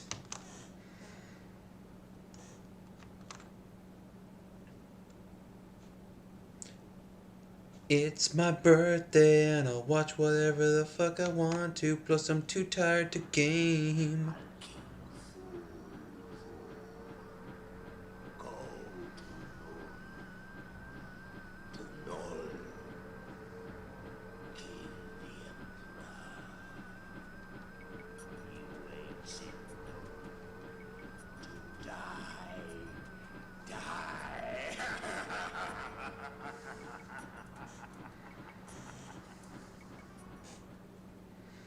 After the battle, body discovered along with the axe fused with the warp stone. This is the axe which you have heard of. Recognize the evil artifact must be destroyed.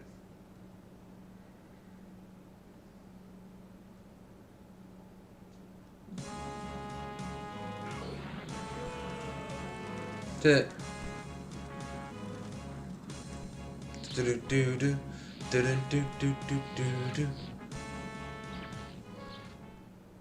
Cavernous holes beneath the world, the rat vermin hosts assembled to hear Tank will speak.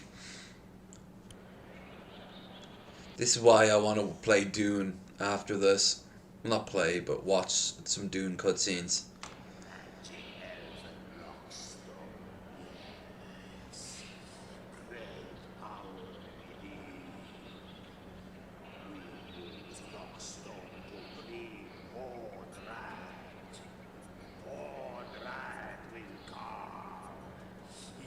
I always get a vibe of Metro from this game. At this scene.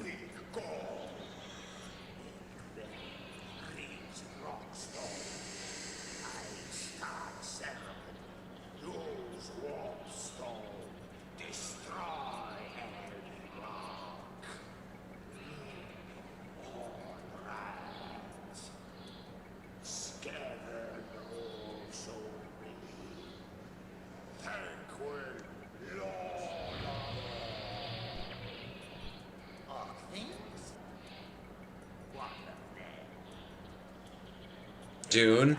Yeah. Westwood's Dune. If I could live stream playing it, I can live stream the cutscenes. Orcs jobs Delun. Delun.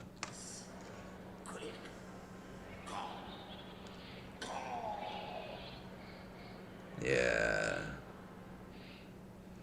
Aftermath of the mighty battle. Illustrious age of elfin history, destroyed by ungainly, ignorant, beer-swilling dwarfs. This is not an end. This sacrilege will be remembered and avenged. Yeah, it's kind of hard to get a good ending. This is what the game looks like, by the way. Including the music. Tangle completes his arcane preparation and black energies ride and scream overhead. Many is overloaded with hideous sorcerer's power and the fabric of reality is torn asunder as the Horn Rat incarnates begin to emerge. Horn Rat takes on physical form once more. Hideous echoes of minute laughter resounds throughout the Empire, harbinger of destruction and death. Kind of what happens in what happened during the end times. He became the 5th Chaos God, not in Warhammer 40k, but in Warhammer Fantasy. Oh, spoilers, I guess.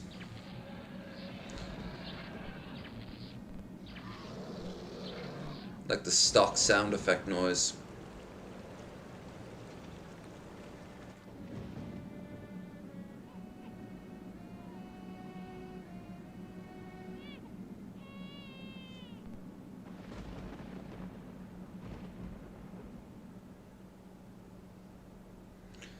Here you are protecting it.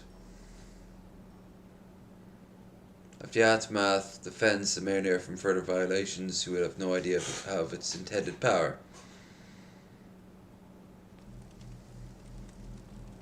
This artifact has not waited here for centuries to be destroyed by the likes of you. Now be gone!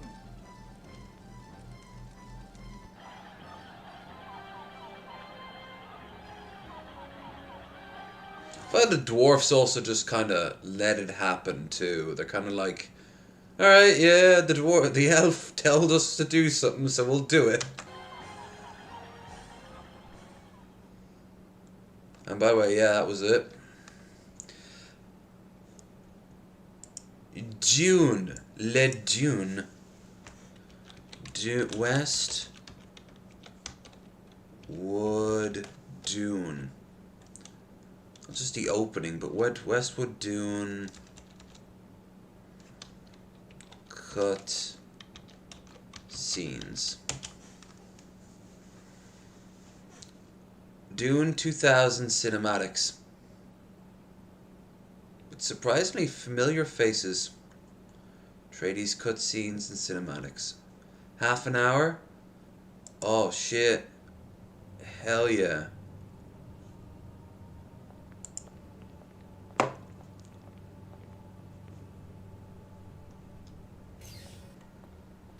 I saw this.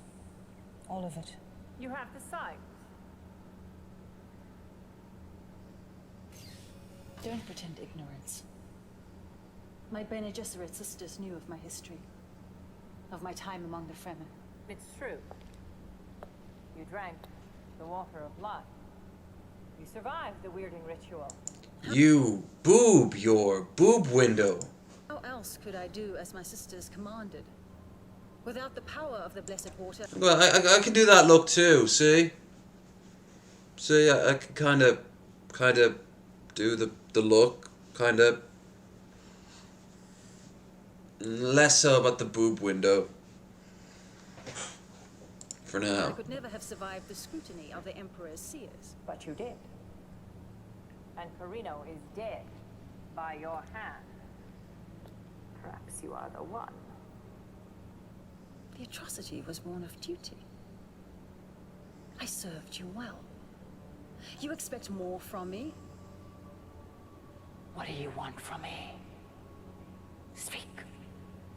Truth. You dare to use the voice. Acting. If I'm right, this is the sequel to the original Dune, Westwood Dune game. So in this alternate reality, Carino was killed by whichever faction took over. Now, I always thought that like Atreides obviously would take over, which for the record, Paul never plays a major role in it. Instead, it's an old-fashioned sort of like combat shit. But then the sequel happens and it gets really crazy. Harkonnens take over and they even eventually kill the Emperor. The third one is Ordos. Literally just a name in a single line in a book.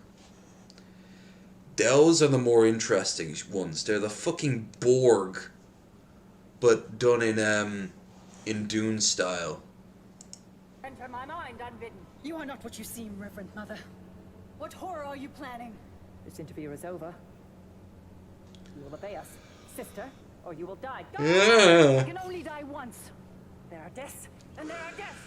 You will obey us. Door. Know then that the first great spice war on the planet Arrakis has ended. Well, actually, hold on. If that's the case, then I want to go and watch the original one, so we can see some sort of comparison, right? Yeah, see? Continuation of Dune 2000. Ah! Here we go. Westwood Studios. Back before EA devoured us whole, like the colossus it is. Like a sandworm. The planet Arrakis, known as Dune. Dune. Land of sand. Home of the spice melange. The spice controls the universe. And yes, of course, this is from what year? Was it? 2000. I don't think it was quite. It might have been 2000 itself, but I don't know. But it was a continuation of the David Lynch's movie, not the remade from last year, which I liked. I liked the. The Emperor has proposed. Landon and I had that conversation when he was on Three Drinks Minimum. About the only thing I could keep up with him on that night.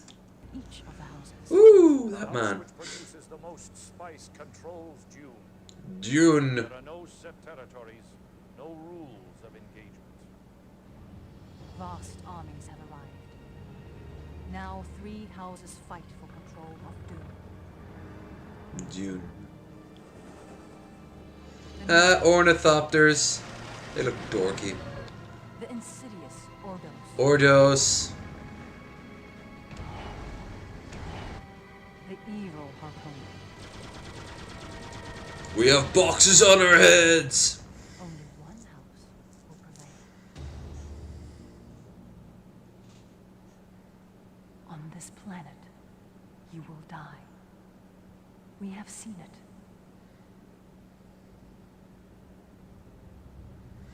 We interrupt this Dune to give you early 2000s Star Trek game. Of the Bene Gesserit has been wrong before, from time to time. I am Lady Alara, bound concubine and truthsayer to the Padishah Emperor. Not anyone else. I booked your passage to Dune on this highliner. Dune. If the Emperor discovers this, I will be executed. He is not a compassionate man. You are here because of the prophecy. My sisterhood has studied your bloodline and your future. We have seen you die many times. We have also seen you rise to command vast armies, bringing peace to Arrakis. Once. It's the fucking Doctor Strange meme.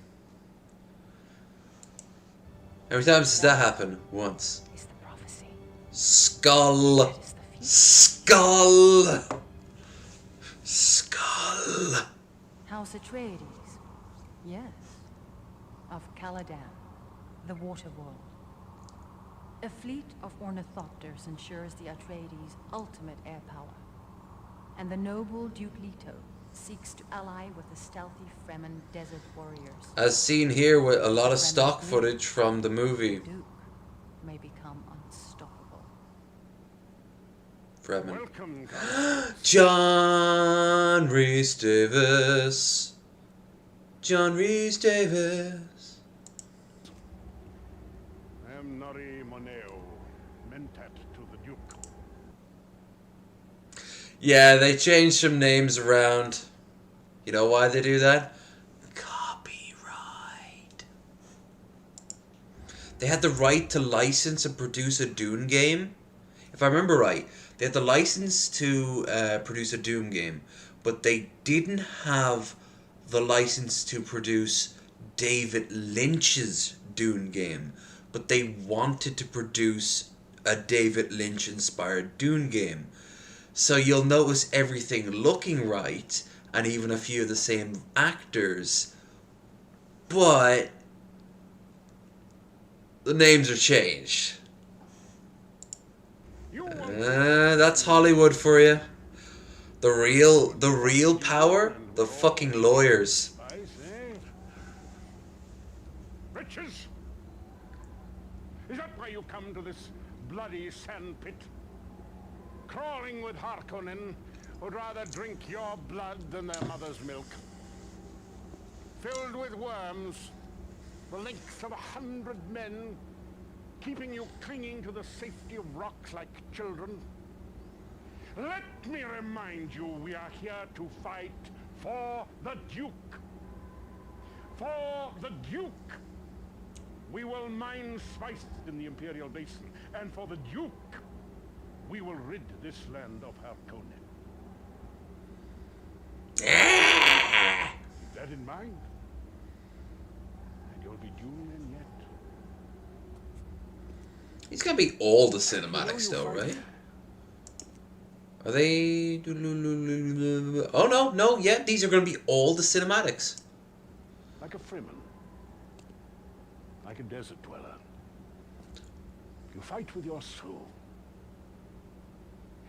And yet, this will strike you as amusing. There are some who say that you arrived in an Imperial liner with the Lady Elara. You have perhaps some hidden talents? Well, no matter. The Duke will give you an opportunity to prove your loyalty. Well, the famously accepting Duke will completely overlook the fact that you have any connection to the royal household. I mean, it's not like the future of the Landsrat, the House Atreides, or, you know, the very fabric of human civilization depends on this. Oh... You will overtake the Harkonnen mining camp in the Imperial Basin, and you will persuade the Harkonnen. Harkonnen? A lot of this game did go into their acting. Be very persuasive.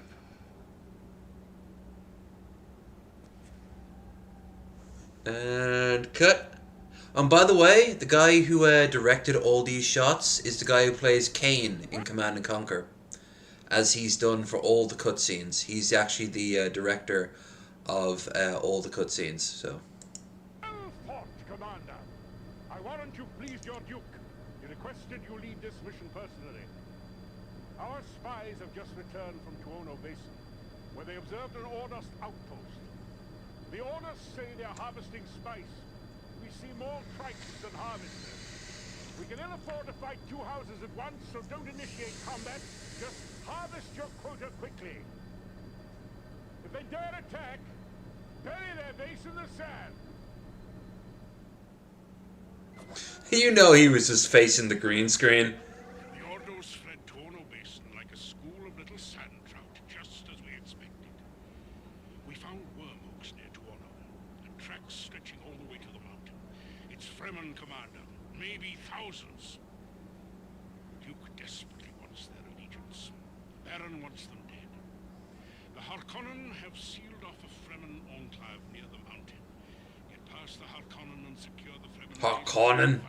But be careful. The Fremen are not our allies. Yet. I think he was going to say something else. Spice coffee?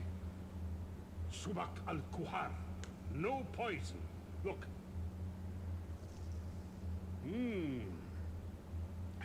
Drugged. She'd drink it if it were poison. She's naive. Fremen death commando, never taken alive. Come. Ah, charming. She'd already sliced her wrist before your men took her crysknife from her. We have intercepted Harkonnen reports that the rest of her kinsmen are being held at the Harkonnen barracks in Stiech Tabir. Take the base, but do not allow... Reminds me of the Brotherhood of Steel in the Mojave. The Duke has decided to liberate the hostages to show the Fremen that we are allies. Ta'adi Albaran, Taqwa. She's got very pretty hair for Price of freedom. a They are already dead. the Fremen. I see you survived the Harkonnen trap and found the Fremen dead. Would that you had answered my call a bit earlier. I told you. To my people, the price of freedom is death. They would not be taken by Harkonnen. We are not your allies. Dune belongs only to the Shai Alud, the worm god. Stupid Atreides. You talk and talk of Harkonnen, yet you see nothing of the growing strength of the foul Ordos. Ah yes, Ordos, well established in the lore. Hidden on the funeral plain, our sacred ground.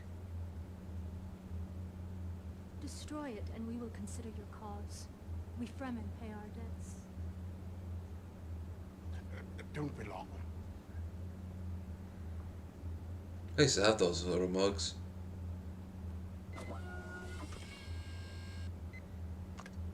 The Emperor has negotiated with the Baron. Baron! I feared an alliance. But today, my liege refused all aid to the Harkonnen. Do you understand? He also didn't want to give me a skull job. He's never done that before. Dogs. Strike now, quickly, while you have the opportunity to annihilate them. Because I would not die, 1,000 men go to their deaths. My lady, you said yourself the loyal Atreides would gladly die for their duke. We're just giving them the opportunity. We?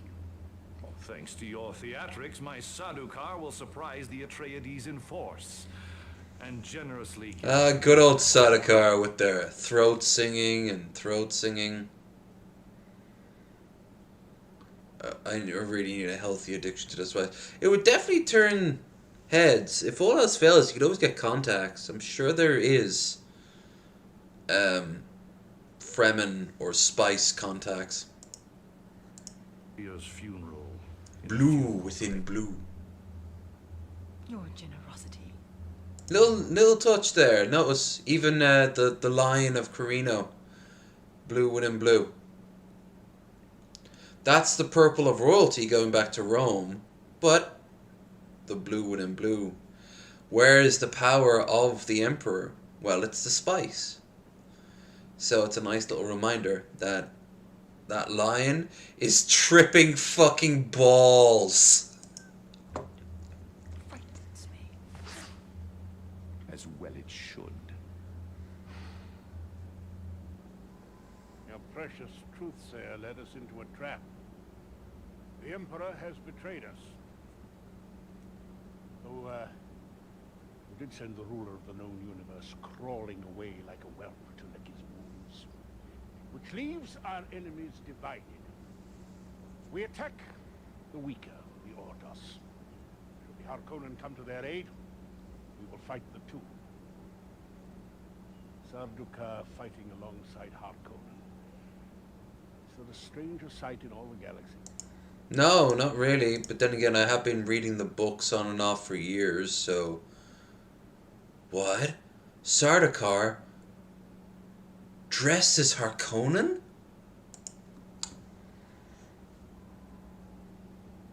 Perhaps there is. Come and look. It seems that we are all of a mood to make friends. He's looking at Oh, for God's sake, she's... Quick, watch this one scene from the original David Lynch film. Okay, so he has his arm up like here. Yeah, now do the scene. Long live the fighters! There we go. Yeah, woo! The Emperor has come in force this time. Even with the Fremen, we are outmatched. Our critical outposts have been divided, yet both must be reinforced and protected if we are to succeed in this final battle. This is so not what... Conan breathes Arakin air. And with what troops we have, we must destroy the Emperor's palace. The Punisher Emperor must be brought to justice. Emperor, we come for you. Okay. You know what the fun part is? In Dune 2000, which we might end up watching, I don't know. They actually show their version of Leto. And Leto is Michael Dorn. Good old Commander Worf. And I am Weasel. I must go. I will await you aboard the ship. One drink. I've been holding this glass of clear poison for some time now. Also,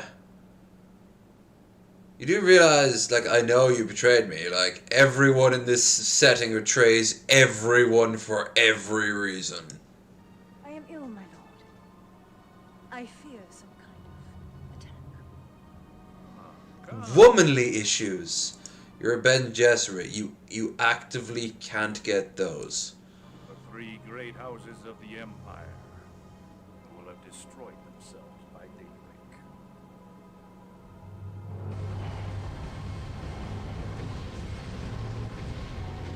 Nope.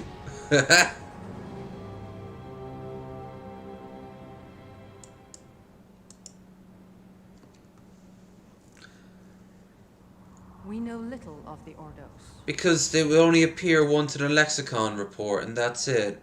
The prequels mention them in an offhand thing, but that doesn't count because they weren't written yet. Still, the Ordos are actually kind of cool, so they get a pass. Said their immense fortune comes of smuggling forbidden Ixian technologies into their icy planet. Ix. Their wealth makes them paranoid, but powerful. They are masters of sabotage and trickery. They will not trust you easily. Yeah.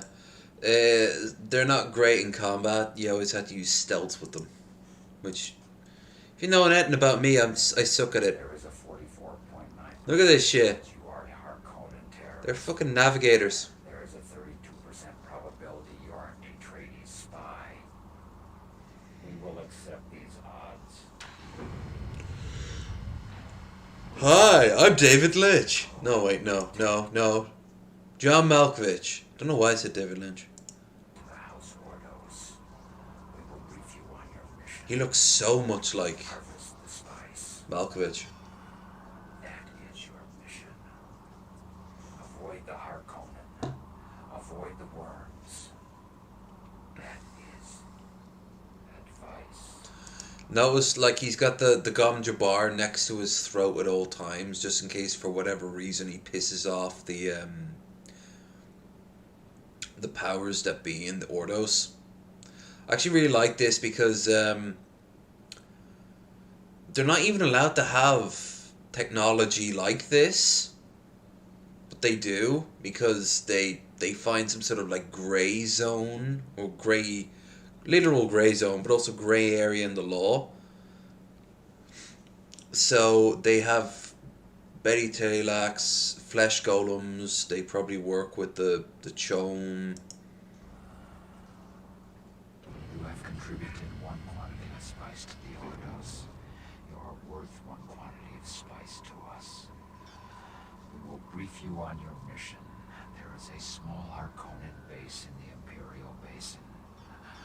Destroy it. That is your mission. The most cost-efficient program of attack will lie in the production of trikes. That is advice. Restore spice production or live out your life in a pain amplifier. That is a threat.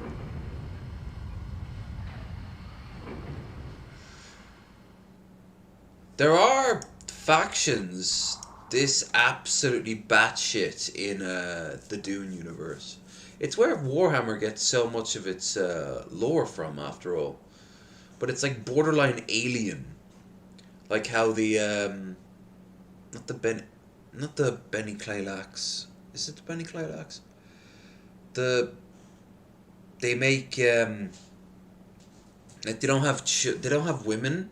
Instead, they used all the women in their society to be basically like these giant pods that make copies of themselves endlessly. Not just themselves, but also of like the males, who are like these sort of huddled rat men that see all humanity as pointless except for them. And they make their versions of servitors and shit like that. It's You have twice succeeded. You are of some value. Leave us. We will brief you on your mission. The Harkonnen are stalling the mining of spice at our Tuono facility. They have a base and will attack. Remove all Harkonnen presence. That is your mission. Spice has great value to us. The spice must flow. He said the thing. That is They get even weirder in the sequel.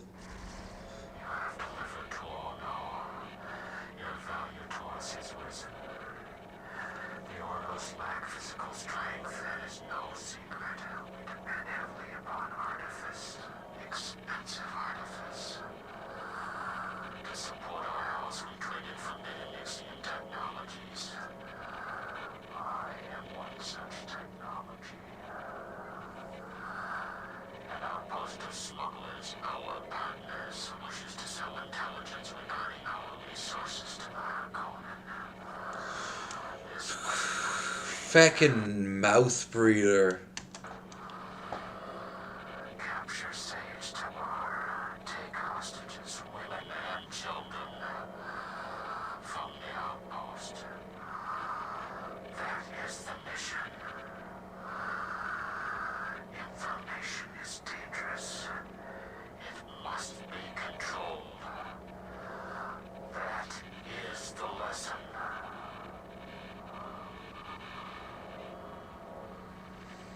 Yeah, there's something very ethereal about this era of the Dune series. It's like borderline. It's like where's the picture of it? It should pop up somewhere. Like All Tomorrows. You probably saw the pictures of like all these weird aliens. Something Tomorrows. Great, absolutely great book series. But I mean, like, well, book, but it's like the future. Slappy birthday, dude. I don't know, YouTuber stream didn't show my chat post. I was also drunk. Nice. I'm going between very, very tired and doing quite well. I'm currently in the quite well mode, and I have another less than 4 hours to go. And then I'd have done a whole 24-hour circuit. And I'm no longer have the computer to fuck up. Looking forward to the show on Friday. I'll leave you to this. I need to pee. And yes, we're gonna watch the Dune, the sequel to Dune, Emperor of Dune.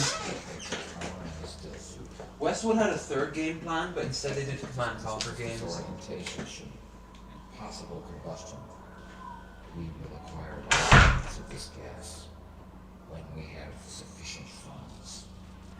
The Ixians are impatient. There is little time. We will brief you on your mission. We must greatly and immediately increase spice production. The nearest spice field is under Atreides' control. Eliminate the Atreides and harvest the spice with maximum cost efficiency. That is the mission. Our carry-all facilities may increase your productivity. That is a recommendation. Yes, the gas is effective. You are of increasing spice value to us. You will be remunerated when Arrakis is secured. We have paid the Ixians. They are in the process of delivering many shipments. To accommodate our merchandise, we have constructed a starport in the Figaro Plain.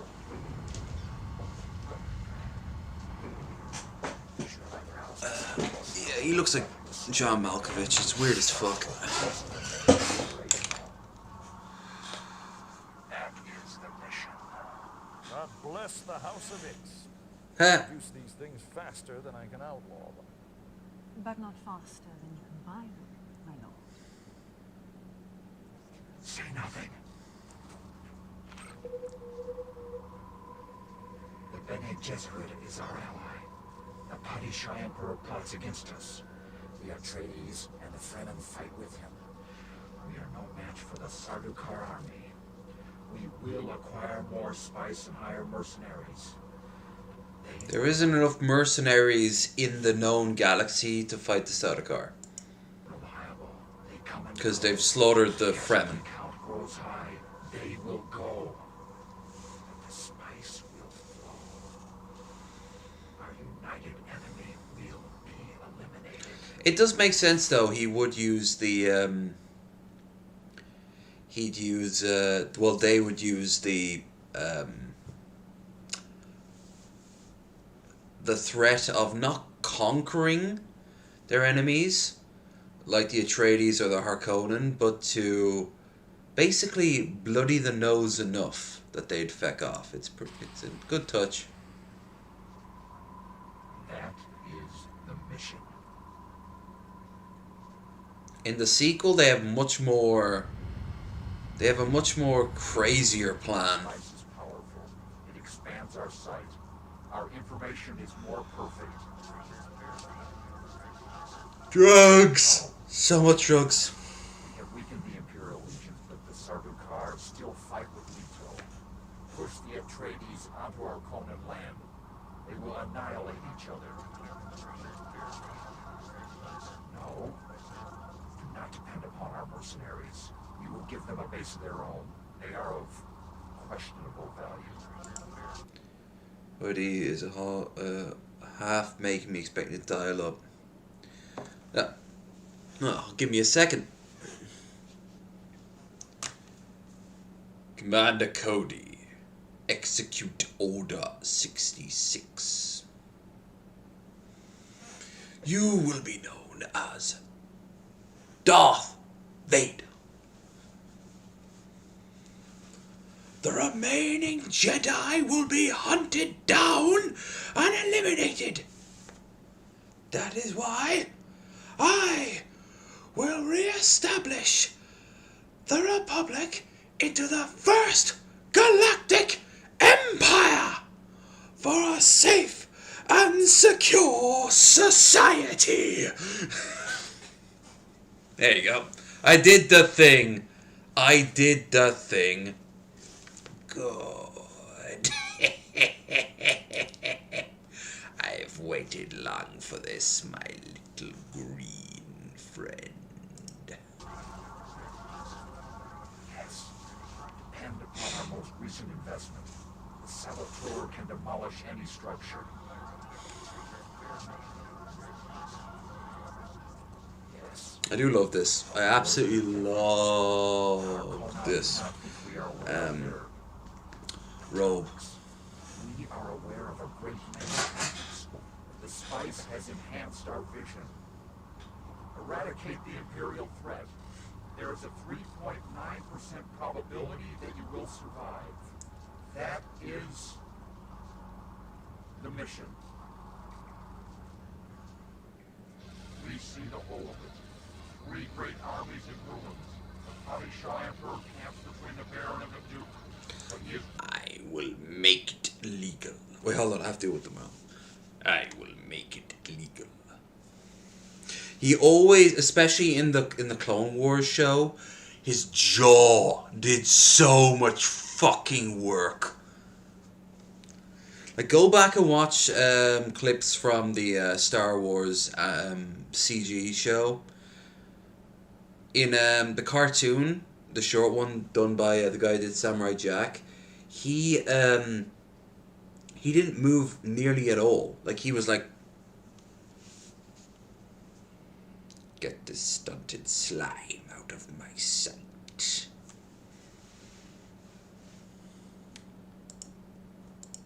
weak and hatred is strong. We see our mercenaries are restless.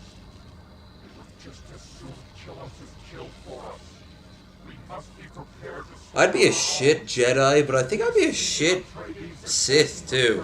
I think I'd be a grey Jedi, just kind of out there somewhere trying to find myself. We see the Padishah Emperor is the root of it. His palace must be destroyed. Our Saboteur will see to it. 3 great armies in ruins. The Ordos control Arrakis. The spice. The universe. Finish it. Finish it. That is the mission.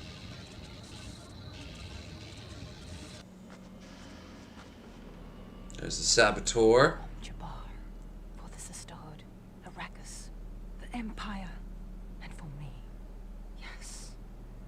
One for me. Heh.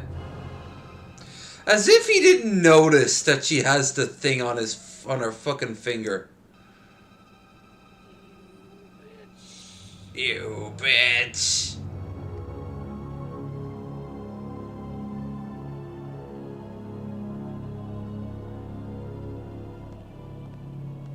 Yes, pretty much.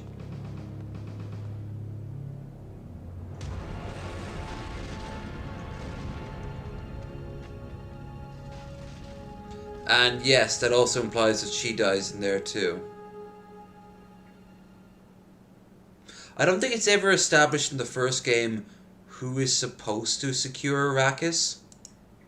No You just have to deal with the humanity after. I don't think anyone secures Arrakis, but no matter what, the Emperor dies. That's the canon of these video games. in the Harkonnen of Gidi Prime. There's no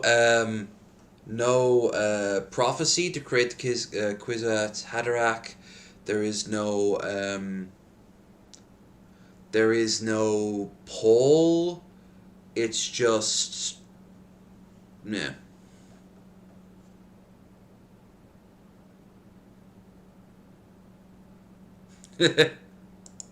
Only ruthlessness and brutality. Even their mentor does I'll admit that I probably would have fallen under, especially if I was living in Coruscant, I probably would have some sort of like hardcore stance pro Empire. At least until I see like aliens getting rounded up and putting into the back of like their equivalent of trucks, and I'd be like, oh no. Gola corpse, grown in a Tylaxan flesh vat. The Baron vows to cut the ducal ring from Leto's hand, and his atomic weapons give the threat new meaning. Now you might recognize this face. My mind in motion is by the juice of Safu that thoughts acquire speed, the lips acquire stains, the stains become a warning, and is by the will alone I set my mind in motion. Is it Peter de Vries in the original book? The mentat of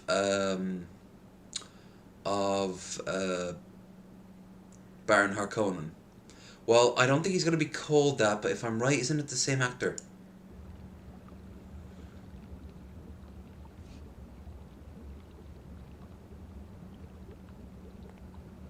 I am the mentor Tate. You're new, aren't you? No heart plug. Don't let the Baron see you. I'm going to let you in on a secret. If only because you are a speck of Iraqian dust, and I could kill you at any time without consequence. You have to go to the Baron and go and take the strength. Oh, he just taught. He's just pure Italian.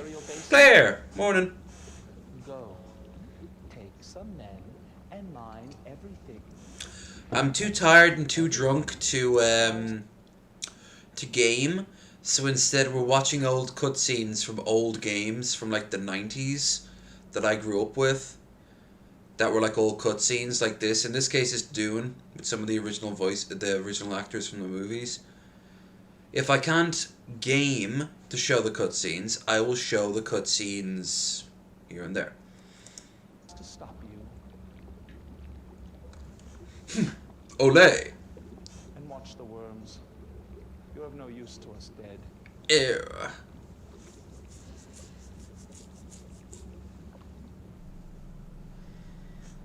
So cheap looking.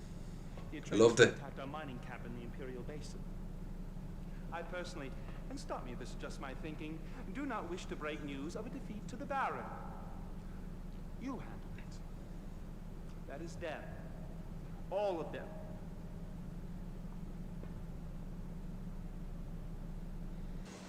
You never got to see the Baron or the Duke. You always went through proxies in the original game. The sequels, they had actors playing the Baron and the Duke. I spent the morning with the Baron, torturing an Atreides conscript. A bleeder. I have to say it was an unbelievable mess, but there is a new We're evil, don't you know? to bear. It is rather poorly defended and must be, and I emphasize this must be attacked before it has time to fortify itself. Go! Destroy the Atreides forces.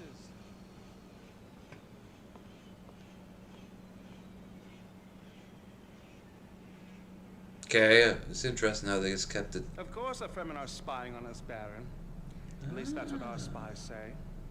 They're spying on us and attacking us and stealing our spice and... Attack the mountain at dawn. If the Fremen base lies anywhere between there and the Sage to Bear, destroy it. If any other My eyebrows say so.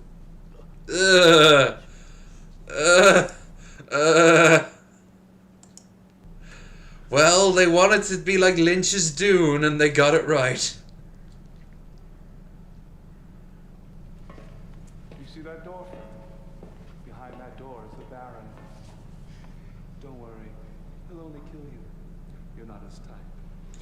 There, that's the only time they're ever going to establish that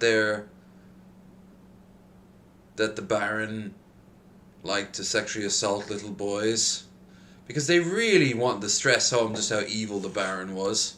Now, tell me what I want to hear.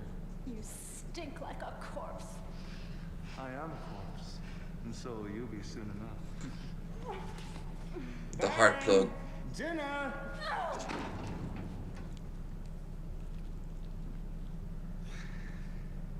The Emperor has shown his hand. Wait, are they implying that he's also a cannibal? I don't think he ever was. Of Sadukar terror troops, and the duplicitous Emperor himself. Duplicitous, of dual nature. Now, if the Sadukar fight with the Ordos, they could defeat us. However, until the Ordos destroy our last operational radar outpost, the liners cannot land undetected. Are you kidding me? The really good shit you'd get on, like, not Tatooine. You get scrub shit on Tatooine. You get hardcore drugs like death sticks or space heroin. You get that on Tatooine. What you'd to get good space weed? I imagine you go to the Wookiees. And then they all laugh at you as you start coughing up, and then you realize you've been smoking their hair, and they keep all the good shit for themselves. they give you blunts made out of their own fur. That's good shit, man. Then we will deal with the Ordos. Heart plugs, weird. Good. You fight like a Harkonnen. You bought us some time from the Sadukar. And our spies report the Ordos are falling back. All done via green screen. You gotta love it. Plans within plans. Look closer. The Ordos are gathering strength. Smuggling Ixian supplies and weapons to a hidden starboard on the Furo plane. What's this? I told you she'd give him a skull job. Weapon that will wreak confusion and disorder among our troops. On its way to the starboard. What if spaceweed is Wookiee hair? That might explain why the Trandoshans want it so much. But then they just leave it, so I don't think they smoke it. You must destroy the starboard before the Deviator destroys us all. Well, it's spice, isn't it? Like, in tribute to... It's Kessel spice, in tribute to Dune. They smoke that shit. They also turn it into some painkillers, like proper legit painkillers, but they mostly smoke it in these big hookah things. And Twi'lek girls, the ones with the two head tails, tend to get hooked on it very quickly, so they become basically prostitutes. It's interesting because Han Solo was famous for smuggling that shit, which makes him a peddler of drugs. Han Solo, the hero. No, he wasn't. He wasn't the hero. He was kind of the hero. He was a reluctant hero. Look what the worm dragged in. Oh. The famed Atreides Mentat. Nori Mineo. John Rhys Davis, no. We discovered a rather delicate correspondence regarding a high-tech Atreides factory which produces carry-alls. Meant to carry all the Emperor Sadukar down to battle from the polar region. Now, So high end if we came destroy the up with Atreides solo factory, her. we keep the Sardaukar away from the battle. We strike the Atreides, or the Sardaukar. That's the sequel to the Star Wars Holiday Special. Now Itchy is grown up and has his own family. And Ray shows up with was it Finn? Old Lando shows up. Kylo Ren's chasing him. All the Force ghosts are having this sort of like Mulan elders bickering match.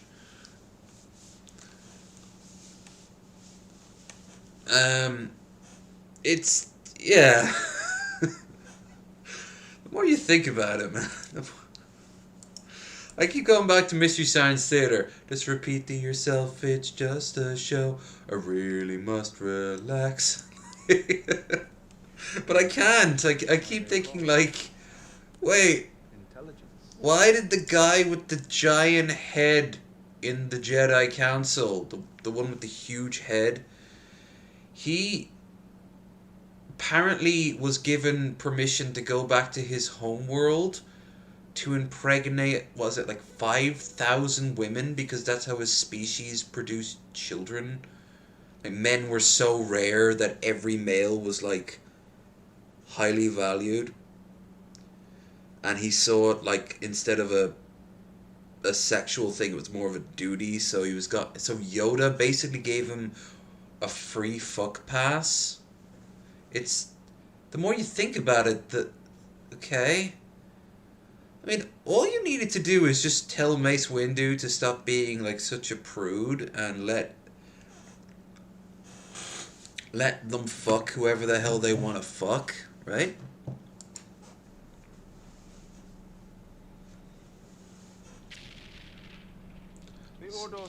Hey, look! It's the stock footage from the movie that we can't outright address because that would copyright us. A lethal saboteur who can demolish a building with one blow. But their allies grow indifferent. The Atreides and the Fremen have their own battles to fight.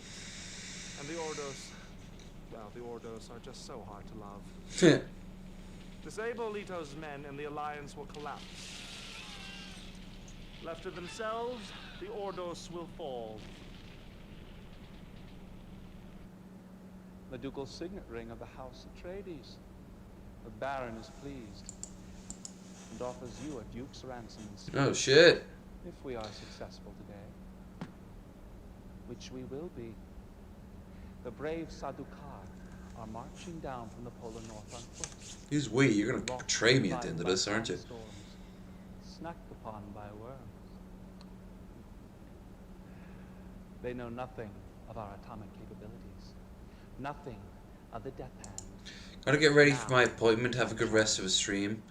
Thanks. It looks like it's gonna go off without a hitch. Once again, the new PC is paying itself. No technical glitches. All the games run smoothly. To seize Arrakis. 2 screens. It's the little things in life, right? But I hope your appointment goes smoothly. Kill the rich old man. Release the Sardaukar. I want a full report. Sire, the shield wall has been breached. We must retreat. Retreat! I want a report. Sire, the shield wall is breached. The Sardaukar will be slaughtered. We must retreat. Anyone call betrayer? The Emperor of the known universe. Retreat? A victory in sight. Is he a beta male? Sire! Release the Sardaukar! Well, I'm off to die.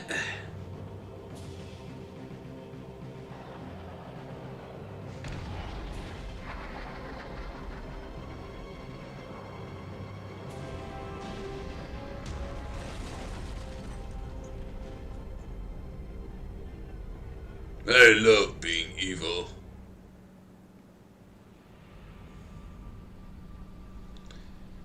And yeah, that's the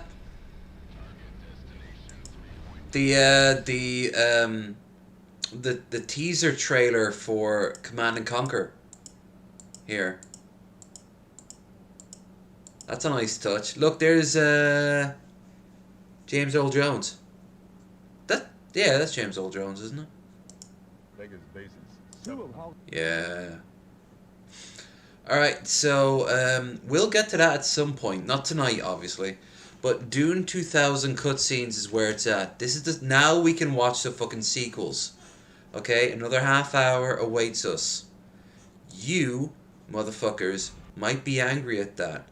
My response to it is... It's Emperor of Dune. That's my response.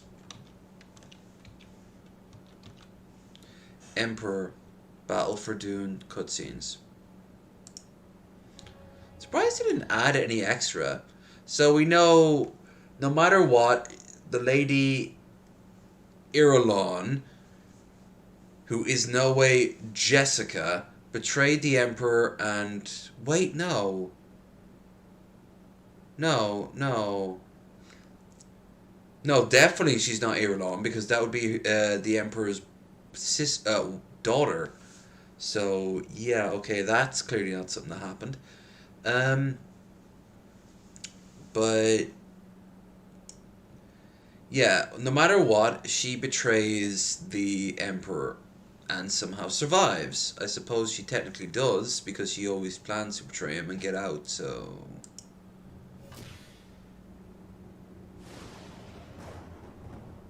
Know then that the first great spice war on the planet Arrakis has ended. Yep. There, The no matter Emperor what. Carino is dead. Poisoned. So, if the Emperor Carino is dead, poisoned, does that mean... Was it Ordos? Or was it... Yeah, it was Ordos. That ending was where Dagum Jabbar stabbed her. So does that mean Ordos wins? Or did they just use this footage and was like, no matter what? Or maybe she just killed him for the sake of it. By his concubine, the Lady Ilara. Ilara, yeah. Now, a new war rages for the control of the Golden Lion Throne. What about... did they not have kids? Like, the Lady Irulan could have become the Empress. Great civil war between the noble houses of the Landsraad. Only 3 houses remain with the resources and ability to seize control of the throne. Trying to think.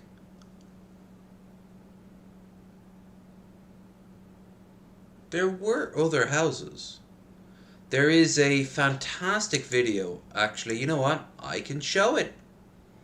I'm taking a detour of a detour of a detour of a detour and get in fucking line. We're going Dune mode.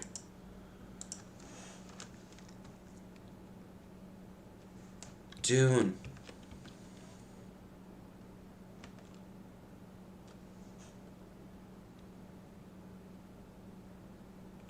Lore. No, yes. The Landsraad, the Imperial Throne, and the Spacing Guild. Alright, we're gonna go back to the fucking beginning. A lot of you are like, no, please stop, the nerd. And I'm like, hey, the nerd. Now shut up, get in line, and we're only gonna go as far as, say... the rest of the fucking video. It is the 11th millennium Feel good. AG, or the 27th millennium AD by the reckoning of the ancient calendar. For those of you who might be from one of the backwater planets, here is a quick recap of humanity's history. It has been a long time since mankind first emerged from Terra and began to colonize the stars in the 2100s AD. This trend would accelerate in the centuries that followed, during an era that would become known as the Little Diaspora. By the end of this roughly 500-year period, The off-world population came to dwarf that. Notice not every planet was taken, and this one right here, Cirrus, kind of a big deal. That of Earth by a factor of 20 to 1. Yet, given its high population density and historical role as leader, the cradle of humanity still maintained its position as the imperial seat of a burgeoning space empire. However, this would all change abruptly in 2798 AD, when our homeworld was devastated. 2798. Even Warhammer 40k doesn't go that crazy with time.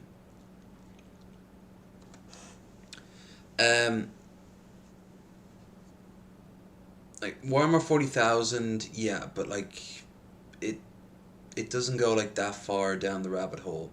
Dune does. So does Foundation. Another thing earlier I should have made a comparison to about the Warhammer 40,000. Stated by a massive asteroid impact.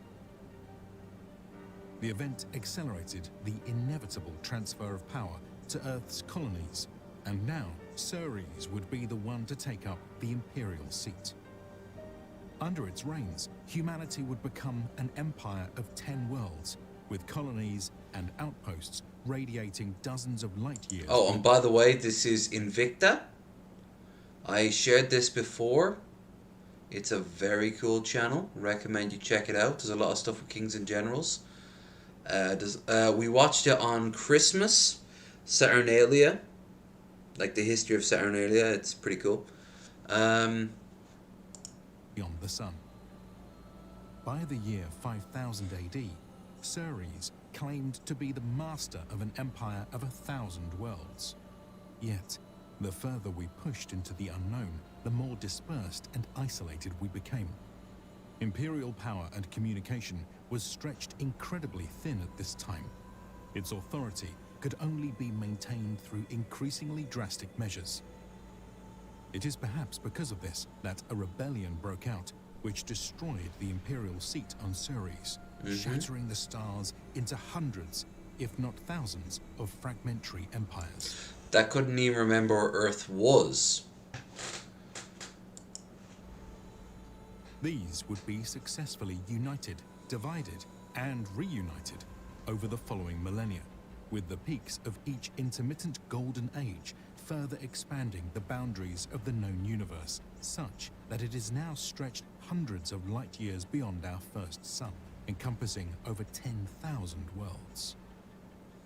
Traversing such vast distances was only possible by technological advances that allowed ships to approach and eventually surpass the speed of light. However, the ever-increasing pace of development did not come without a cost. The rise of incredibly sophisticated, sentient AI in particular posed an unprecedented threat to the freedom of mankind. Right, so the ships, basically, they needed to have AI advanced enough to be able to reach further and further and further out. Not just like minds that we can comprehend, but minds that an advanced machine to us couldn't comprehend the machines that we'd make that far down the line. Probably with help of other AIs of lesser quality. And their sole purpose is just to get us out further and further and further and so on and so on and so on. Sparked a multi-generational, galaxy-wide uprising at the start of the 17th millennium AD. By the end of the so-called Butlerian Jihad, untold billions of lives had been lost. We also use machines for other things. We used to give them intelligences and fill them with, if I remember right, like at one point, a Splinter Empire used to fill these giant death robots that would fight for amusement for the rich. They'd fill them with like the feelings of thousands of dead people, and then tell those feelings that the other robot was the one that killed them. And this is like hell. And then they have to start fighting. Eventually, one of the robots was like, that makes no sense, and turns on the humans and started to try to wipe out all humanity. And the response to it was turning to religion, which is a pretty weird response, but it worked. But the last of the thinking machines was finally purged. The thinking machines. This pivotal moment had a dramatic impact on the trajectory of human history. No longer would we rely on the treacherous crutches of such AI. But we... In fact, the formation I do love this picture. Like, if you look at the flag, like, they're ripping, like, an AI's core out, basically. Religious text meant to guide humanity the Orange Bible. This new age, held as one of its primary commandments. Thou shalt not make a machine in the likeness of a human mind. Yet, while such proclamations surely protected mankind from the dangers of its near-fatal downfall, it also severely curbed humanity's ability to regain the strength it once wielded during the Golden Ages. Yeah, I mean, it couldn't...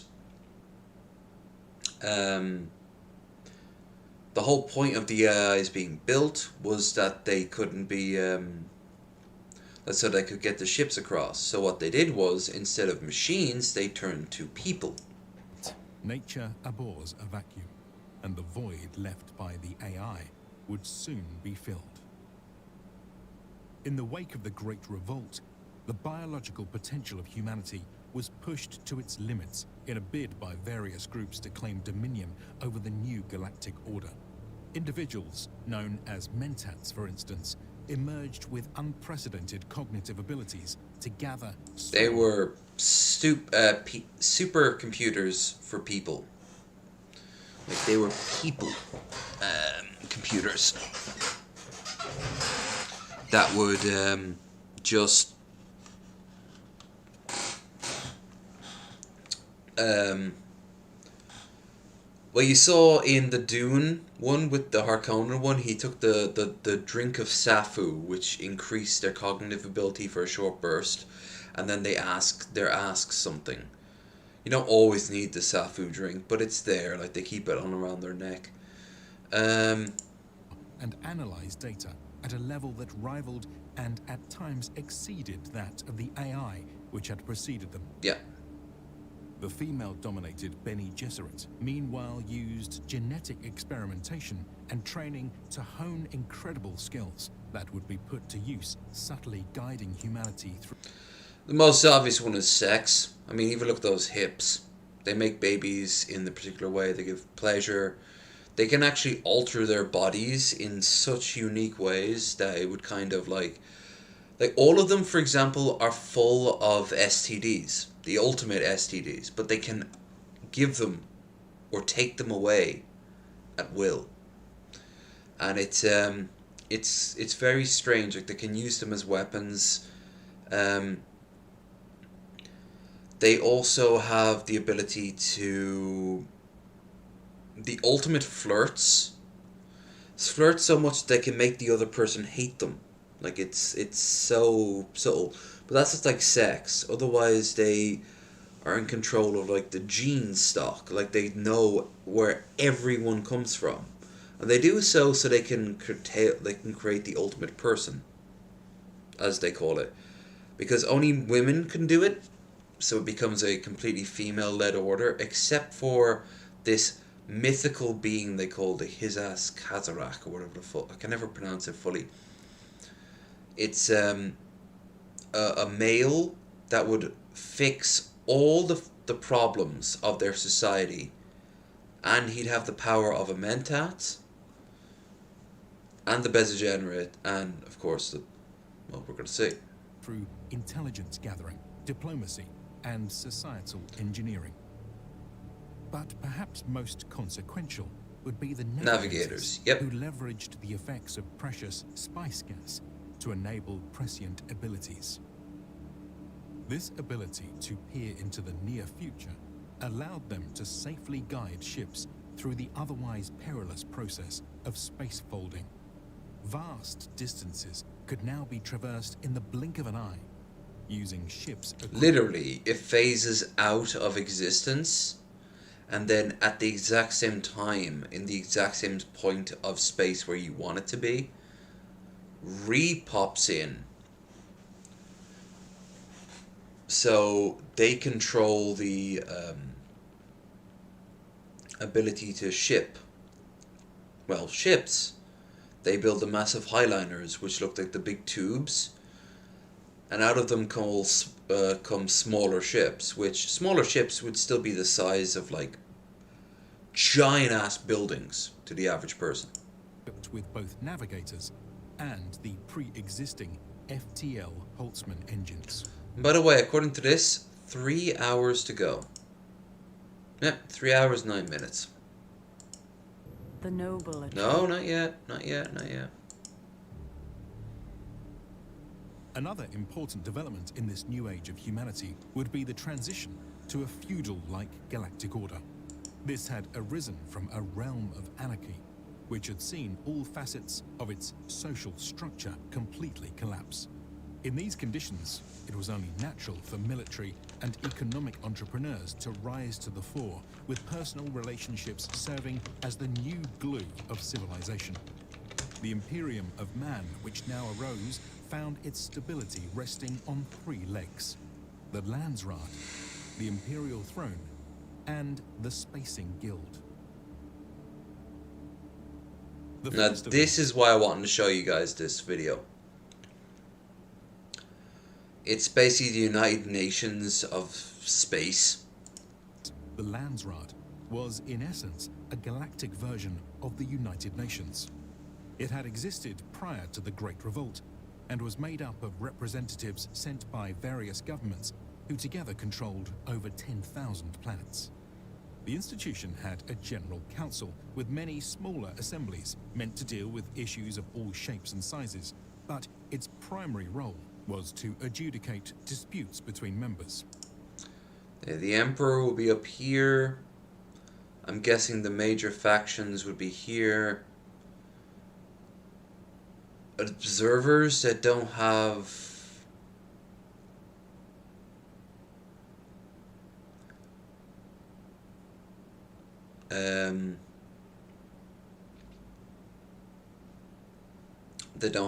a say, but probably have a massive impact would be around here. Maybe be translators or record keepers would be down there. And of course the bulk of it will be all here. That's a lot of stairs, by the way. The Butlerian Jihad, the inner workings of the Landsraad, would reorganize around the new feudal order of the galaxy. Looks a lot like a Star Destroyer. The, oh, this? I wouldn't say so, no. Like, there's a lot of other shows and games that would have been looking more like this. Don't get me wrong, I do see where you're coming from, but I mean, Halo comes to mind, The Expanse, which anyone who's even remotely involved with Templin Institute, the show we watched earlier, knows about. I should have shown this when I went up to get the pizza. Would have recognized the connection with the Expanse. Well, actually, hold on. A Star Destroyer. It doesn't need to be an Imperial Star Destroyer, does it?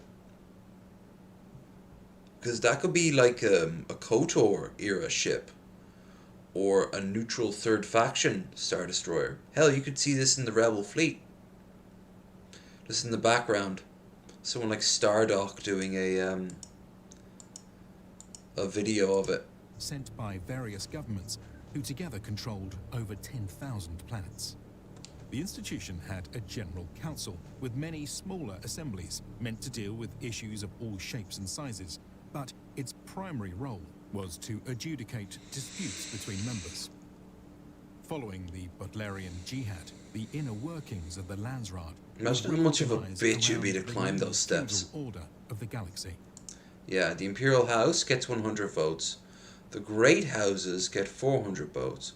The Minor Houses get 400 votes. And the Spacers Guild gets 200 votes. So if you want to complete an other vote for something, you'd need the votes in all of those things, which is why the Imperial House gets this. Plus, also, you'd always have a dominance if you were the Imperial House, because you couldn't have become the Imperial House without support of some of the other houses. That would eventually add up to at least an equilibrium, plus probably the Spacers Guild. This is best evidenced by its voting structure. Let us quickly review. 400 of the 1,000... Hey, it's a game of Stellaris that you almost got to see tonight, but now I'm far too drunk and tired to install the damn thing. Available votes were reserved for the great houses. These were governments of vast wealth and power, who often controlled one or more planetary of course systems. Meant to be Leto. They were admitted or removed from the body by pretty high up existing too. Members, with the number of great houses varying over time from a few dozen to over 100. Generally, yeah, there's the Alright, so here is what one reason I want to show you. See? There's more than one major family. There's Carino, and there's Atreides. Carino has 30. Woliak, I can't remember how to pronounce that one. Almin, Carino, Atreides, Cornic. Look how far you have to go down before you find Harkonnen.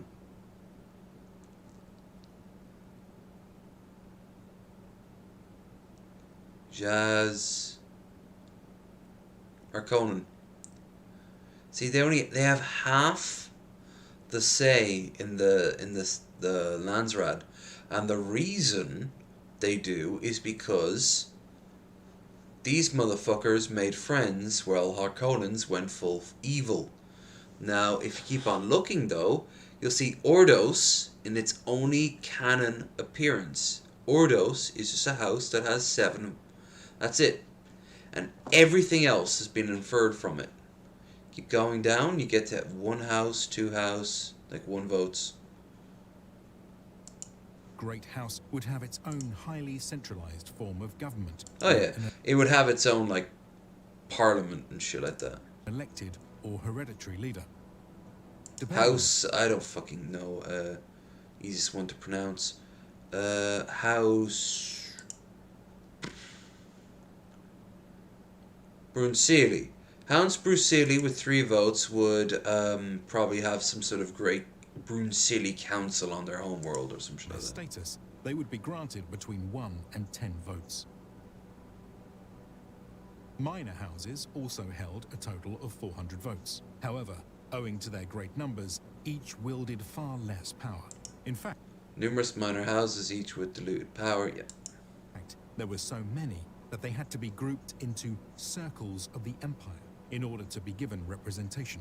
But I'm important, paper, of course you are. Simple system, but the reality underlying this structure was a massive, complicated web of political interactions. The 100 votes of the Landsrad. And here's Chad Carino. Now leads us to a discussion of the second leg of the Galactic Order, the Imperial Throne. This seat of power was occupied by House Carino, whose head was granted the ancient title of Padishah Emperor, or, more generally, the Emperor of the known universe.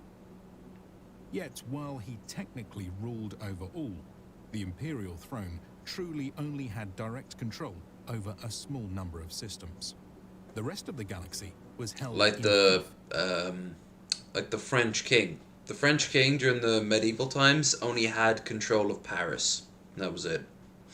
After that, he had to make deals with the big lords of France, which sometimes included English kings, and that made life very complicated for him. By the various major and minor houses we previously mentioned.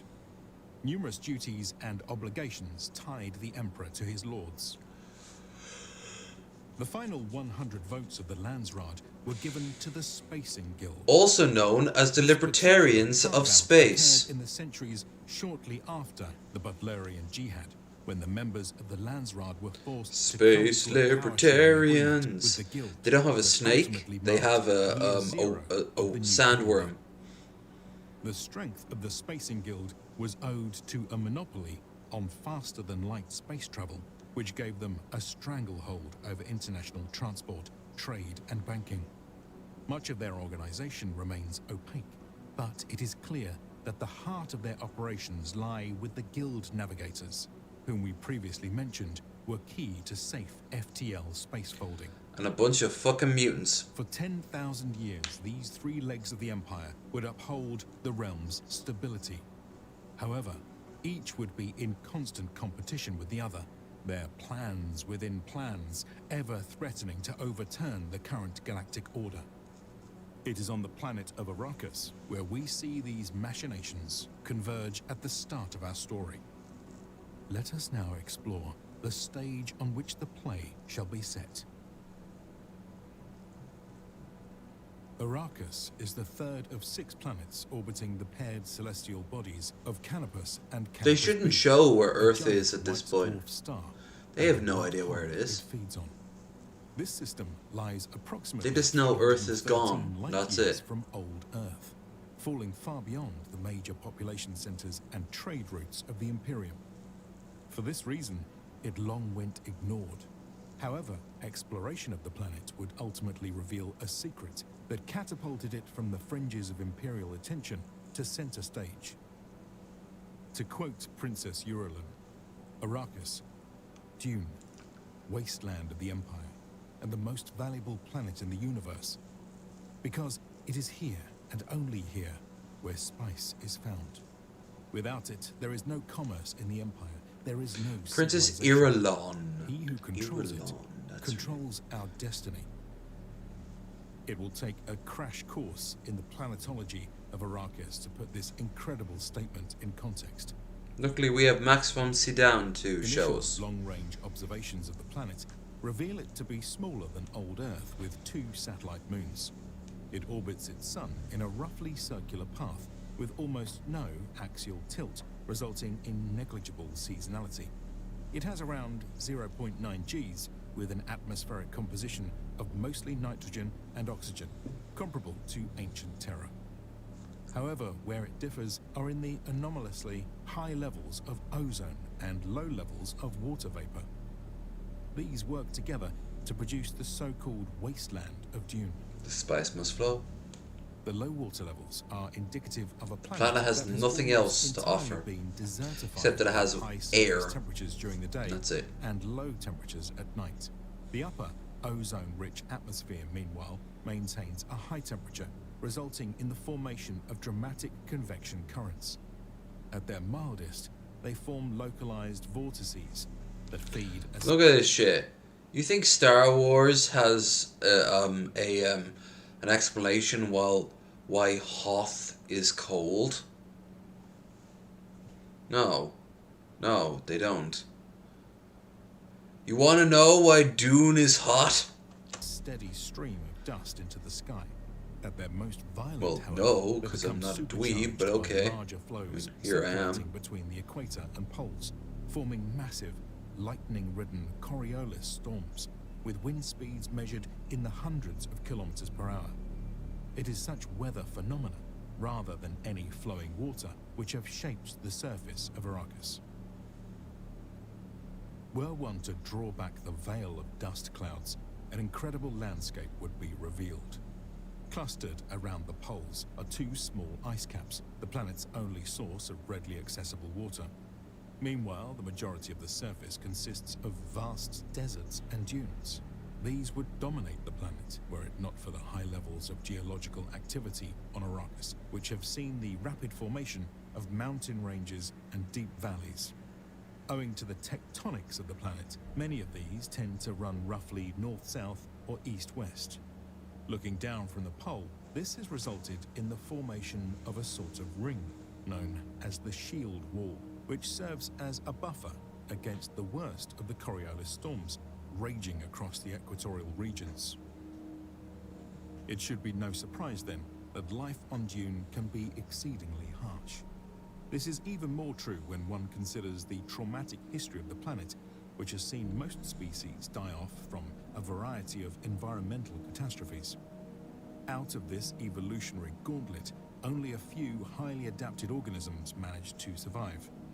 Planetologists have identified many species of hardy flora and fauna, but none are more prolific than the famous sandworms. These are fascinating yet poorly understood creatures.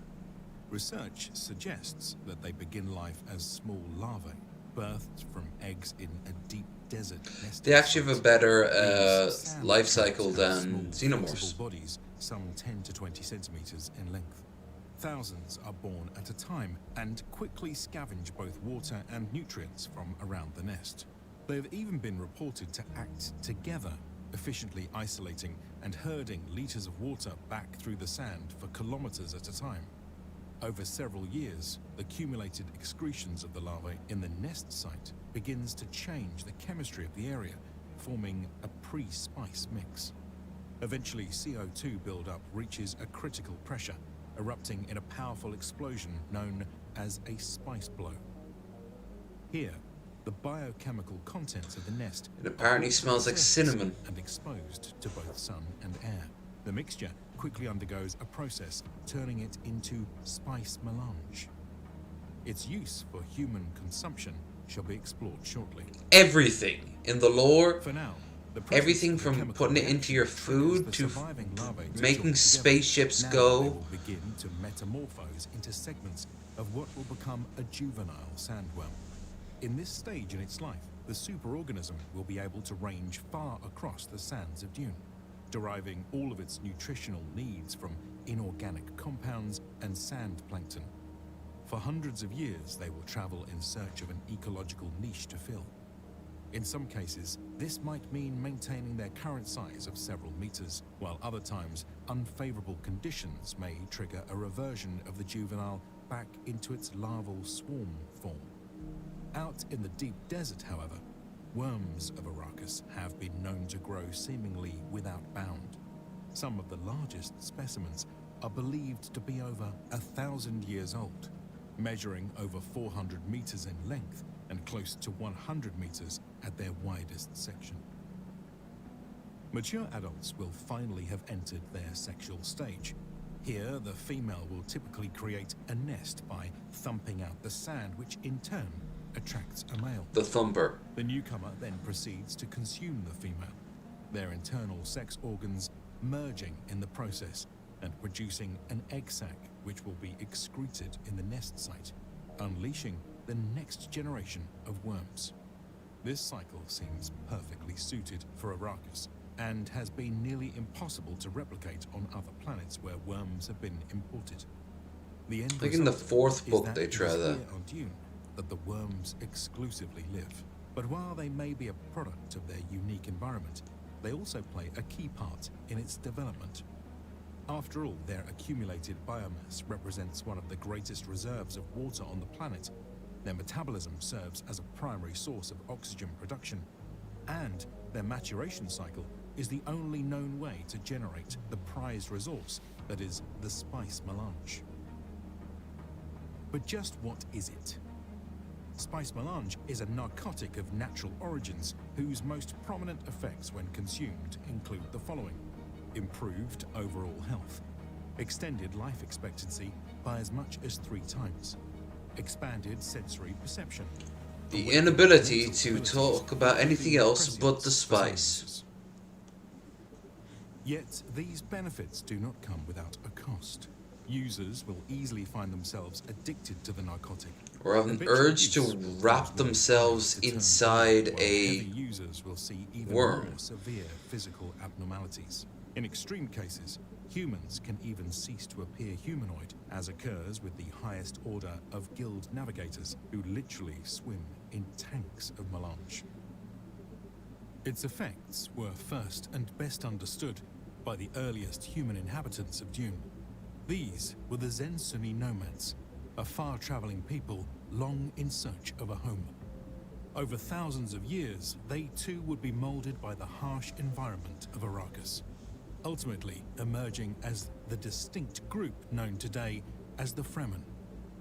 They are a hardy folk whose close-knit tribal groups scratch a living out of the various sieges, tucked into the rocky outcroppings Drinking their of the own planet. piss and drinking They their live own and piss. die by the conservation of water. adopting extreme measures to preserve every precious drop.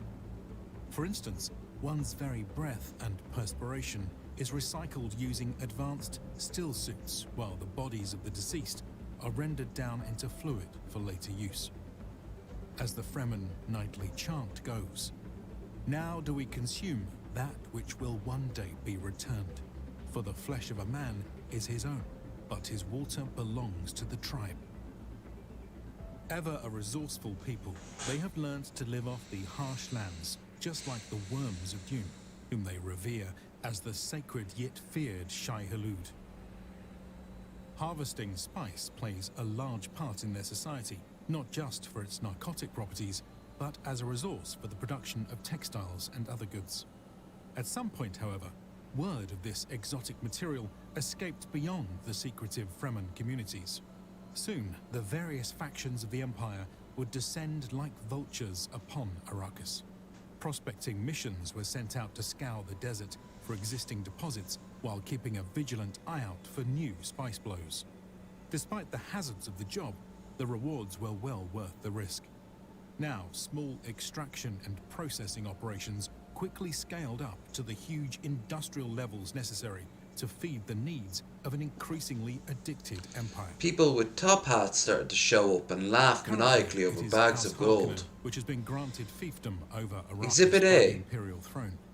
Their duty is to ensure that the spice flows.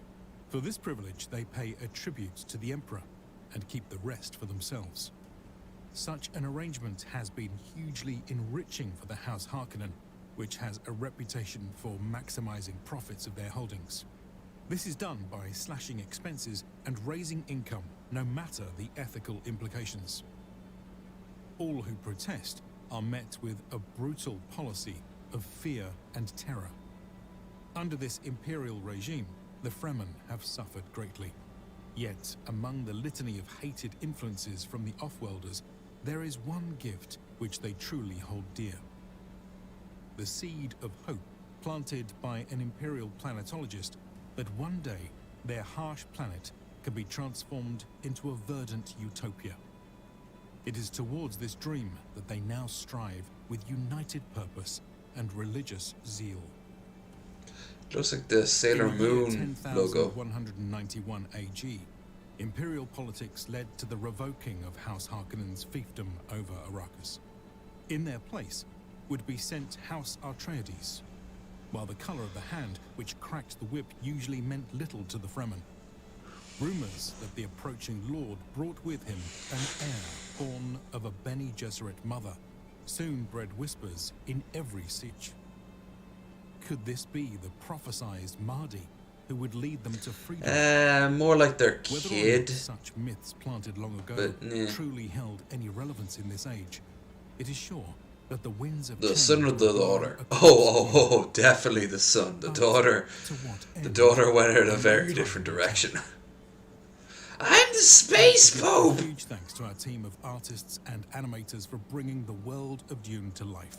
Yep, absolutely brilliant video. Check it out. It is. Now do you have the backstory of Dune? The key difference is Paul is not involved. The events of the books only happen as an arbitrary, and if you watch the previous one, Carino is dead. The insidious order. Already you're like, that doesn't make any sense. No, it doesn't. It's okay, but it makes for a good strategy basis. All three are equally committed.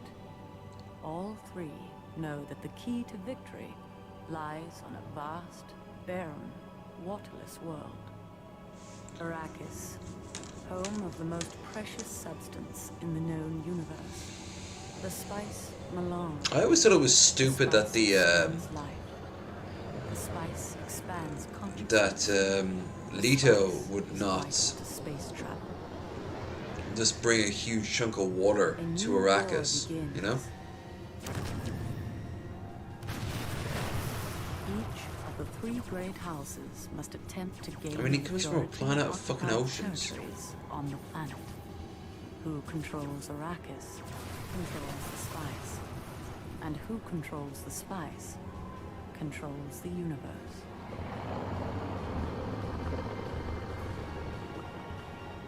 Hey, it's those things from Beetlejuice.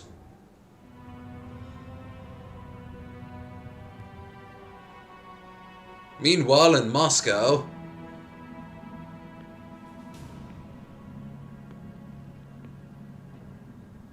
The reign of House Carino is ended.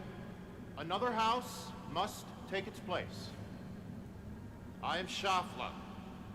I represent the Spacing Guild's interest in this matter. Money. Under the terms of the Great Convention, a limited form of warfare known as the War of Assassins has been declared by 3 factions. House Atreides, House Harkonnen, and House Ordos. The rules of conflict describe Ordos. declarations of intent. Who would speak for House Atreides? I am the Duke Achilles of Arrakis. Of Arrakis. I am Worf, son of Mo. I see the Atreides still harbor delusions of superiority. I was told I would be able to speak. Baron, you will have your time. Indeed, I will. House Atreides will abide by the terms of the Great Convention. Our intent is to secure the planet Arrakis and oversee the production of spice for the... Harkonnens are without honor. Baron Rakan. I had hoped to avoid this conflict.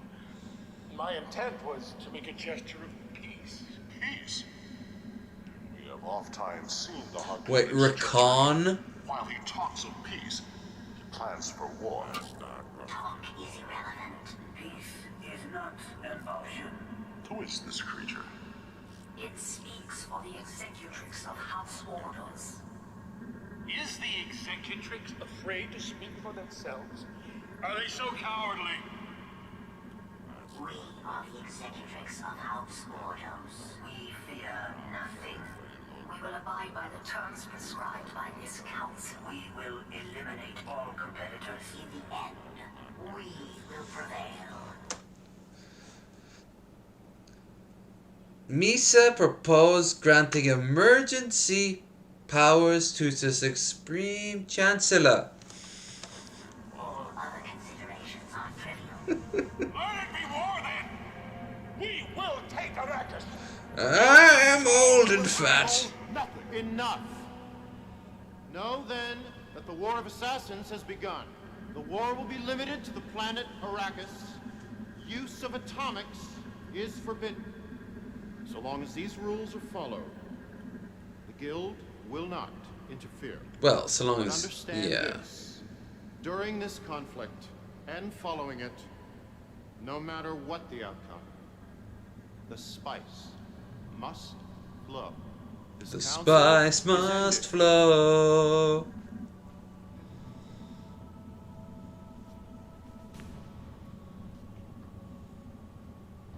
The war begins.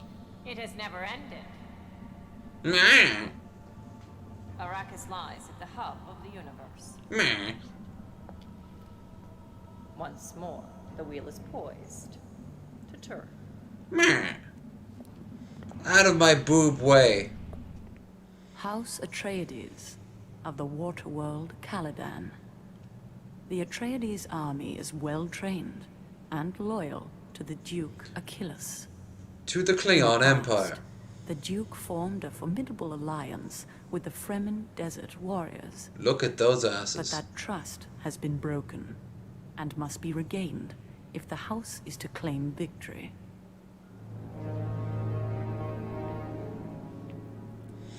Oh, no John Rhys. That you are our best hope for a new generation of No John Rhys Davis. They couldn't get him back. They had to spend money and get Michael Dorn instead. leadership. We shall see about that. At least I'm a character in this I game. am though. Kalinar Koltras, Master of Assassins, and Mentat to the Duke.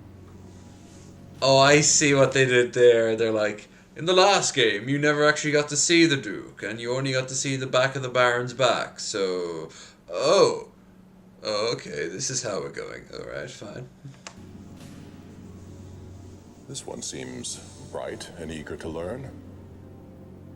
Let us see how our new commander performs in the field before. Commander, don't say terms like commander. I want to grow a beard and be a womanizer. On Who can Caladan, cook? you learn to swim by leaping directly into the Who ocean. knows how to play the Yes? French horn? Oh, I don't know how to do Let that. us see how you fare. I was almost Riker. I also don't know how to play poker. So, the desert sands have not swallowed you whole. Yet. There is much for you to learn about Arrakis, Commander. You could view 1,000 film books and still not understand its intricacies. Here there are storms of sand that will eat the flesh off your bones, then grind those bones to dust. There are vast wastes where nothing lives save the spice, and the great worms, and the Fremen. Okay. The Fremen are the free tribes of the desert. They wear still suits, self-contained systems designed to recapture the body's lost water. Wheels asses. The Harkonnen are everywhere. Just keep We are blinking. fools if we think we Blink can stand alone more. against them. We will stand as we always have. Wilson! And we will fall as Fremen without help. This is no time to That's stick to right. the Breathe old ways. through your mouth more. Retain more of that water. The Atreides offer us a powerful alliance. The Atreides. Our fathers spilled their water for them and gained nothing. Our father's time is past! I leave this seat. Yes, for too long. You wish to invoke the challenge. It is my right. As it is my right to cut you down and claim your water. Oh, right. Yeah, you could defend yourself.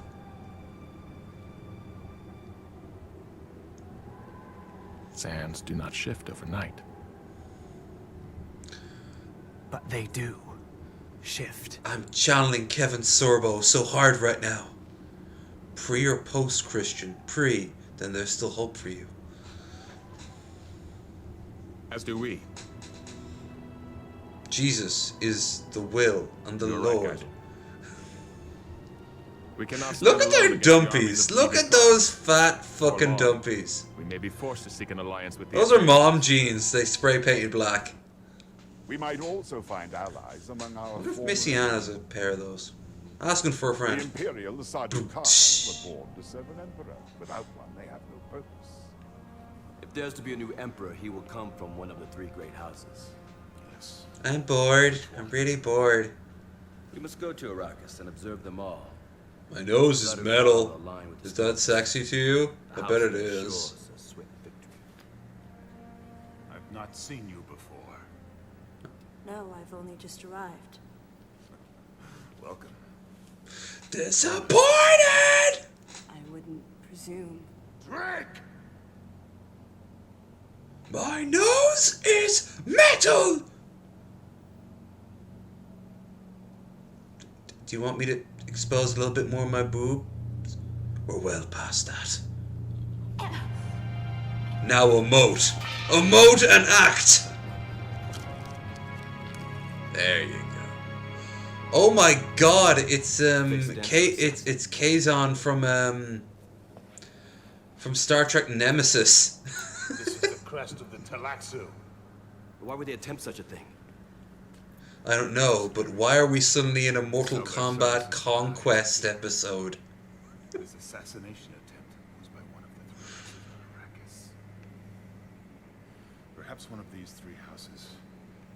Oh, he also looks like someone from like a D&D movie I saw years ago. Our troops leave for Arrakis within the hour.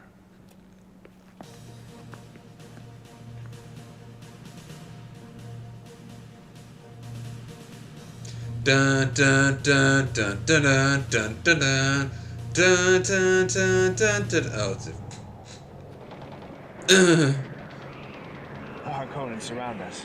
I also realized we shouldn't have this long hair if we're trying to retain our moisture. That's true. Wow, look at all those little toy tanks driving around. Caw, it's a pandemic.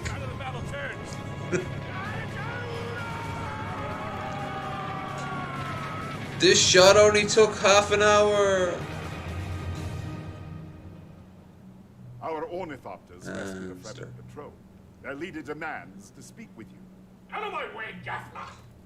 You were not given permission to enter. Silence, Mentat. The Atreides saved our lives, true. Blue. Such treachery. Blue. The bodies of my fallen brethren have been stolen by your guards. By rights, that water belongs to my tribe. I will have it back, or you will taste my blade. So damn funny. The last one was hotter. The bodies of your tribesmen were wrapped in micropore to preserve their water. They can be returned whenever you like. Why are your soldiers dressed in play suits for children? Why are you dressed in a giant condom? Because I find it hot.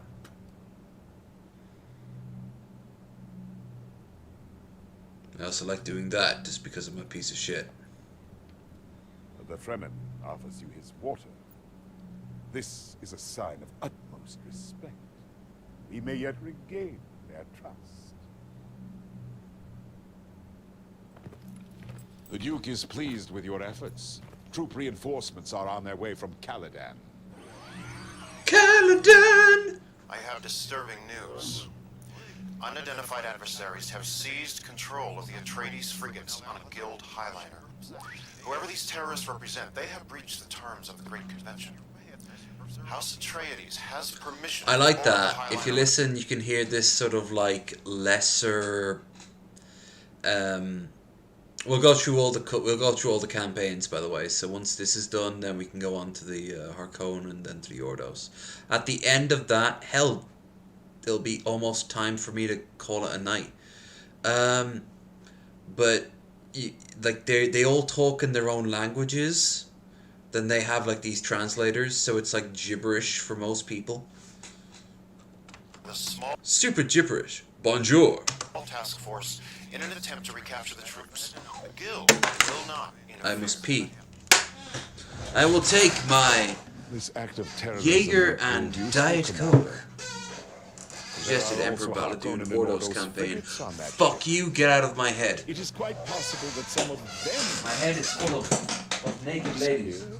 In the chaos of the Where battle. the bodies are. It was ordered to. It was war, damn it.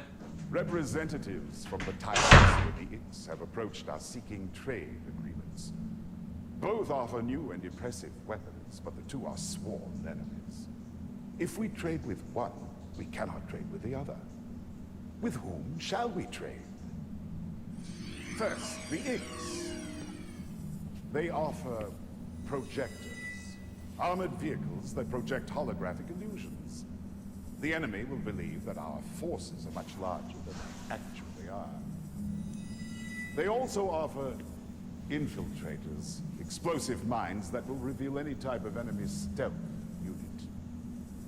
Next, the Tylaxu. They have developed human mutations called contaminators. These carry a virus that mutates living things with predictable contamination. The more they kill, the greater their ranks become. Yeah, it's so stupid looking. They have also developed bioengineered tanks. Biotanks? How lewd! These they call leeches. The Duke has never trusted the Tylaxu, but he will defer to your judgment. Will you trade with them, or with the Ix? The choice is yours. How many Duncan Idahos do I get? You've done well, Commander. But we've a long way to go before claiming victory. Mentat. The I Harkonnen love stepped you. up their attacks on my people. We need help. The Duke is willing to meet with your leaders. Do you speak for all the tribes? I've been given that authority, yes. The meeting will take place Just at casually like that. There was no problem or anything. Caladan. What treachery is this? You will be perfectly safe. Call it a sign of trust. He looks like Robin Williams in Jumanji. What year? Accept his invitation. We leave at once.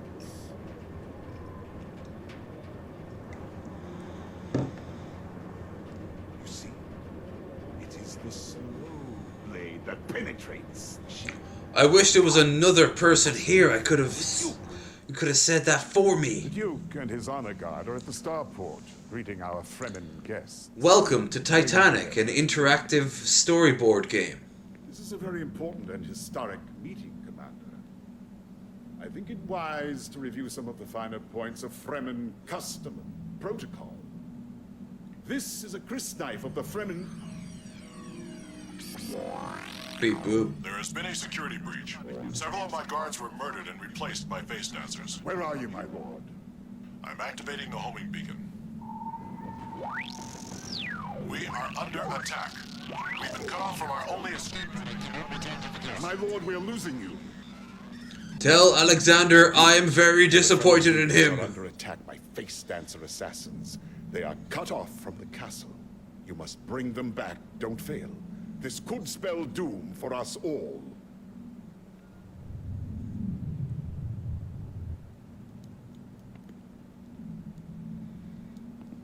You have done well. The Duke is pleased. Our trust in you has not been misplaced, Commander. My people owe you a massive water debt. We will provide you with as many of our troops as you require. And the Fedaykin.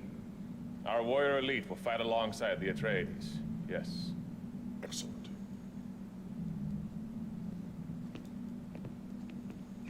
Remember well the treachery of the Tleilaxu. Anyone could be a face dancer. Anyone. Even me. Don't sit with your back to any doors, Commander.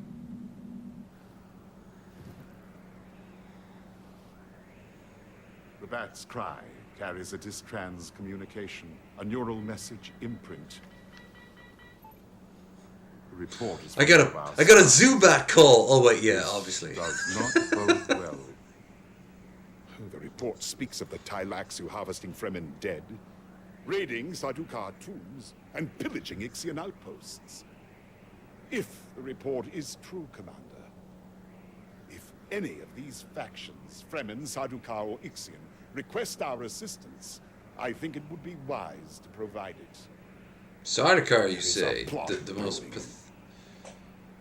I smell it.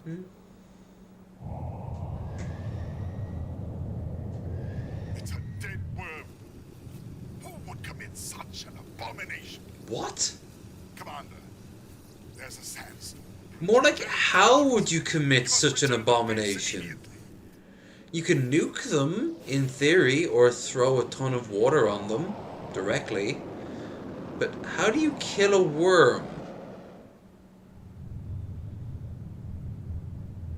Atreides. So, Today we stand at the doorstep of one of our greatest enemies.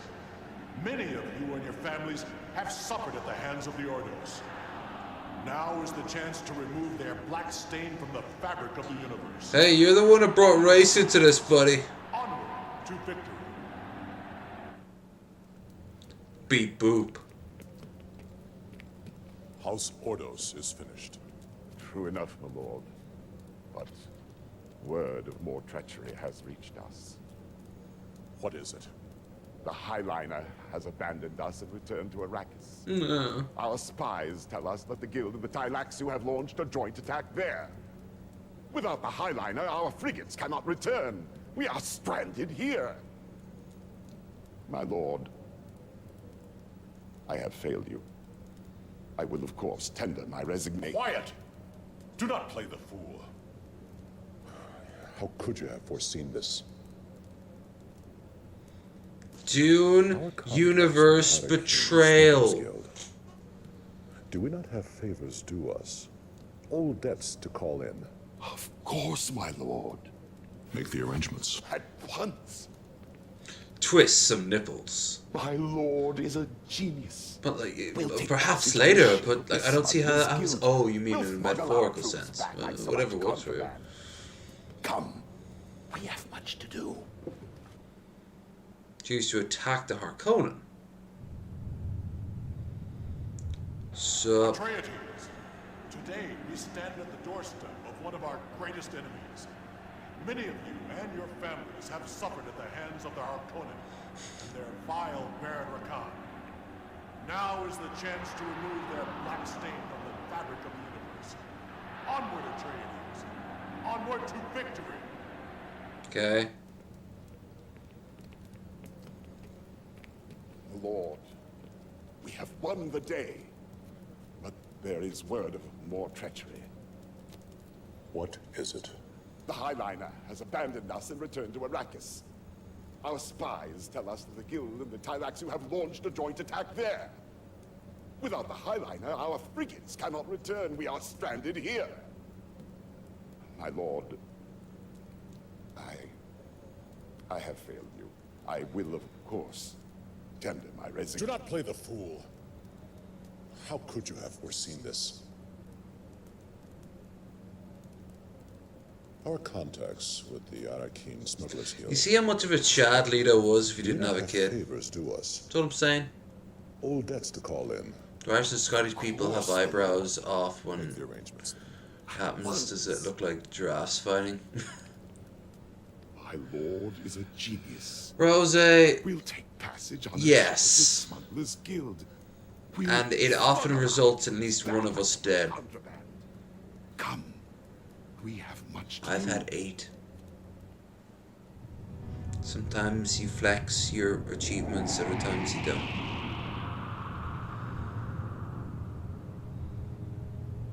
And that's why I'm never going back to Glasgow. I leave too many broken homes. Detection. But the situation on the planet is appalling. No one is standing there like it's the fucking Squid Games. The food and water supplies of all the houses have been tainted with a mind-altering drug, turning them into mindless warrior slaves. They fight for the Tylaxu and the Guild. Worse still, word has reached our spies of a devious plot. The Guild and the Tylaxu have been experimenting with the sandworms at a complex in a remote desert location. They've discovered a link between the worms and the spice. No, really? What could the connection be? With almost godlike powers. They call it the Emperor Worm. Except that's not what the Emperor Worm is. Cannot fail. You have the woman? Bring her. Woman. Fear is the little death that brings total obliteration. That face is a blasphemy. Why do you retain it? Do you think I cannot see the truth?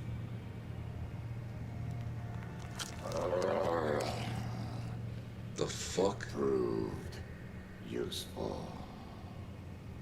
You've done well, Celix. The Guild will remember this. The Tylaxu are always pleased to serve the highest bidder.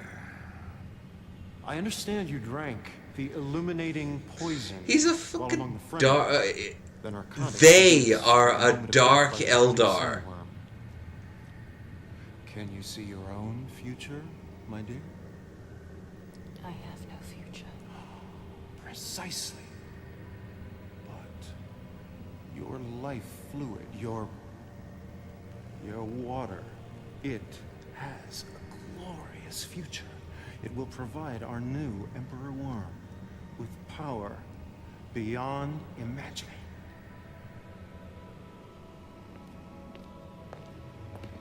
It's basically going to buy your bathwater.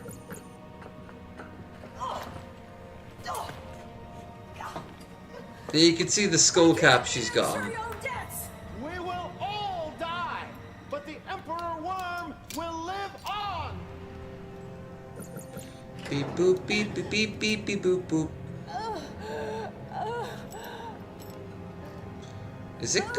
Is it literally going to fuck her?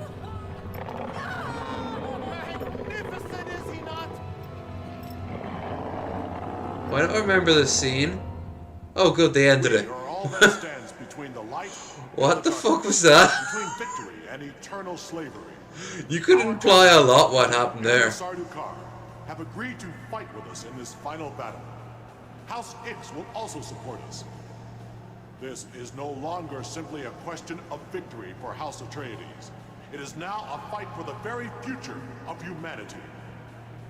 The humanity of humanity. Long live the fighters. Long live the fight. That there, I said the thing. I said the thing from the movie. Fight well.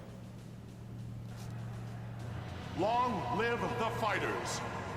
Long live the Kapla! Long fighters. And maybe treat Baboon with more respect. Meanwhile, in Tiberium's son.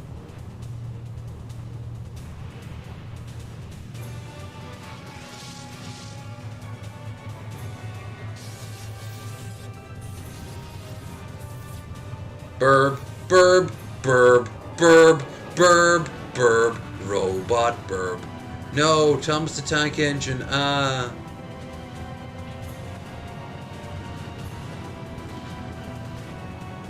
Stop paddling it.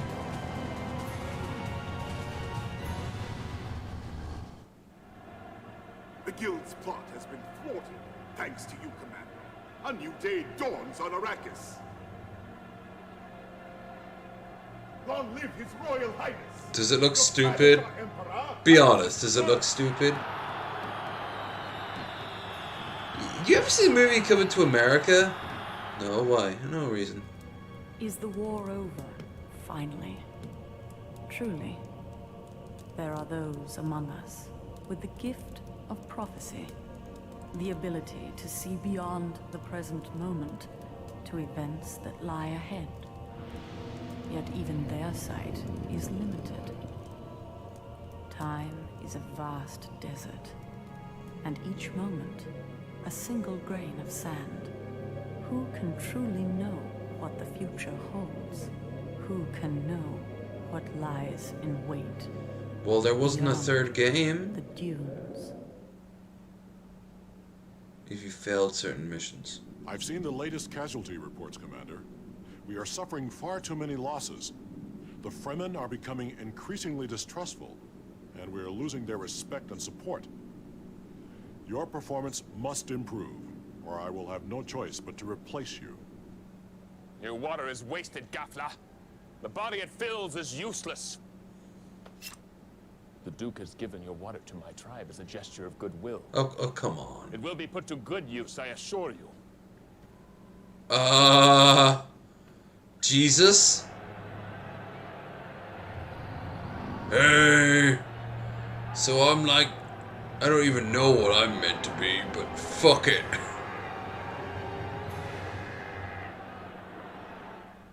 Okay, but that clearly had some sort of like understanding what it was.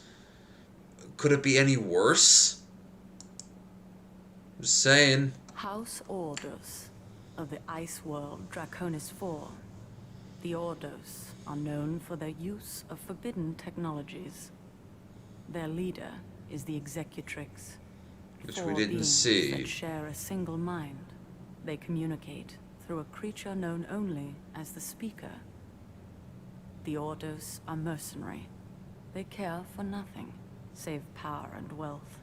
In the language of the Ordos, there are no words for the concepts of trust or honor. There are more than 300 for the concept of profit. I'll take your word for it there, text bubble. Meanwhile, in this cutscene for a... I have procured a new military strategist, as you directed. Strategist and overseer. The occupation has many facets. Show it the fate of the precursory strategist. Fear is an efficient tool of management. Hey, if you find some gum in my old office, could I have it? Your predecessor's contract is ended. You've probably seen me posing nude at some point. That's okay. I have a giant collar now, so I outrank you. To assure our victory in the War of Assassins, House Ordos has procured the technology to create Golas. Slave warriors grown in flesh vats, genetically formed... Made out of real fruit flavors, apparently. And assassination. This one's strawberry. As strategist and overseer, you will command our forces on Arrakis. That is the directive. You will recover territories lost by your predecessor. That is the imperative. You will acquire the planet and its one profitable feature, the Spice Melange. For House Ordos. That is the only acceptable outcome. Failure is not an option. Okay.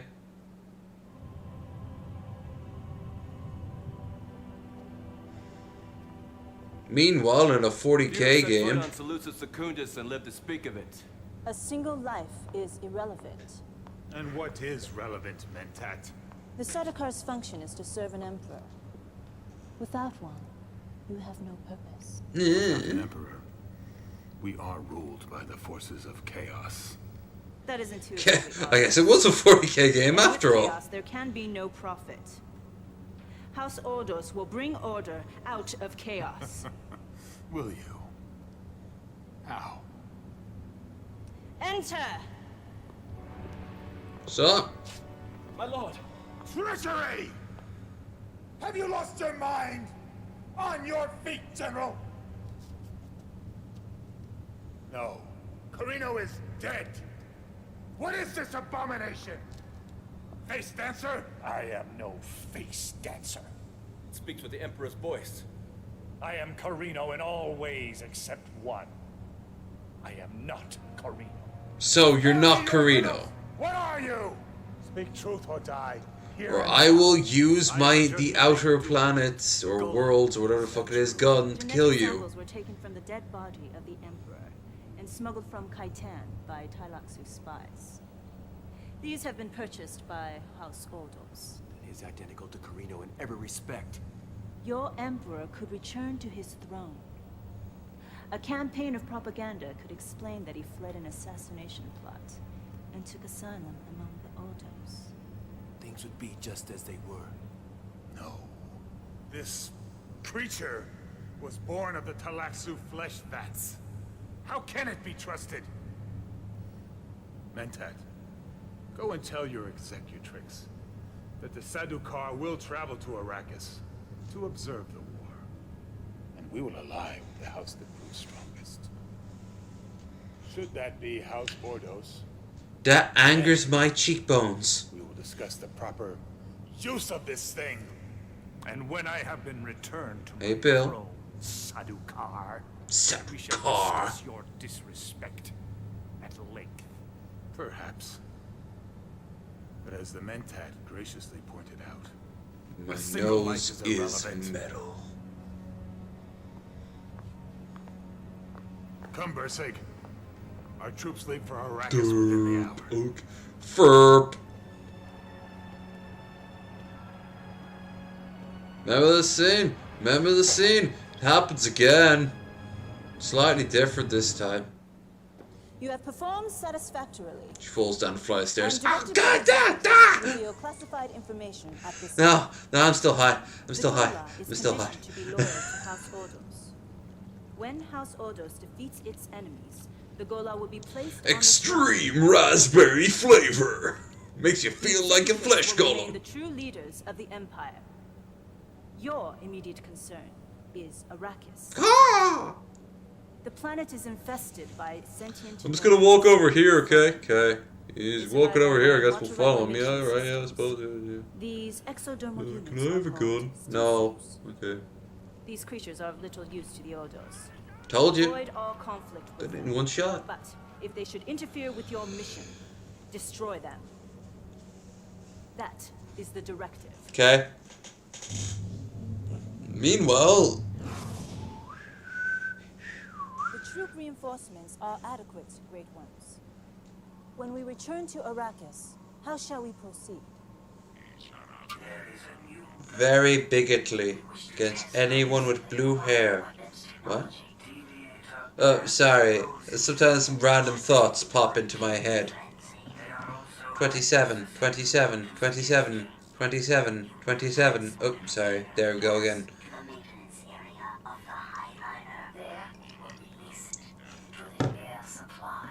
Before we reach Arrakis,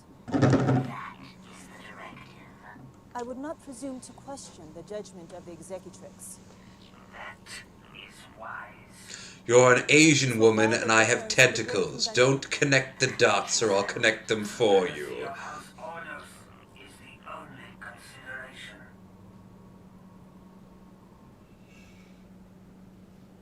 You have been given the mission. If you value your contract and your life, You will not fail. Again, Bark, your bark, performance bark, is acceptable. The termination clause of your contract will not be utilized at this time. A strategy must be devised with regards to weapons. So am I just standing here? The Tylox Okay. and Ix both offer new technologies that could prove useful, but the two are enemies. Each has made it clear that we are not to trade with the other. To do so would be a violation of contract. House Ix offers several new devices. They have developed projectors, armored vehicles They that project their holographic problems illusions. onto others.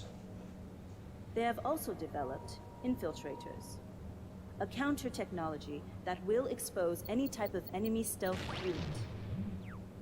House Tyloxu offers new technology as well. Contaminators, vat-grown human hybrids that carry a virus. The virus mutates living tissue, transforming them into additional contaminators. Turning them into Pokemon. Leeches, bioengineered tanks that convert enemy units into replicas of themselves. Yo. A strategy must be devised. Remember, they did It all may be this instead of possible to having deal with thinking both machines. suppliers, but not without risk. If either discovers a covert deal with its enemy, they will retaliate. Consider your options carefully. The purpose of our journey to Draconis 4 is a review of your recent performance. I believe that the Great Ones will find it to be satisfactory. You should be aware, however, that... Transmission accepted. Daisy, Daisy. Mans are true. I'm gonna give you a big hug. More stock footage.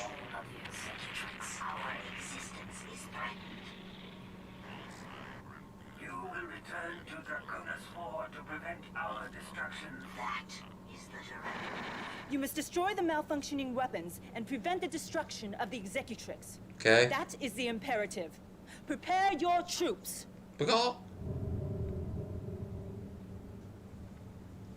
It is a life form known as a sandworm. It appears to be non-functioning. You can We say are picking dead, up an you know. unusual energy signature.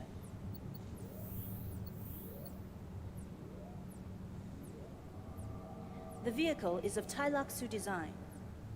We do not know their interest in the worms, but we have reason to suspect a hidden agenda. They have denied any malicious intent with regards to the incident on Draconis 4. The Executrix has accepted this in order to preserve our access to Tyloxu technology. More And so that they information can is stab them in the required. back later on Space We Twitter. will increase our surveillance of the Tyloxu home world. In the interim, you will acquire the support of the Sardaukar. The Fremen must also join us, or be destroyed.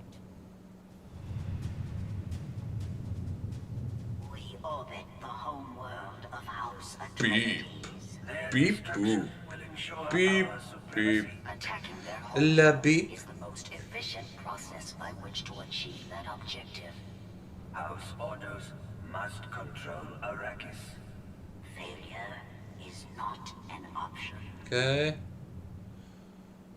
The planet is ours.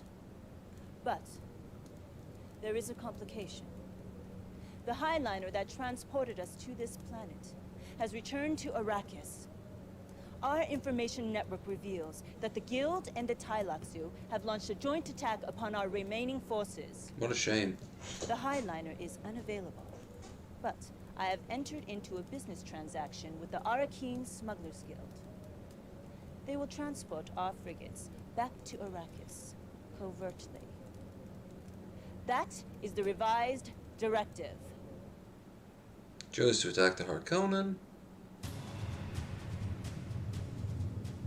We orbit the home world of House Harkonnen. Their destruction will ensure our supremacy. Attacking their homeworld is the most efficient process by which to achieve that objective. You know, we're technically robots, so you don't need to tell us what to do. Failure is not an option.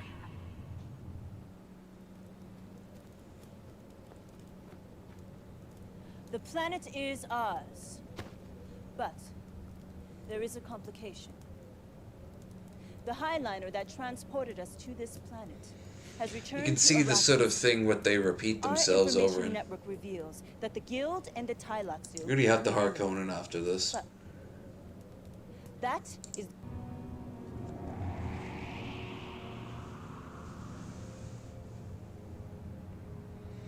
I'm still standing here. We have arrived without detection. Before. However, the situation on the planet is unacceptable. The Tyloxu have released contaminators and leeches. The nutritional provisions of all the houses have been contaminated with the psychotropic drug. They are now under the control of the Guild and the Tyloxu. Word has also reached our operatives of a covert project. The Guild and the Tyloxu are experimenting with the sandworms at a complex in the desert. Their objective is to seize the throne by breeding a man-worm with powerful telekinetic abilities. They call it the Emperor Worm. They're not very creative with names. The plan is perfect. It cannot fail. You have the woman? Bring her. Yeah. Is the mind killer. Fear is the little death that brings total obliteration. That face is a blasphemy. Why do you retain it? Do you think I cannot see the truth?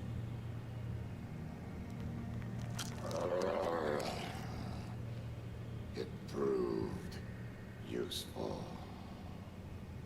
You've done well, see I'm acting. The Guild will remember this. The Tylaxu are always pleased. It's the exact same scene. Serve the highest bidder. I understand you drank the illuminating poison while among the Fremen. The narcotic produced at the moment of death by a drowning sandworm. Magnificent, is he not?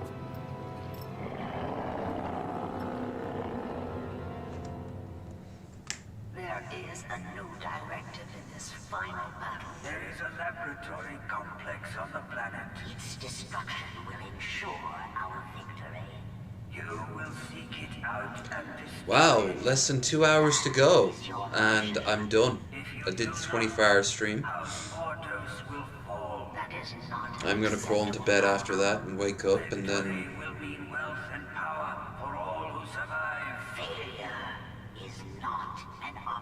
No, then I'm off to Northern Ireland as soon as my the first train is open, I guess.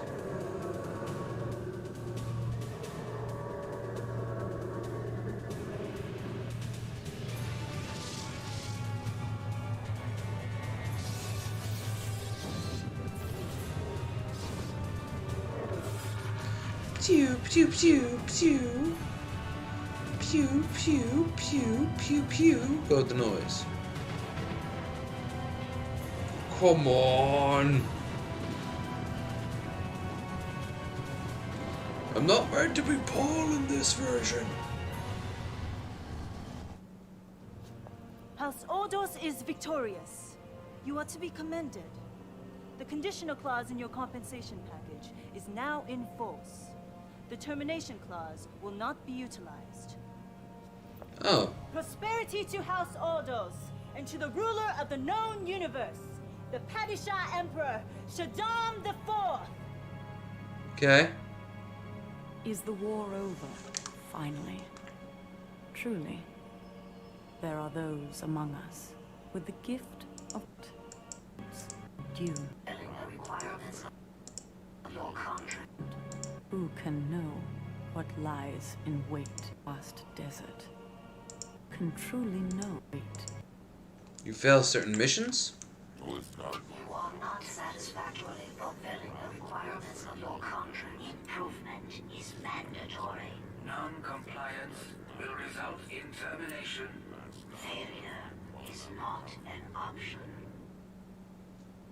Your contract is terminated. Oh You will my. now serve as an example to future strategists.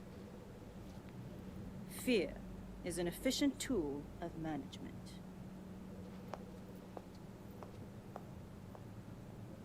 Why won't they just let us die?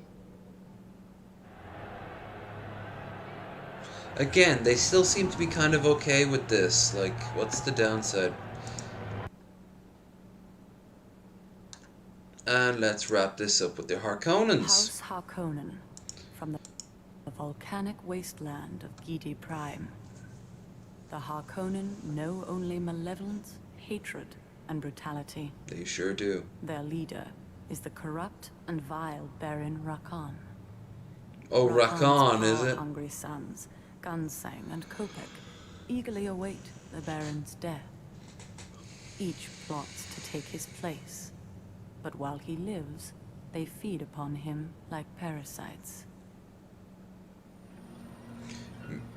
Good old boob mouth. Have you no tongue?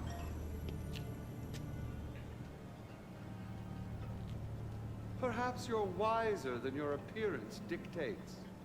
I am the Mentat, Yanich Kobal. No, you're not. Have no fear. You are not to be killed. Again, another face you'd recognize in a few things. Pleasure, as long as you are of use But to maybe us. not quite pin the face down to a name. Heard. The Baron Rakan is not well. Soon one of his sons will take his place.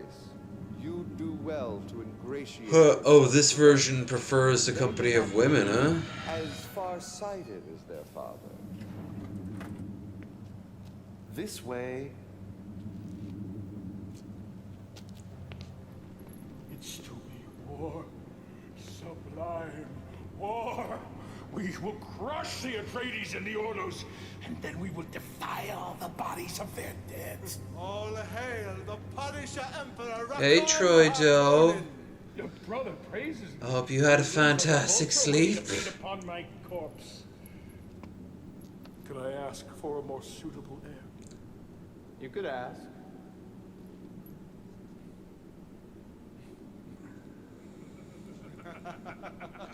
Hour 40. Can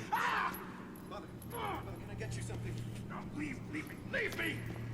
Both of you! Why are you hovering there, men? Hour 40 something. So I still need to give you guys some It streams. is the replacement you requested, my Lord Baron. Something to look at after the Doesn't fact. look like much. Hi. This one I'm performs tired as badly as the and last one. I'll drunk. have you strangled along with it. This sickness makes me forgetful.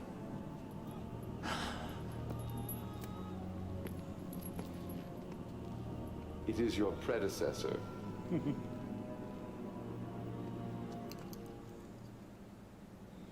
Observe closely. Yeah. This unappealing, waterless ball of dust is the planet Arrakis.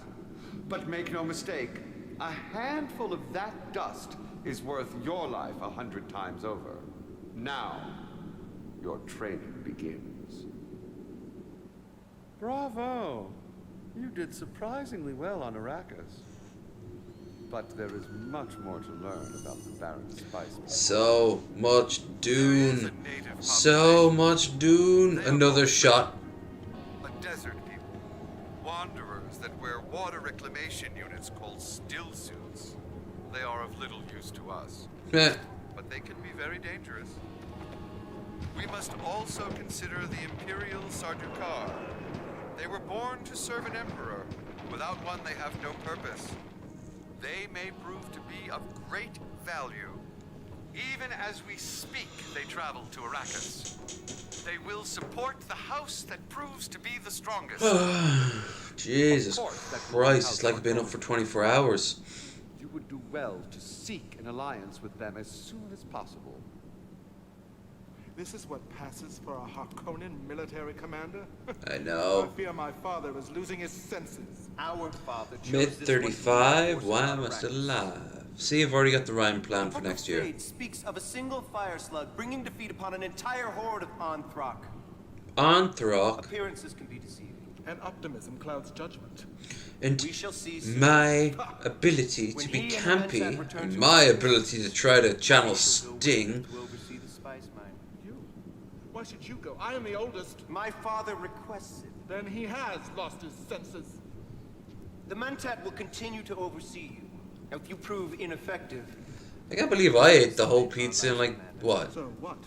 an Have to hour? remain here on KD Prime, draining the Baron's pustules, wiping the spittle from his innumerable chins? Study your charm film book, brother. You insolent! I shall be I will give you such a paper cut. Then you'll pay for your disrespect, brother. Abject terror consumes me. Do be careful on Arrakis. A knife in the back can come from any hand. Perhaps even a trusted one.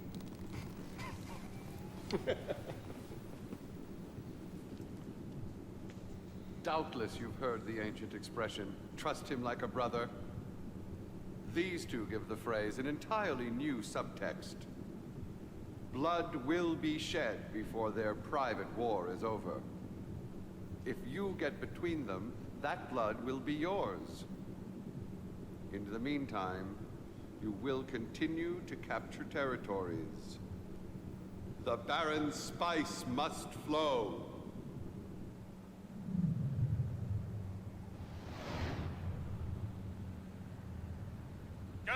He said the thing. I trust the troop reinforcements are adequate. Oh, most assuredly. Our troops will be deployed as soon as the frigates land. I had a sublime thought. I want you to launch an attack on the enemy frigates before you arrive. Before. Inside the Highland. The Ordos and Atreides frigates are merely sitting there. You can wipe them out before they even set foot on my spice planet. You understand that that would be a direct violation of the Great Convention? Great Convention? Is my baby brother a soldier or a diplomat? My brother is an imbecile! My only intention, Father, was to... Your intention doesn't interest me in the slightest. You'll obey without question or be replaced. Perhaps you are too young for this position. I am yours to command, as always. I will make you proud, Father. Of course you will. One day I might even call you David Bowie. Not yet. This should be a fine test for our new military commander. Kill them. Kill them all. Meanwhile, your brother, he is truly Pageboy TJ. You follow orders without question. An admirable trait. A shipment of slaves. And that's Krendar without a beard. Will be shipped to Arrakis immediately. Continue to perform, and this will be the first reward of any. Both the Talaxu and the Ix are willing to trade with us. Both offer unique, powerful, and destructive weapons. But the two races despise each other. If we trade with one, the other will refuse us. You must choose between them. Or find a way to trade with them both in secret, yet. First, the Ix. They offer projectors, armored vehicles that project holographic illusions. The enemy will believe that our forces are much larger than they actually are. They also offer infiltrators, explosive mines that will reveal any type of enemy stealth unit. Next, the Talaxu. They have developed human mutations called contaminators. These carry a virus that mutates living tissue Boss, into keep additional talking to contaminators. keep yourself awake The more while they consuming kill, alcohol. The greater their ranks become. Also, they have developed bioengineered tanks that convert enemy units into replicas of themselves. These they call leeches. Will you trade with the Ix or the Talaxu? Yes. Or perhaps both? Yes. Remember, if either one discovers your deception, they will not be pleased. The choice is yours.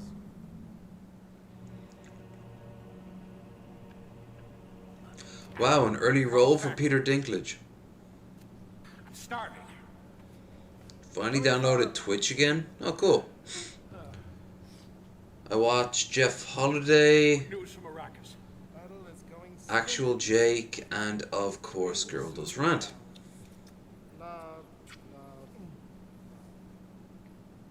brother's not as helpless as you'd like to think.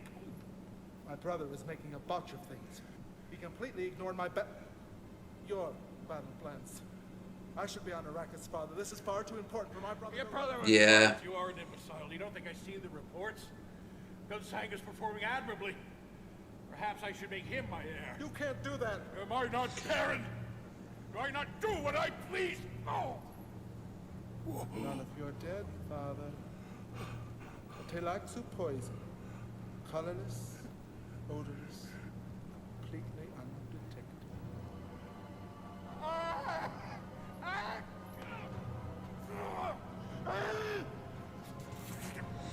My shoulders are big. I'm in charge. Farewell, father.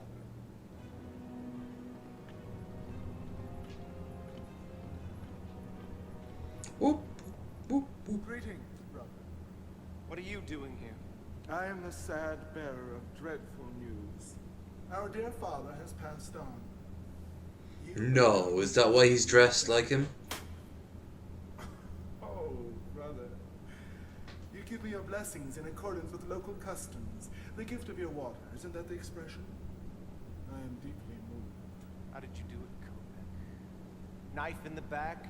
Poison? You insult your baron.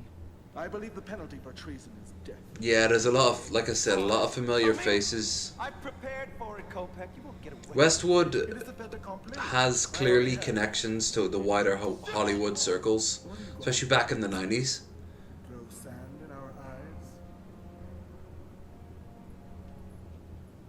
I am now Baron. If you have any intelligence, Commander, you will remain loyal to PD Prime.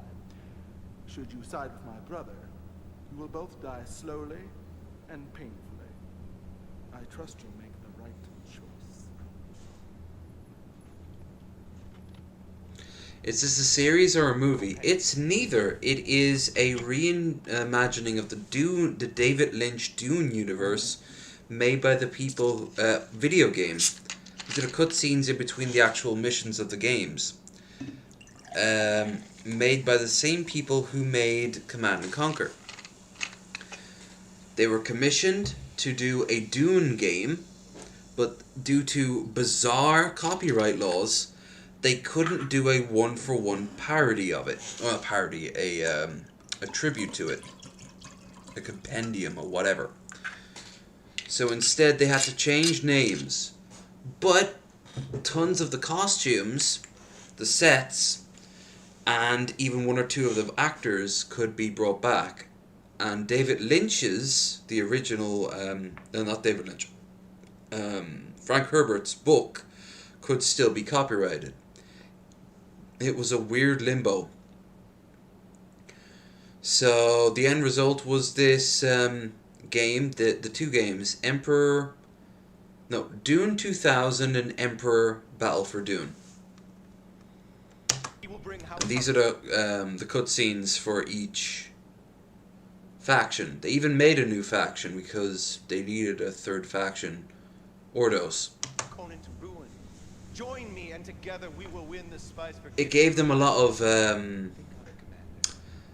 experience to eventually make Command and Conquer, and it was all directed by the guy who played Kane in the Command and Conquer base games. Your choice is simple. What, anarcho-space socialism? Gunsang or Kopak? There can be only one Baron. Ultimately, one Emperor. Choose carefully. If you choose Gunsing. The Ix designed this chair to my own specifications. If Father only could have been here, he would have enjoyed this.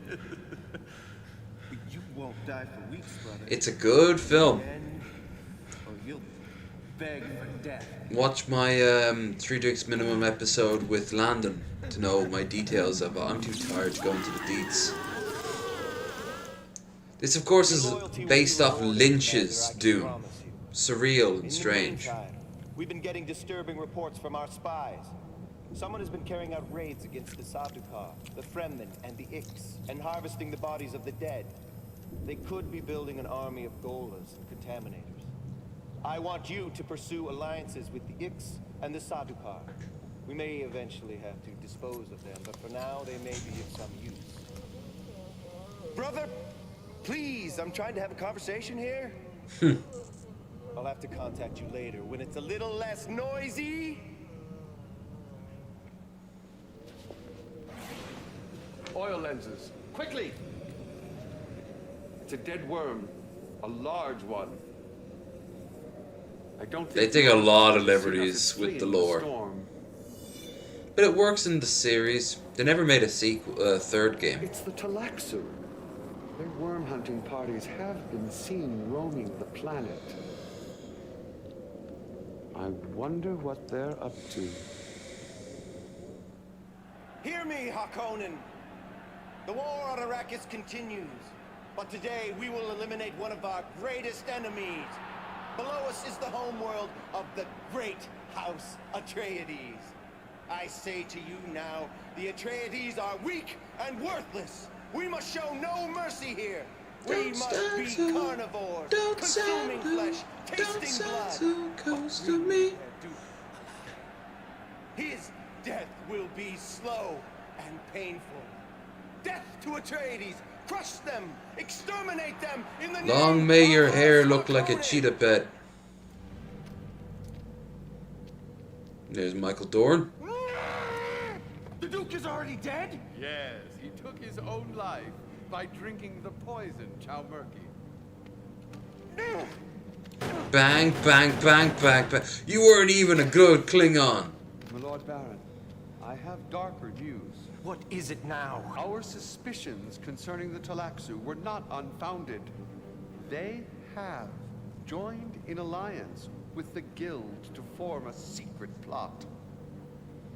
The Highliner has abandoned us and returned to Arrakis. The Guild and the Talaxu have launched a joint attack against our Should remaining I forces make there. my The Highliner has my left us. collar bigger? We have no way to return to Arrakis. Perhaps we do. You have 5 seconds to live, Mentat. I could arrange a small business deal with the Arakeen Smugglers Guild. Perhaps they could transport our frigates secretly aboard one of their ships. Smugglers Guild. You will live another day, Mentat. Just pray your plan succeeds. Be sure to kill that Xena. She's been meddling in our affairs for too long. Hear me, Harkonnen. The war on Arrakis continues. But today, we will eliminate one of our greatest enemies. Below us is the homeworld of Great House Ordos. I say to you now, the Ordos are weak and worthless. We must show no mercy. And they're here. barely We must canon at be all. consuming flesh, Unlike me. tasting blood, but bring me their leaders alive. The 4 known as the Executrix. Their deaths will be slow and painful. Death to the Ordos! Crush them! Exterminate them in the name of House Harkonnen! Blood for blood god, I guess. Executrix are dead? All of them? Their great hall was consumed by flames. The Executrix were burned alive, my Lord Baron. Then bring me the idiots who set the hall on fire. I'll torture them to death. My Lord Baron, I have darker news. What is it now? Our suspicions concerning the Talaxu These were look not all these unfounded. alternative realities. They have joined in alliance with the Guild to form a secret plot. I still talk with my hands all the time. Return to Arrakis. The Guild and the Talaxu have launched a joint attack against our remaining forces there. The Highliner has left us? Yes.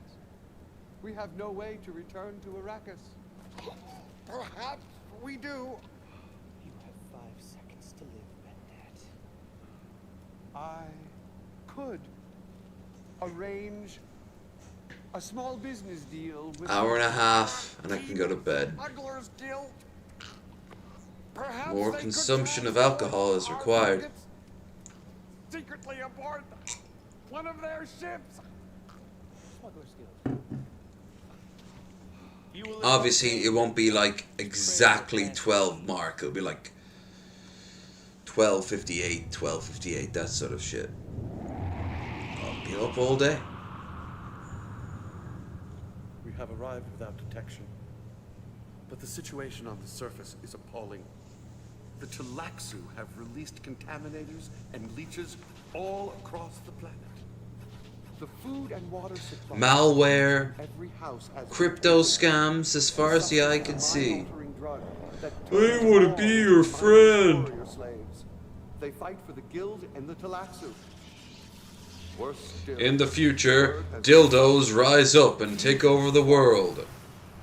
the guild, in alliance with the Talaxu, are experimenting with sandworms at a complex in the desert. They have discovered a link between the worms and the spice. They plan to seize the throne by breeding a man-worm with almost godlike power. They call it the Emperor Worm. The plan is perfect. It cannot fail. So it's the same scene as prior. Bring her. Look at his little arms.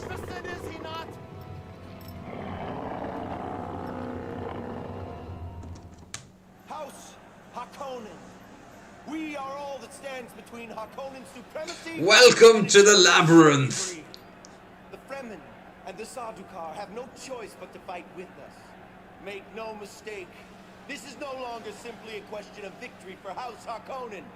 It is a question of our very survival. Destroy all who stand in our way. Yeah, that's how they try to shove in Paul into this universe. Failure is death. We must destroy that laboratory. Failure is death, Commander. He means that quite literally.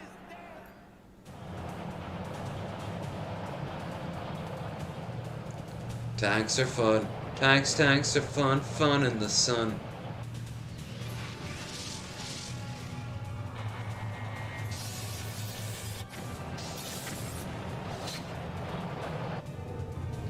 Yeah. Hey, Mech War.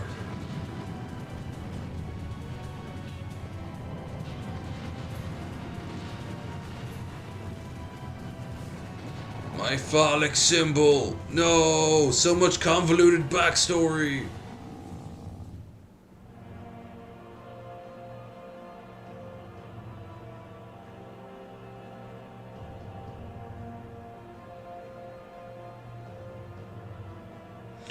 Don't I look pretty? Oh, all citizens of the Burger King realm, praise our new king. Is the war over, finally? Truly? There are And this is what happens if you don't side with him. Shows Gurney. Shows cutscene that are different. Oh, good. Device, isn't it? Designed by the X to your specifications, as I recall. There's a back scratcher there. Look at that next to his face. I've got that motherfucking thing. I'm told it can take weeks for you to die, my brother. Weeks and weeks.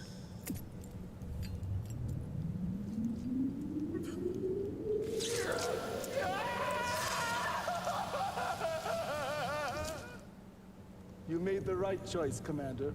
You may yet escape my brother's fate. But on to other matters. I understand that someone has been attacking the Fremen, the Ix, and the Sardaukar. I'm so pretty. In the aftermath of these raids, they've been collecting dead bodies. Delightfully Nothing will stop my end result to become a giant beaver. No, that's not a metaphor. I thought it started with the teeth. Sardaukar are now our permanent allies.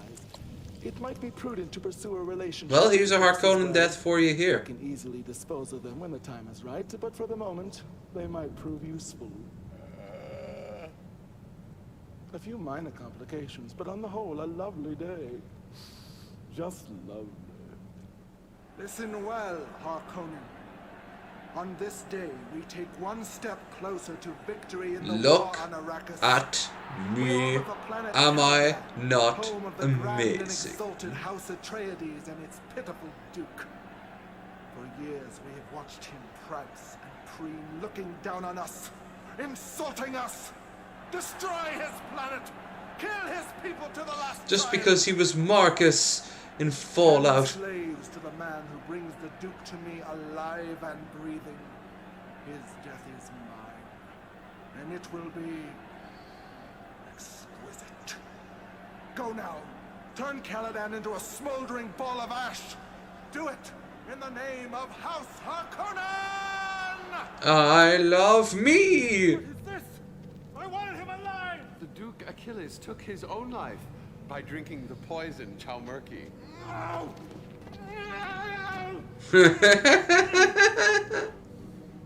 Take his body! I'll have a golem made and torture it to death! My lord, Oh yes, I forgot we could do that. What is it now? our suspicions concerning the Telexu have not been unfounded. They have joined with the Guild in a secret plot. The High Line That's has abandoned us. bad. Arrakis. The Guild and the Talaxu have launched a joint attack against our remaining forces there. My Highliner is gone? Yes. We have no way to return to Arrakis. Perhaps there is a chance. Give me one good reason to spare your life, Mantat. I could enter into a small business deal with the Arakin Smugglers Guild. Perhaps they could transport our frigates back to Arrakis secretly. Please, I'm allergic to cardboard. Smugglers? How delicious. Just attack the Ordos. With him is... Listen well, Harkonnen. On this day, we take one step closer to victory in the war on Arrakis. We orbit the planet Draconis IV, home of House Ordos. I get a lot of me vibes with this dude. Just I'm not as... I'm not as queer-coded. I'm campier than him. Capture the Executrix alive and breathing. Their deaths are mine, and they will be exquisite. Go now. Turn their ice planet into a steaming ball of slush. Do it in the name of House Harkonnen! What? I wanted them alive! Their great hall was consumed by flames. The Executrix were burned alive. My Lord Baron. Bind the remains. There's so much as an ash left. I'll have golas made and torture them to death. My Lord Baron, I have darker news. What is it now? Our suspicions concerning the Telexu it's have the not same been thing. unfounded. They have joined with the Guild in a secret plot. The Highliner has abandoned. We're almost done. After this, Or will we be slaves to the Guild I can watch something non-Dune related. I think I'm all Duned Will out. the Fremen and the Sardaukar fight with us? They have no choice. House Harkonnen will be victorious. Your humble Baron will be Emperor. Destroy them. Your humble Baron will be Emperor. There's oxymorons or two there. We must destroy that laboratory. Failure is death, Commander. He means that quite literally. Any way to save the Duke? Yeah, by siding with our Atreides from the start. There's no other way to put it. There can only be one Emperor. Long live His Royal Highness, the Padishah Emperor, Kopek Harkonnen! He got this inside a Christmas cracker. Woo! If you fail certain missions. You're stupid and incompetent. A disgrace to House Harkonnen. I know. If this inept performance continues, I'll have you skinned alive. Thanks. You are worthless and weak. Even the Baron has grown tired of torturing you. Oh, by the way, while you were unconscious, we took the small liberty of implanting a heart plug. Time to die, Commander. Lovely. That's right from the day. That's from the Lynch movie.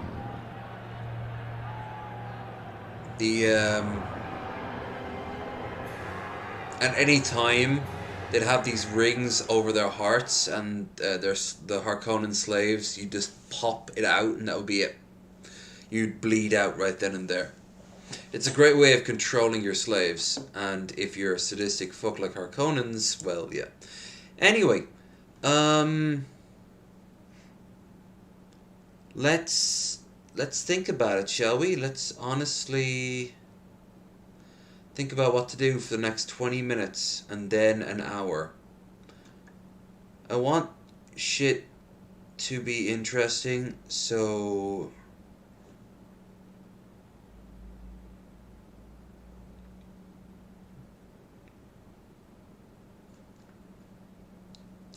have you guys ever seen these guys? Jay Foreman. It's a very cool channel. Yeah, the Map Men. So Map Men are these very cool, laid-back British guys, young, who basically break down obscure facts about maps and the world and why things are called the way they are. Drunk cooking. Oh, you know what I'd have to do that? I'd have to go out to the shop, which, for the record, the shop is open now. Get some food. I wouldn't even know what to goddamn get. There's not much up there. I could get like a bag of potatoes and some beef, I guess, and make some homemade burgers and fries, and then bring them back so I can make homemade chips, and could do that. And you know what the weird thing is? Yeah, I'd be fucking not down for that. Only for one simple reason. I'd be down for actually cutting all the potatoes and evening out the mince and all that good stuff. No, the problem is I don't want to leave the apartment. I left once already, long ago, in the distant time of past. I have the pizza box to prove it. No, I don't have anything I could cook, so yeah.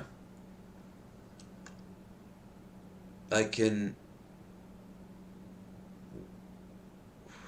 went to a gentleman's club? What?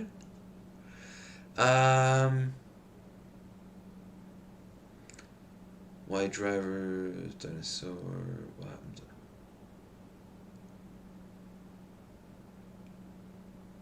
Why maps show places that don't exist? Okay, I've always been curious about this one. Welcome to Map. Today we're... Hey, can you stop that? That's really irritating. Stop it. You're an idiot. I don't know much about these two, but if they don't have sex, I would be genuinely surprised.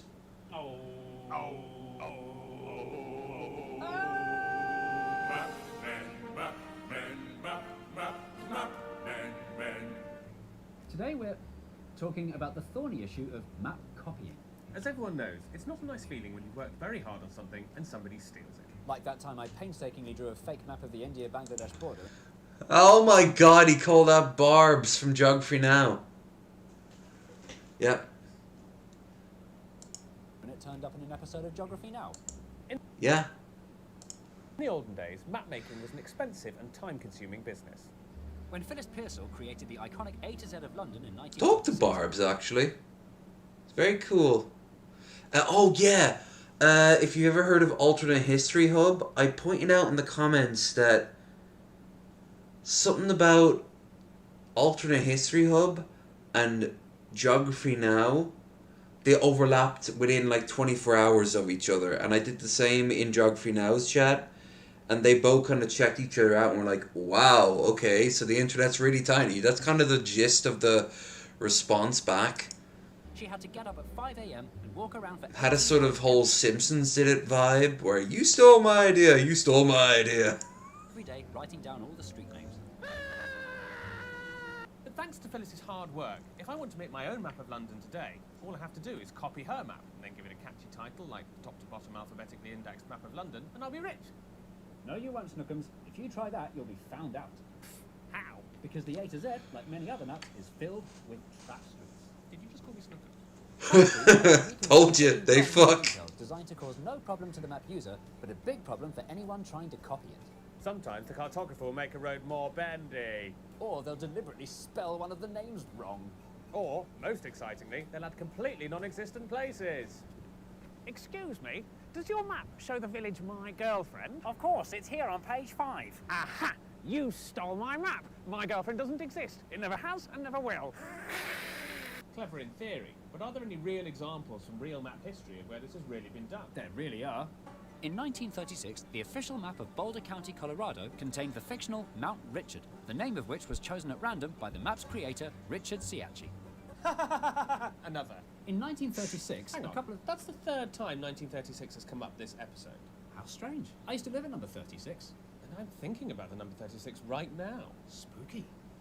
In 1936, Oh, I was reading they created that. a fake town called Agloe on this empty spot on their map of New York State. But then, in the 1950s, a shop was built on that spot, and the owners, looking at the Esso map, decided to call it the Agloe General Store. Years later, another map company called Rand McNally tried to copy Esso's map. And Ram McNally. But the joke was on Esso because... Where people wear hats on their feet and hamburgers eat people. Agloe had now become a real place, and the case was thrown out. Another, more recent one. In 2011, I love how recent that is. the AA were caught copying an Ordnance Survey map and were forced to pay £20 million worth of justice. Apparently, the traps on the OS maps were so sophisticated, it allowed copycats to be caught without publishing anything really inaccurate. OS said, There are some publishers who put deliberate mistakes in their maps. We don't do that.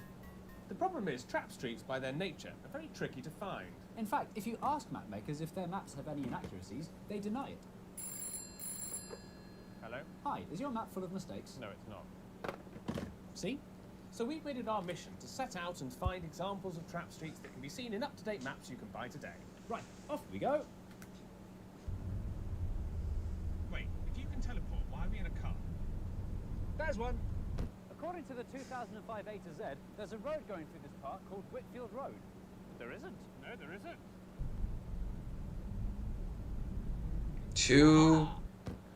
Two years, and I'm gonna rewatch this video. Maybe on stream, assuming the aliens haven't landed. Just to say, 36. I'm 36. Ha ha ha ha ha. Then I'll kill myself. Because all you have to do is click satellite view. And anyone who wants to make their On own map can Roblox. just copy that, which is basically what everyone does and nobody cares. If you can think of any trap streets In that you use Minecraft. and want to mention it in the comment section below, Don't. don't, Don't. don't, Don't. don't, Don't. thanks, don't. I wasn't.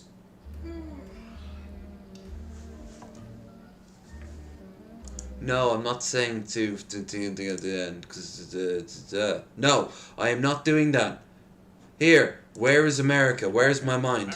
America. America. America. Americas. Americans. Americanos. American. Americano. A merry-go-round. Amerigo Vespucci. An Italian. Welcome to MapMen. We're the men. And here's the map. Maps. Maps. No maps. No maps The or United States of no America is a 5-word country. dash State, maps. United, the, and of are all self-explanatory. But the America part makes a lot less sense than you might think. As we all know, America was discovered by Christopher Columbus in 1492. And discovered is the right word because there definitely weren't people living there already. And it was definitely him who discovered it, not the Chinese in 1421 or the Vikings around the year 1000. Yeah, The 14. theory is heavily debated. And it was definitely Yeah. America he discovered in 1492, not some Caribbean islands. Good to be clear. But although Columbus had reached a new world, he never reached the realization he'd reached it. He'd set out in search of an alternative route to the spices of the East Indies and wrongly thought he'd found one. Anyone who wants to die on the cross that the Chinese discovered America, The world and hit the East Indies, he'd have hit them on the east side. kinda- The East Indies. So if he had been right, the West Indies would today be on the eastern side of the Indies, which is ridiculous. But Columbus wasn't the only European who'd had a 15th century life. Kinda is wrong. In terms of his own mortality. Just 1 year after Columbus first reached the South Spices. American mainland, Italian explorer Amerigo Vespucci got there second. But the crucial difference between Vespucci and Chris, as people in the voyaging business referred to him, is Vespucci did know he'd reached a brand new continent, and word soon spread of an exciting new world. Hear ye, hear ye! There's a brand new continent we knew nothing about until now, full of gold and spices and exciting new vegetables! Mapmakers around the world set to work creating new and up-to-date world maps, each with their own dreadful rendering. That's what it's like over here, by the way. Discovered continent. One of these mapmakers was a German called Martin Waldseemüller, who in 1507 had all but finished his magnificent new world map. Except for one small detail: what to name the new continent everyone was talking about. He very likely would have named it Columbus, Nah. the widely agreed discoverer of the new world, Columbus. It was whatever the Mormons PR believe. who were falsifying documents and spreading lies about exactly when he'd reached the new world. And these lies That way, I'm not racist. You're listening to the Vespucci Hour on Explorer FM. Amerigo, he got there first. Because he made the fateful decision to label the new continent America. Latin for Amerigo. Waldseemüller published his map complete with an unnecessarily long Latin title. Complete map following of Ptolemy, the tradition, and of Amerigo Vespucci, of others, also the illustrations. If you zoom into his map and look carefully, you can see the little word America in what we now call modern-day Brazil. It was the first time that made-up word had been used anywhere by anyone ever. Nobody knows why Martin named it after Amerigo's No. If you read Revelations backwards while high on shrooms and making shit up, you can see that you probably are still alright, yeah. Much thought to was this bit up here, which he drew super small and super inaccurate. So it may surprise you to learn the inhabitants of this area were the people who, centuries later, cared the most about this map. Fast forward 500 years to the 90s. Ah. Throughout the 90s, the United States tried desperately to get their hands on Waldseemüller's map. Because it contained the first use of the word America, the US considered it to be their birth certificate, not minding that it had actually been given to a different baby, since they had no qualms about swapping babies, even though they were now grown adults. At the time, Waldseemüller's map was sitting in a drawer in the private collection of Prince Johannes zu Walburg, Wulfegg und Waldsee in Germany. They wanted it so much, they paid $10 million for it, making Waldseemüller's map by far the most expensive map in history. In 2007, the map finally earned its wrongful place on display in the United States Library of Congress. How a library was able to raise They've got a $10 million, felt we can only guess. frame. How come America Just got to name keep itself that in America? mind. You'd think that writing the Latin word America on Latin America would mean America should describe Latin America. So why is non-Latin USA allowed its A at all? Part of the reason is that they achieved independence before any of the other 34 American countries. In 1776, the 13 colonies that had been known as British America used their rifles to shotgun the name the United States of America. Over time, the long name Boo, you guys ruined cheese. America, which is how the English-speaking world almost exclusively refers to the United States today. And as you might expect, or if you're an American, as you might never have given any thought to, this annoys a lot of people. Whom does it annoy? First, Latin America. In the Spanish-speaking Oh, world, yeah. the word America on its own always refers to the entire continent, and never the country, which they call Los Estados Unidos. They even set up a petition demanding Los Estados stop stealing their name and get a new one right now. With 308 signatures, it's surely only a matter of time before America concedes. Second, Canada. Canadians resent the USA arrogantly naming itself after their shared continent, but not as much as they resent being mistaken for Americans by people who can't tell their accents apart and confuse them with people who serve cheese out of a spray can. Third, British people. Couldn't they just keep calling it British America? Please. Had such a nice ring to it, if you're British. Fourth, Chris Columbus. If the Americans do insist on naming their continent after a European explorer, Columbus, lest we forget, was actually there before Amerigo Vespucci. As it is, Columbus had to settle for the US capital, a province of Canada, another country, countless other towns and cities, and a national holiday. Poor guy. And lastly, Amerigo Vespucci himself, who died never knowing these new lands were to bear his name in so many confusing and overlapping ways. So, if the United States of America like the did Vietnam change their name, part. how on earth could they change it to? Any attempt at a rebrand would come with its own controversy. North Mexico, and, of course, it's hard to Hakanega, imagine patriotic Americans Chad ever 2, actually voting to be called Pacifica, Even though Lincoln it appears Land. the US Library of Congress spent $10 million on a map that suggests its country gave itself the wrong name, it looks like the USA of America will go on calling itself America for many years to come. Classic America. Very much America. Oh, hi. I didn't notice you there. You just caught me buying some electric. Yeah, you did. Because you put the camera there. One more. If only because I still have to kill another 6 minutes.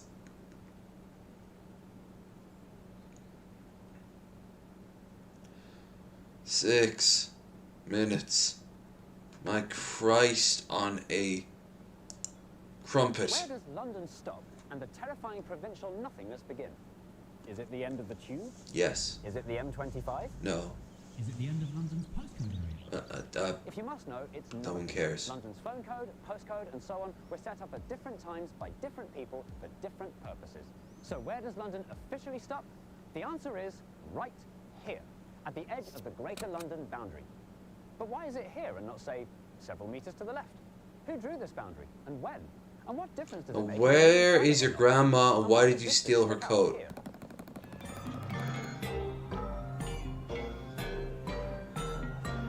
This is a new opening, I'm scared.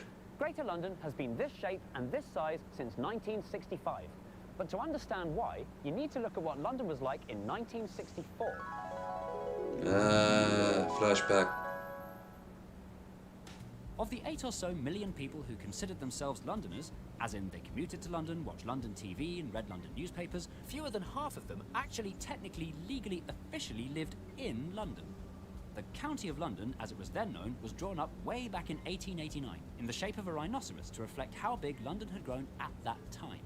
But it had long since burst its borders, making the rhinoceros out of date. Lovely. This meant that suburbanites were using London's resources without paying any taxes to the London County Council, whose job was to run the whole metropolis. And that wasn't fair. So a new border was needed that would subsume all of these new suburbs. The man asked nicely to draw the new border was Sir Edwin Herbert. Hello, I'm Sir Edwin Herbert. LOL. I don't think that's Sir Edwin Herbert at all. President of the Institute of Chartered Accountants, Professor of Government from the University of Manchester, and the man who owned the Cadbury's chocolate factory in Birmingham. The commission was notable for not containing anyone with previous involvement with local government in the London area. Creating an up-to-date border was trickier than it sounds. English people. London didn't have an obvious edge like many other. They ran the biggest empire in human history. So drawing a line around it was going to be Nevertheless, Herbert came up with 3 scientific tests to work out whether a suburb was a suburb or not. 1. Was it an easy commute to central London? If a place was within about an hour's reach of the West End by train, it was deemed to pass the first test. 2. Was it independent? Some places like Watford, Dartford and Slough, despite being close to London, functioned not as suburbs but as proper towns in their own right, with proper shops, businesses and entertainment, bringing people in from miles around. 3. Did the local population look towards London or away from London for its cultural identity? This subjective and nebulous question was the hardest to answer, and probably just involved asking people. What? Herbert's team spent the best part of the late 50s on an exhaustive tour of boring suburbia. And when they came back, they handed Sir Edwin Herbert their results. Thank you. And this is the border he came up with for the new Greater London. But that's not the familiar shape of Greater London that we know and love today. Love? What happened? In posh places like Epsom, despite being the epitome of London suburbia, the locals were worried that if they joined the new Greater London, they'd have to pay more tax. So they kicked up a stink, pledging allegiance to Surrey. Wow, the more things that change, the more change that changes. The wealthy stink-up kickers, as usual, got what they wanted. So the border had to be redrawn in a totally illogical way that arbitrarily split the suburbs in two. The only place that didn't seem to mind being in Greater London was Chessington World of Adventures. I used to see the ads for that everywhere. Horsey! The London County Council would be abolished and replaced by the Greater London Council. London was also divided into 32 new boroughs, but that's a story for another time. On the 1st of April 1965, 4.5 million people woke up as Londoners for the first time, and this caused some confusion. Take, for example, Romford. If you were a Romford resident, your council changed. Yeah, they're gonna start doing Chimney Sweet shit with Dick Van Dyke. Were you still in Essex? And that's not a metaphor, despite the numerous chances it could be. Outside of London all got smaller in 1965. Yep.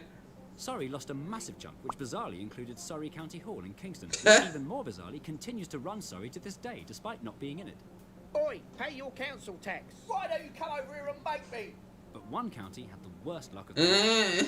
Poor old Middlesex, already lumbered with a funny name, was gobbled up almost entirely by Greater London, and the remaining bits were ceded to neighbouring Surrey and Hertfordshire.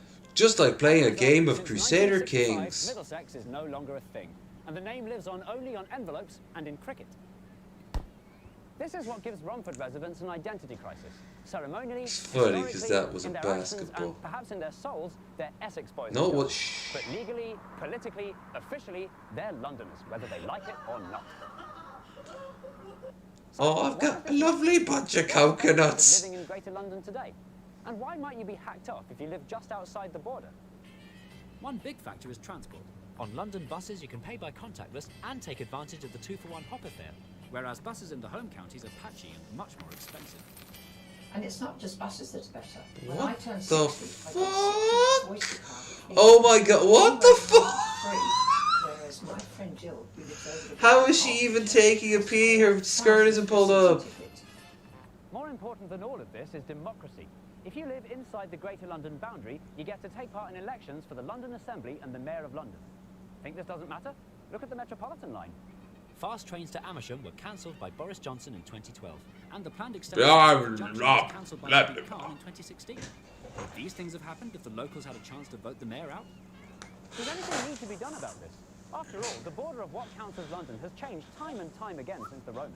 Bink, So now, bink, 50-something years since Greater London was invented, is it time to look at those borders again? London may have stopped 11 hours. Woo! but the capital's influence is 23 still very hours. strong indeed. People are now commuting into London from further than ever before as they seek cheaper housing. Shouldn't these people have a say in how the city they depend on is run? And then there's the 6 airports, only 2 of which are in Greater London. Yeah, Is it that's- time that changed? Yeah, that's a major factor. Important. In a world where borders are worryingly starting to matter more than ever before, this one that we've been discussing is thankfully quite... Unlike the It's 30s. not as if Greater London is a city-state that you need a passport to get into. Yet.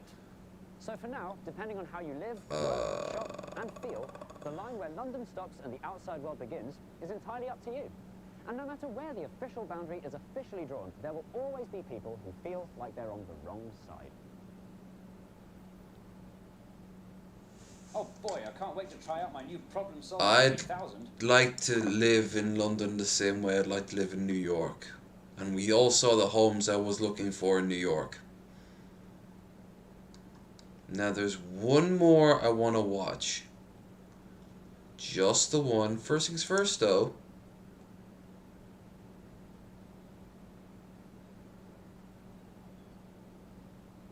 Almost.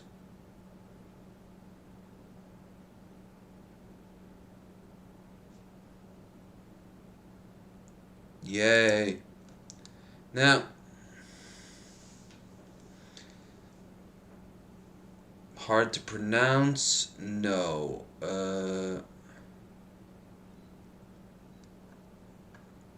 There's one. Where is it? Like the counties, isn't it?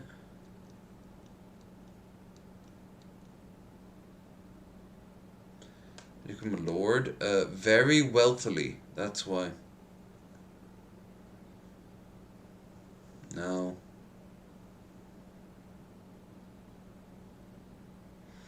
Well, I don't need her... well, actually, I am curious, though. Take the time when you can to fiddle with your balls, fiddle with your balls, fiddle with your balls if you're alone and a man. Have a fiddle with your balls, fiddle with your balls. This is serious. Check and see that everything is all correct. If there's anything you find that you did not expect, you should go and see the doctor and he'll have it checked. Get there early in the day before it shuts. Men are dying every day because their cells mutate. Fathers, uncles, sons and brothers meet a terrible fate. But if you treat it early, then it might not be too late. You'll be grateful that you fiddled with your nuts. When you've watched this video, fiddle with your balls. Pardon me a moment. Oh, I was worried. Still incredibly well endowed. Ooh, and the girth. Whoa. And this hard lump bit here. Oh, right, yeah, I know what that is. Most women around here know what that is. Fiddle with your balls, fiddle with your balls. Tell your friends to watch the video and fiddle with their balls. Fiddle, fiddle, fiddle with their balls, balls, balls, balls. You should Balls. fiddle with your balls to avoid the worst. If you fiddle someone else's, ask permission first. Fiddle, fiddle, fiddle, fiddle with your balls.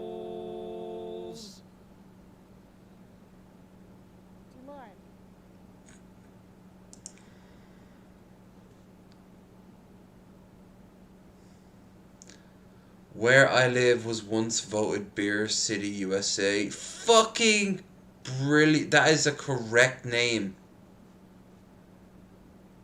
I'm sorry, but that is just a correct name.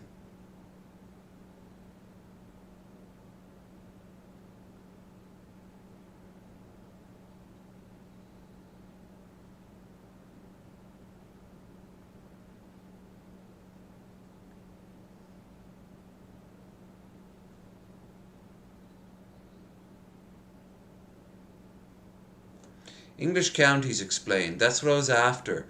And the reason why is very simple. There is one county I did honestly not know, and I will show you. In the first episode of Welcome to Mapmen. We're Tupmen, and here's Tip Map. Tip. Because that's how Northern English people talk. It's science, and in the Quran. Today's programme, we're going to talk about counties. Counties are the building blocks that make up Britain. The units you're expected to have heard of to help place towns and villages you've not heard of, such as Wingerworth. Where? In Derbyshire. Oh, where's Derbyshire? Arguably, the county that inspires the fiercest pride and loyalty in its inhabitants is Yorkshire. Yorkshire is known for Yorkshire puddings, Yorkshire terriers, and Yorkshire tea. Yorkshire tea. With its distinctive accent, Yorkshire tea. An intense one-way rivalry with Lancashire next door, Yorkshire folk are proud to tell everyone they come across that they come from Yorkshire. And they're all wrong. A few things. Number one, I have that globe behind him there on the far right, on the far left. Number two, it looks very similar to my globe. Number two, and this is important, the Spiffing Brit Yorkshire tea. Number three, didn't show Jeremy Clarkson. Did not like him. To do so because Yorkshire. It's beer o'clock in Beer City. What are you drink? Oh God, your clock should have been like the Duff beer clock, which is just a giant like it's the guy on the giant Easy Rider with a can of beer. Come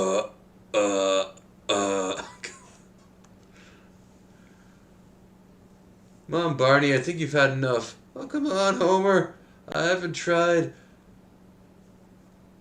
Low calorie Duff.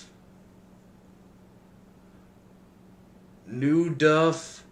Extreme Duff. Tartar control Duff. See? It works. Okay. And yes, even 23 hours into my birthday stream, I'm still fucking doing Simpsons jokes. I am consistent along with my eroticism. My map is correct. I mean, I was just playing with my balls earlier. And so is this one. What's going on? We're doing mapmen. No, I mean with the counties. Well, the definition of county in Britain is a minefield of anomalies, asterisks, confusions, vague areas, and contradictory Wikipedia articles. The more you look for answers about what a county really is, the more questions you come across. Which is perhaps why no one's attempted to do a video about them before. Yeah. Even Google Docs won't let you type the word county without suggesting, did you mean country? No. But we're not taking citation needed for an answer. It's time to do some... Really? Walter Fig might be a bit pissed off there. He uses blue font for it. Go. Biscuits. Look at all those biscuits. Right, now that we've eaten all those biscuits, should we start doing some research? Done it all. The first time England was split into what we now call counties was back in the 10th century when King Aethelstan wanted to make sure all the same laws were being obeyed and all the same taxes were being collected all across England. Who's that one? You saw him in Assassin's Creed Valhalla. Oh my God. An earl to be in charge of each one of them. How they got their names tells you a bit about how they were formed.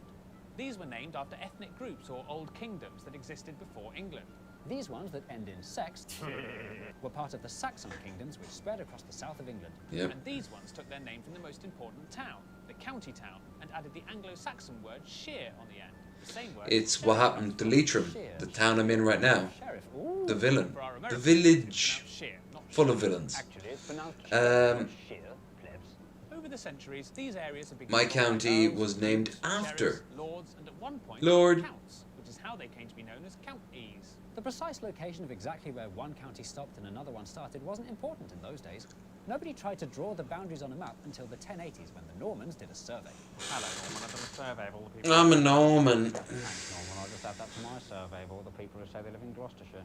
Oh dear. Oh dear. And that's how the fuzzy county borders became sharp lines, but with lots of panhandles, detached areas, exclaves, and squiggly bits. England's counties varied massively in size. The biggest, Yorkshire, was half the size of Wales, and the smallest, Rutland, was roughly the size Rutland! of Wales, There. cities, and frankly had There. That's the one. That's the one. Rutland. I had no idea this place existed. I even asked Metal Monkey, who doesn't know any more or less, probably actually in all fairness, a little bit less British geography than me, but he knows his football teams. And he was like, who? I was like, really? Who? Yeah, no idea. Rutland. The sole reason it exists, the sole reason this county exists, is because there's a big reservoir, a big fucking lake where swans do swan stuff, and water goes from there to other places in other counties. So they just built a county around the lake. no business being a county. Harsh. But these differences didn't really matter. Not that harsh. Until, As in bad as your 1888, hair. the Prime Minister Lord Salisbury established administrative counties, making democracy local. Each county would now have its own county council in the county town, in charge of local things like police, fire, council tax, and so on. But some counties were too big to be easily manageable. Sussex got split into east and west. And Yorkshire was split into its historic ridings, a word that meant thirds. Ridings, riding. Yeah, that sort of works. Kinda. In addition to this, big cities were given the But it also status of doesn't. county borough, which made them independent from the county they were in, effectively taking the Leicester out of Leicestershire, Derby out of Derbyshire, and Nottingham out of Nottinghamshire. So does this all mean that a united Yorkshire hasn't existed since 1888? Well, not exactly. Strap in. The new administrative counties did not replace the historic counties. Both systems confusingly coexisted at the same time. And the confusion was only going to get worse. Lots of towns in Britain had the same name. Postman Pat music. Confusion, with many people's letters being delivered to the wrong place. Which is why from 18-something onwards, the Royal Mail required that every address had to end with a county. But because many post towns happened to spread inconveniently across county borders, the Royal Mail, for their own convenience, introduced the last thing Britain needed: another county's map. Most officers' counties didn't match up with the historic ones or the administrative ones. For example, the town of Ugly was in the county of Essex, but the address ended in Hertfordshire. Which meant there were now 3 interpretations of what county you lived in: historical, administrative, and or postal. As the centuries rolled on, the county system went from being confusing to being completely out of date. After the Industrial Revolution, Britain's new big cities were man-spreading themselves across county borders. And many county towns were no longer the Man-spreading. commercial powerhouses they used to be. The once mighty city of York had fallen to 5th place in non-existent Yorkshire. The counties didn't reflect 20th century Britain in any cultural, practical, or meaningful sense. It was time for a complete shake-up. The year was 1972, a time of optimism and experimentation and the first episode of Rainbow. The Local Oh, Government Act Rainbow. of 1972 was a radical attempt at cleaning up the complicated How outdated are you county doing? systems both once and for all. I'm doing Brand new fantastic. metropolitan counties sprang into existence, with modern-sounding names like Merseyside, Greater Manchester, West Midlands, and Tyne and Wear. London, of course, wasn't included in any of this, as they'd already done their own thing 10 years earlier, which Jay has previously discussed on a video he made without me. Which we watched if you were paying attention for more than 5 seconds. Carnage. Huntingdonshire got eaten by Cambridgeshire, Hereford got anded with Worcester, Cumberland, Westmoreland, and this lump of Lancashire were all merged and given the horrible new name Cumbria. And silly was Penis. absorbed by Leicestershire. Chances are nobody would have Because battened it's an eye at it. you know that's just an urban legend, right? That women can Cumbria. No, They messed they with can't. Yorkshire. Yorkshire's borders got a complete meddling, creating a new South Yorkshire, which was cheeky. But when the East Riding got taken out of Yorkshire altogether and became part of the new Humberside, that was not on. It was off. The previously Yorkshirean residents of Hull were not at all keen to be lumped with Grimsby on the other side of the River Humber. It was a particularly bizarre union given the Humber Bridge connecting the two sides hadn't even been built yet. There was an anti-Humberside campaign, and even anti-Humberside graffiti. Oh, All wow. this kerfuffle forced the government's hand, and in 1996, Humberside quietly disappeared. As did other unpopular experiments like Cleveland and Avon. Hereford and Worcester once again became Hereford and Worcester. Sure. Even ridiculous Rutland regained its status as England's Rutland, smallest county. Rutland, The shake-up of Rutland. 1972, designed to simplify things, did nothing of the sort. Instead, marking the beginning of an era where county borders, names, and powers have been changing on an ever-increasing basis. England today has 9 regions comprising 47 ceremonial counties alongside 6 metropolitan counties. Low energy. We want you to go to on a travel video to Rutland. No. Yes, I'd do that. not including You'd have Greater to pay London, me. which is a ceremonial Literally. county, not a county, comprising 32 boroughs and the City of London, which is a district. You know what I'd do there? A ceremonial county, and we haven't even I'd talked look about at some Scotland, fucking Wales, or Northern Ireland, swans. where it's different. Absolute state of this. Although it may seem more impossible than ever to tell what and isn't a county, according to this particularly aggressive map publisher, It's very simple. Our historic counties have never been affected, nor their boundaries changed by the endless shifting of local government boundaries over the past 100 years. this is a view shared by the increasingly exasperated Association of British Counties, who seek to Give every county a county day, teach counties to school children, flag county flags in every county. Counties stop are using life. For local authorities who are not proper counties. fruitcakes. The reality is, unless you live in a county that's particularly unusually proud of itself, like Yorkshire, in general not much of a monkeys is given about the county you live in. And that might be because it just doesn't really matter. It's not like the USA, where laws vary from one state to the next. Even Royal Mail doesn't care anymore. Thanks to postcodes, putting a county on your address has been unnecessary since 1996, despite the boxes they make you fill in on Amazon. But just because they're not important doesn't mean we should forget about them. Present-day knowledge and understanding of English counties is in an abysmal state. We stopped over 4 people on the street. Not a single one of them could faultlessly name every single county in England. But they can tell you the lower prices at Tony's Groceries. Terrible shame, and it's about time something was done about it. Oh, there's Leicestershire, Oxfordshire, Rutland, and... Oh. Knock, knock. Who's there? Sir. That grumpy Grolix. An app and browser. How could he? Very simply, apparently. Okay, so we now have to spend another 45 minutes.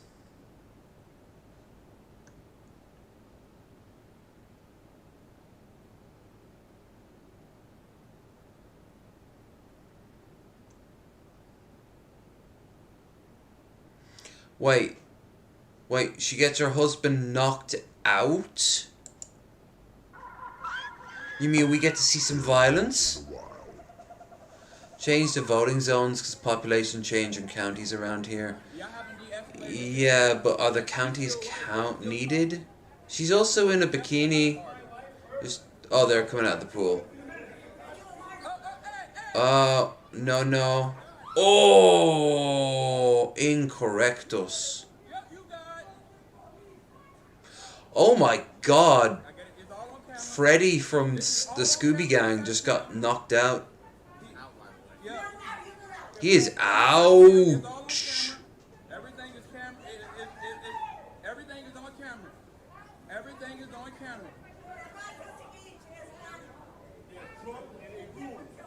Yes, everything is on camera. Everything is on camera. You want to go to sleep, Bill? No offense, but today, LOL. They didn't de-escalate the situation by moving the parties away. They still let her be right there. Why y'all still get her? Whoa, that booty. Dude, stop booty blocking. Oh my God. I don't understand it. This is crazy.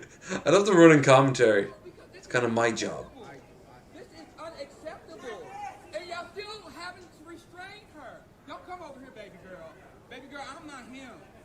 Hold on, cause I'll grab her right by the neck. Girl, I'm not him. The Hilton. Come for the... stay for the... I need a room key. You complain about racism. Every single fucking one of you guys complain about racism. Who is one of you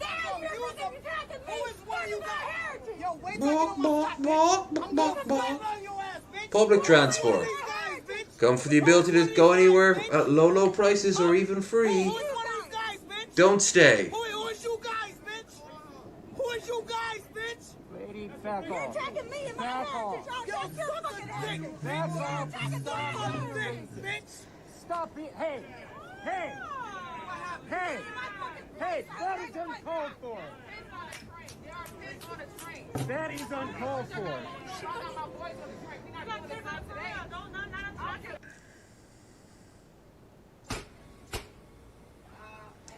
Oh wow, we got another, it's been a while since we saw some fast foods. Flame Grill It living since 1950. Ugh. By the way, what chain is this? If any, like a... What are they doing? What are they doing?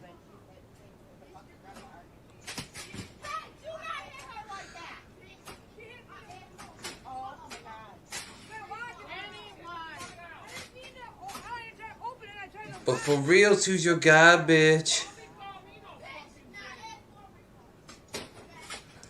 Hey, so long in all our lives we go that extra smile, that's all that matters. Imagine you're going to be like this, you're like this 15-year-old incel on like 4chan watching Matt Walsh and fucking Nick Fuentes videos, and you got like your dad's pistol in your pocket, and you're like, tomorrow in school, I'm gonna have one last meal. So you go out here, and they give you a meal, and as they turn around, you get to see, go the extra smile, and you're like, you know what? Life's worth living. And then you put the gun back, and no one's the wiser. And years later, you write a book saying how the Jews drink adrenochrome from children. I mean, you're still mentally unstable. I'm English. I'm Irish. What else is a nigger? Every Okay, stay conflated. Oh, World Star! Oh, shit! Oh, shit! What is up with the bikinis today? Or the bathy rooms. I gotta say, for the most part, people don't know how to fight. They just don't. They just go up to someone and do this. Clunk, clunk, clunk, clunk. No, you break the nose. Everyone thinks that when you swing at somebody's nose, you're actually going to hurt your own fist. You know how you hurt your fist when you hit someone in the face? You swing at your with your full strength. So, if you swing at someone with your full strength on a hand that is, say, not used to doing things like punching bags or whatever, yeah, you're actually going to fuck up your knuckles really badly.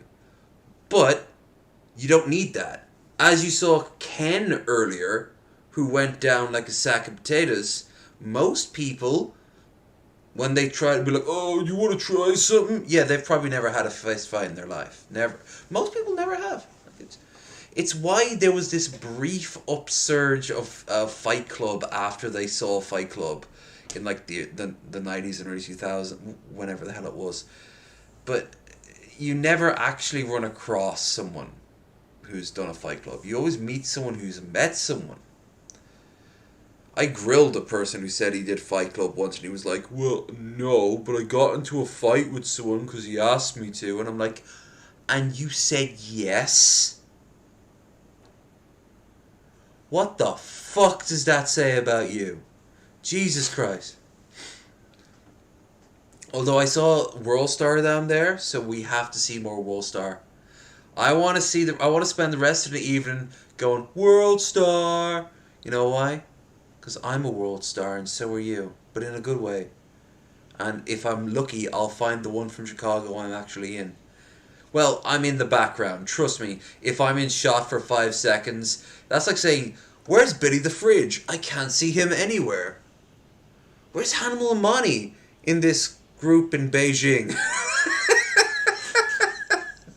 Hell, where's me in this group of Beijing?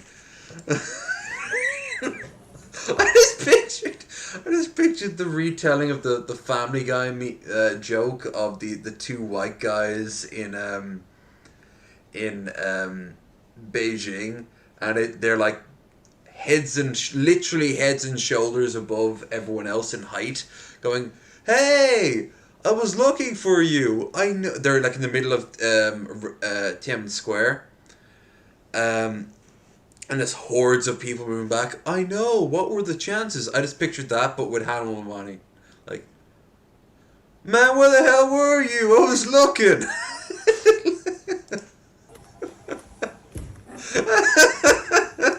Oh, God. Oh, what's going on over here? What's going on over here?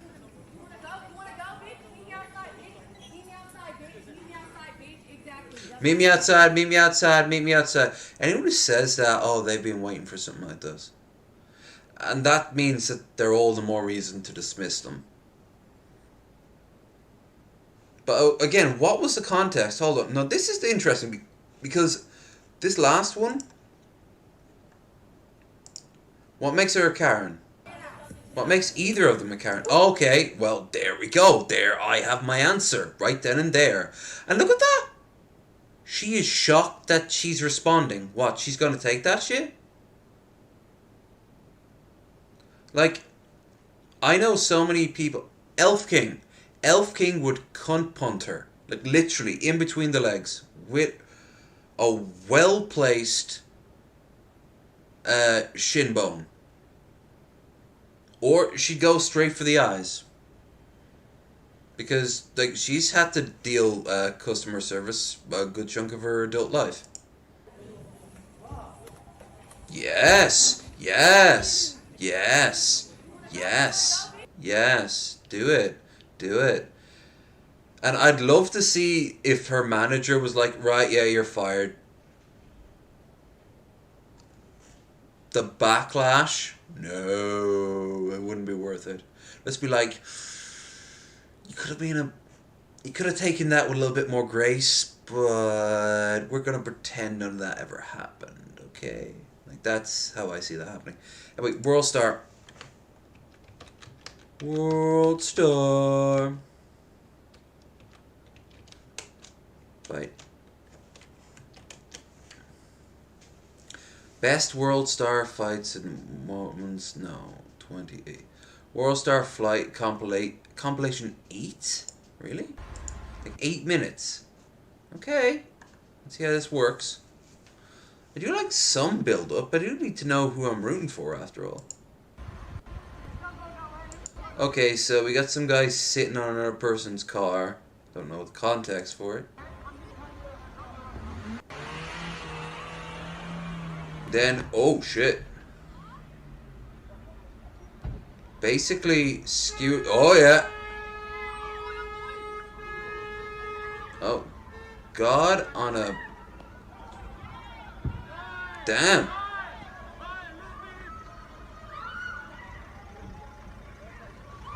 See what I mean? People don't know how to fight.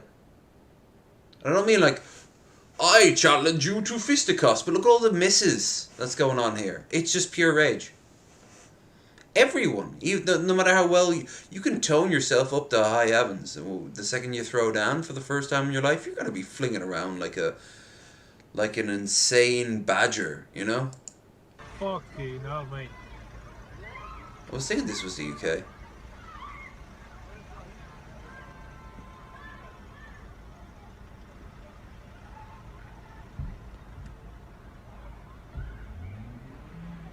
And now he runs away like a fucking idiot. Oh. Oh, English. Double English. I was surprised both.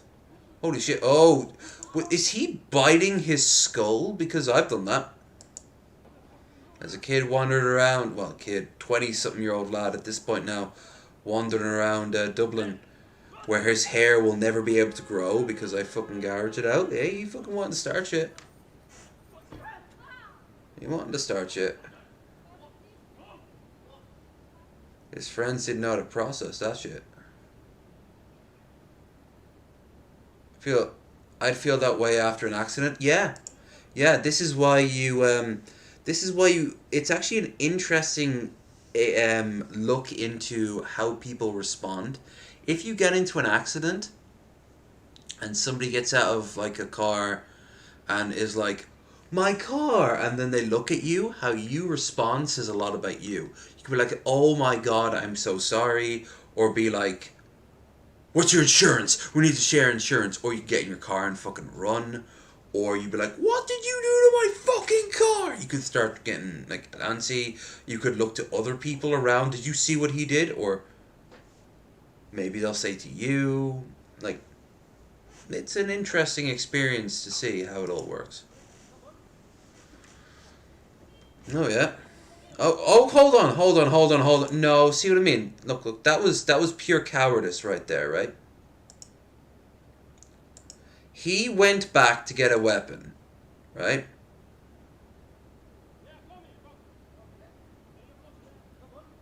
Look, if he'd have kept on walking, he wouldn't have. So he gets a weapon, and he's like, haha, no one will ever stop me now. I have a blunt object. The guy gets the exact same blunt object. In this case, it looks like a 2x4. And he fucking legs it. Look at him. Look at him. The guy in the brown legged it. Never expected that, did you little shit? Would you stand and fight, or would you fuck off? Either way, make your mind up. People are trying to get their goddamn Pizza Hut. Pizza Hut. Pizza delivered, even during some bullshit.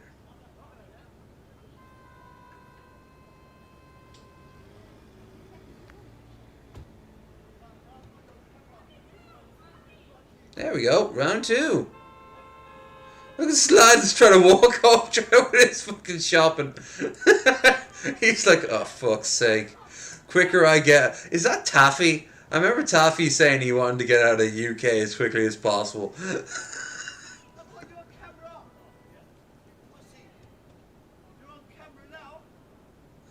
Mate, don't declare it. Just keep on filming. Maybe after something crazy happens, like after, I don't know, somebody gets decked to the floor, then scream, World Star! Just because, well, it's the meme, right? What is he doing in terms of... What the fuck is...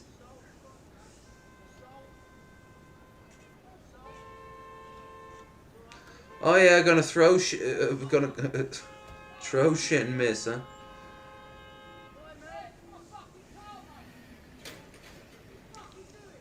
What are you doing? What are you doing, you nutter? I'll fucking have you! Holy shit! This keeps on going! And now there's a new fucking challenger!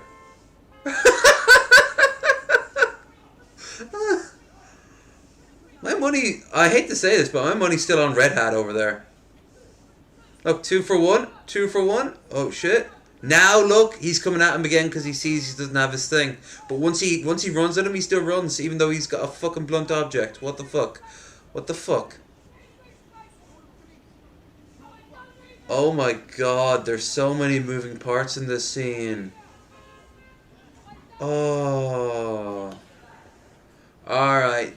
This shouldn't count as much. This is literally kind of what we're hoping to see. So this be a really one-sided one, right?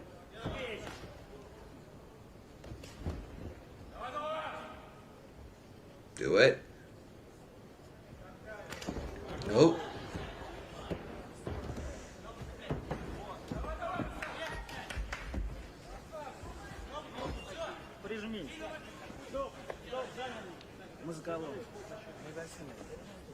Kazakhstan's what are it? Is he biting him?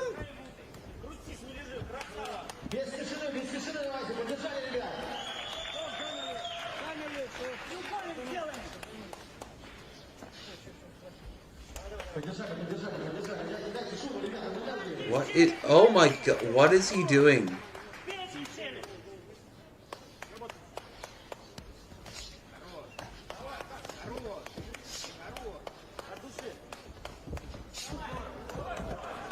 I'm getting strong Elsa versus Spider-Man chokehold vibes. Where are these... Oh, Jesus Christ.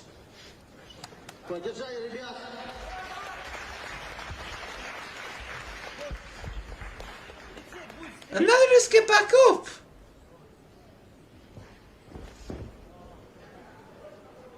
Is this like Kazakhstani boxing? There's like different rules.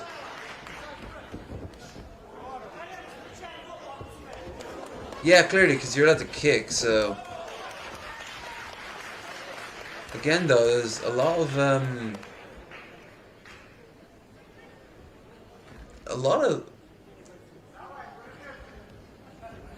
Well, we have plenty of openly gay and bisexual people in the audience, so I hope you're enjoying this. Me, I'm just there like, YouTube, make up your fucking mind.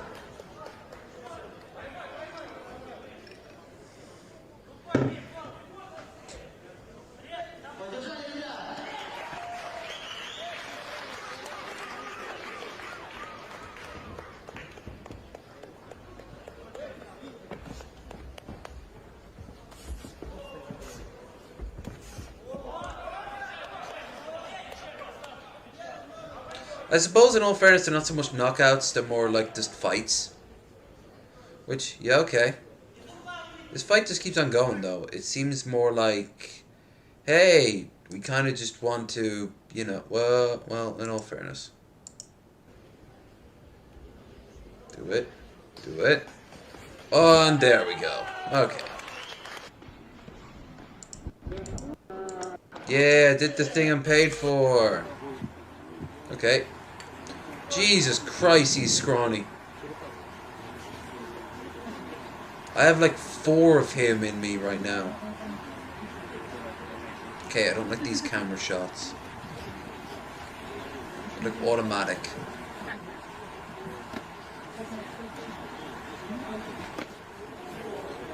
Whoa, oh.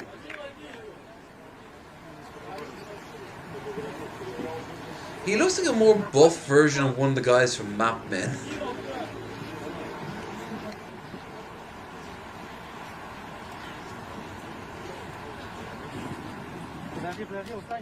Well?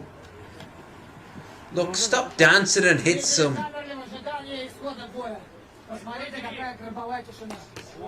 Thank you, Christ. We want blood!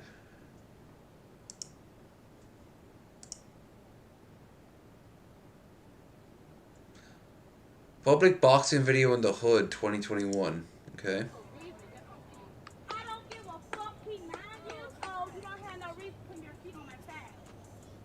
Holy shit. It's better wind up to like a baseball level of fucking like bitch slap. Yeah? They bought some video, cuz, yeah, stay tuned. Okay, fuck off.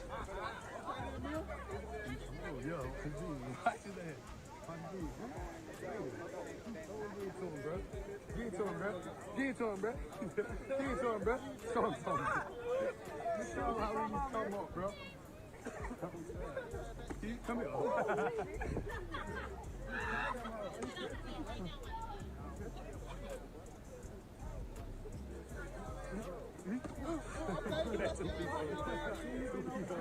Okay.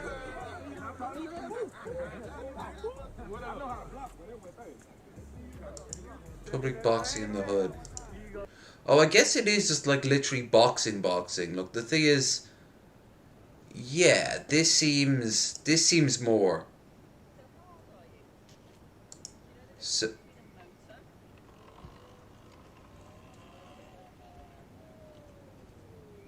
Here's a wild Karen. why does this sound familiar?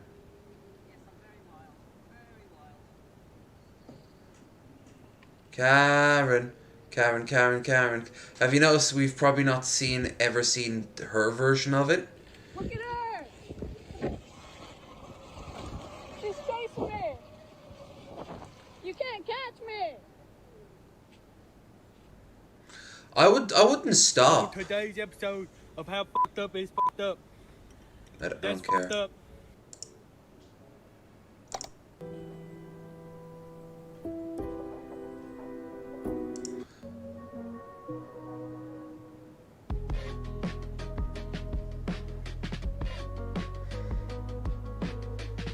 Okay. I don't understand the context of this one. Karens love me.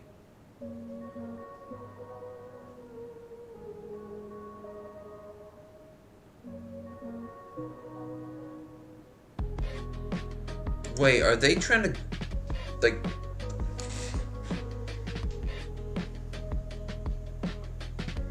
Hold on, hold on, hold on. No, no, no. Why was the police going to that person's door, and why did it not? Why did it end there and not continue? Like I don't like. No, I can't really side with that one. Threw it to the ground. Watch this one. Oh my god, are we running out of Karen stuff? Because we all know it's out there. First time tripping on acid. First time doing LSD and making big bad mistakes. No. I have a feeling that whoever did this is like 15.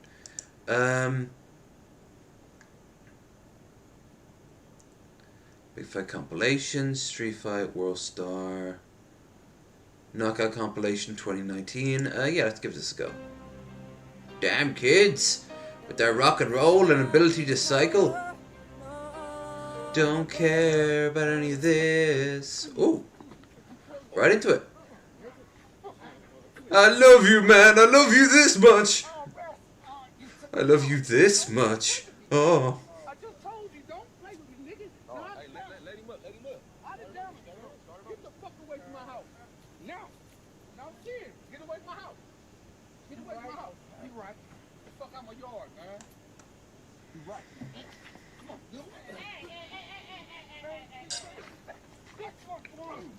Jesus Christ, that's look how close he was to the fucking step with his head right there. You hear a crack and that guy will never get up again in one way. Yeah, like a pool of blood were to start a raise. Oh shit.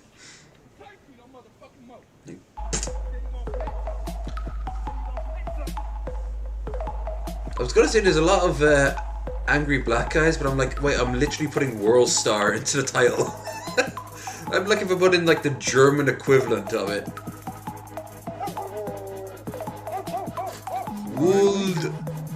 Wohlstaden, Hippin Hop.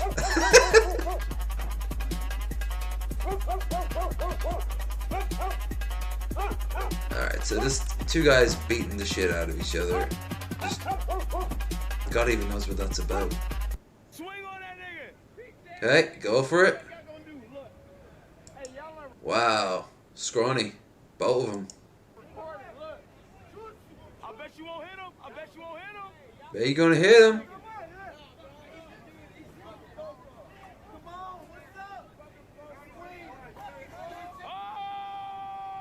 You know what? I don't know what content I have to watch, but I can't really go to bed at noon. Because if I go to bed at noon, I'll wake up at most midnight. That's like pushing it, 12 hours. Here's the thing. I then have to wait 8 hours before going somewhere. No. Now going to bed at 6 o'clock in the evening is a different creature.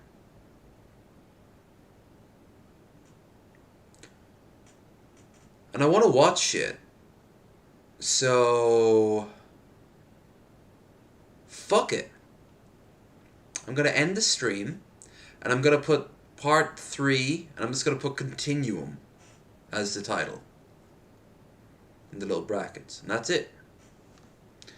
And whatever, how I'll go on for an hour, 2 hours. I'm just going to go, or epilogue. Fin. End. Final. It's on for as long as it is. Doesn't matter. It's just, I'm tired, but I kind of owe it to myself to get as close to 6 o'clock as possible. So you're getting more than a 24-hour stream tonight. Today. Tomorrow. Next week. Next month. Next year. It doesn't really matter. Oh, Jesus. You see what I mean here? Head first. Don't go forward. Don't go forward. Don't go forward. Oh, shit.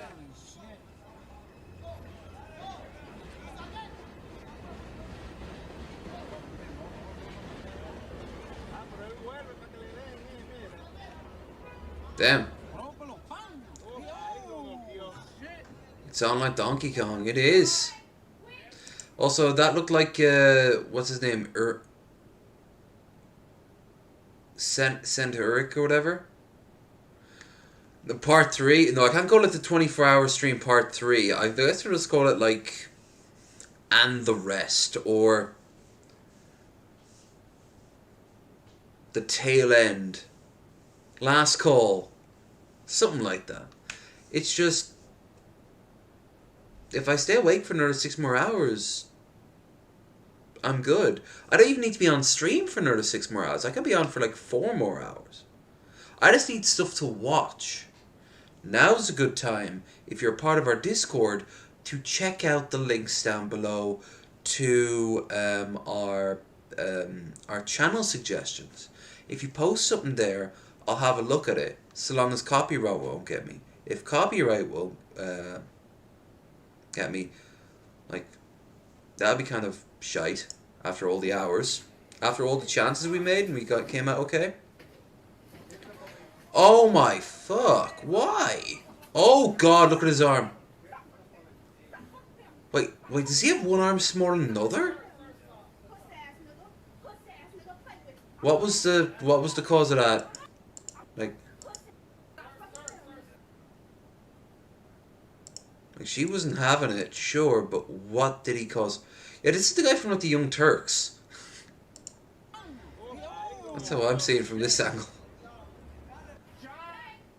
Okay, yeah. No. 100% fucking fuck him up.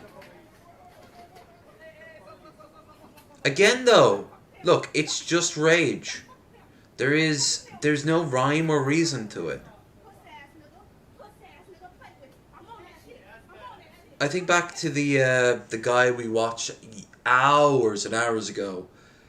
He it was at like the mall. I called him Mike Tyson because he looked like Mike Tyson. He went down in one hit, and even the guy who hit him was so shocked.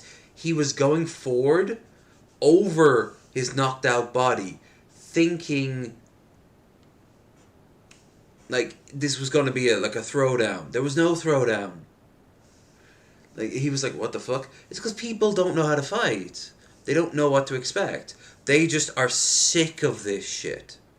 Whatever this shit with giant quotations is for them at that particular moment. In this case, she was assaulted by a guy who probably didn't need to assault her.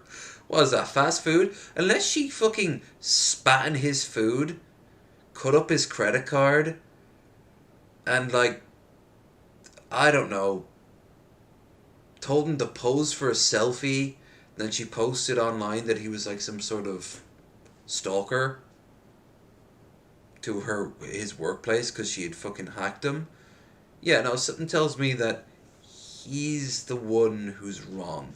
Even if the food turned out to be cold, even if she's been waiting a long time, even if they charged a little bit more than they should have.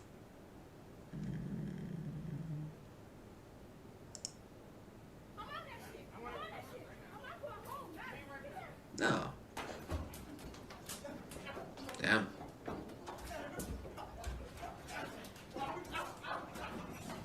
Damn, just smack. See, again, look at all those punches. Round and round. One of those punches in the face. Well, I'll tell you from personal experience. You kind of go like... That was staged.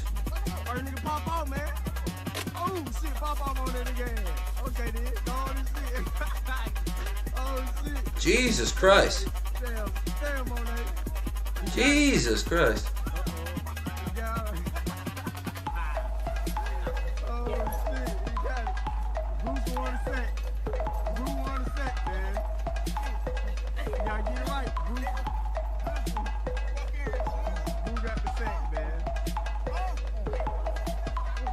Wait, is he trying to fucking smother him? Woo! Ooh, that kick. Is that black bitch boy slap fight? Well, for starters, neither of those are fucking bitch boys. It doesn't matter if they start kissing each other tenderly on the lip afterwards. If anything, that makes them harder. But Yeah, look how well they were made. No, that wasn't like the original OG bitch boy slap fight was.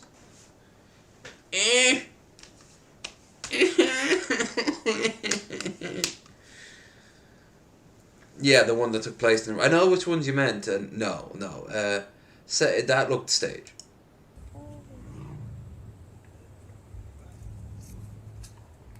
No, it's a good chunk of these are happening in the UK and the US. All I'm saying is, if you learn English, you're probably, with the exception of Canadians. Woo! That wasn't a fight. That's a beat down.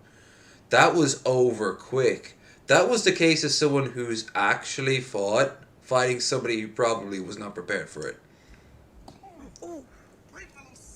Except, obviously, it's not. That's it, shipping. Shipping! Jesus.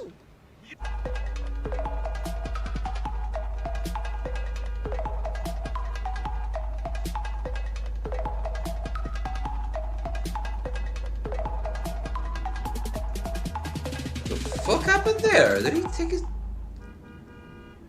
Yeah, that one escalated quickly. Jesus Christ. That was... Oh my fucking Christ.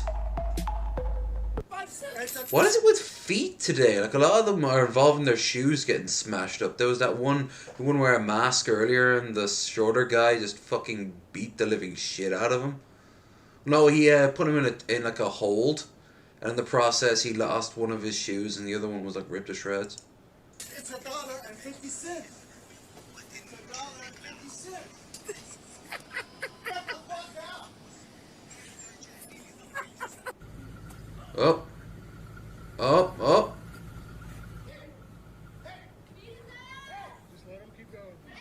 Just let him keep going. Oh, no. If anything, can you break 100? Throw dollars. No, I'm a part of the fight too.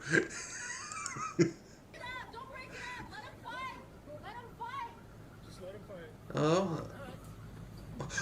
But he buckles, okay. Okay, this is what I'm saying, there's always lore about this shit. A wider...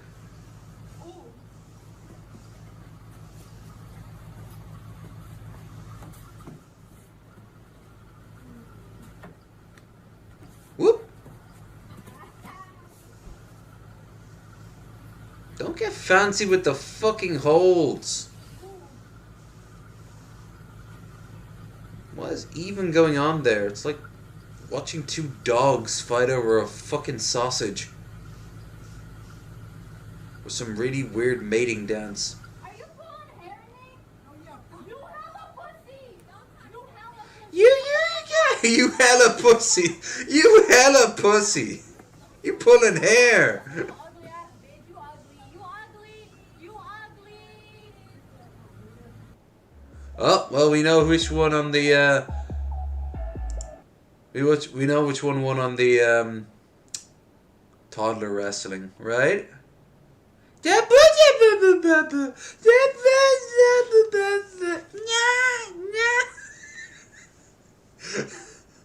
I'd be terrified to type toddler wrestling into it because something tells me that would put me on a list.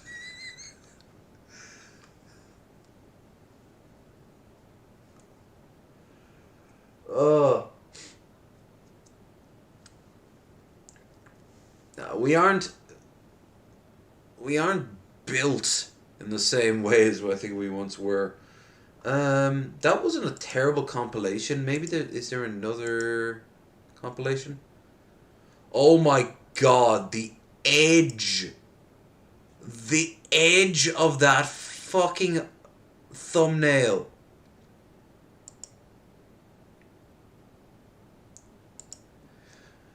Have I been transported to like 2009 DeviantArt?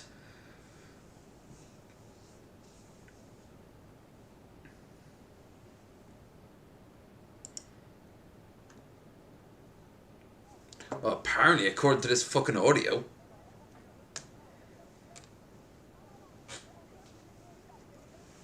Yeah. Ah. That was a sucker punch. But again, look, it's really, really surprising to a lot of people, but I've seen it, I've done it, and I've experienced it. When you get hit and you're not prepared for it, you do go down. But you need to connect that hit. So you need to know what you're doing. Most people go, erg, and you end up having that sort of like hugging sort of punch. Most people, when they hit like that, tend to get lucky, or they actually have thought about it. Now, I was an edgelord as a teenager, so I thought about it. I mean, hell, it's a fucking skinhead. Of course I thought about it.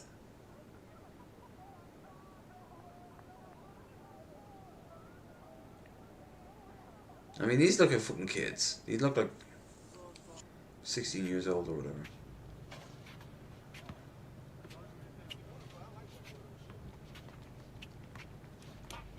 Oh, oh!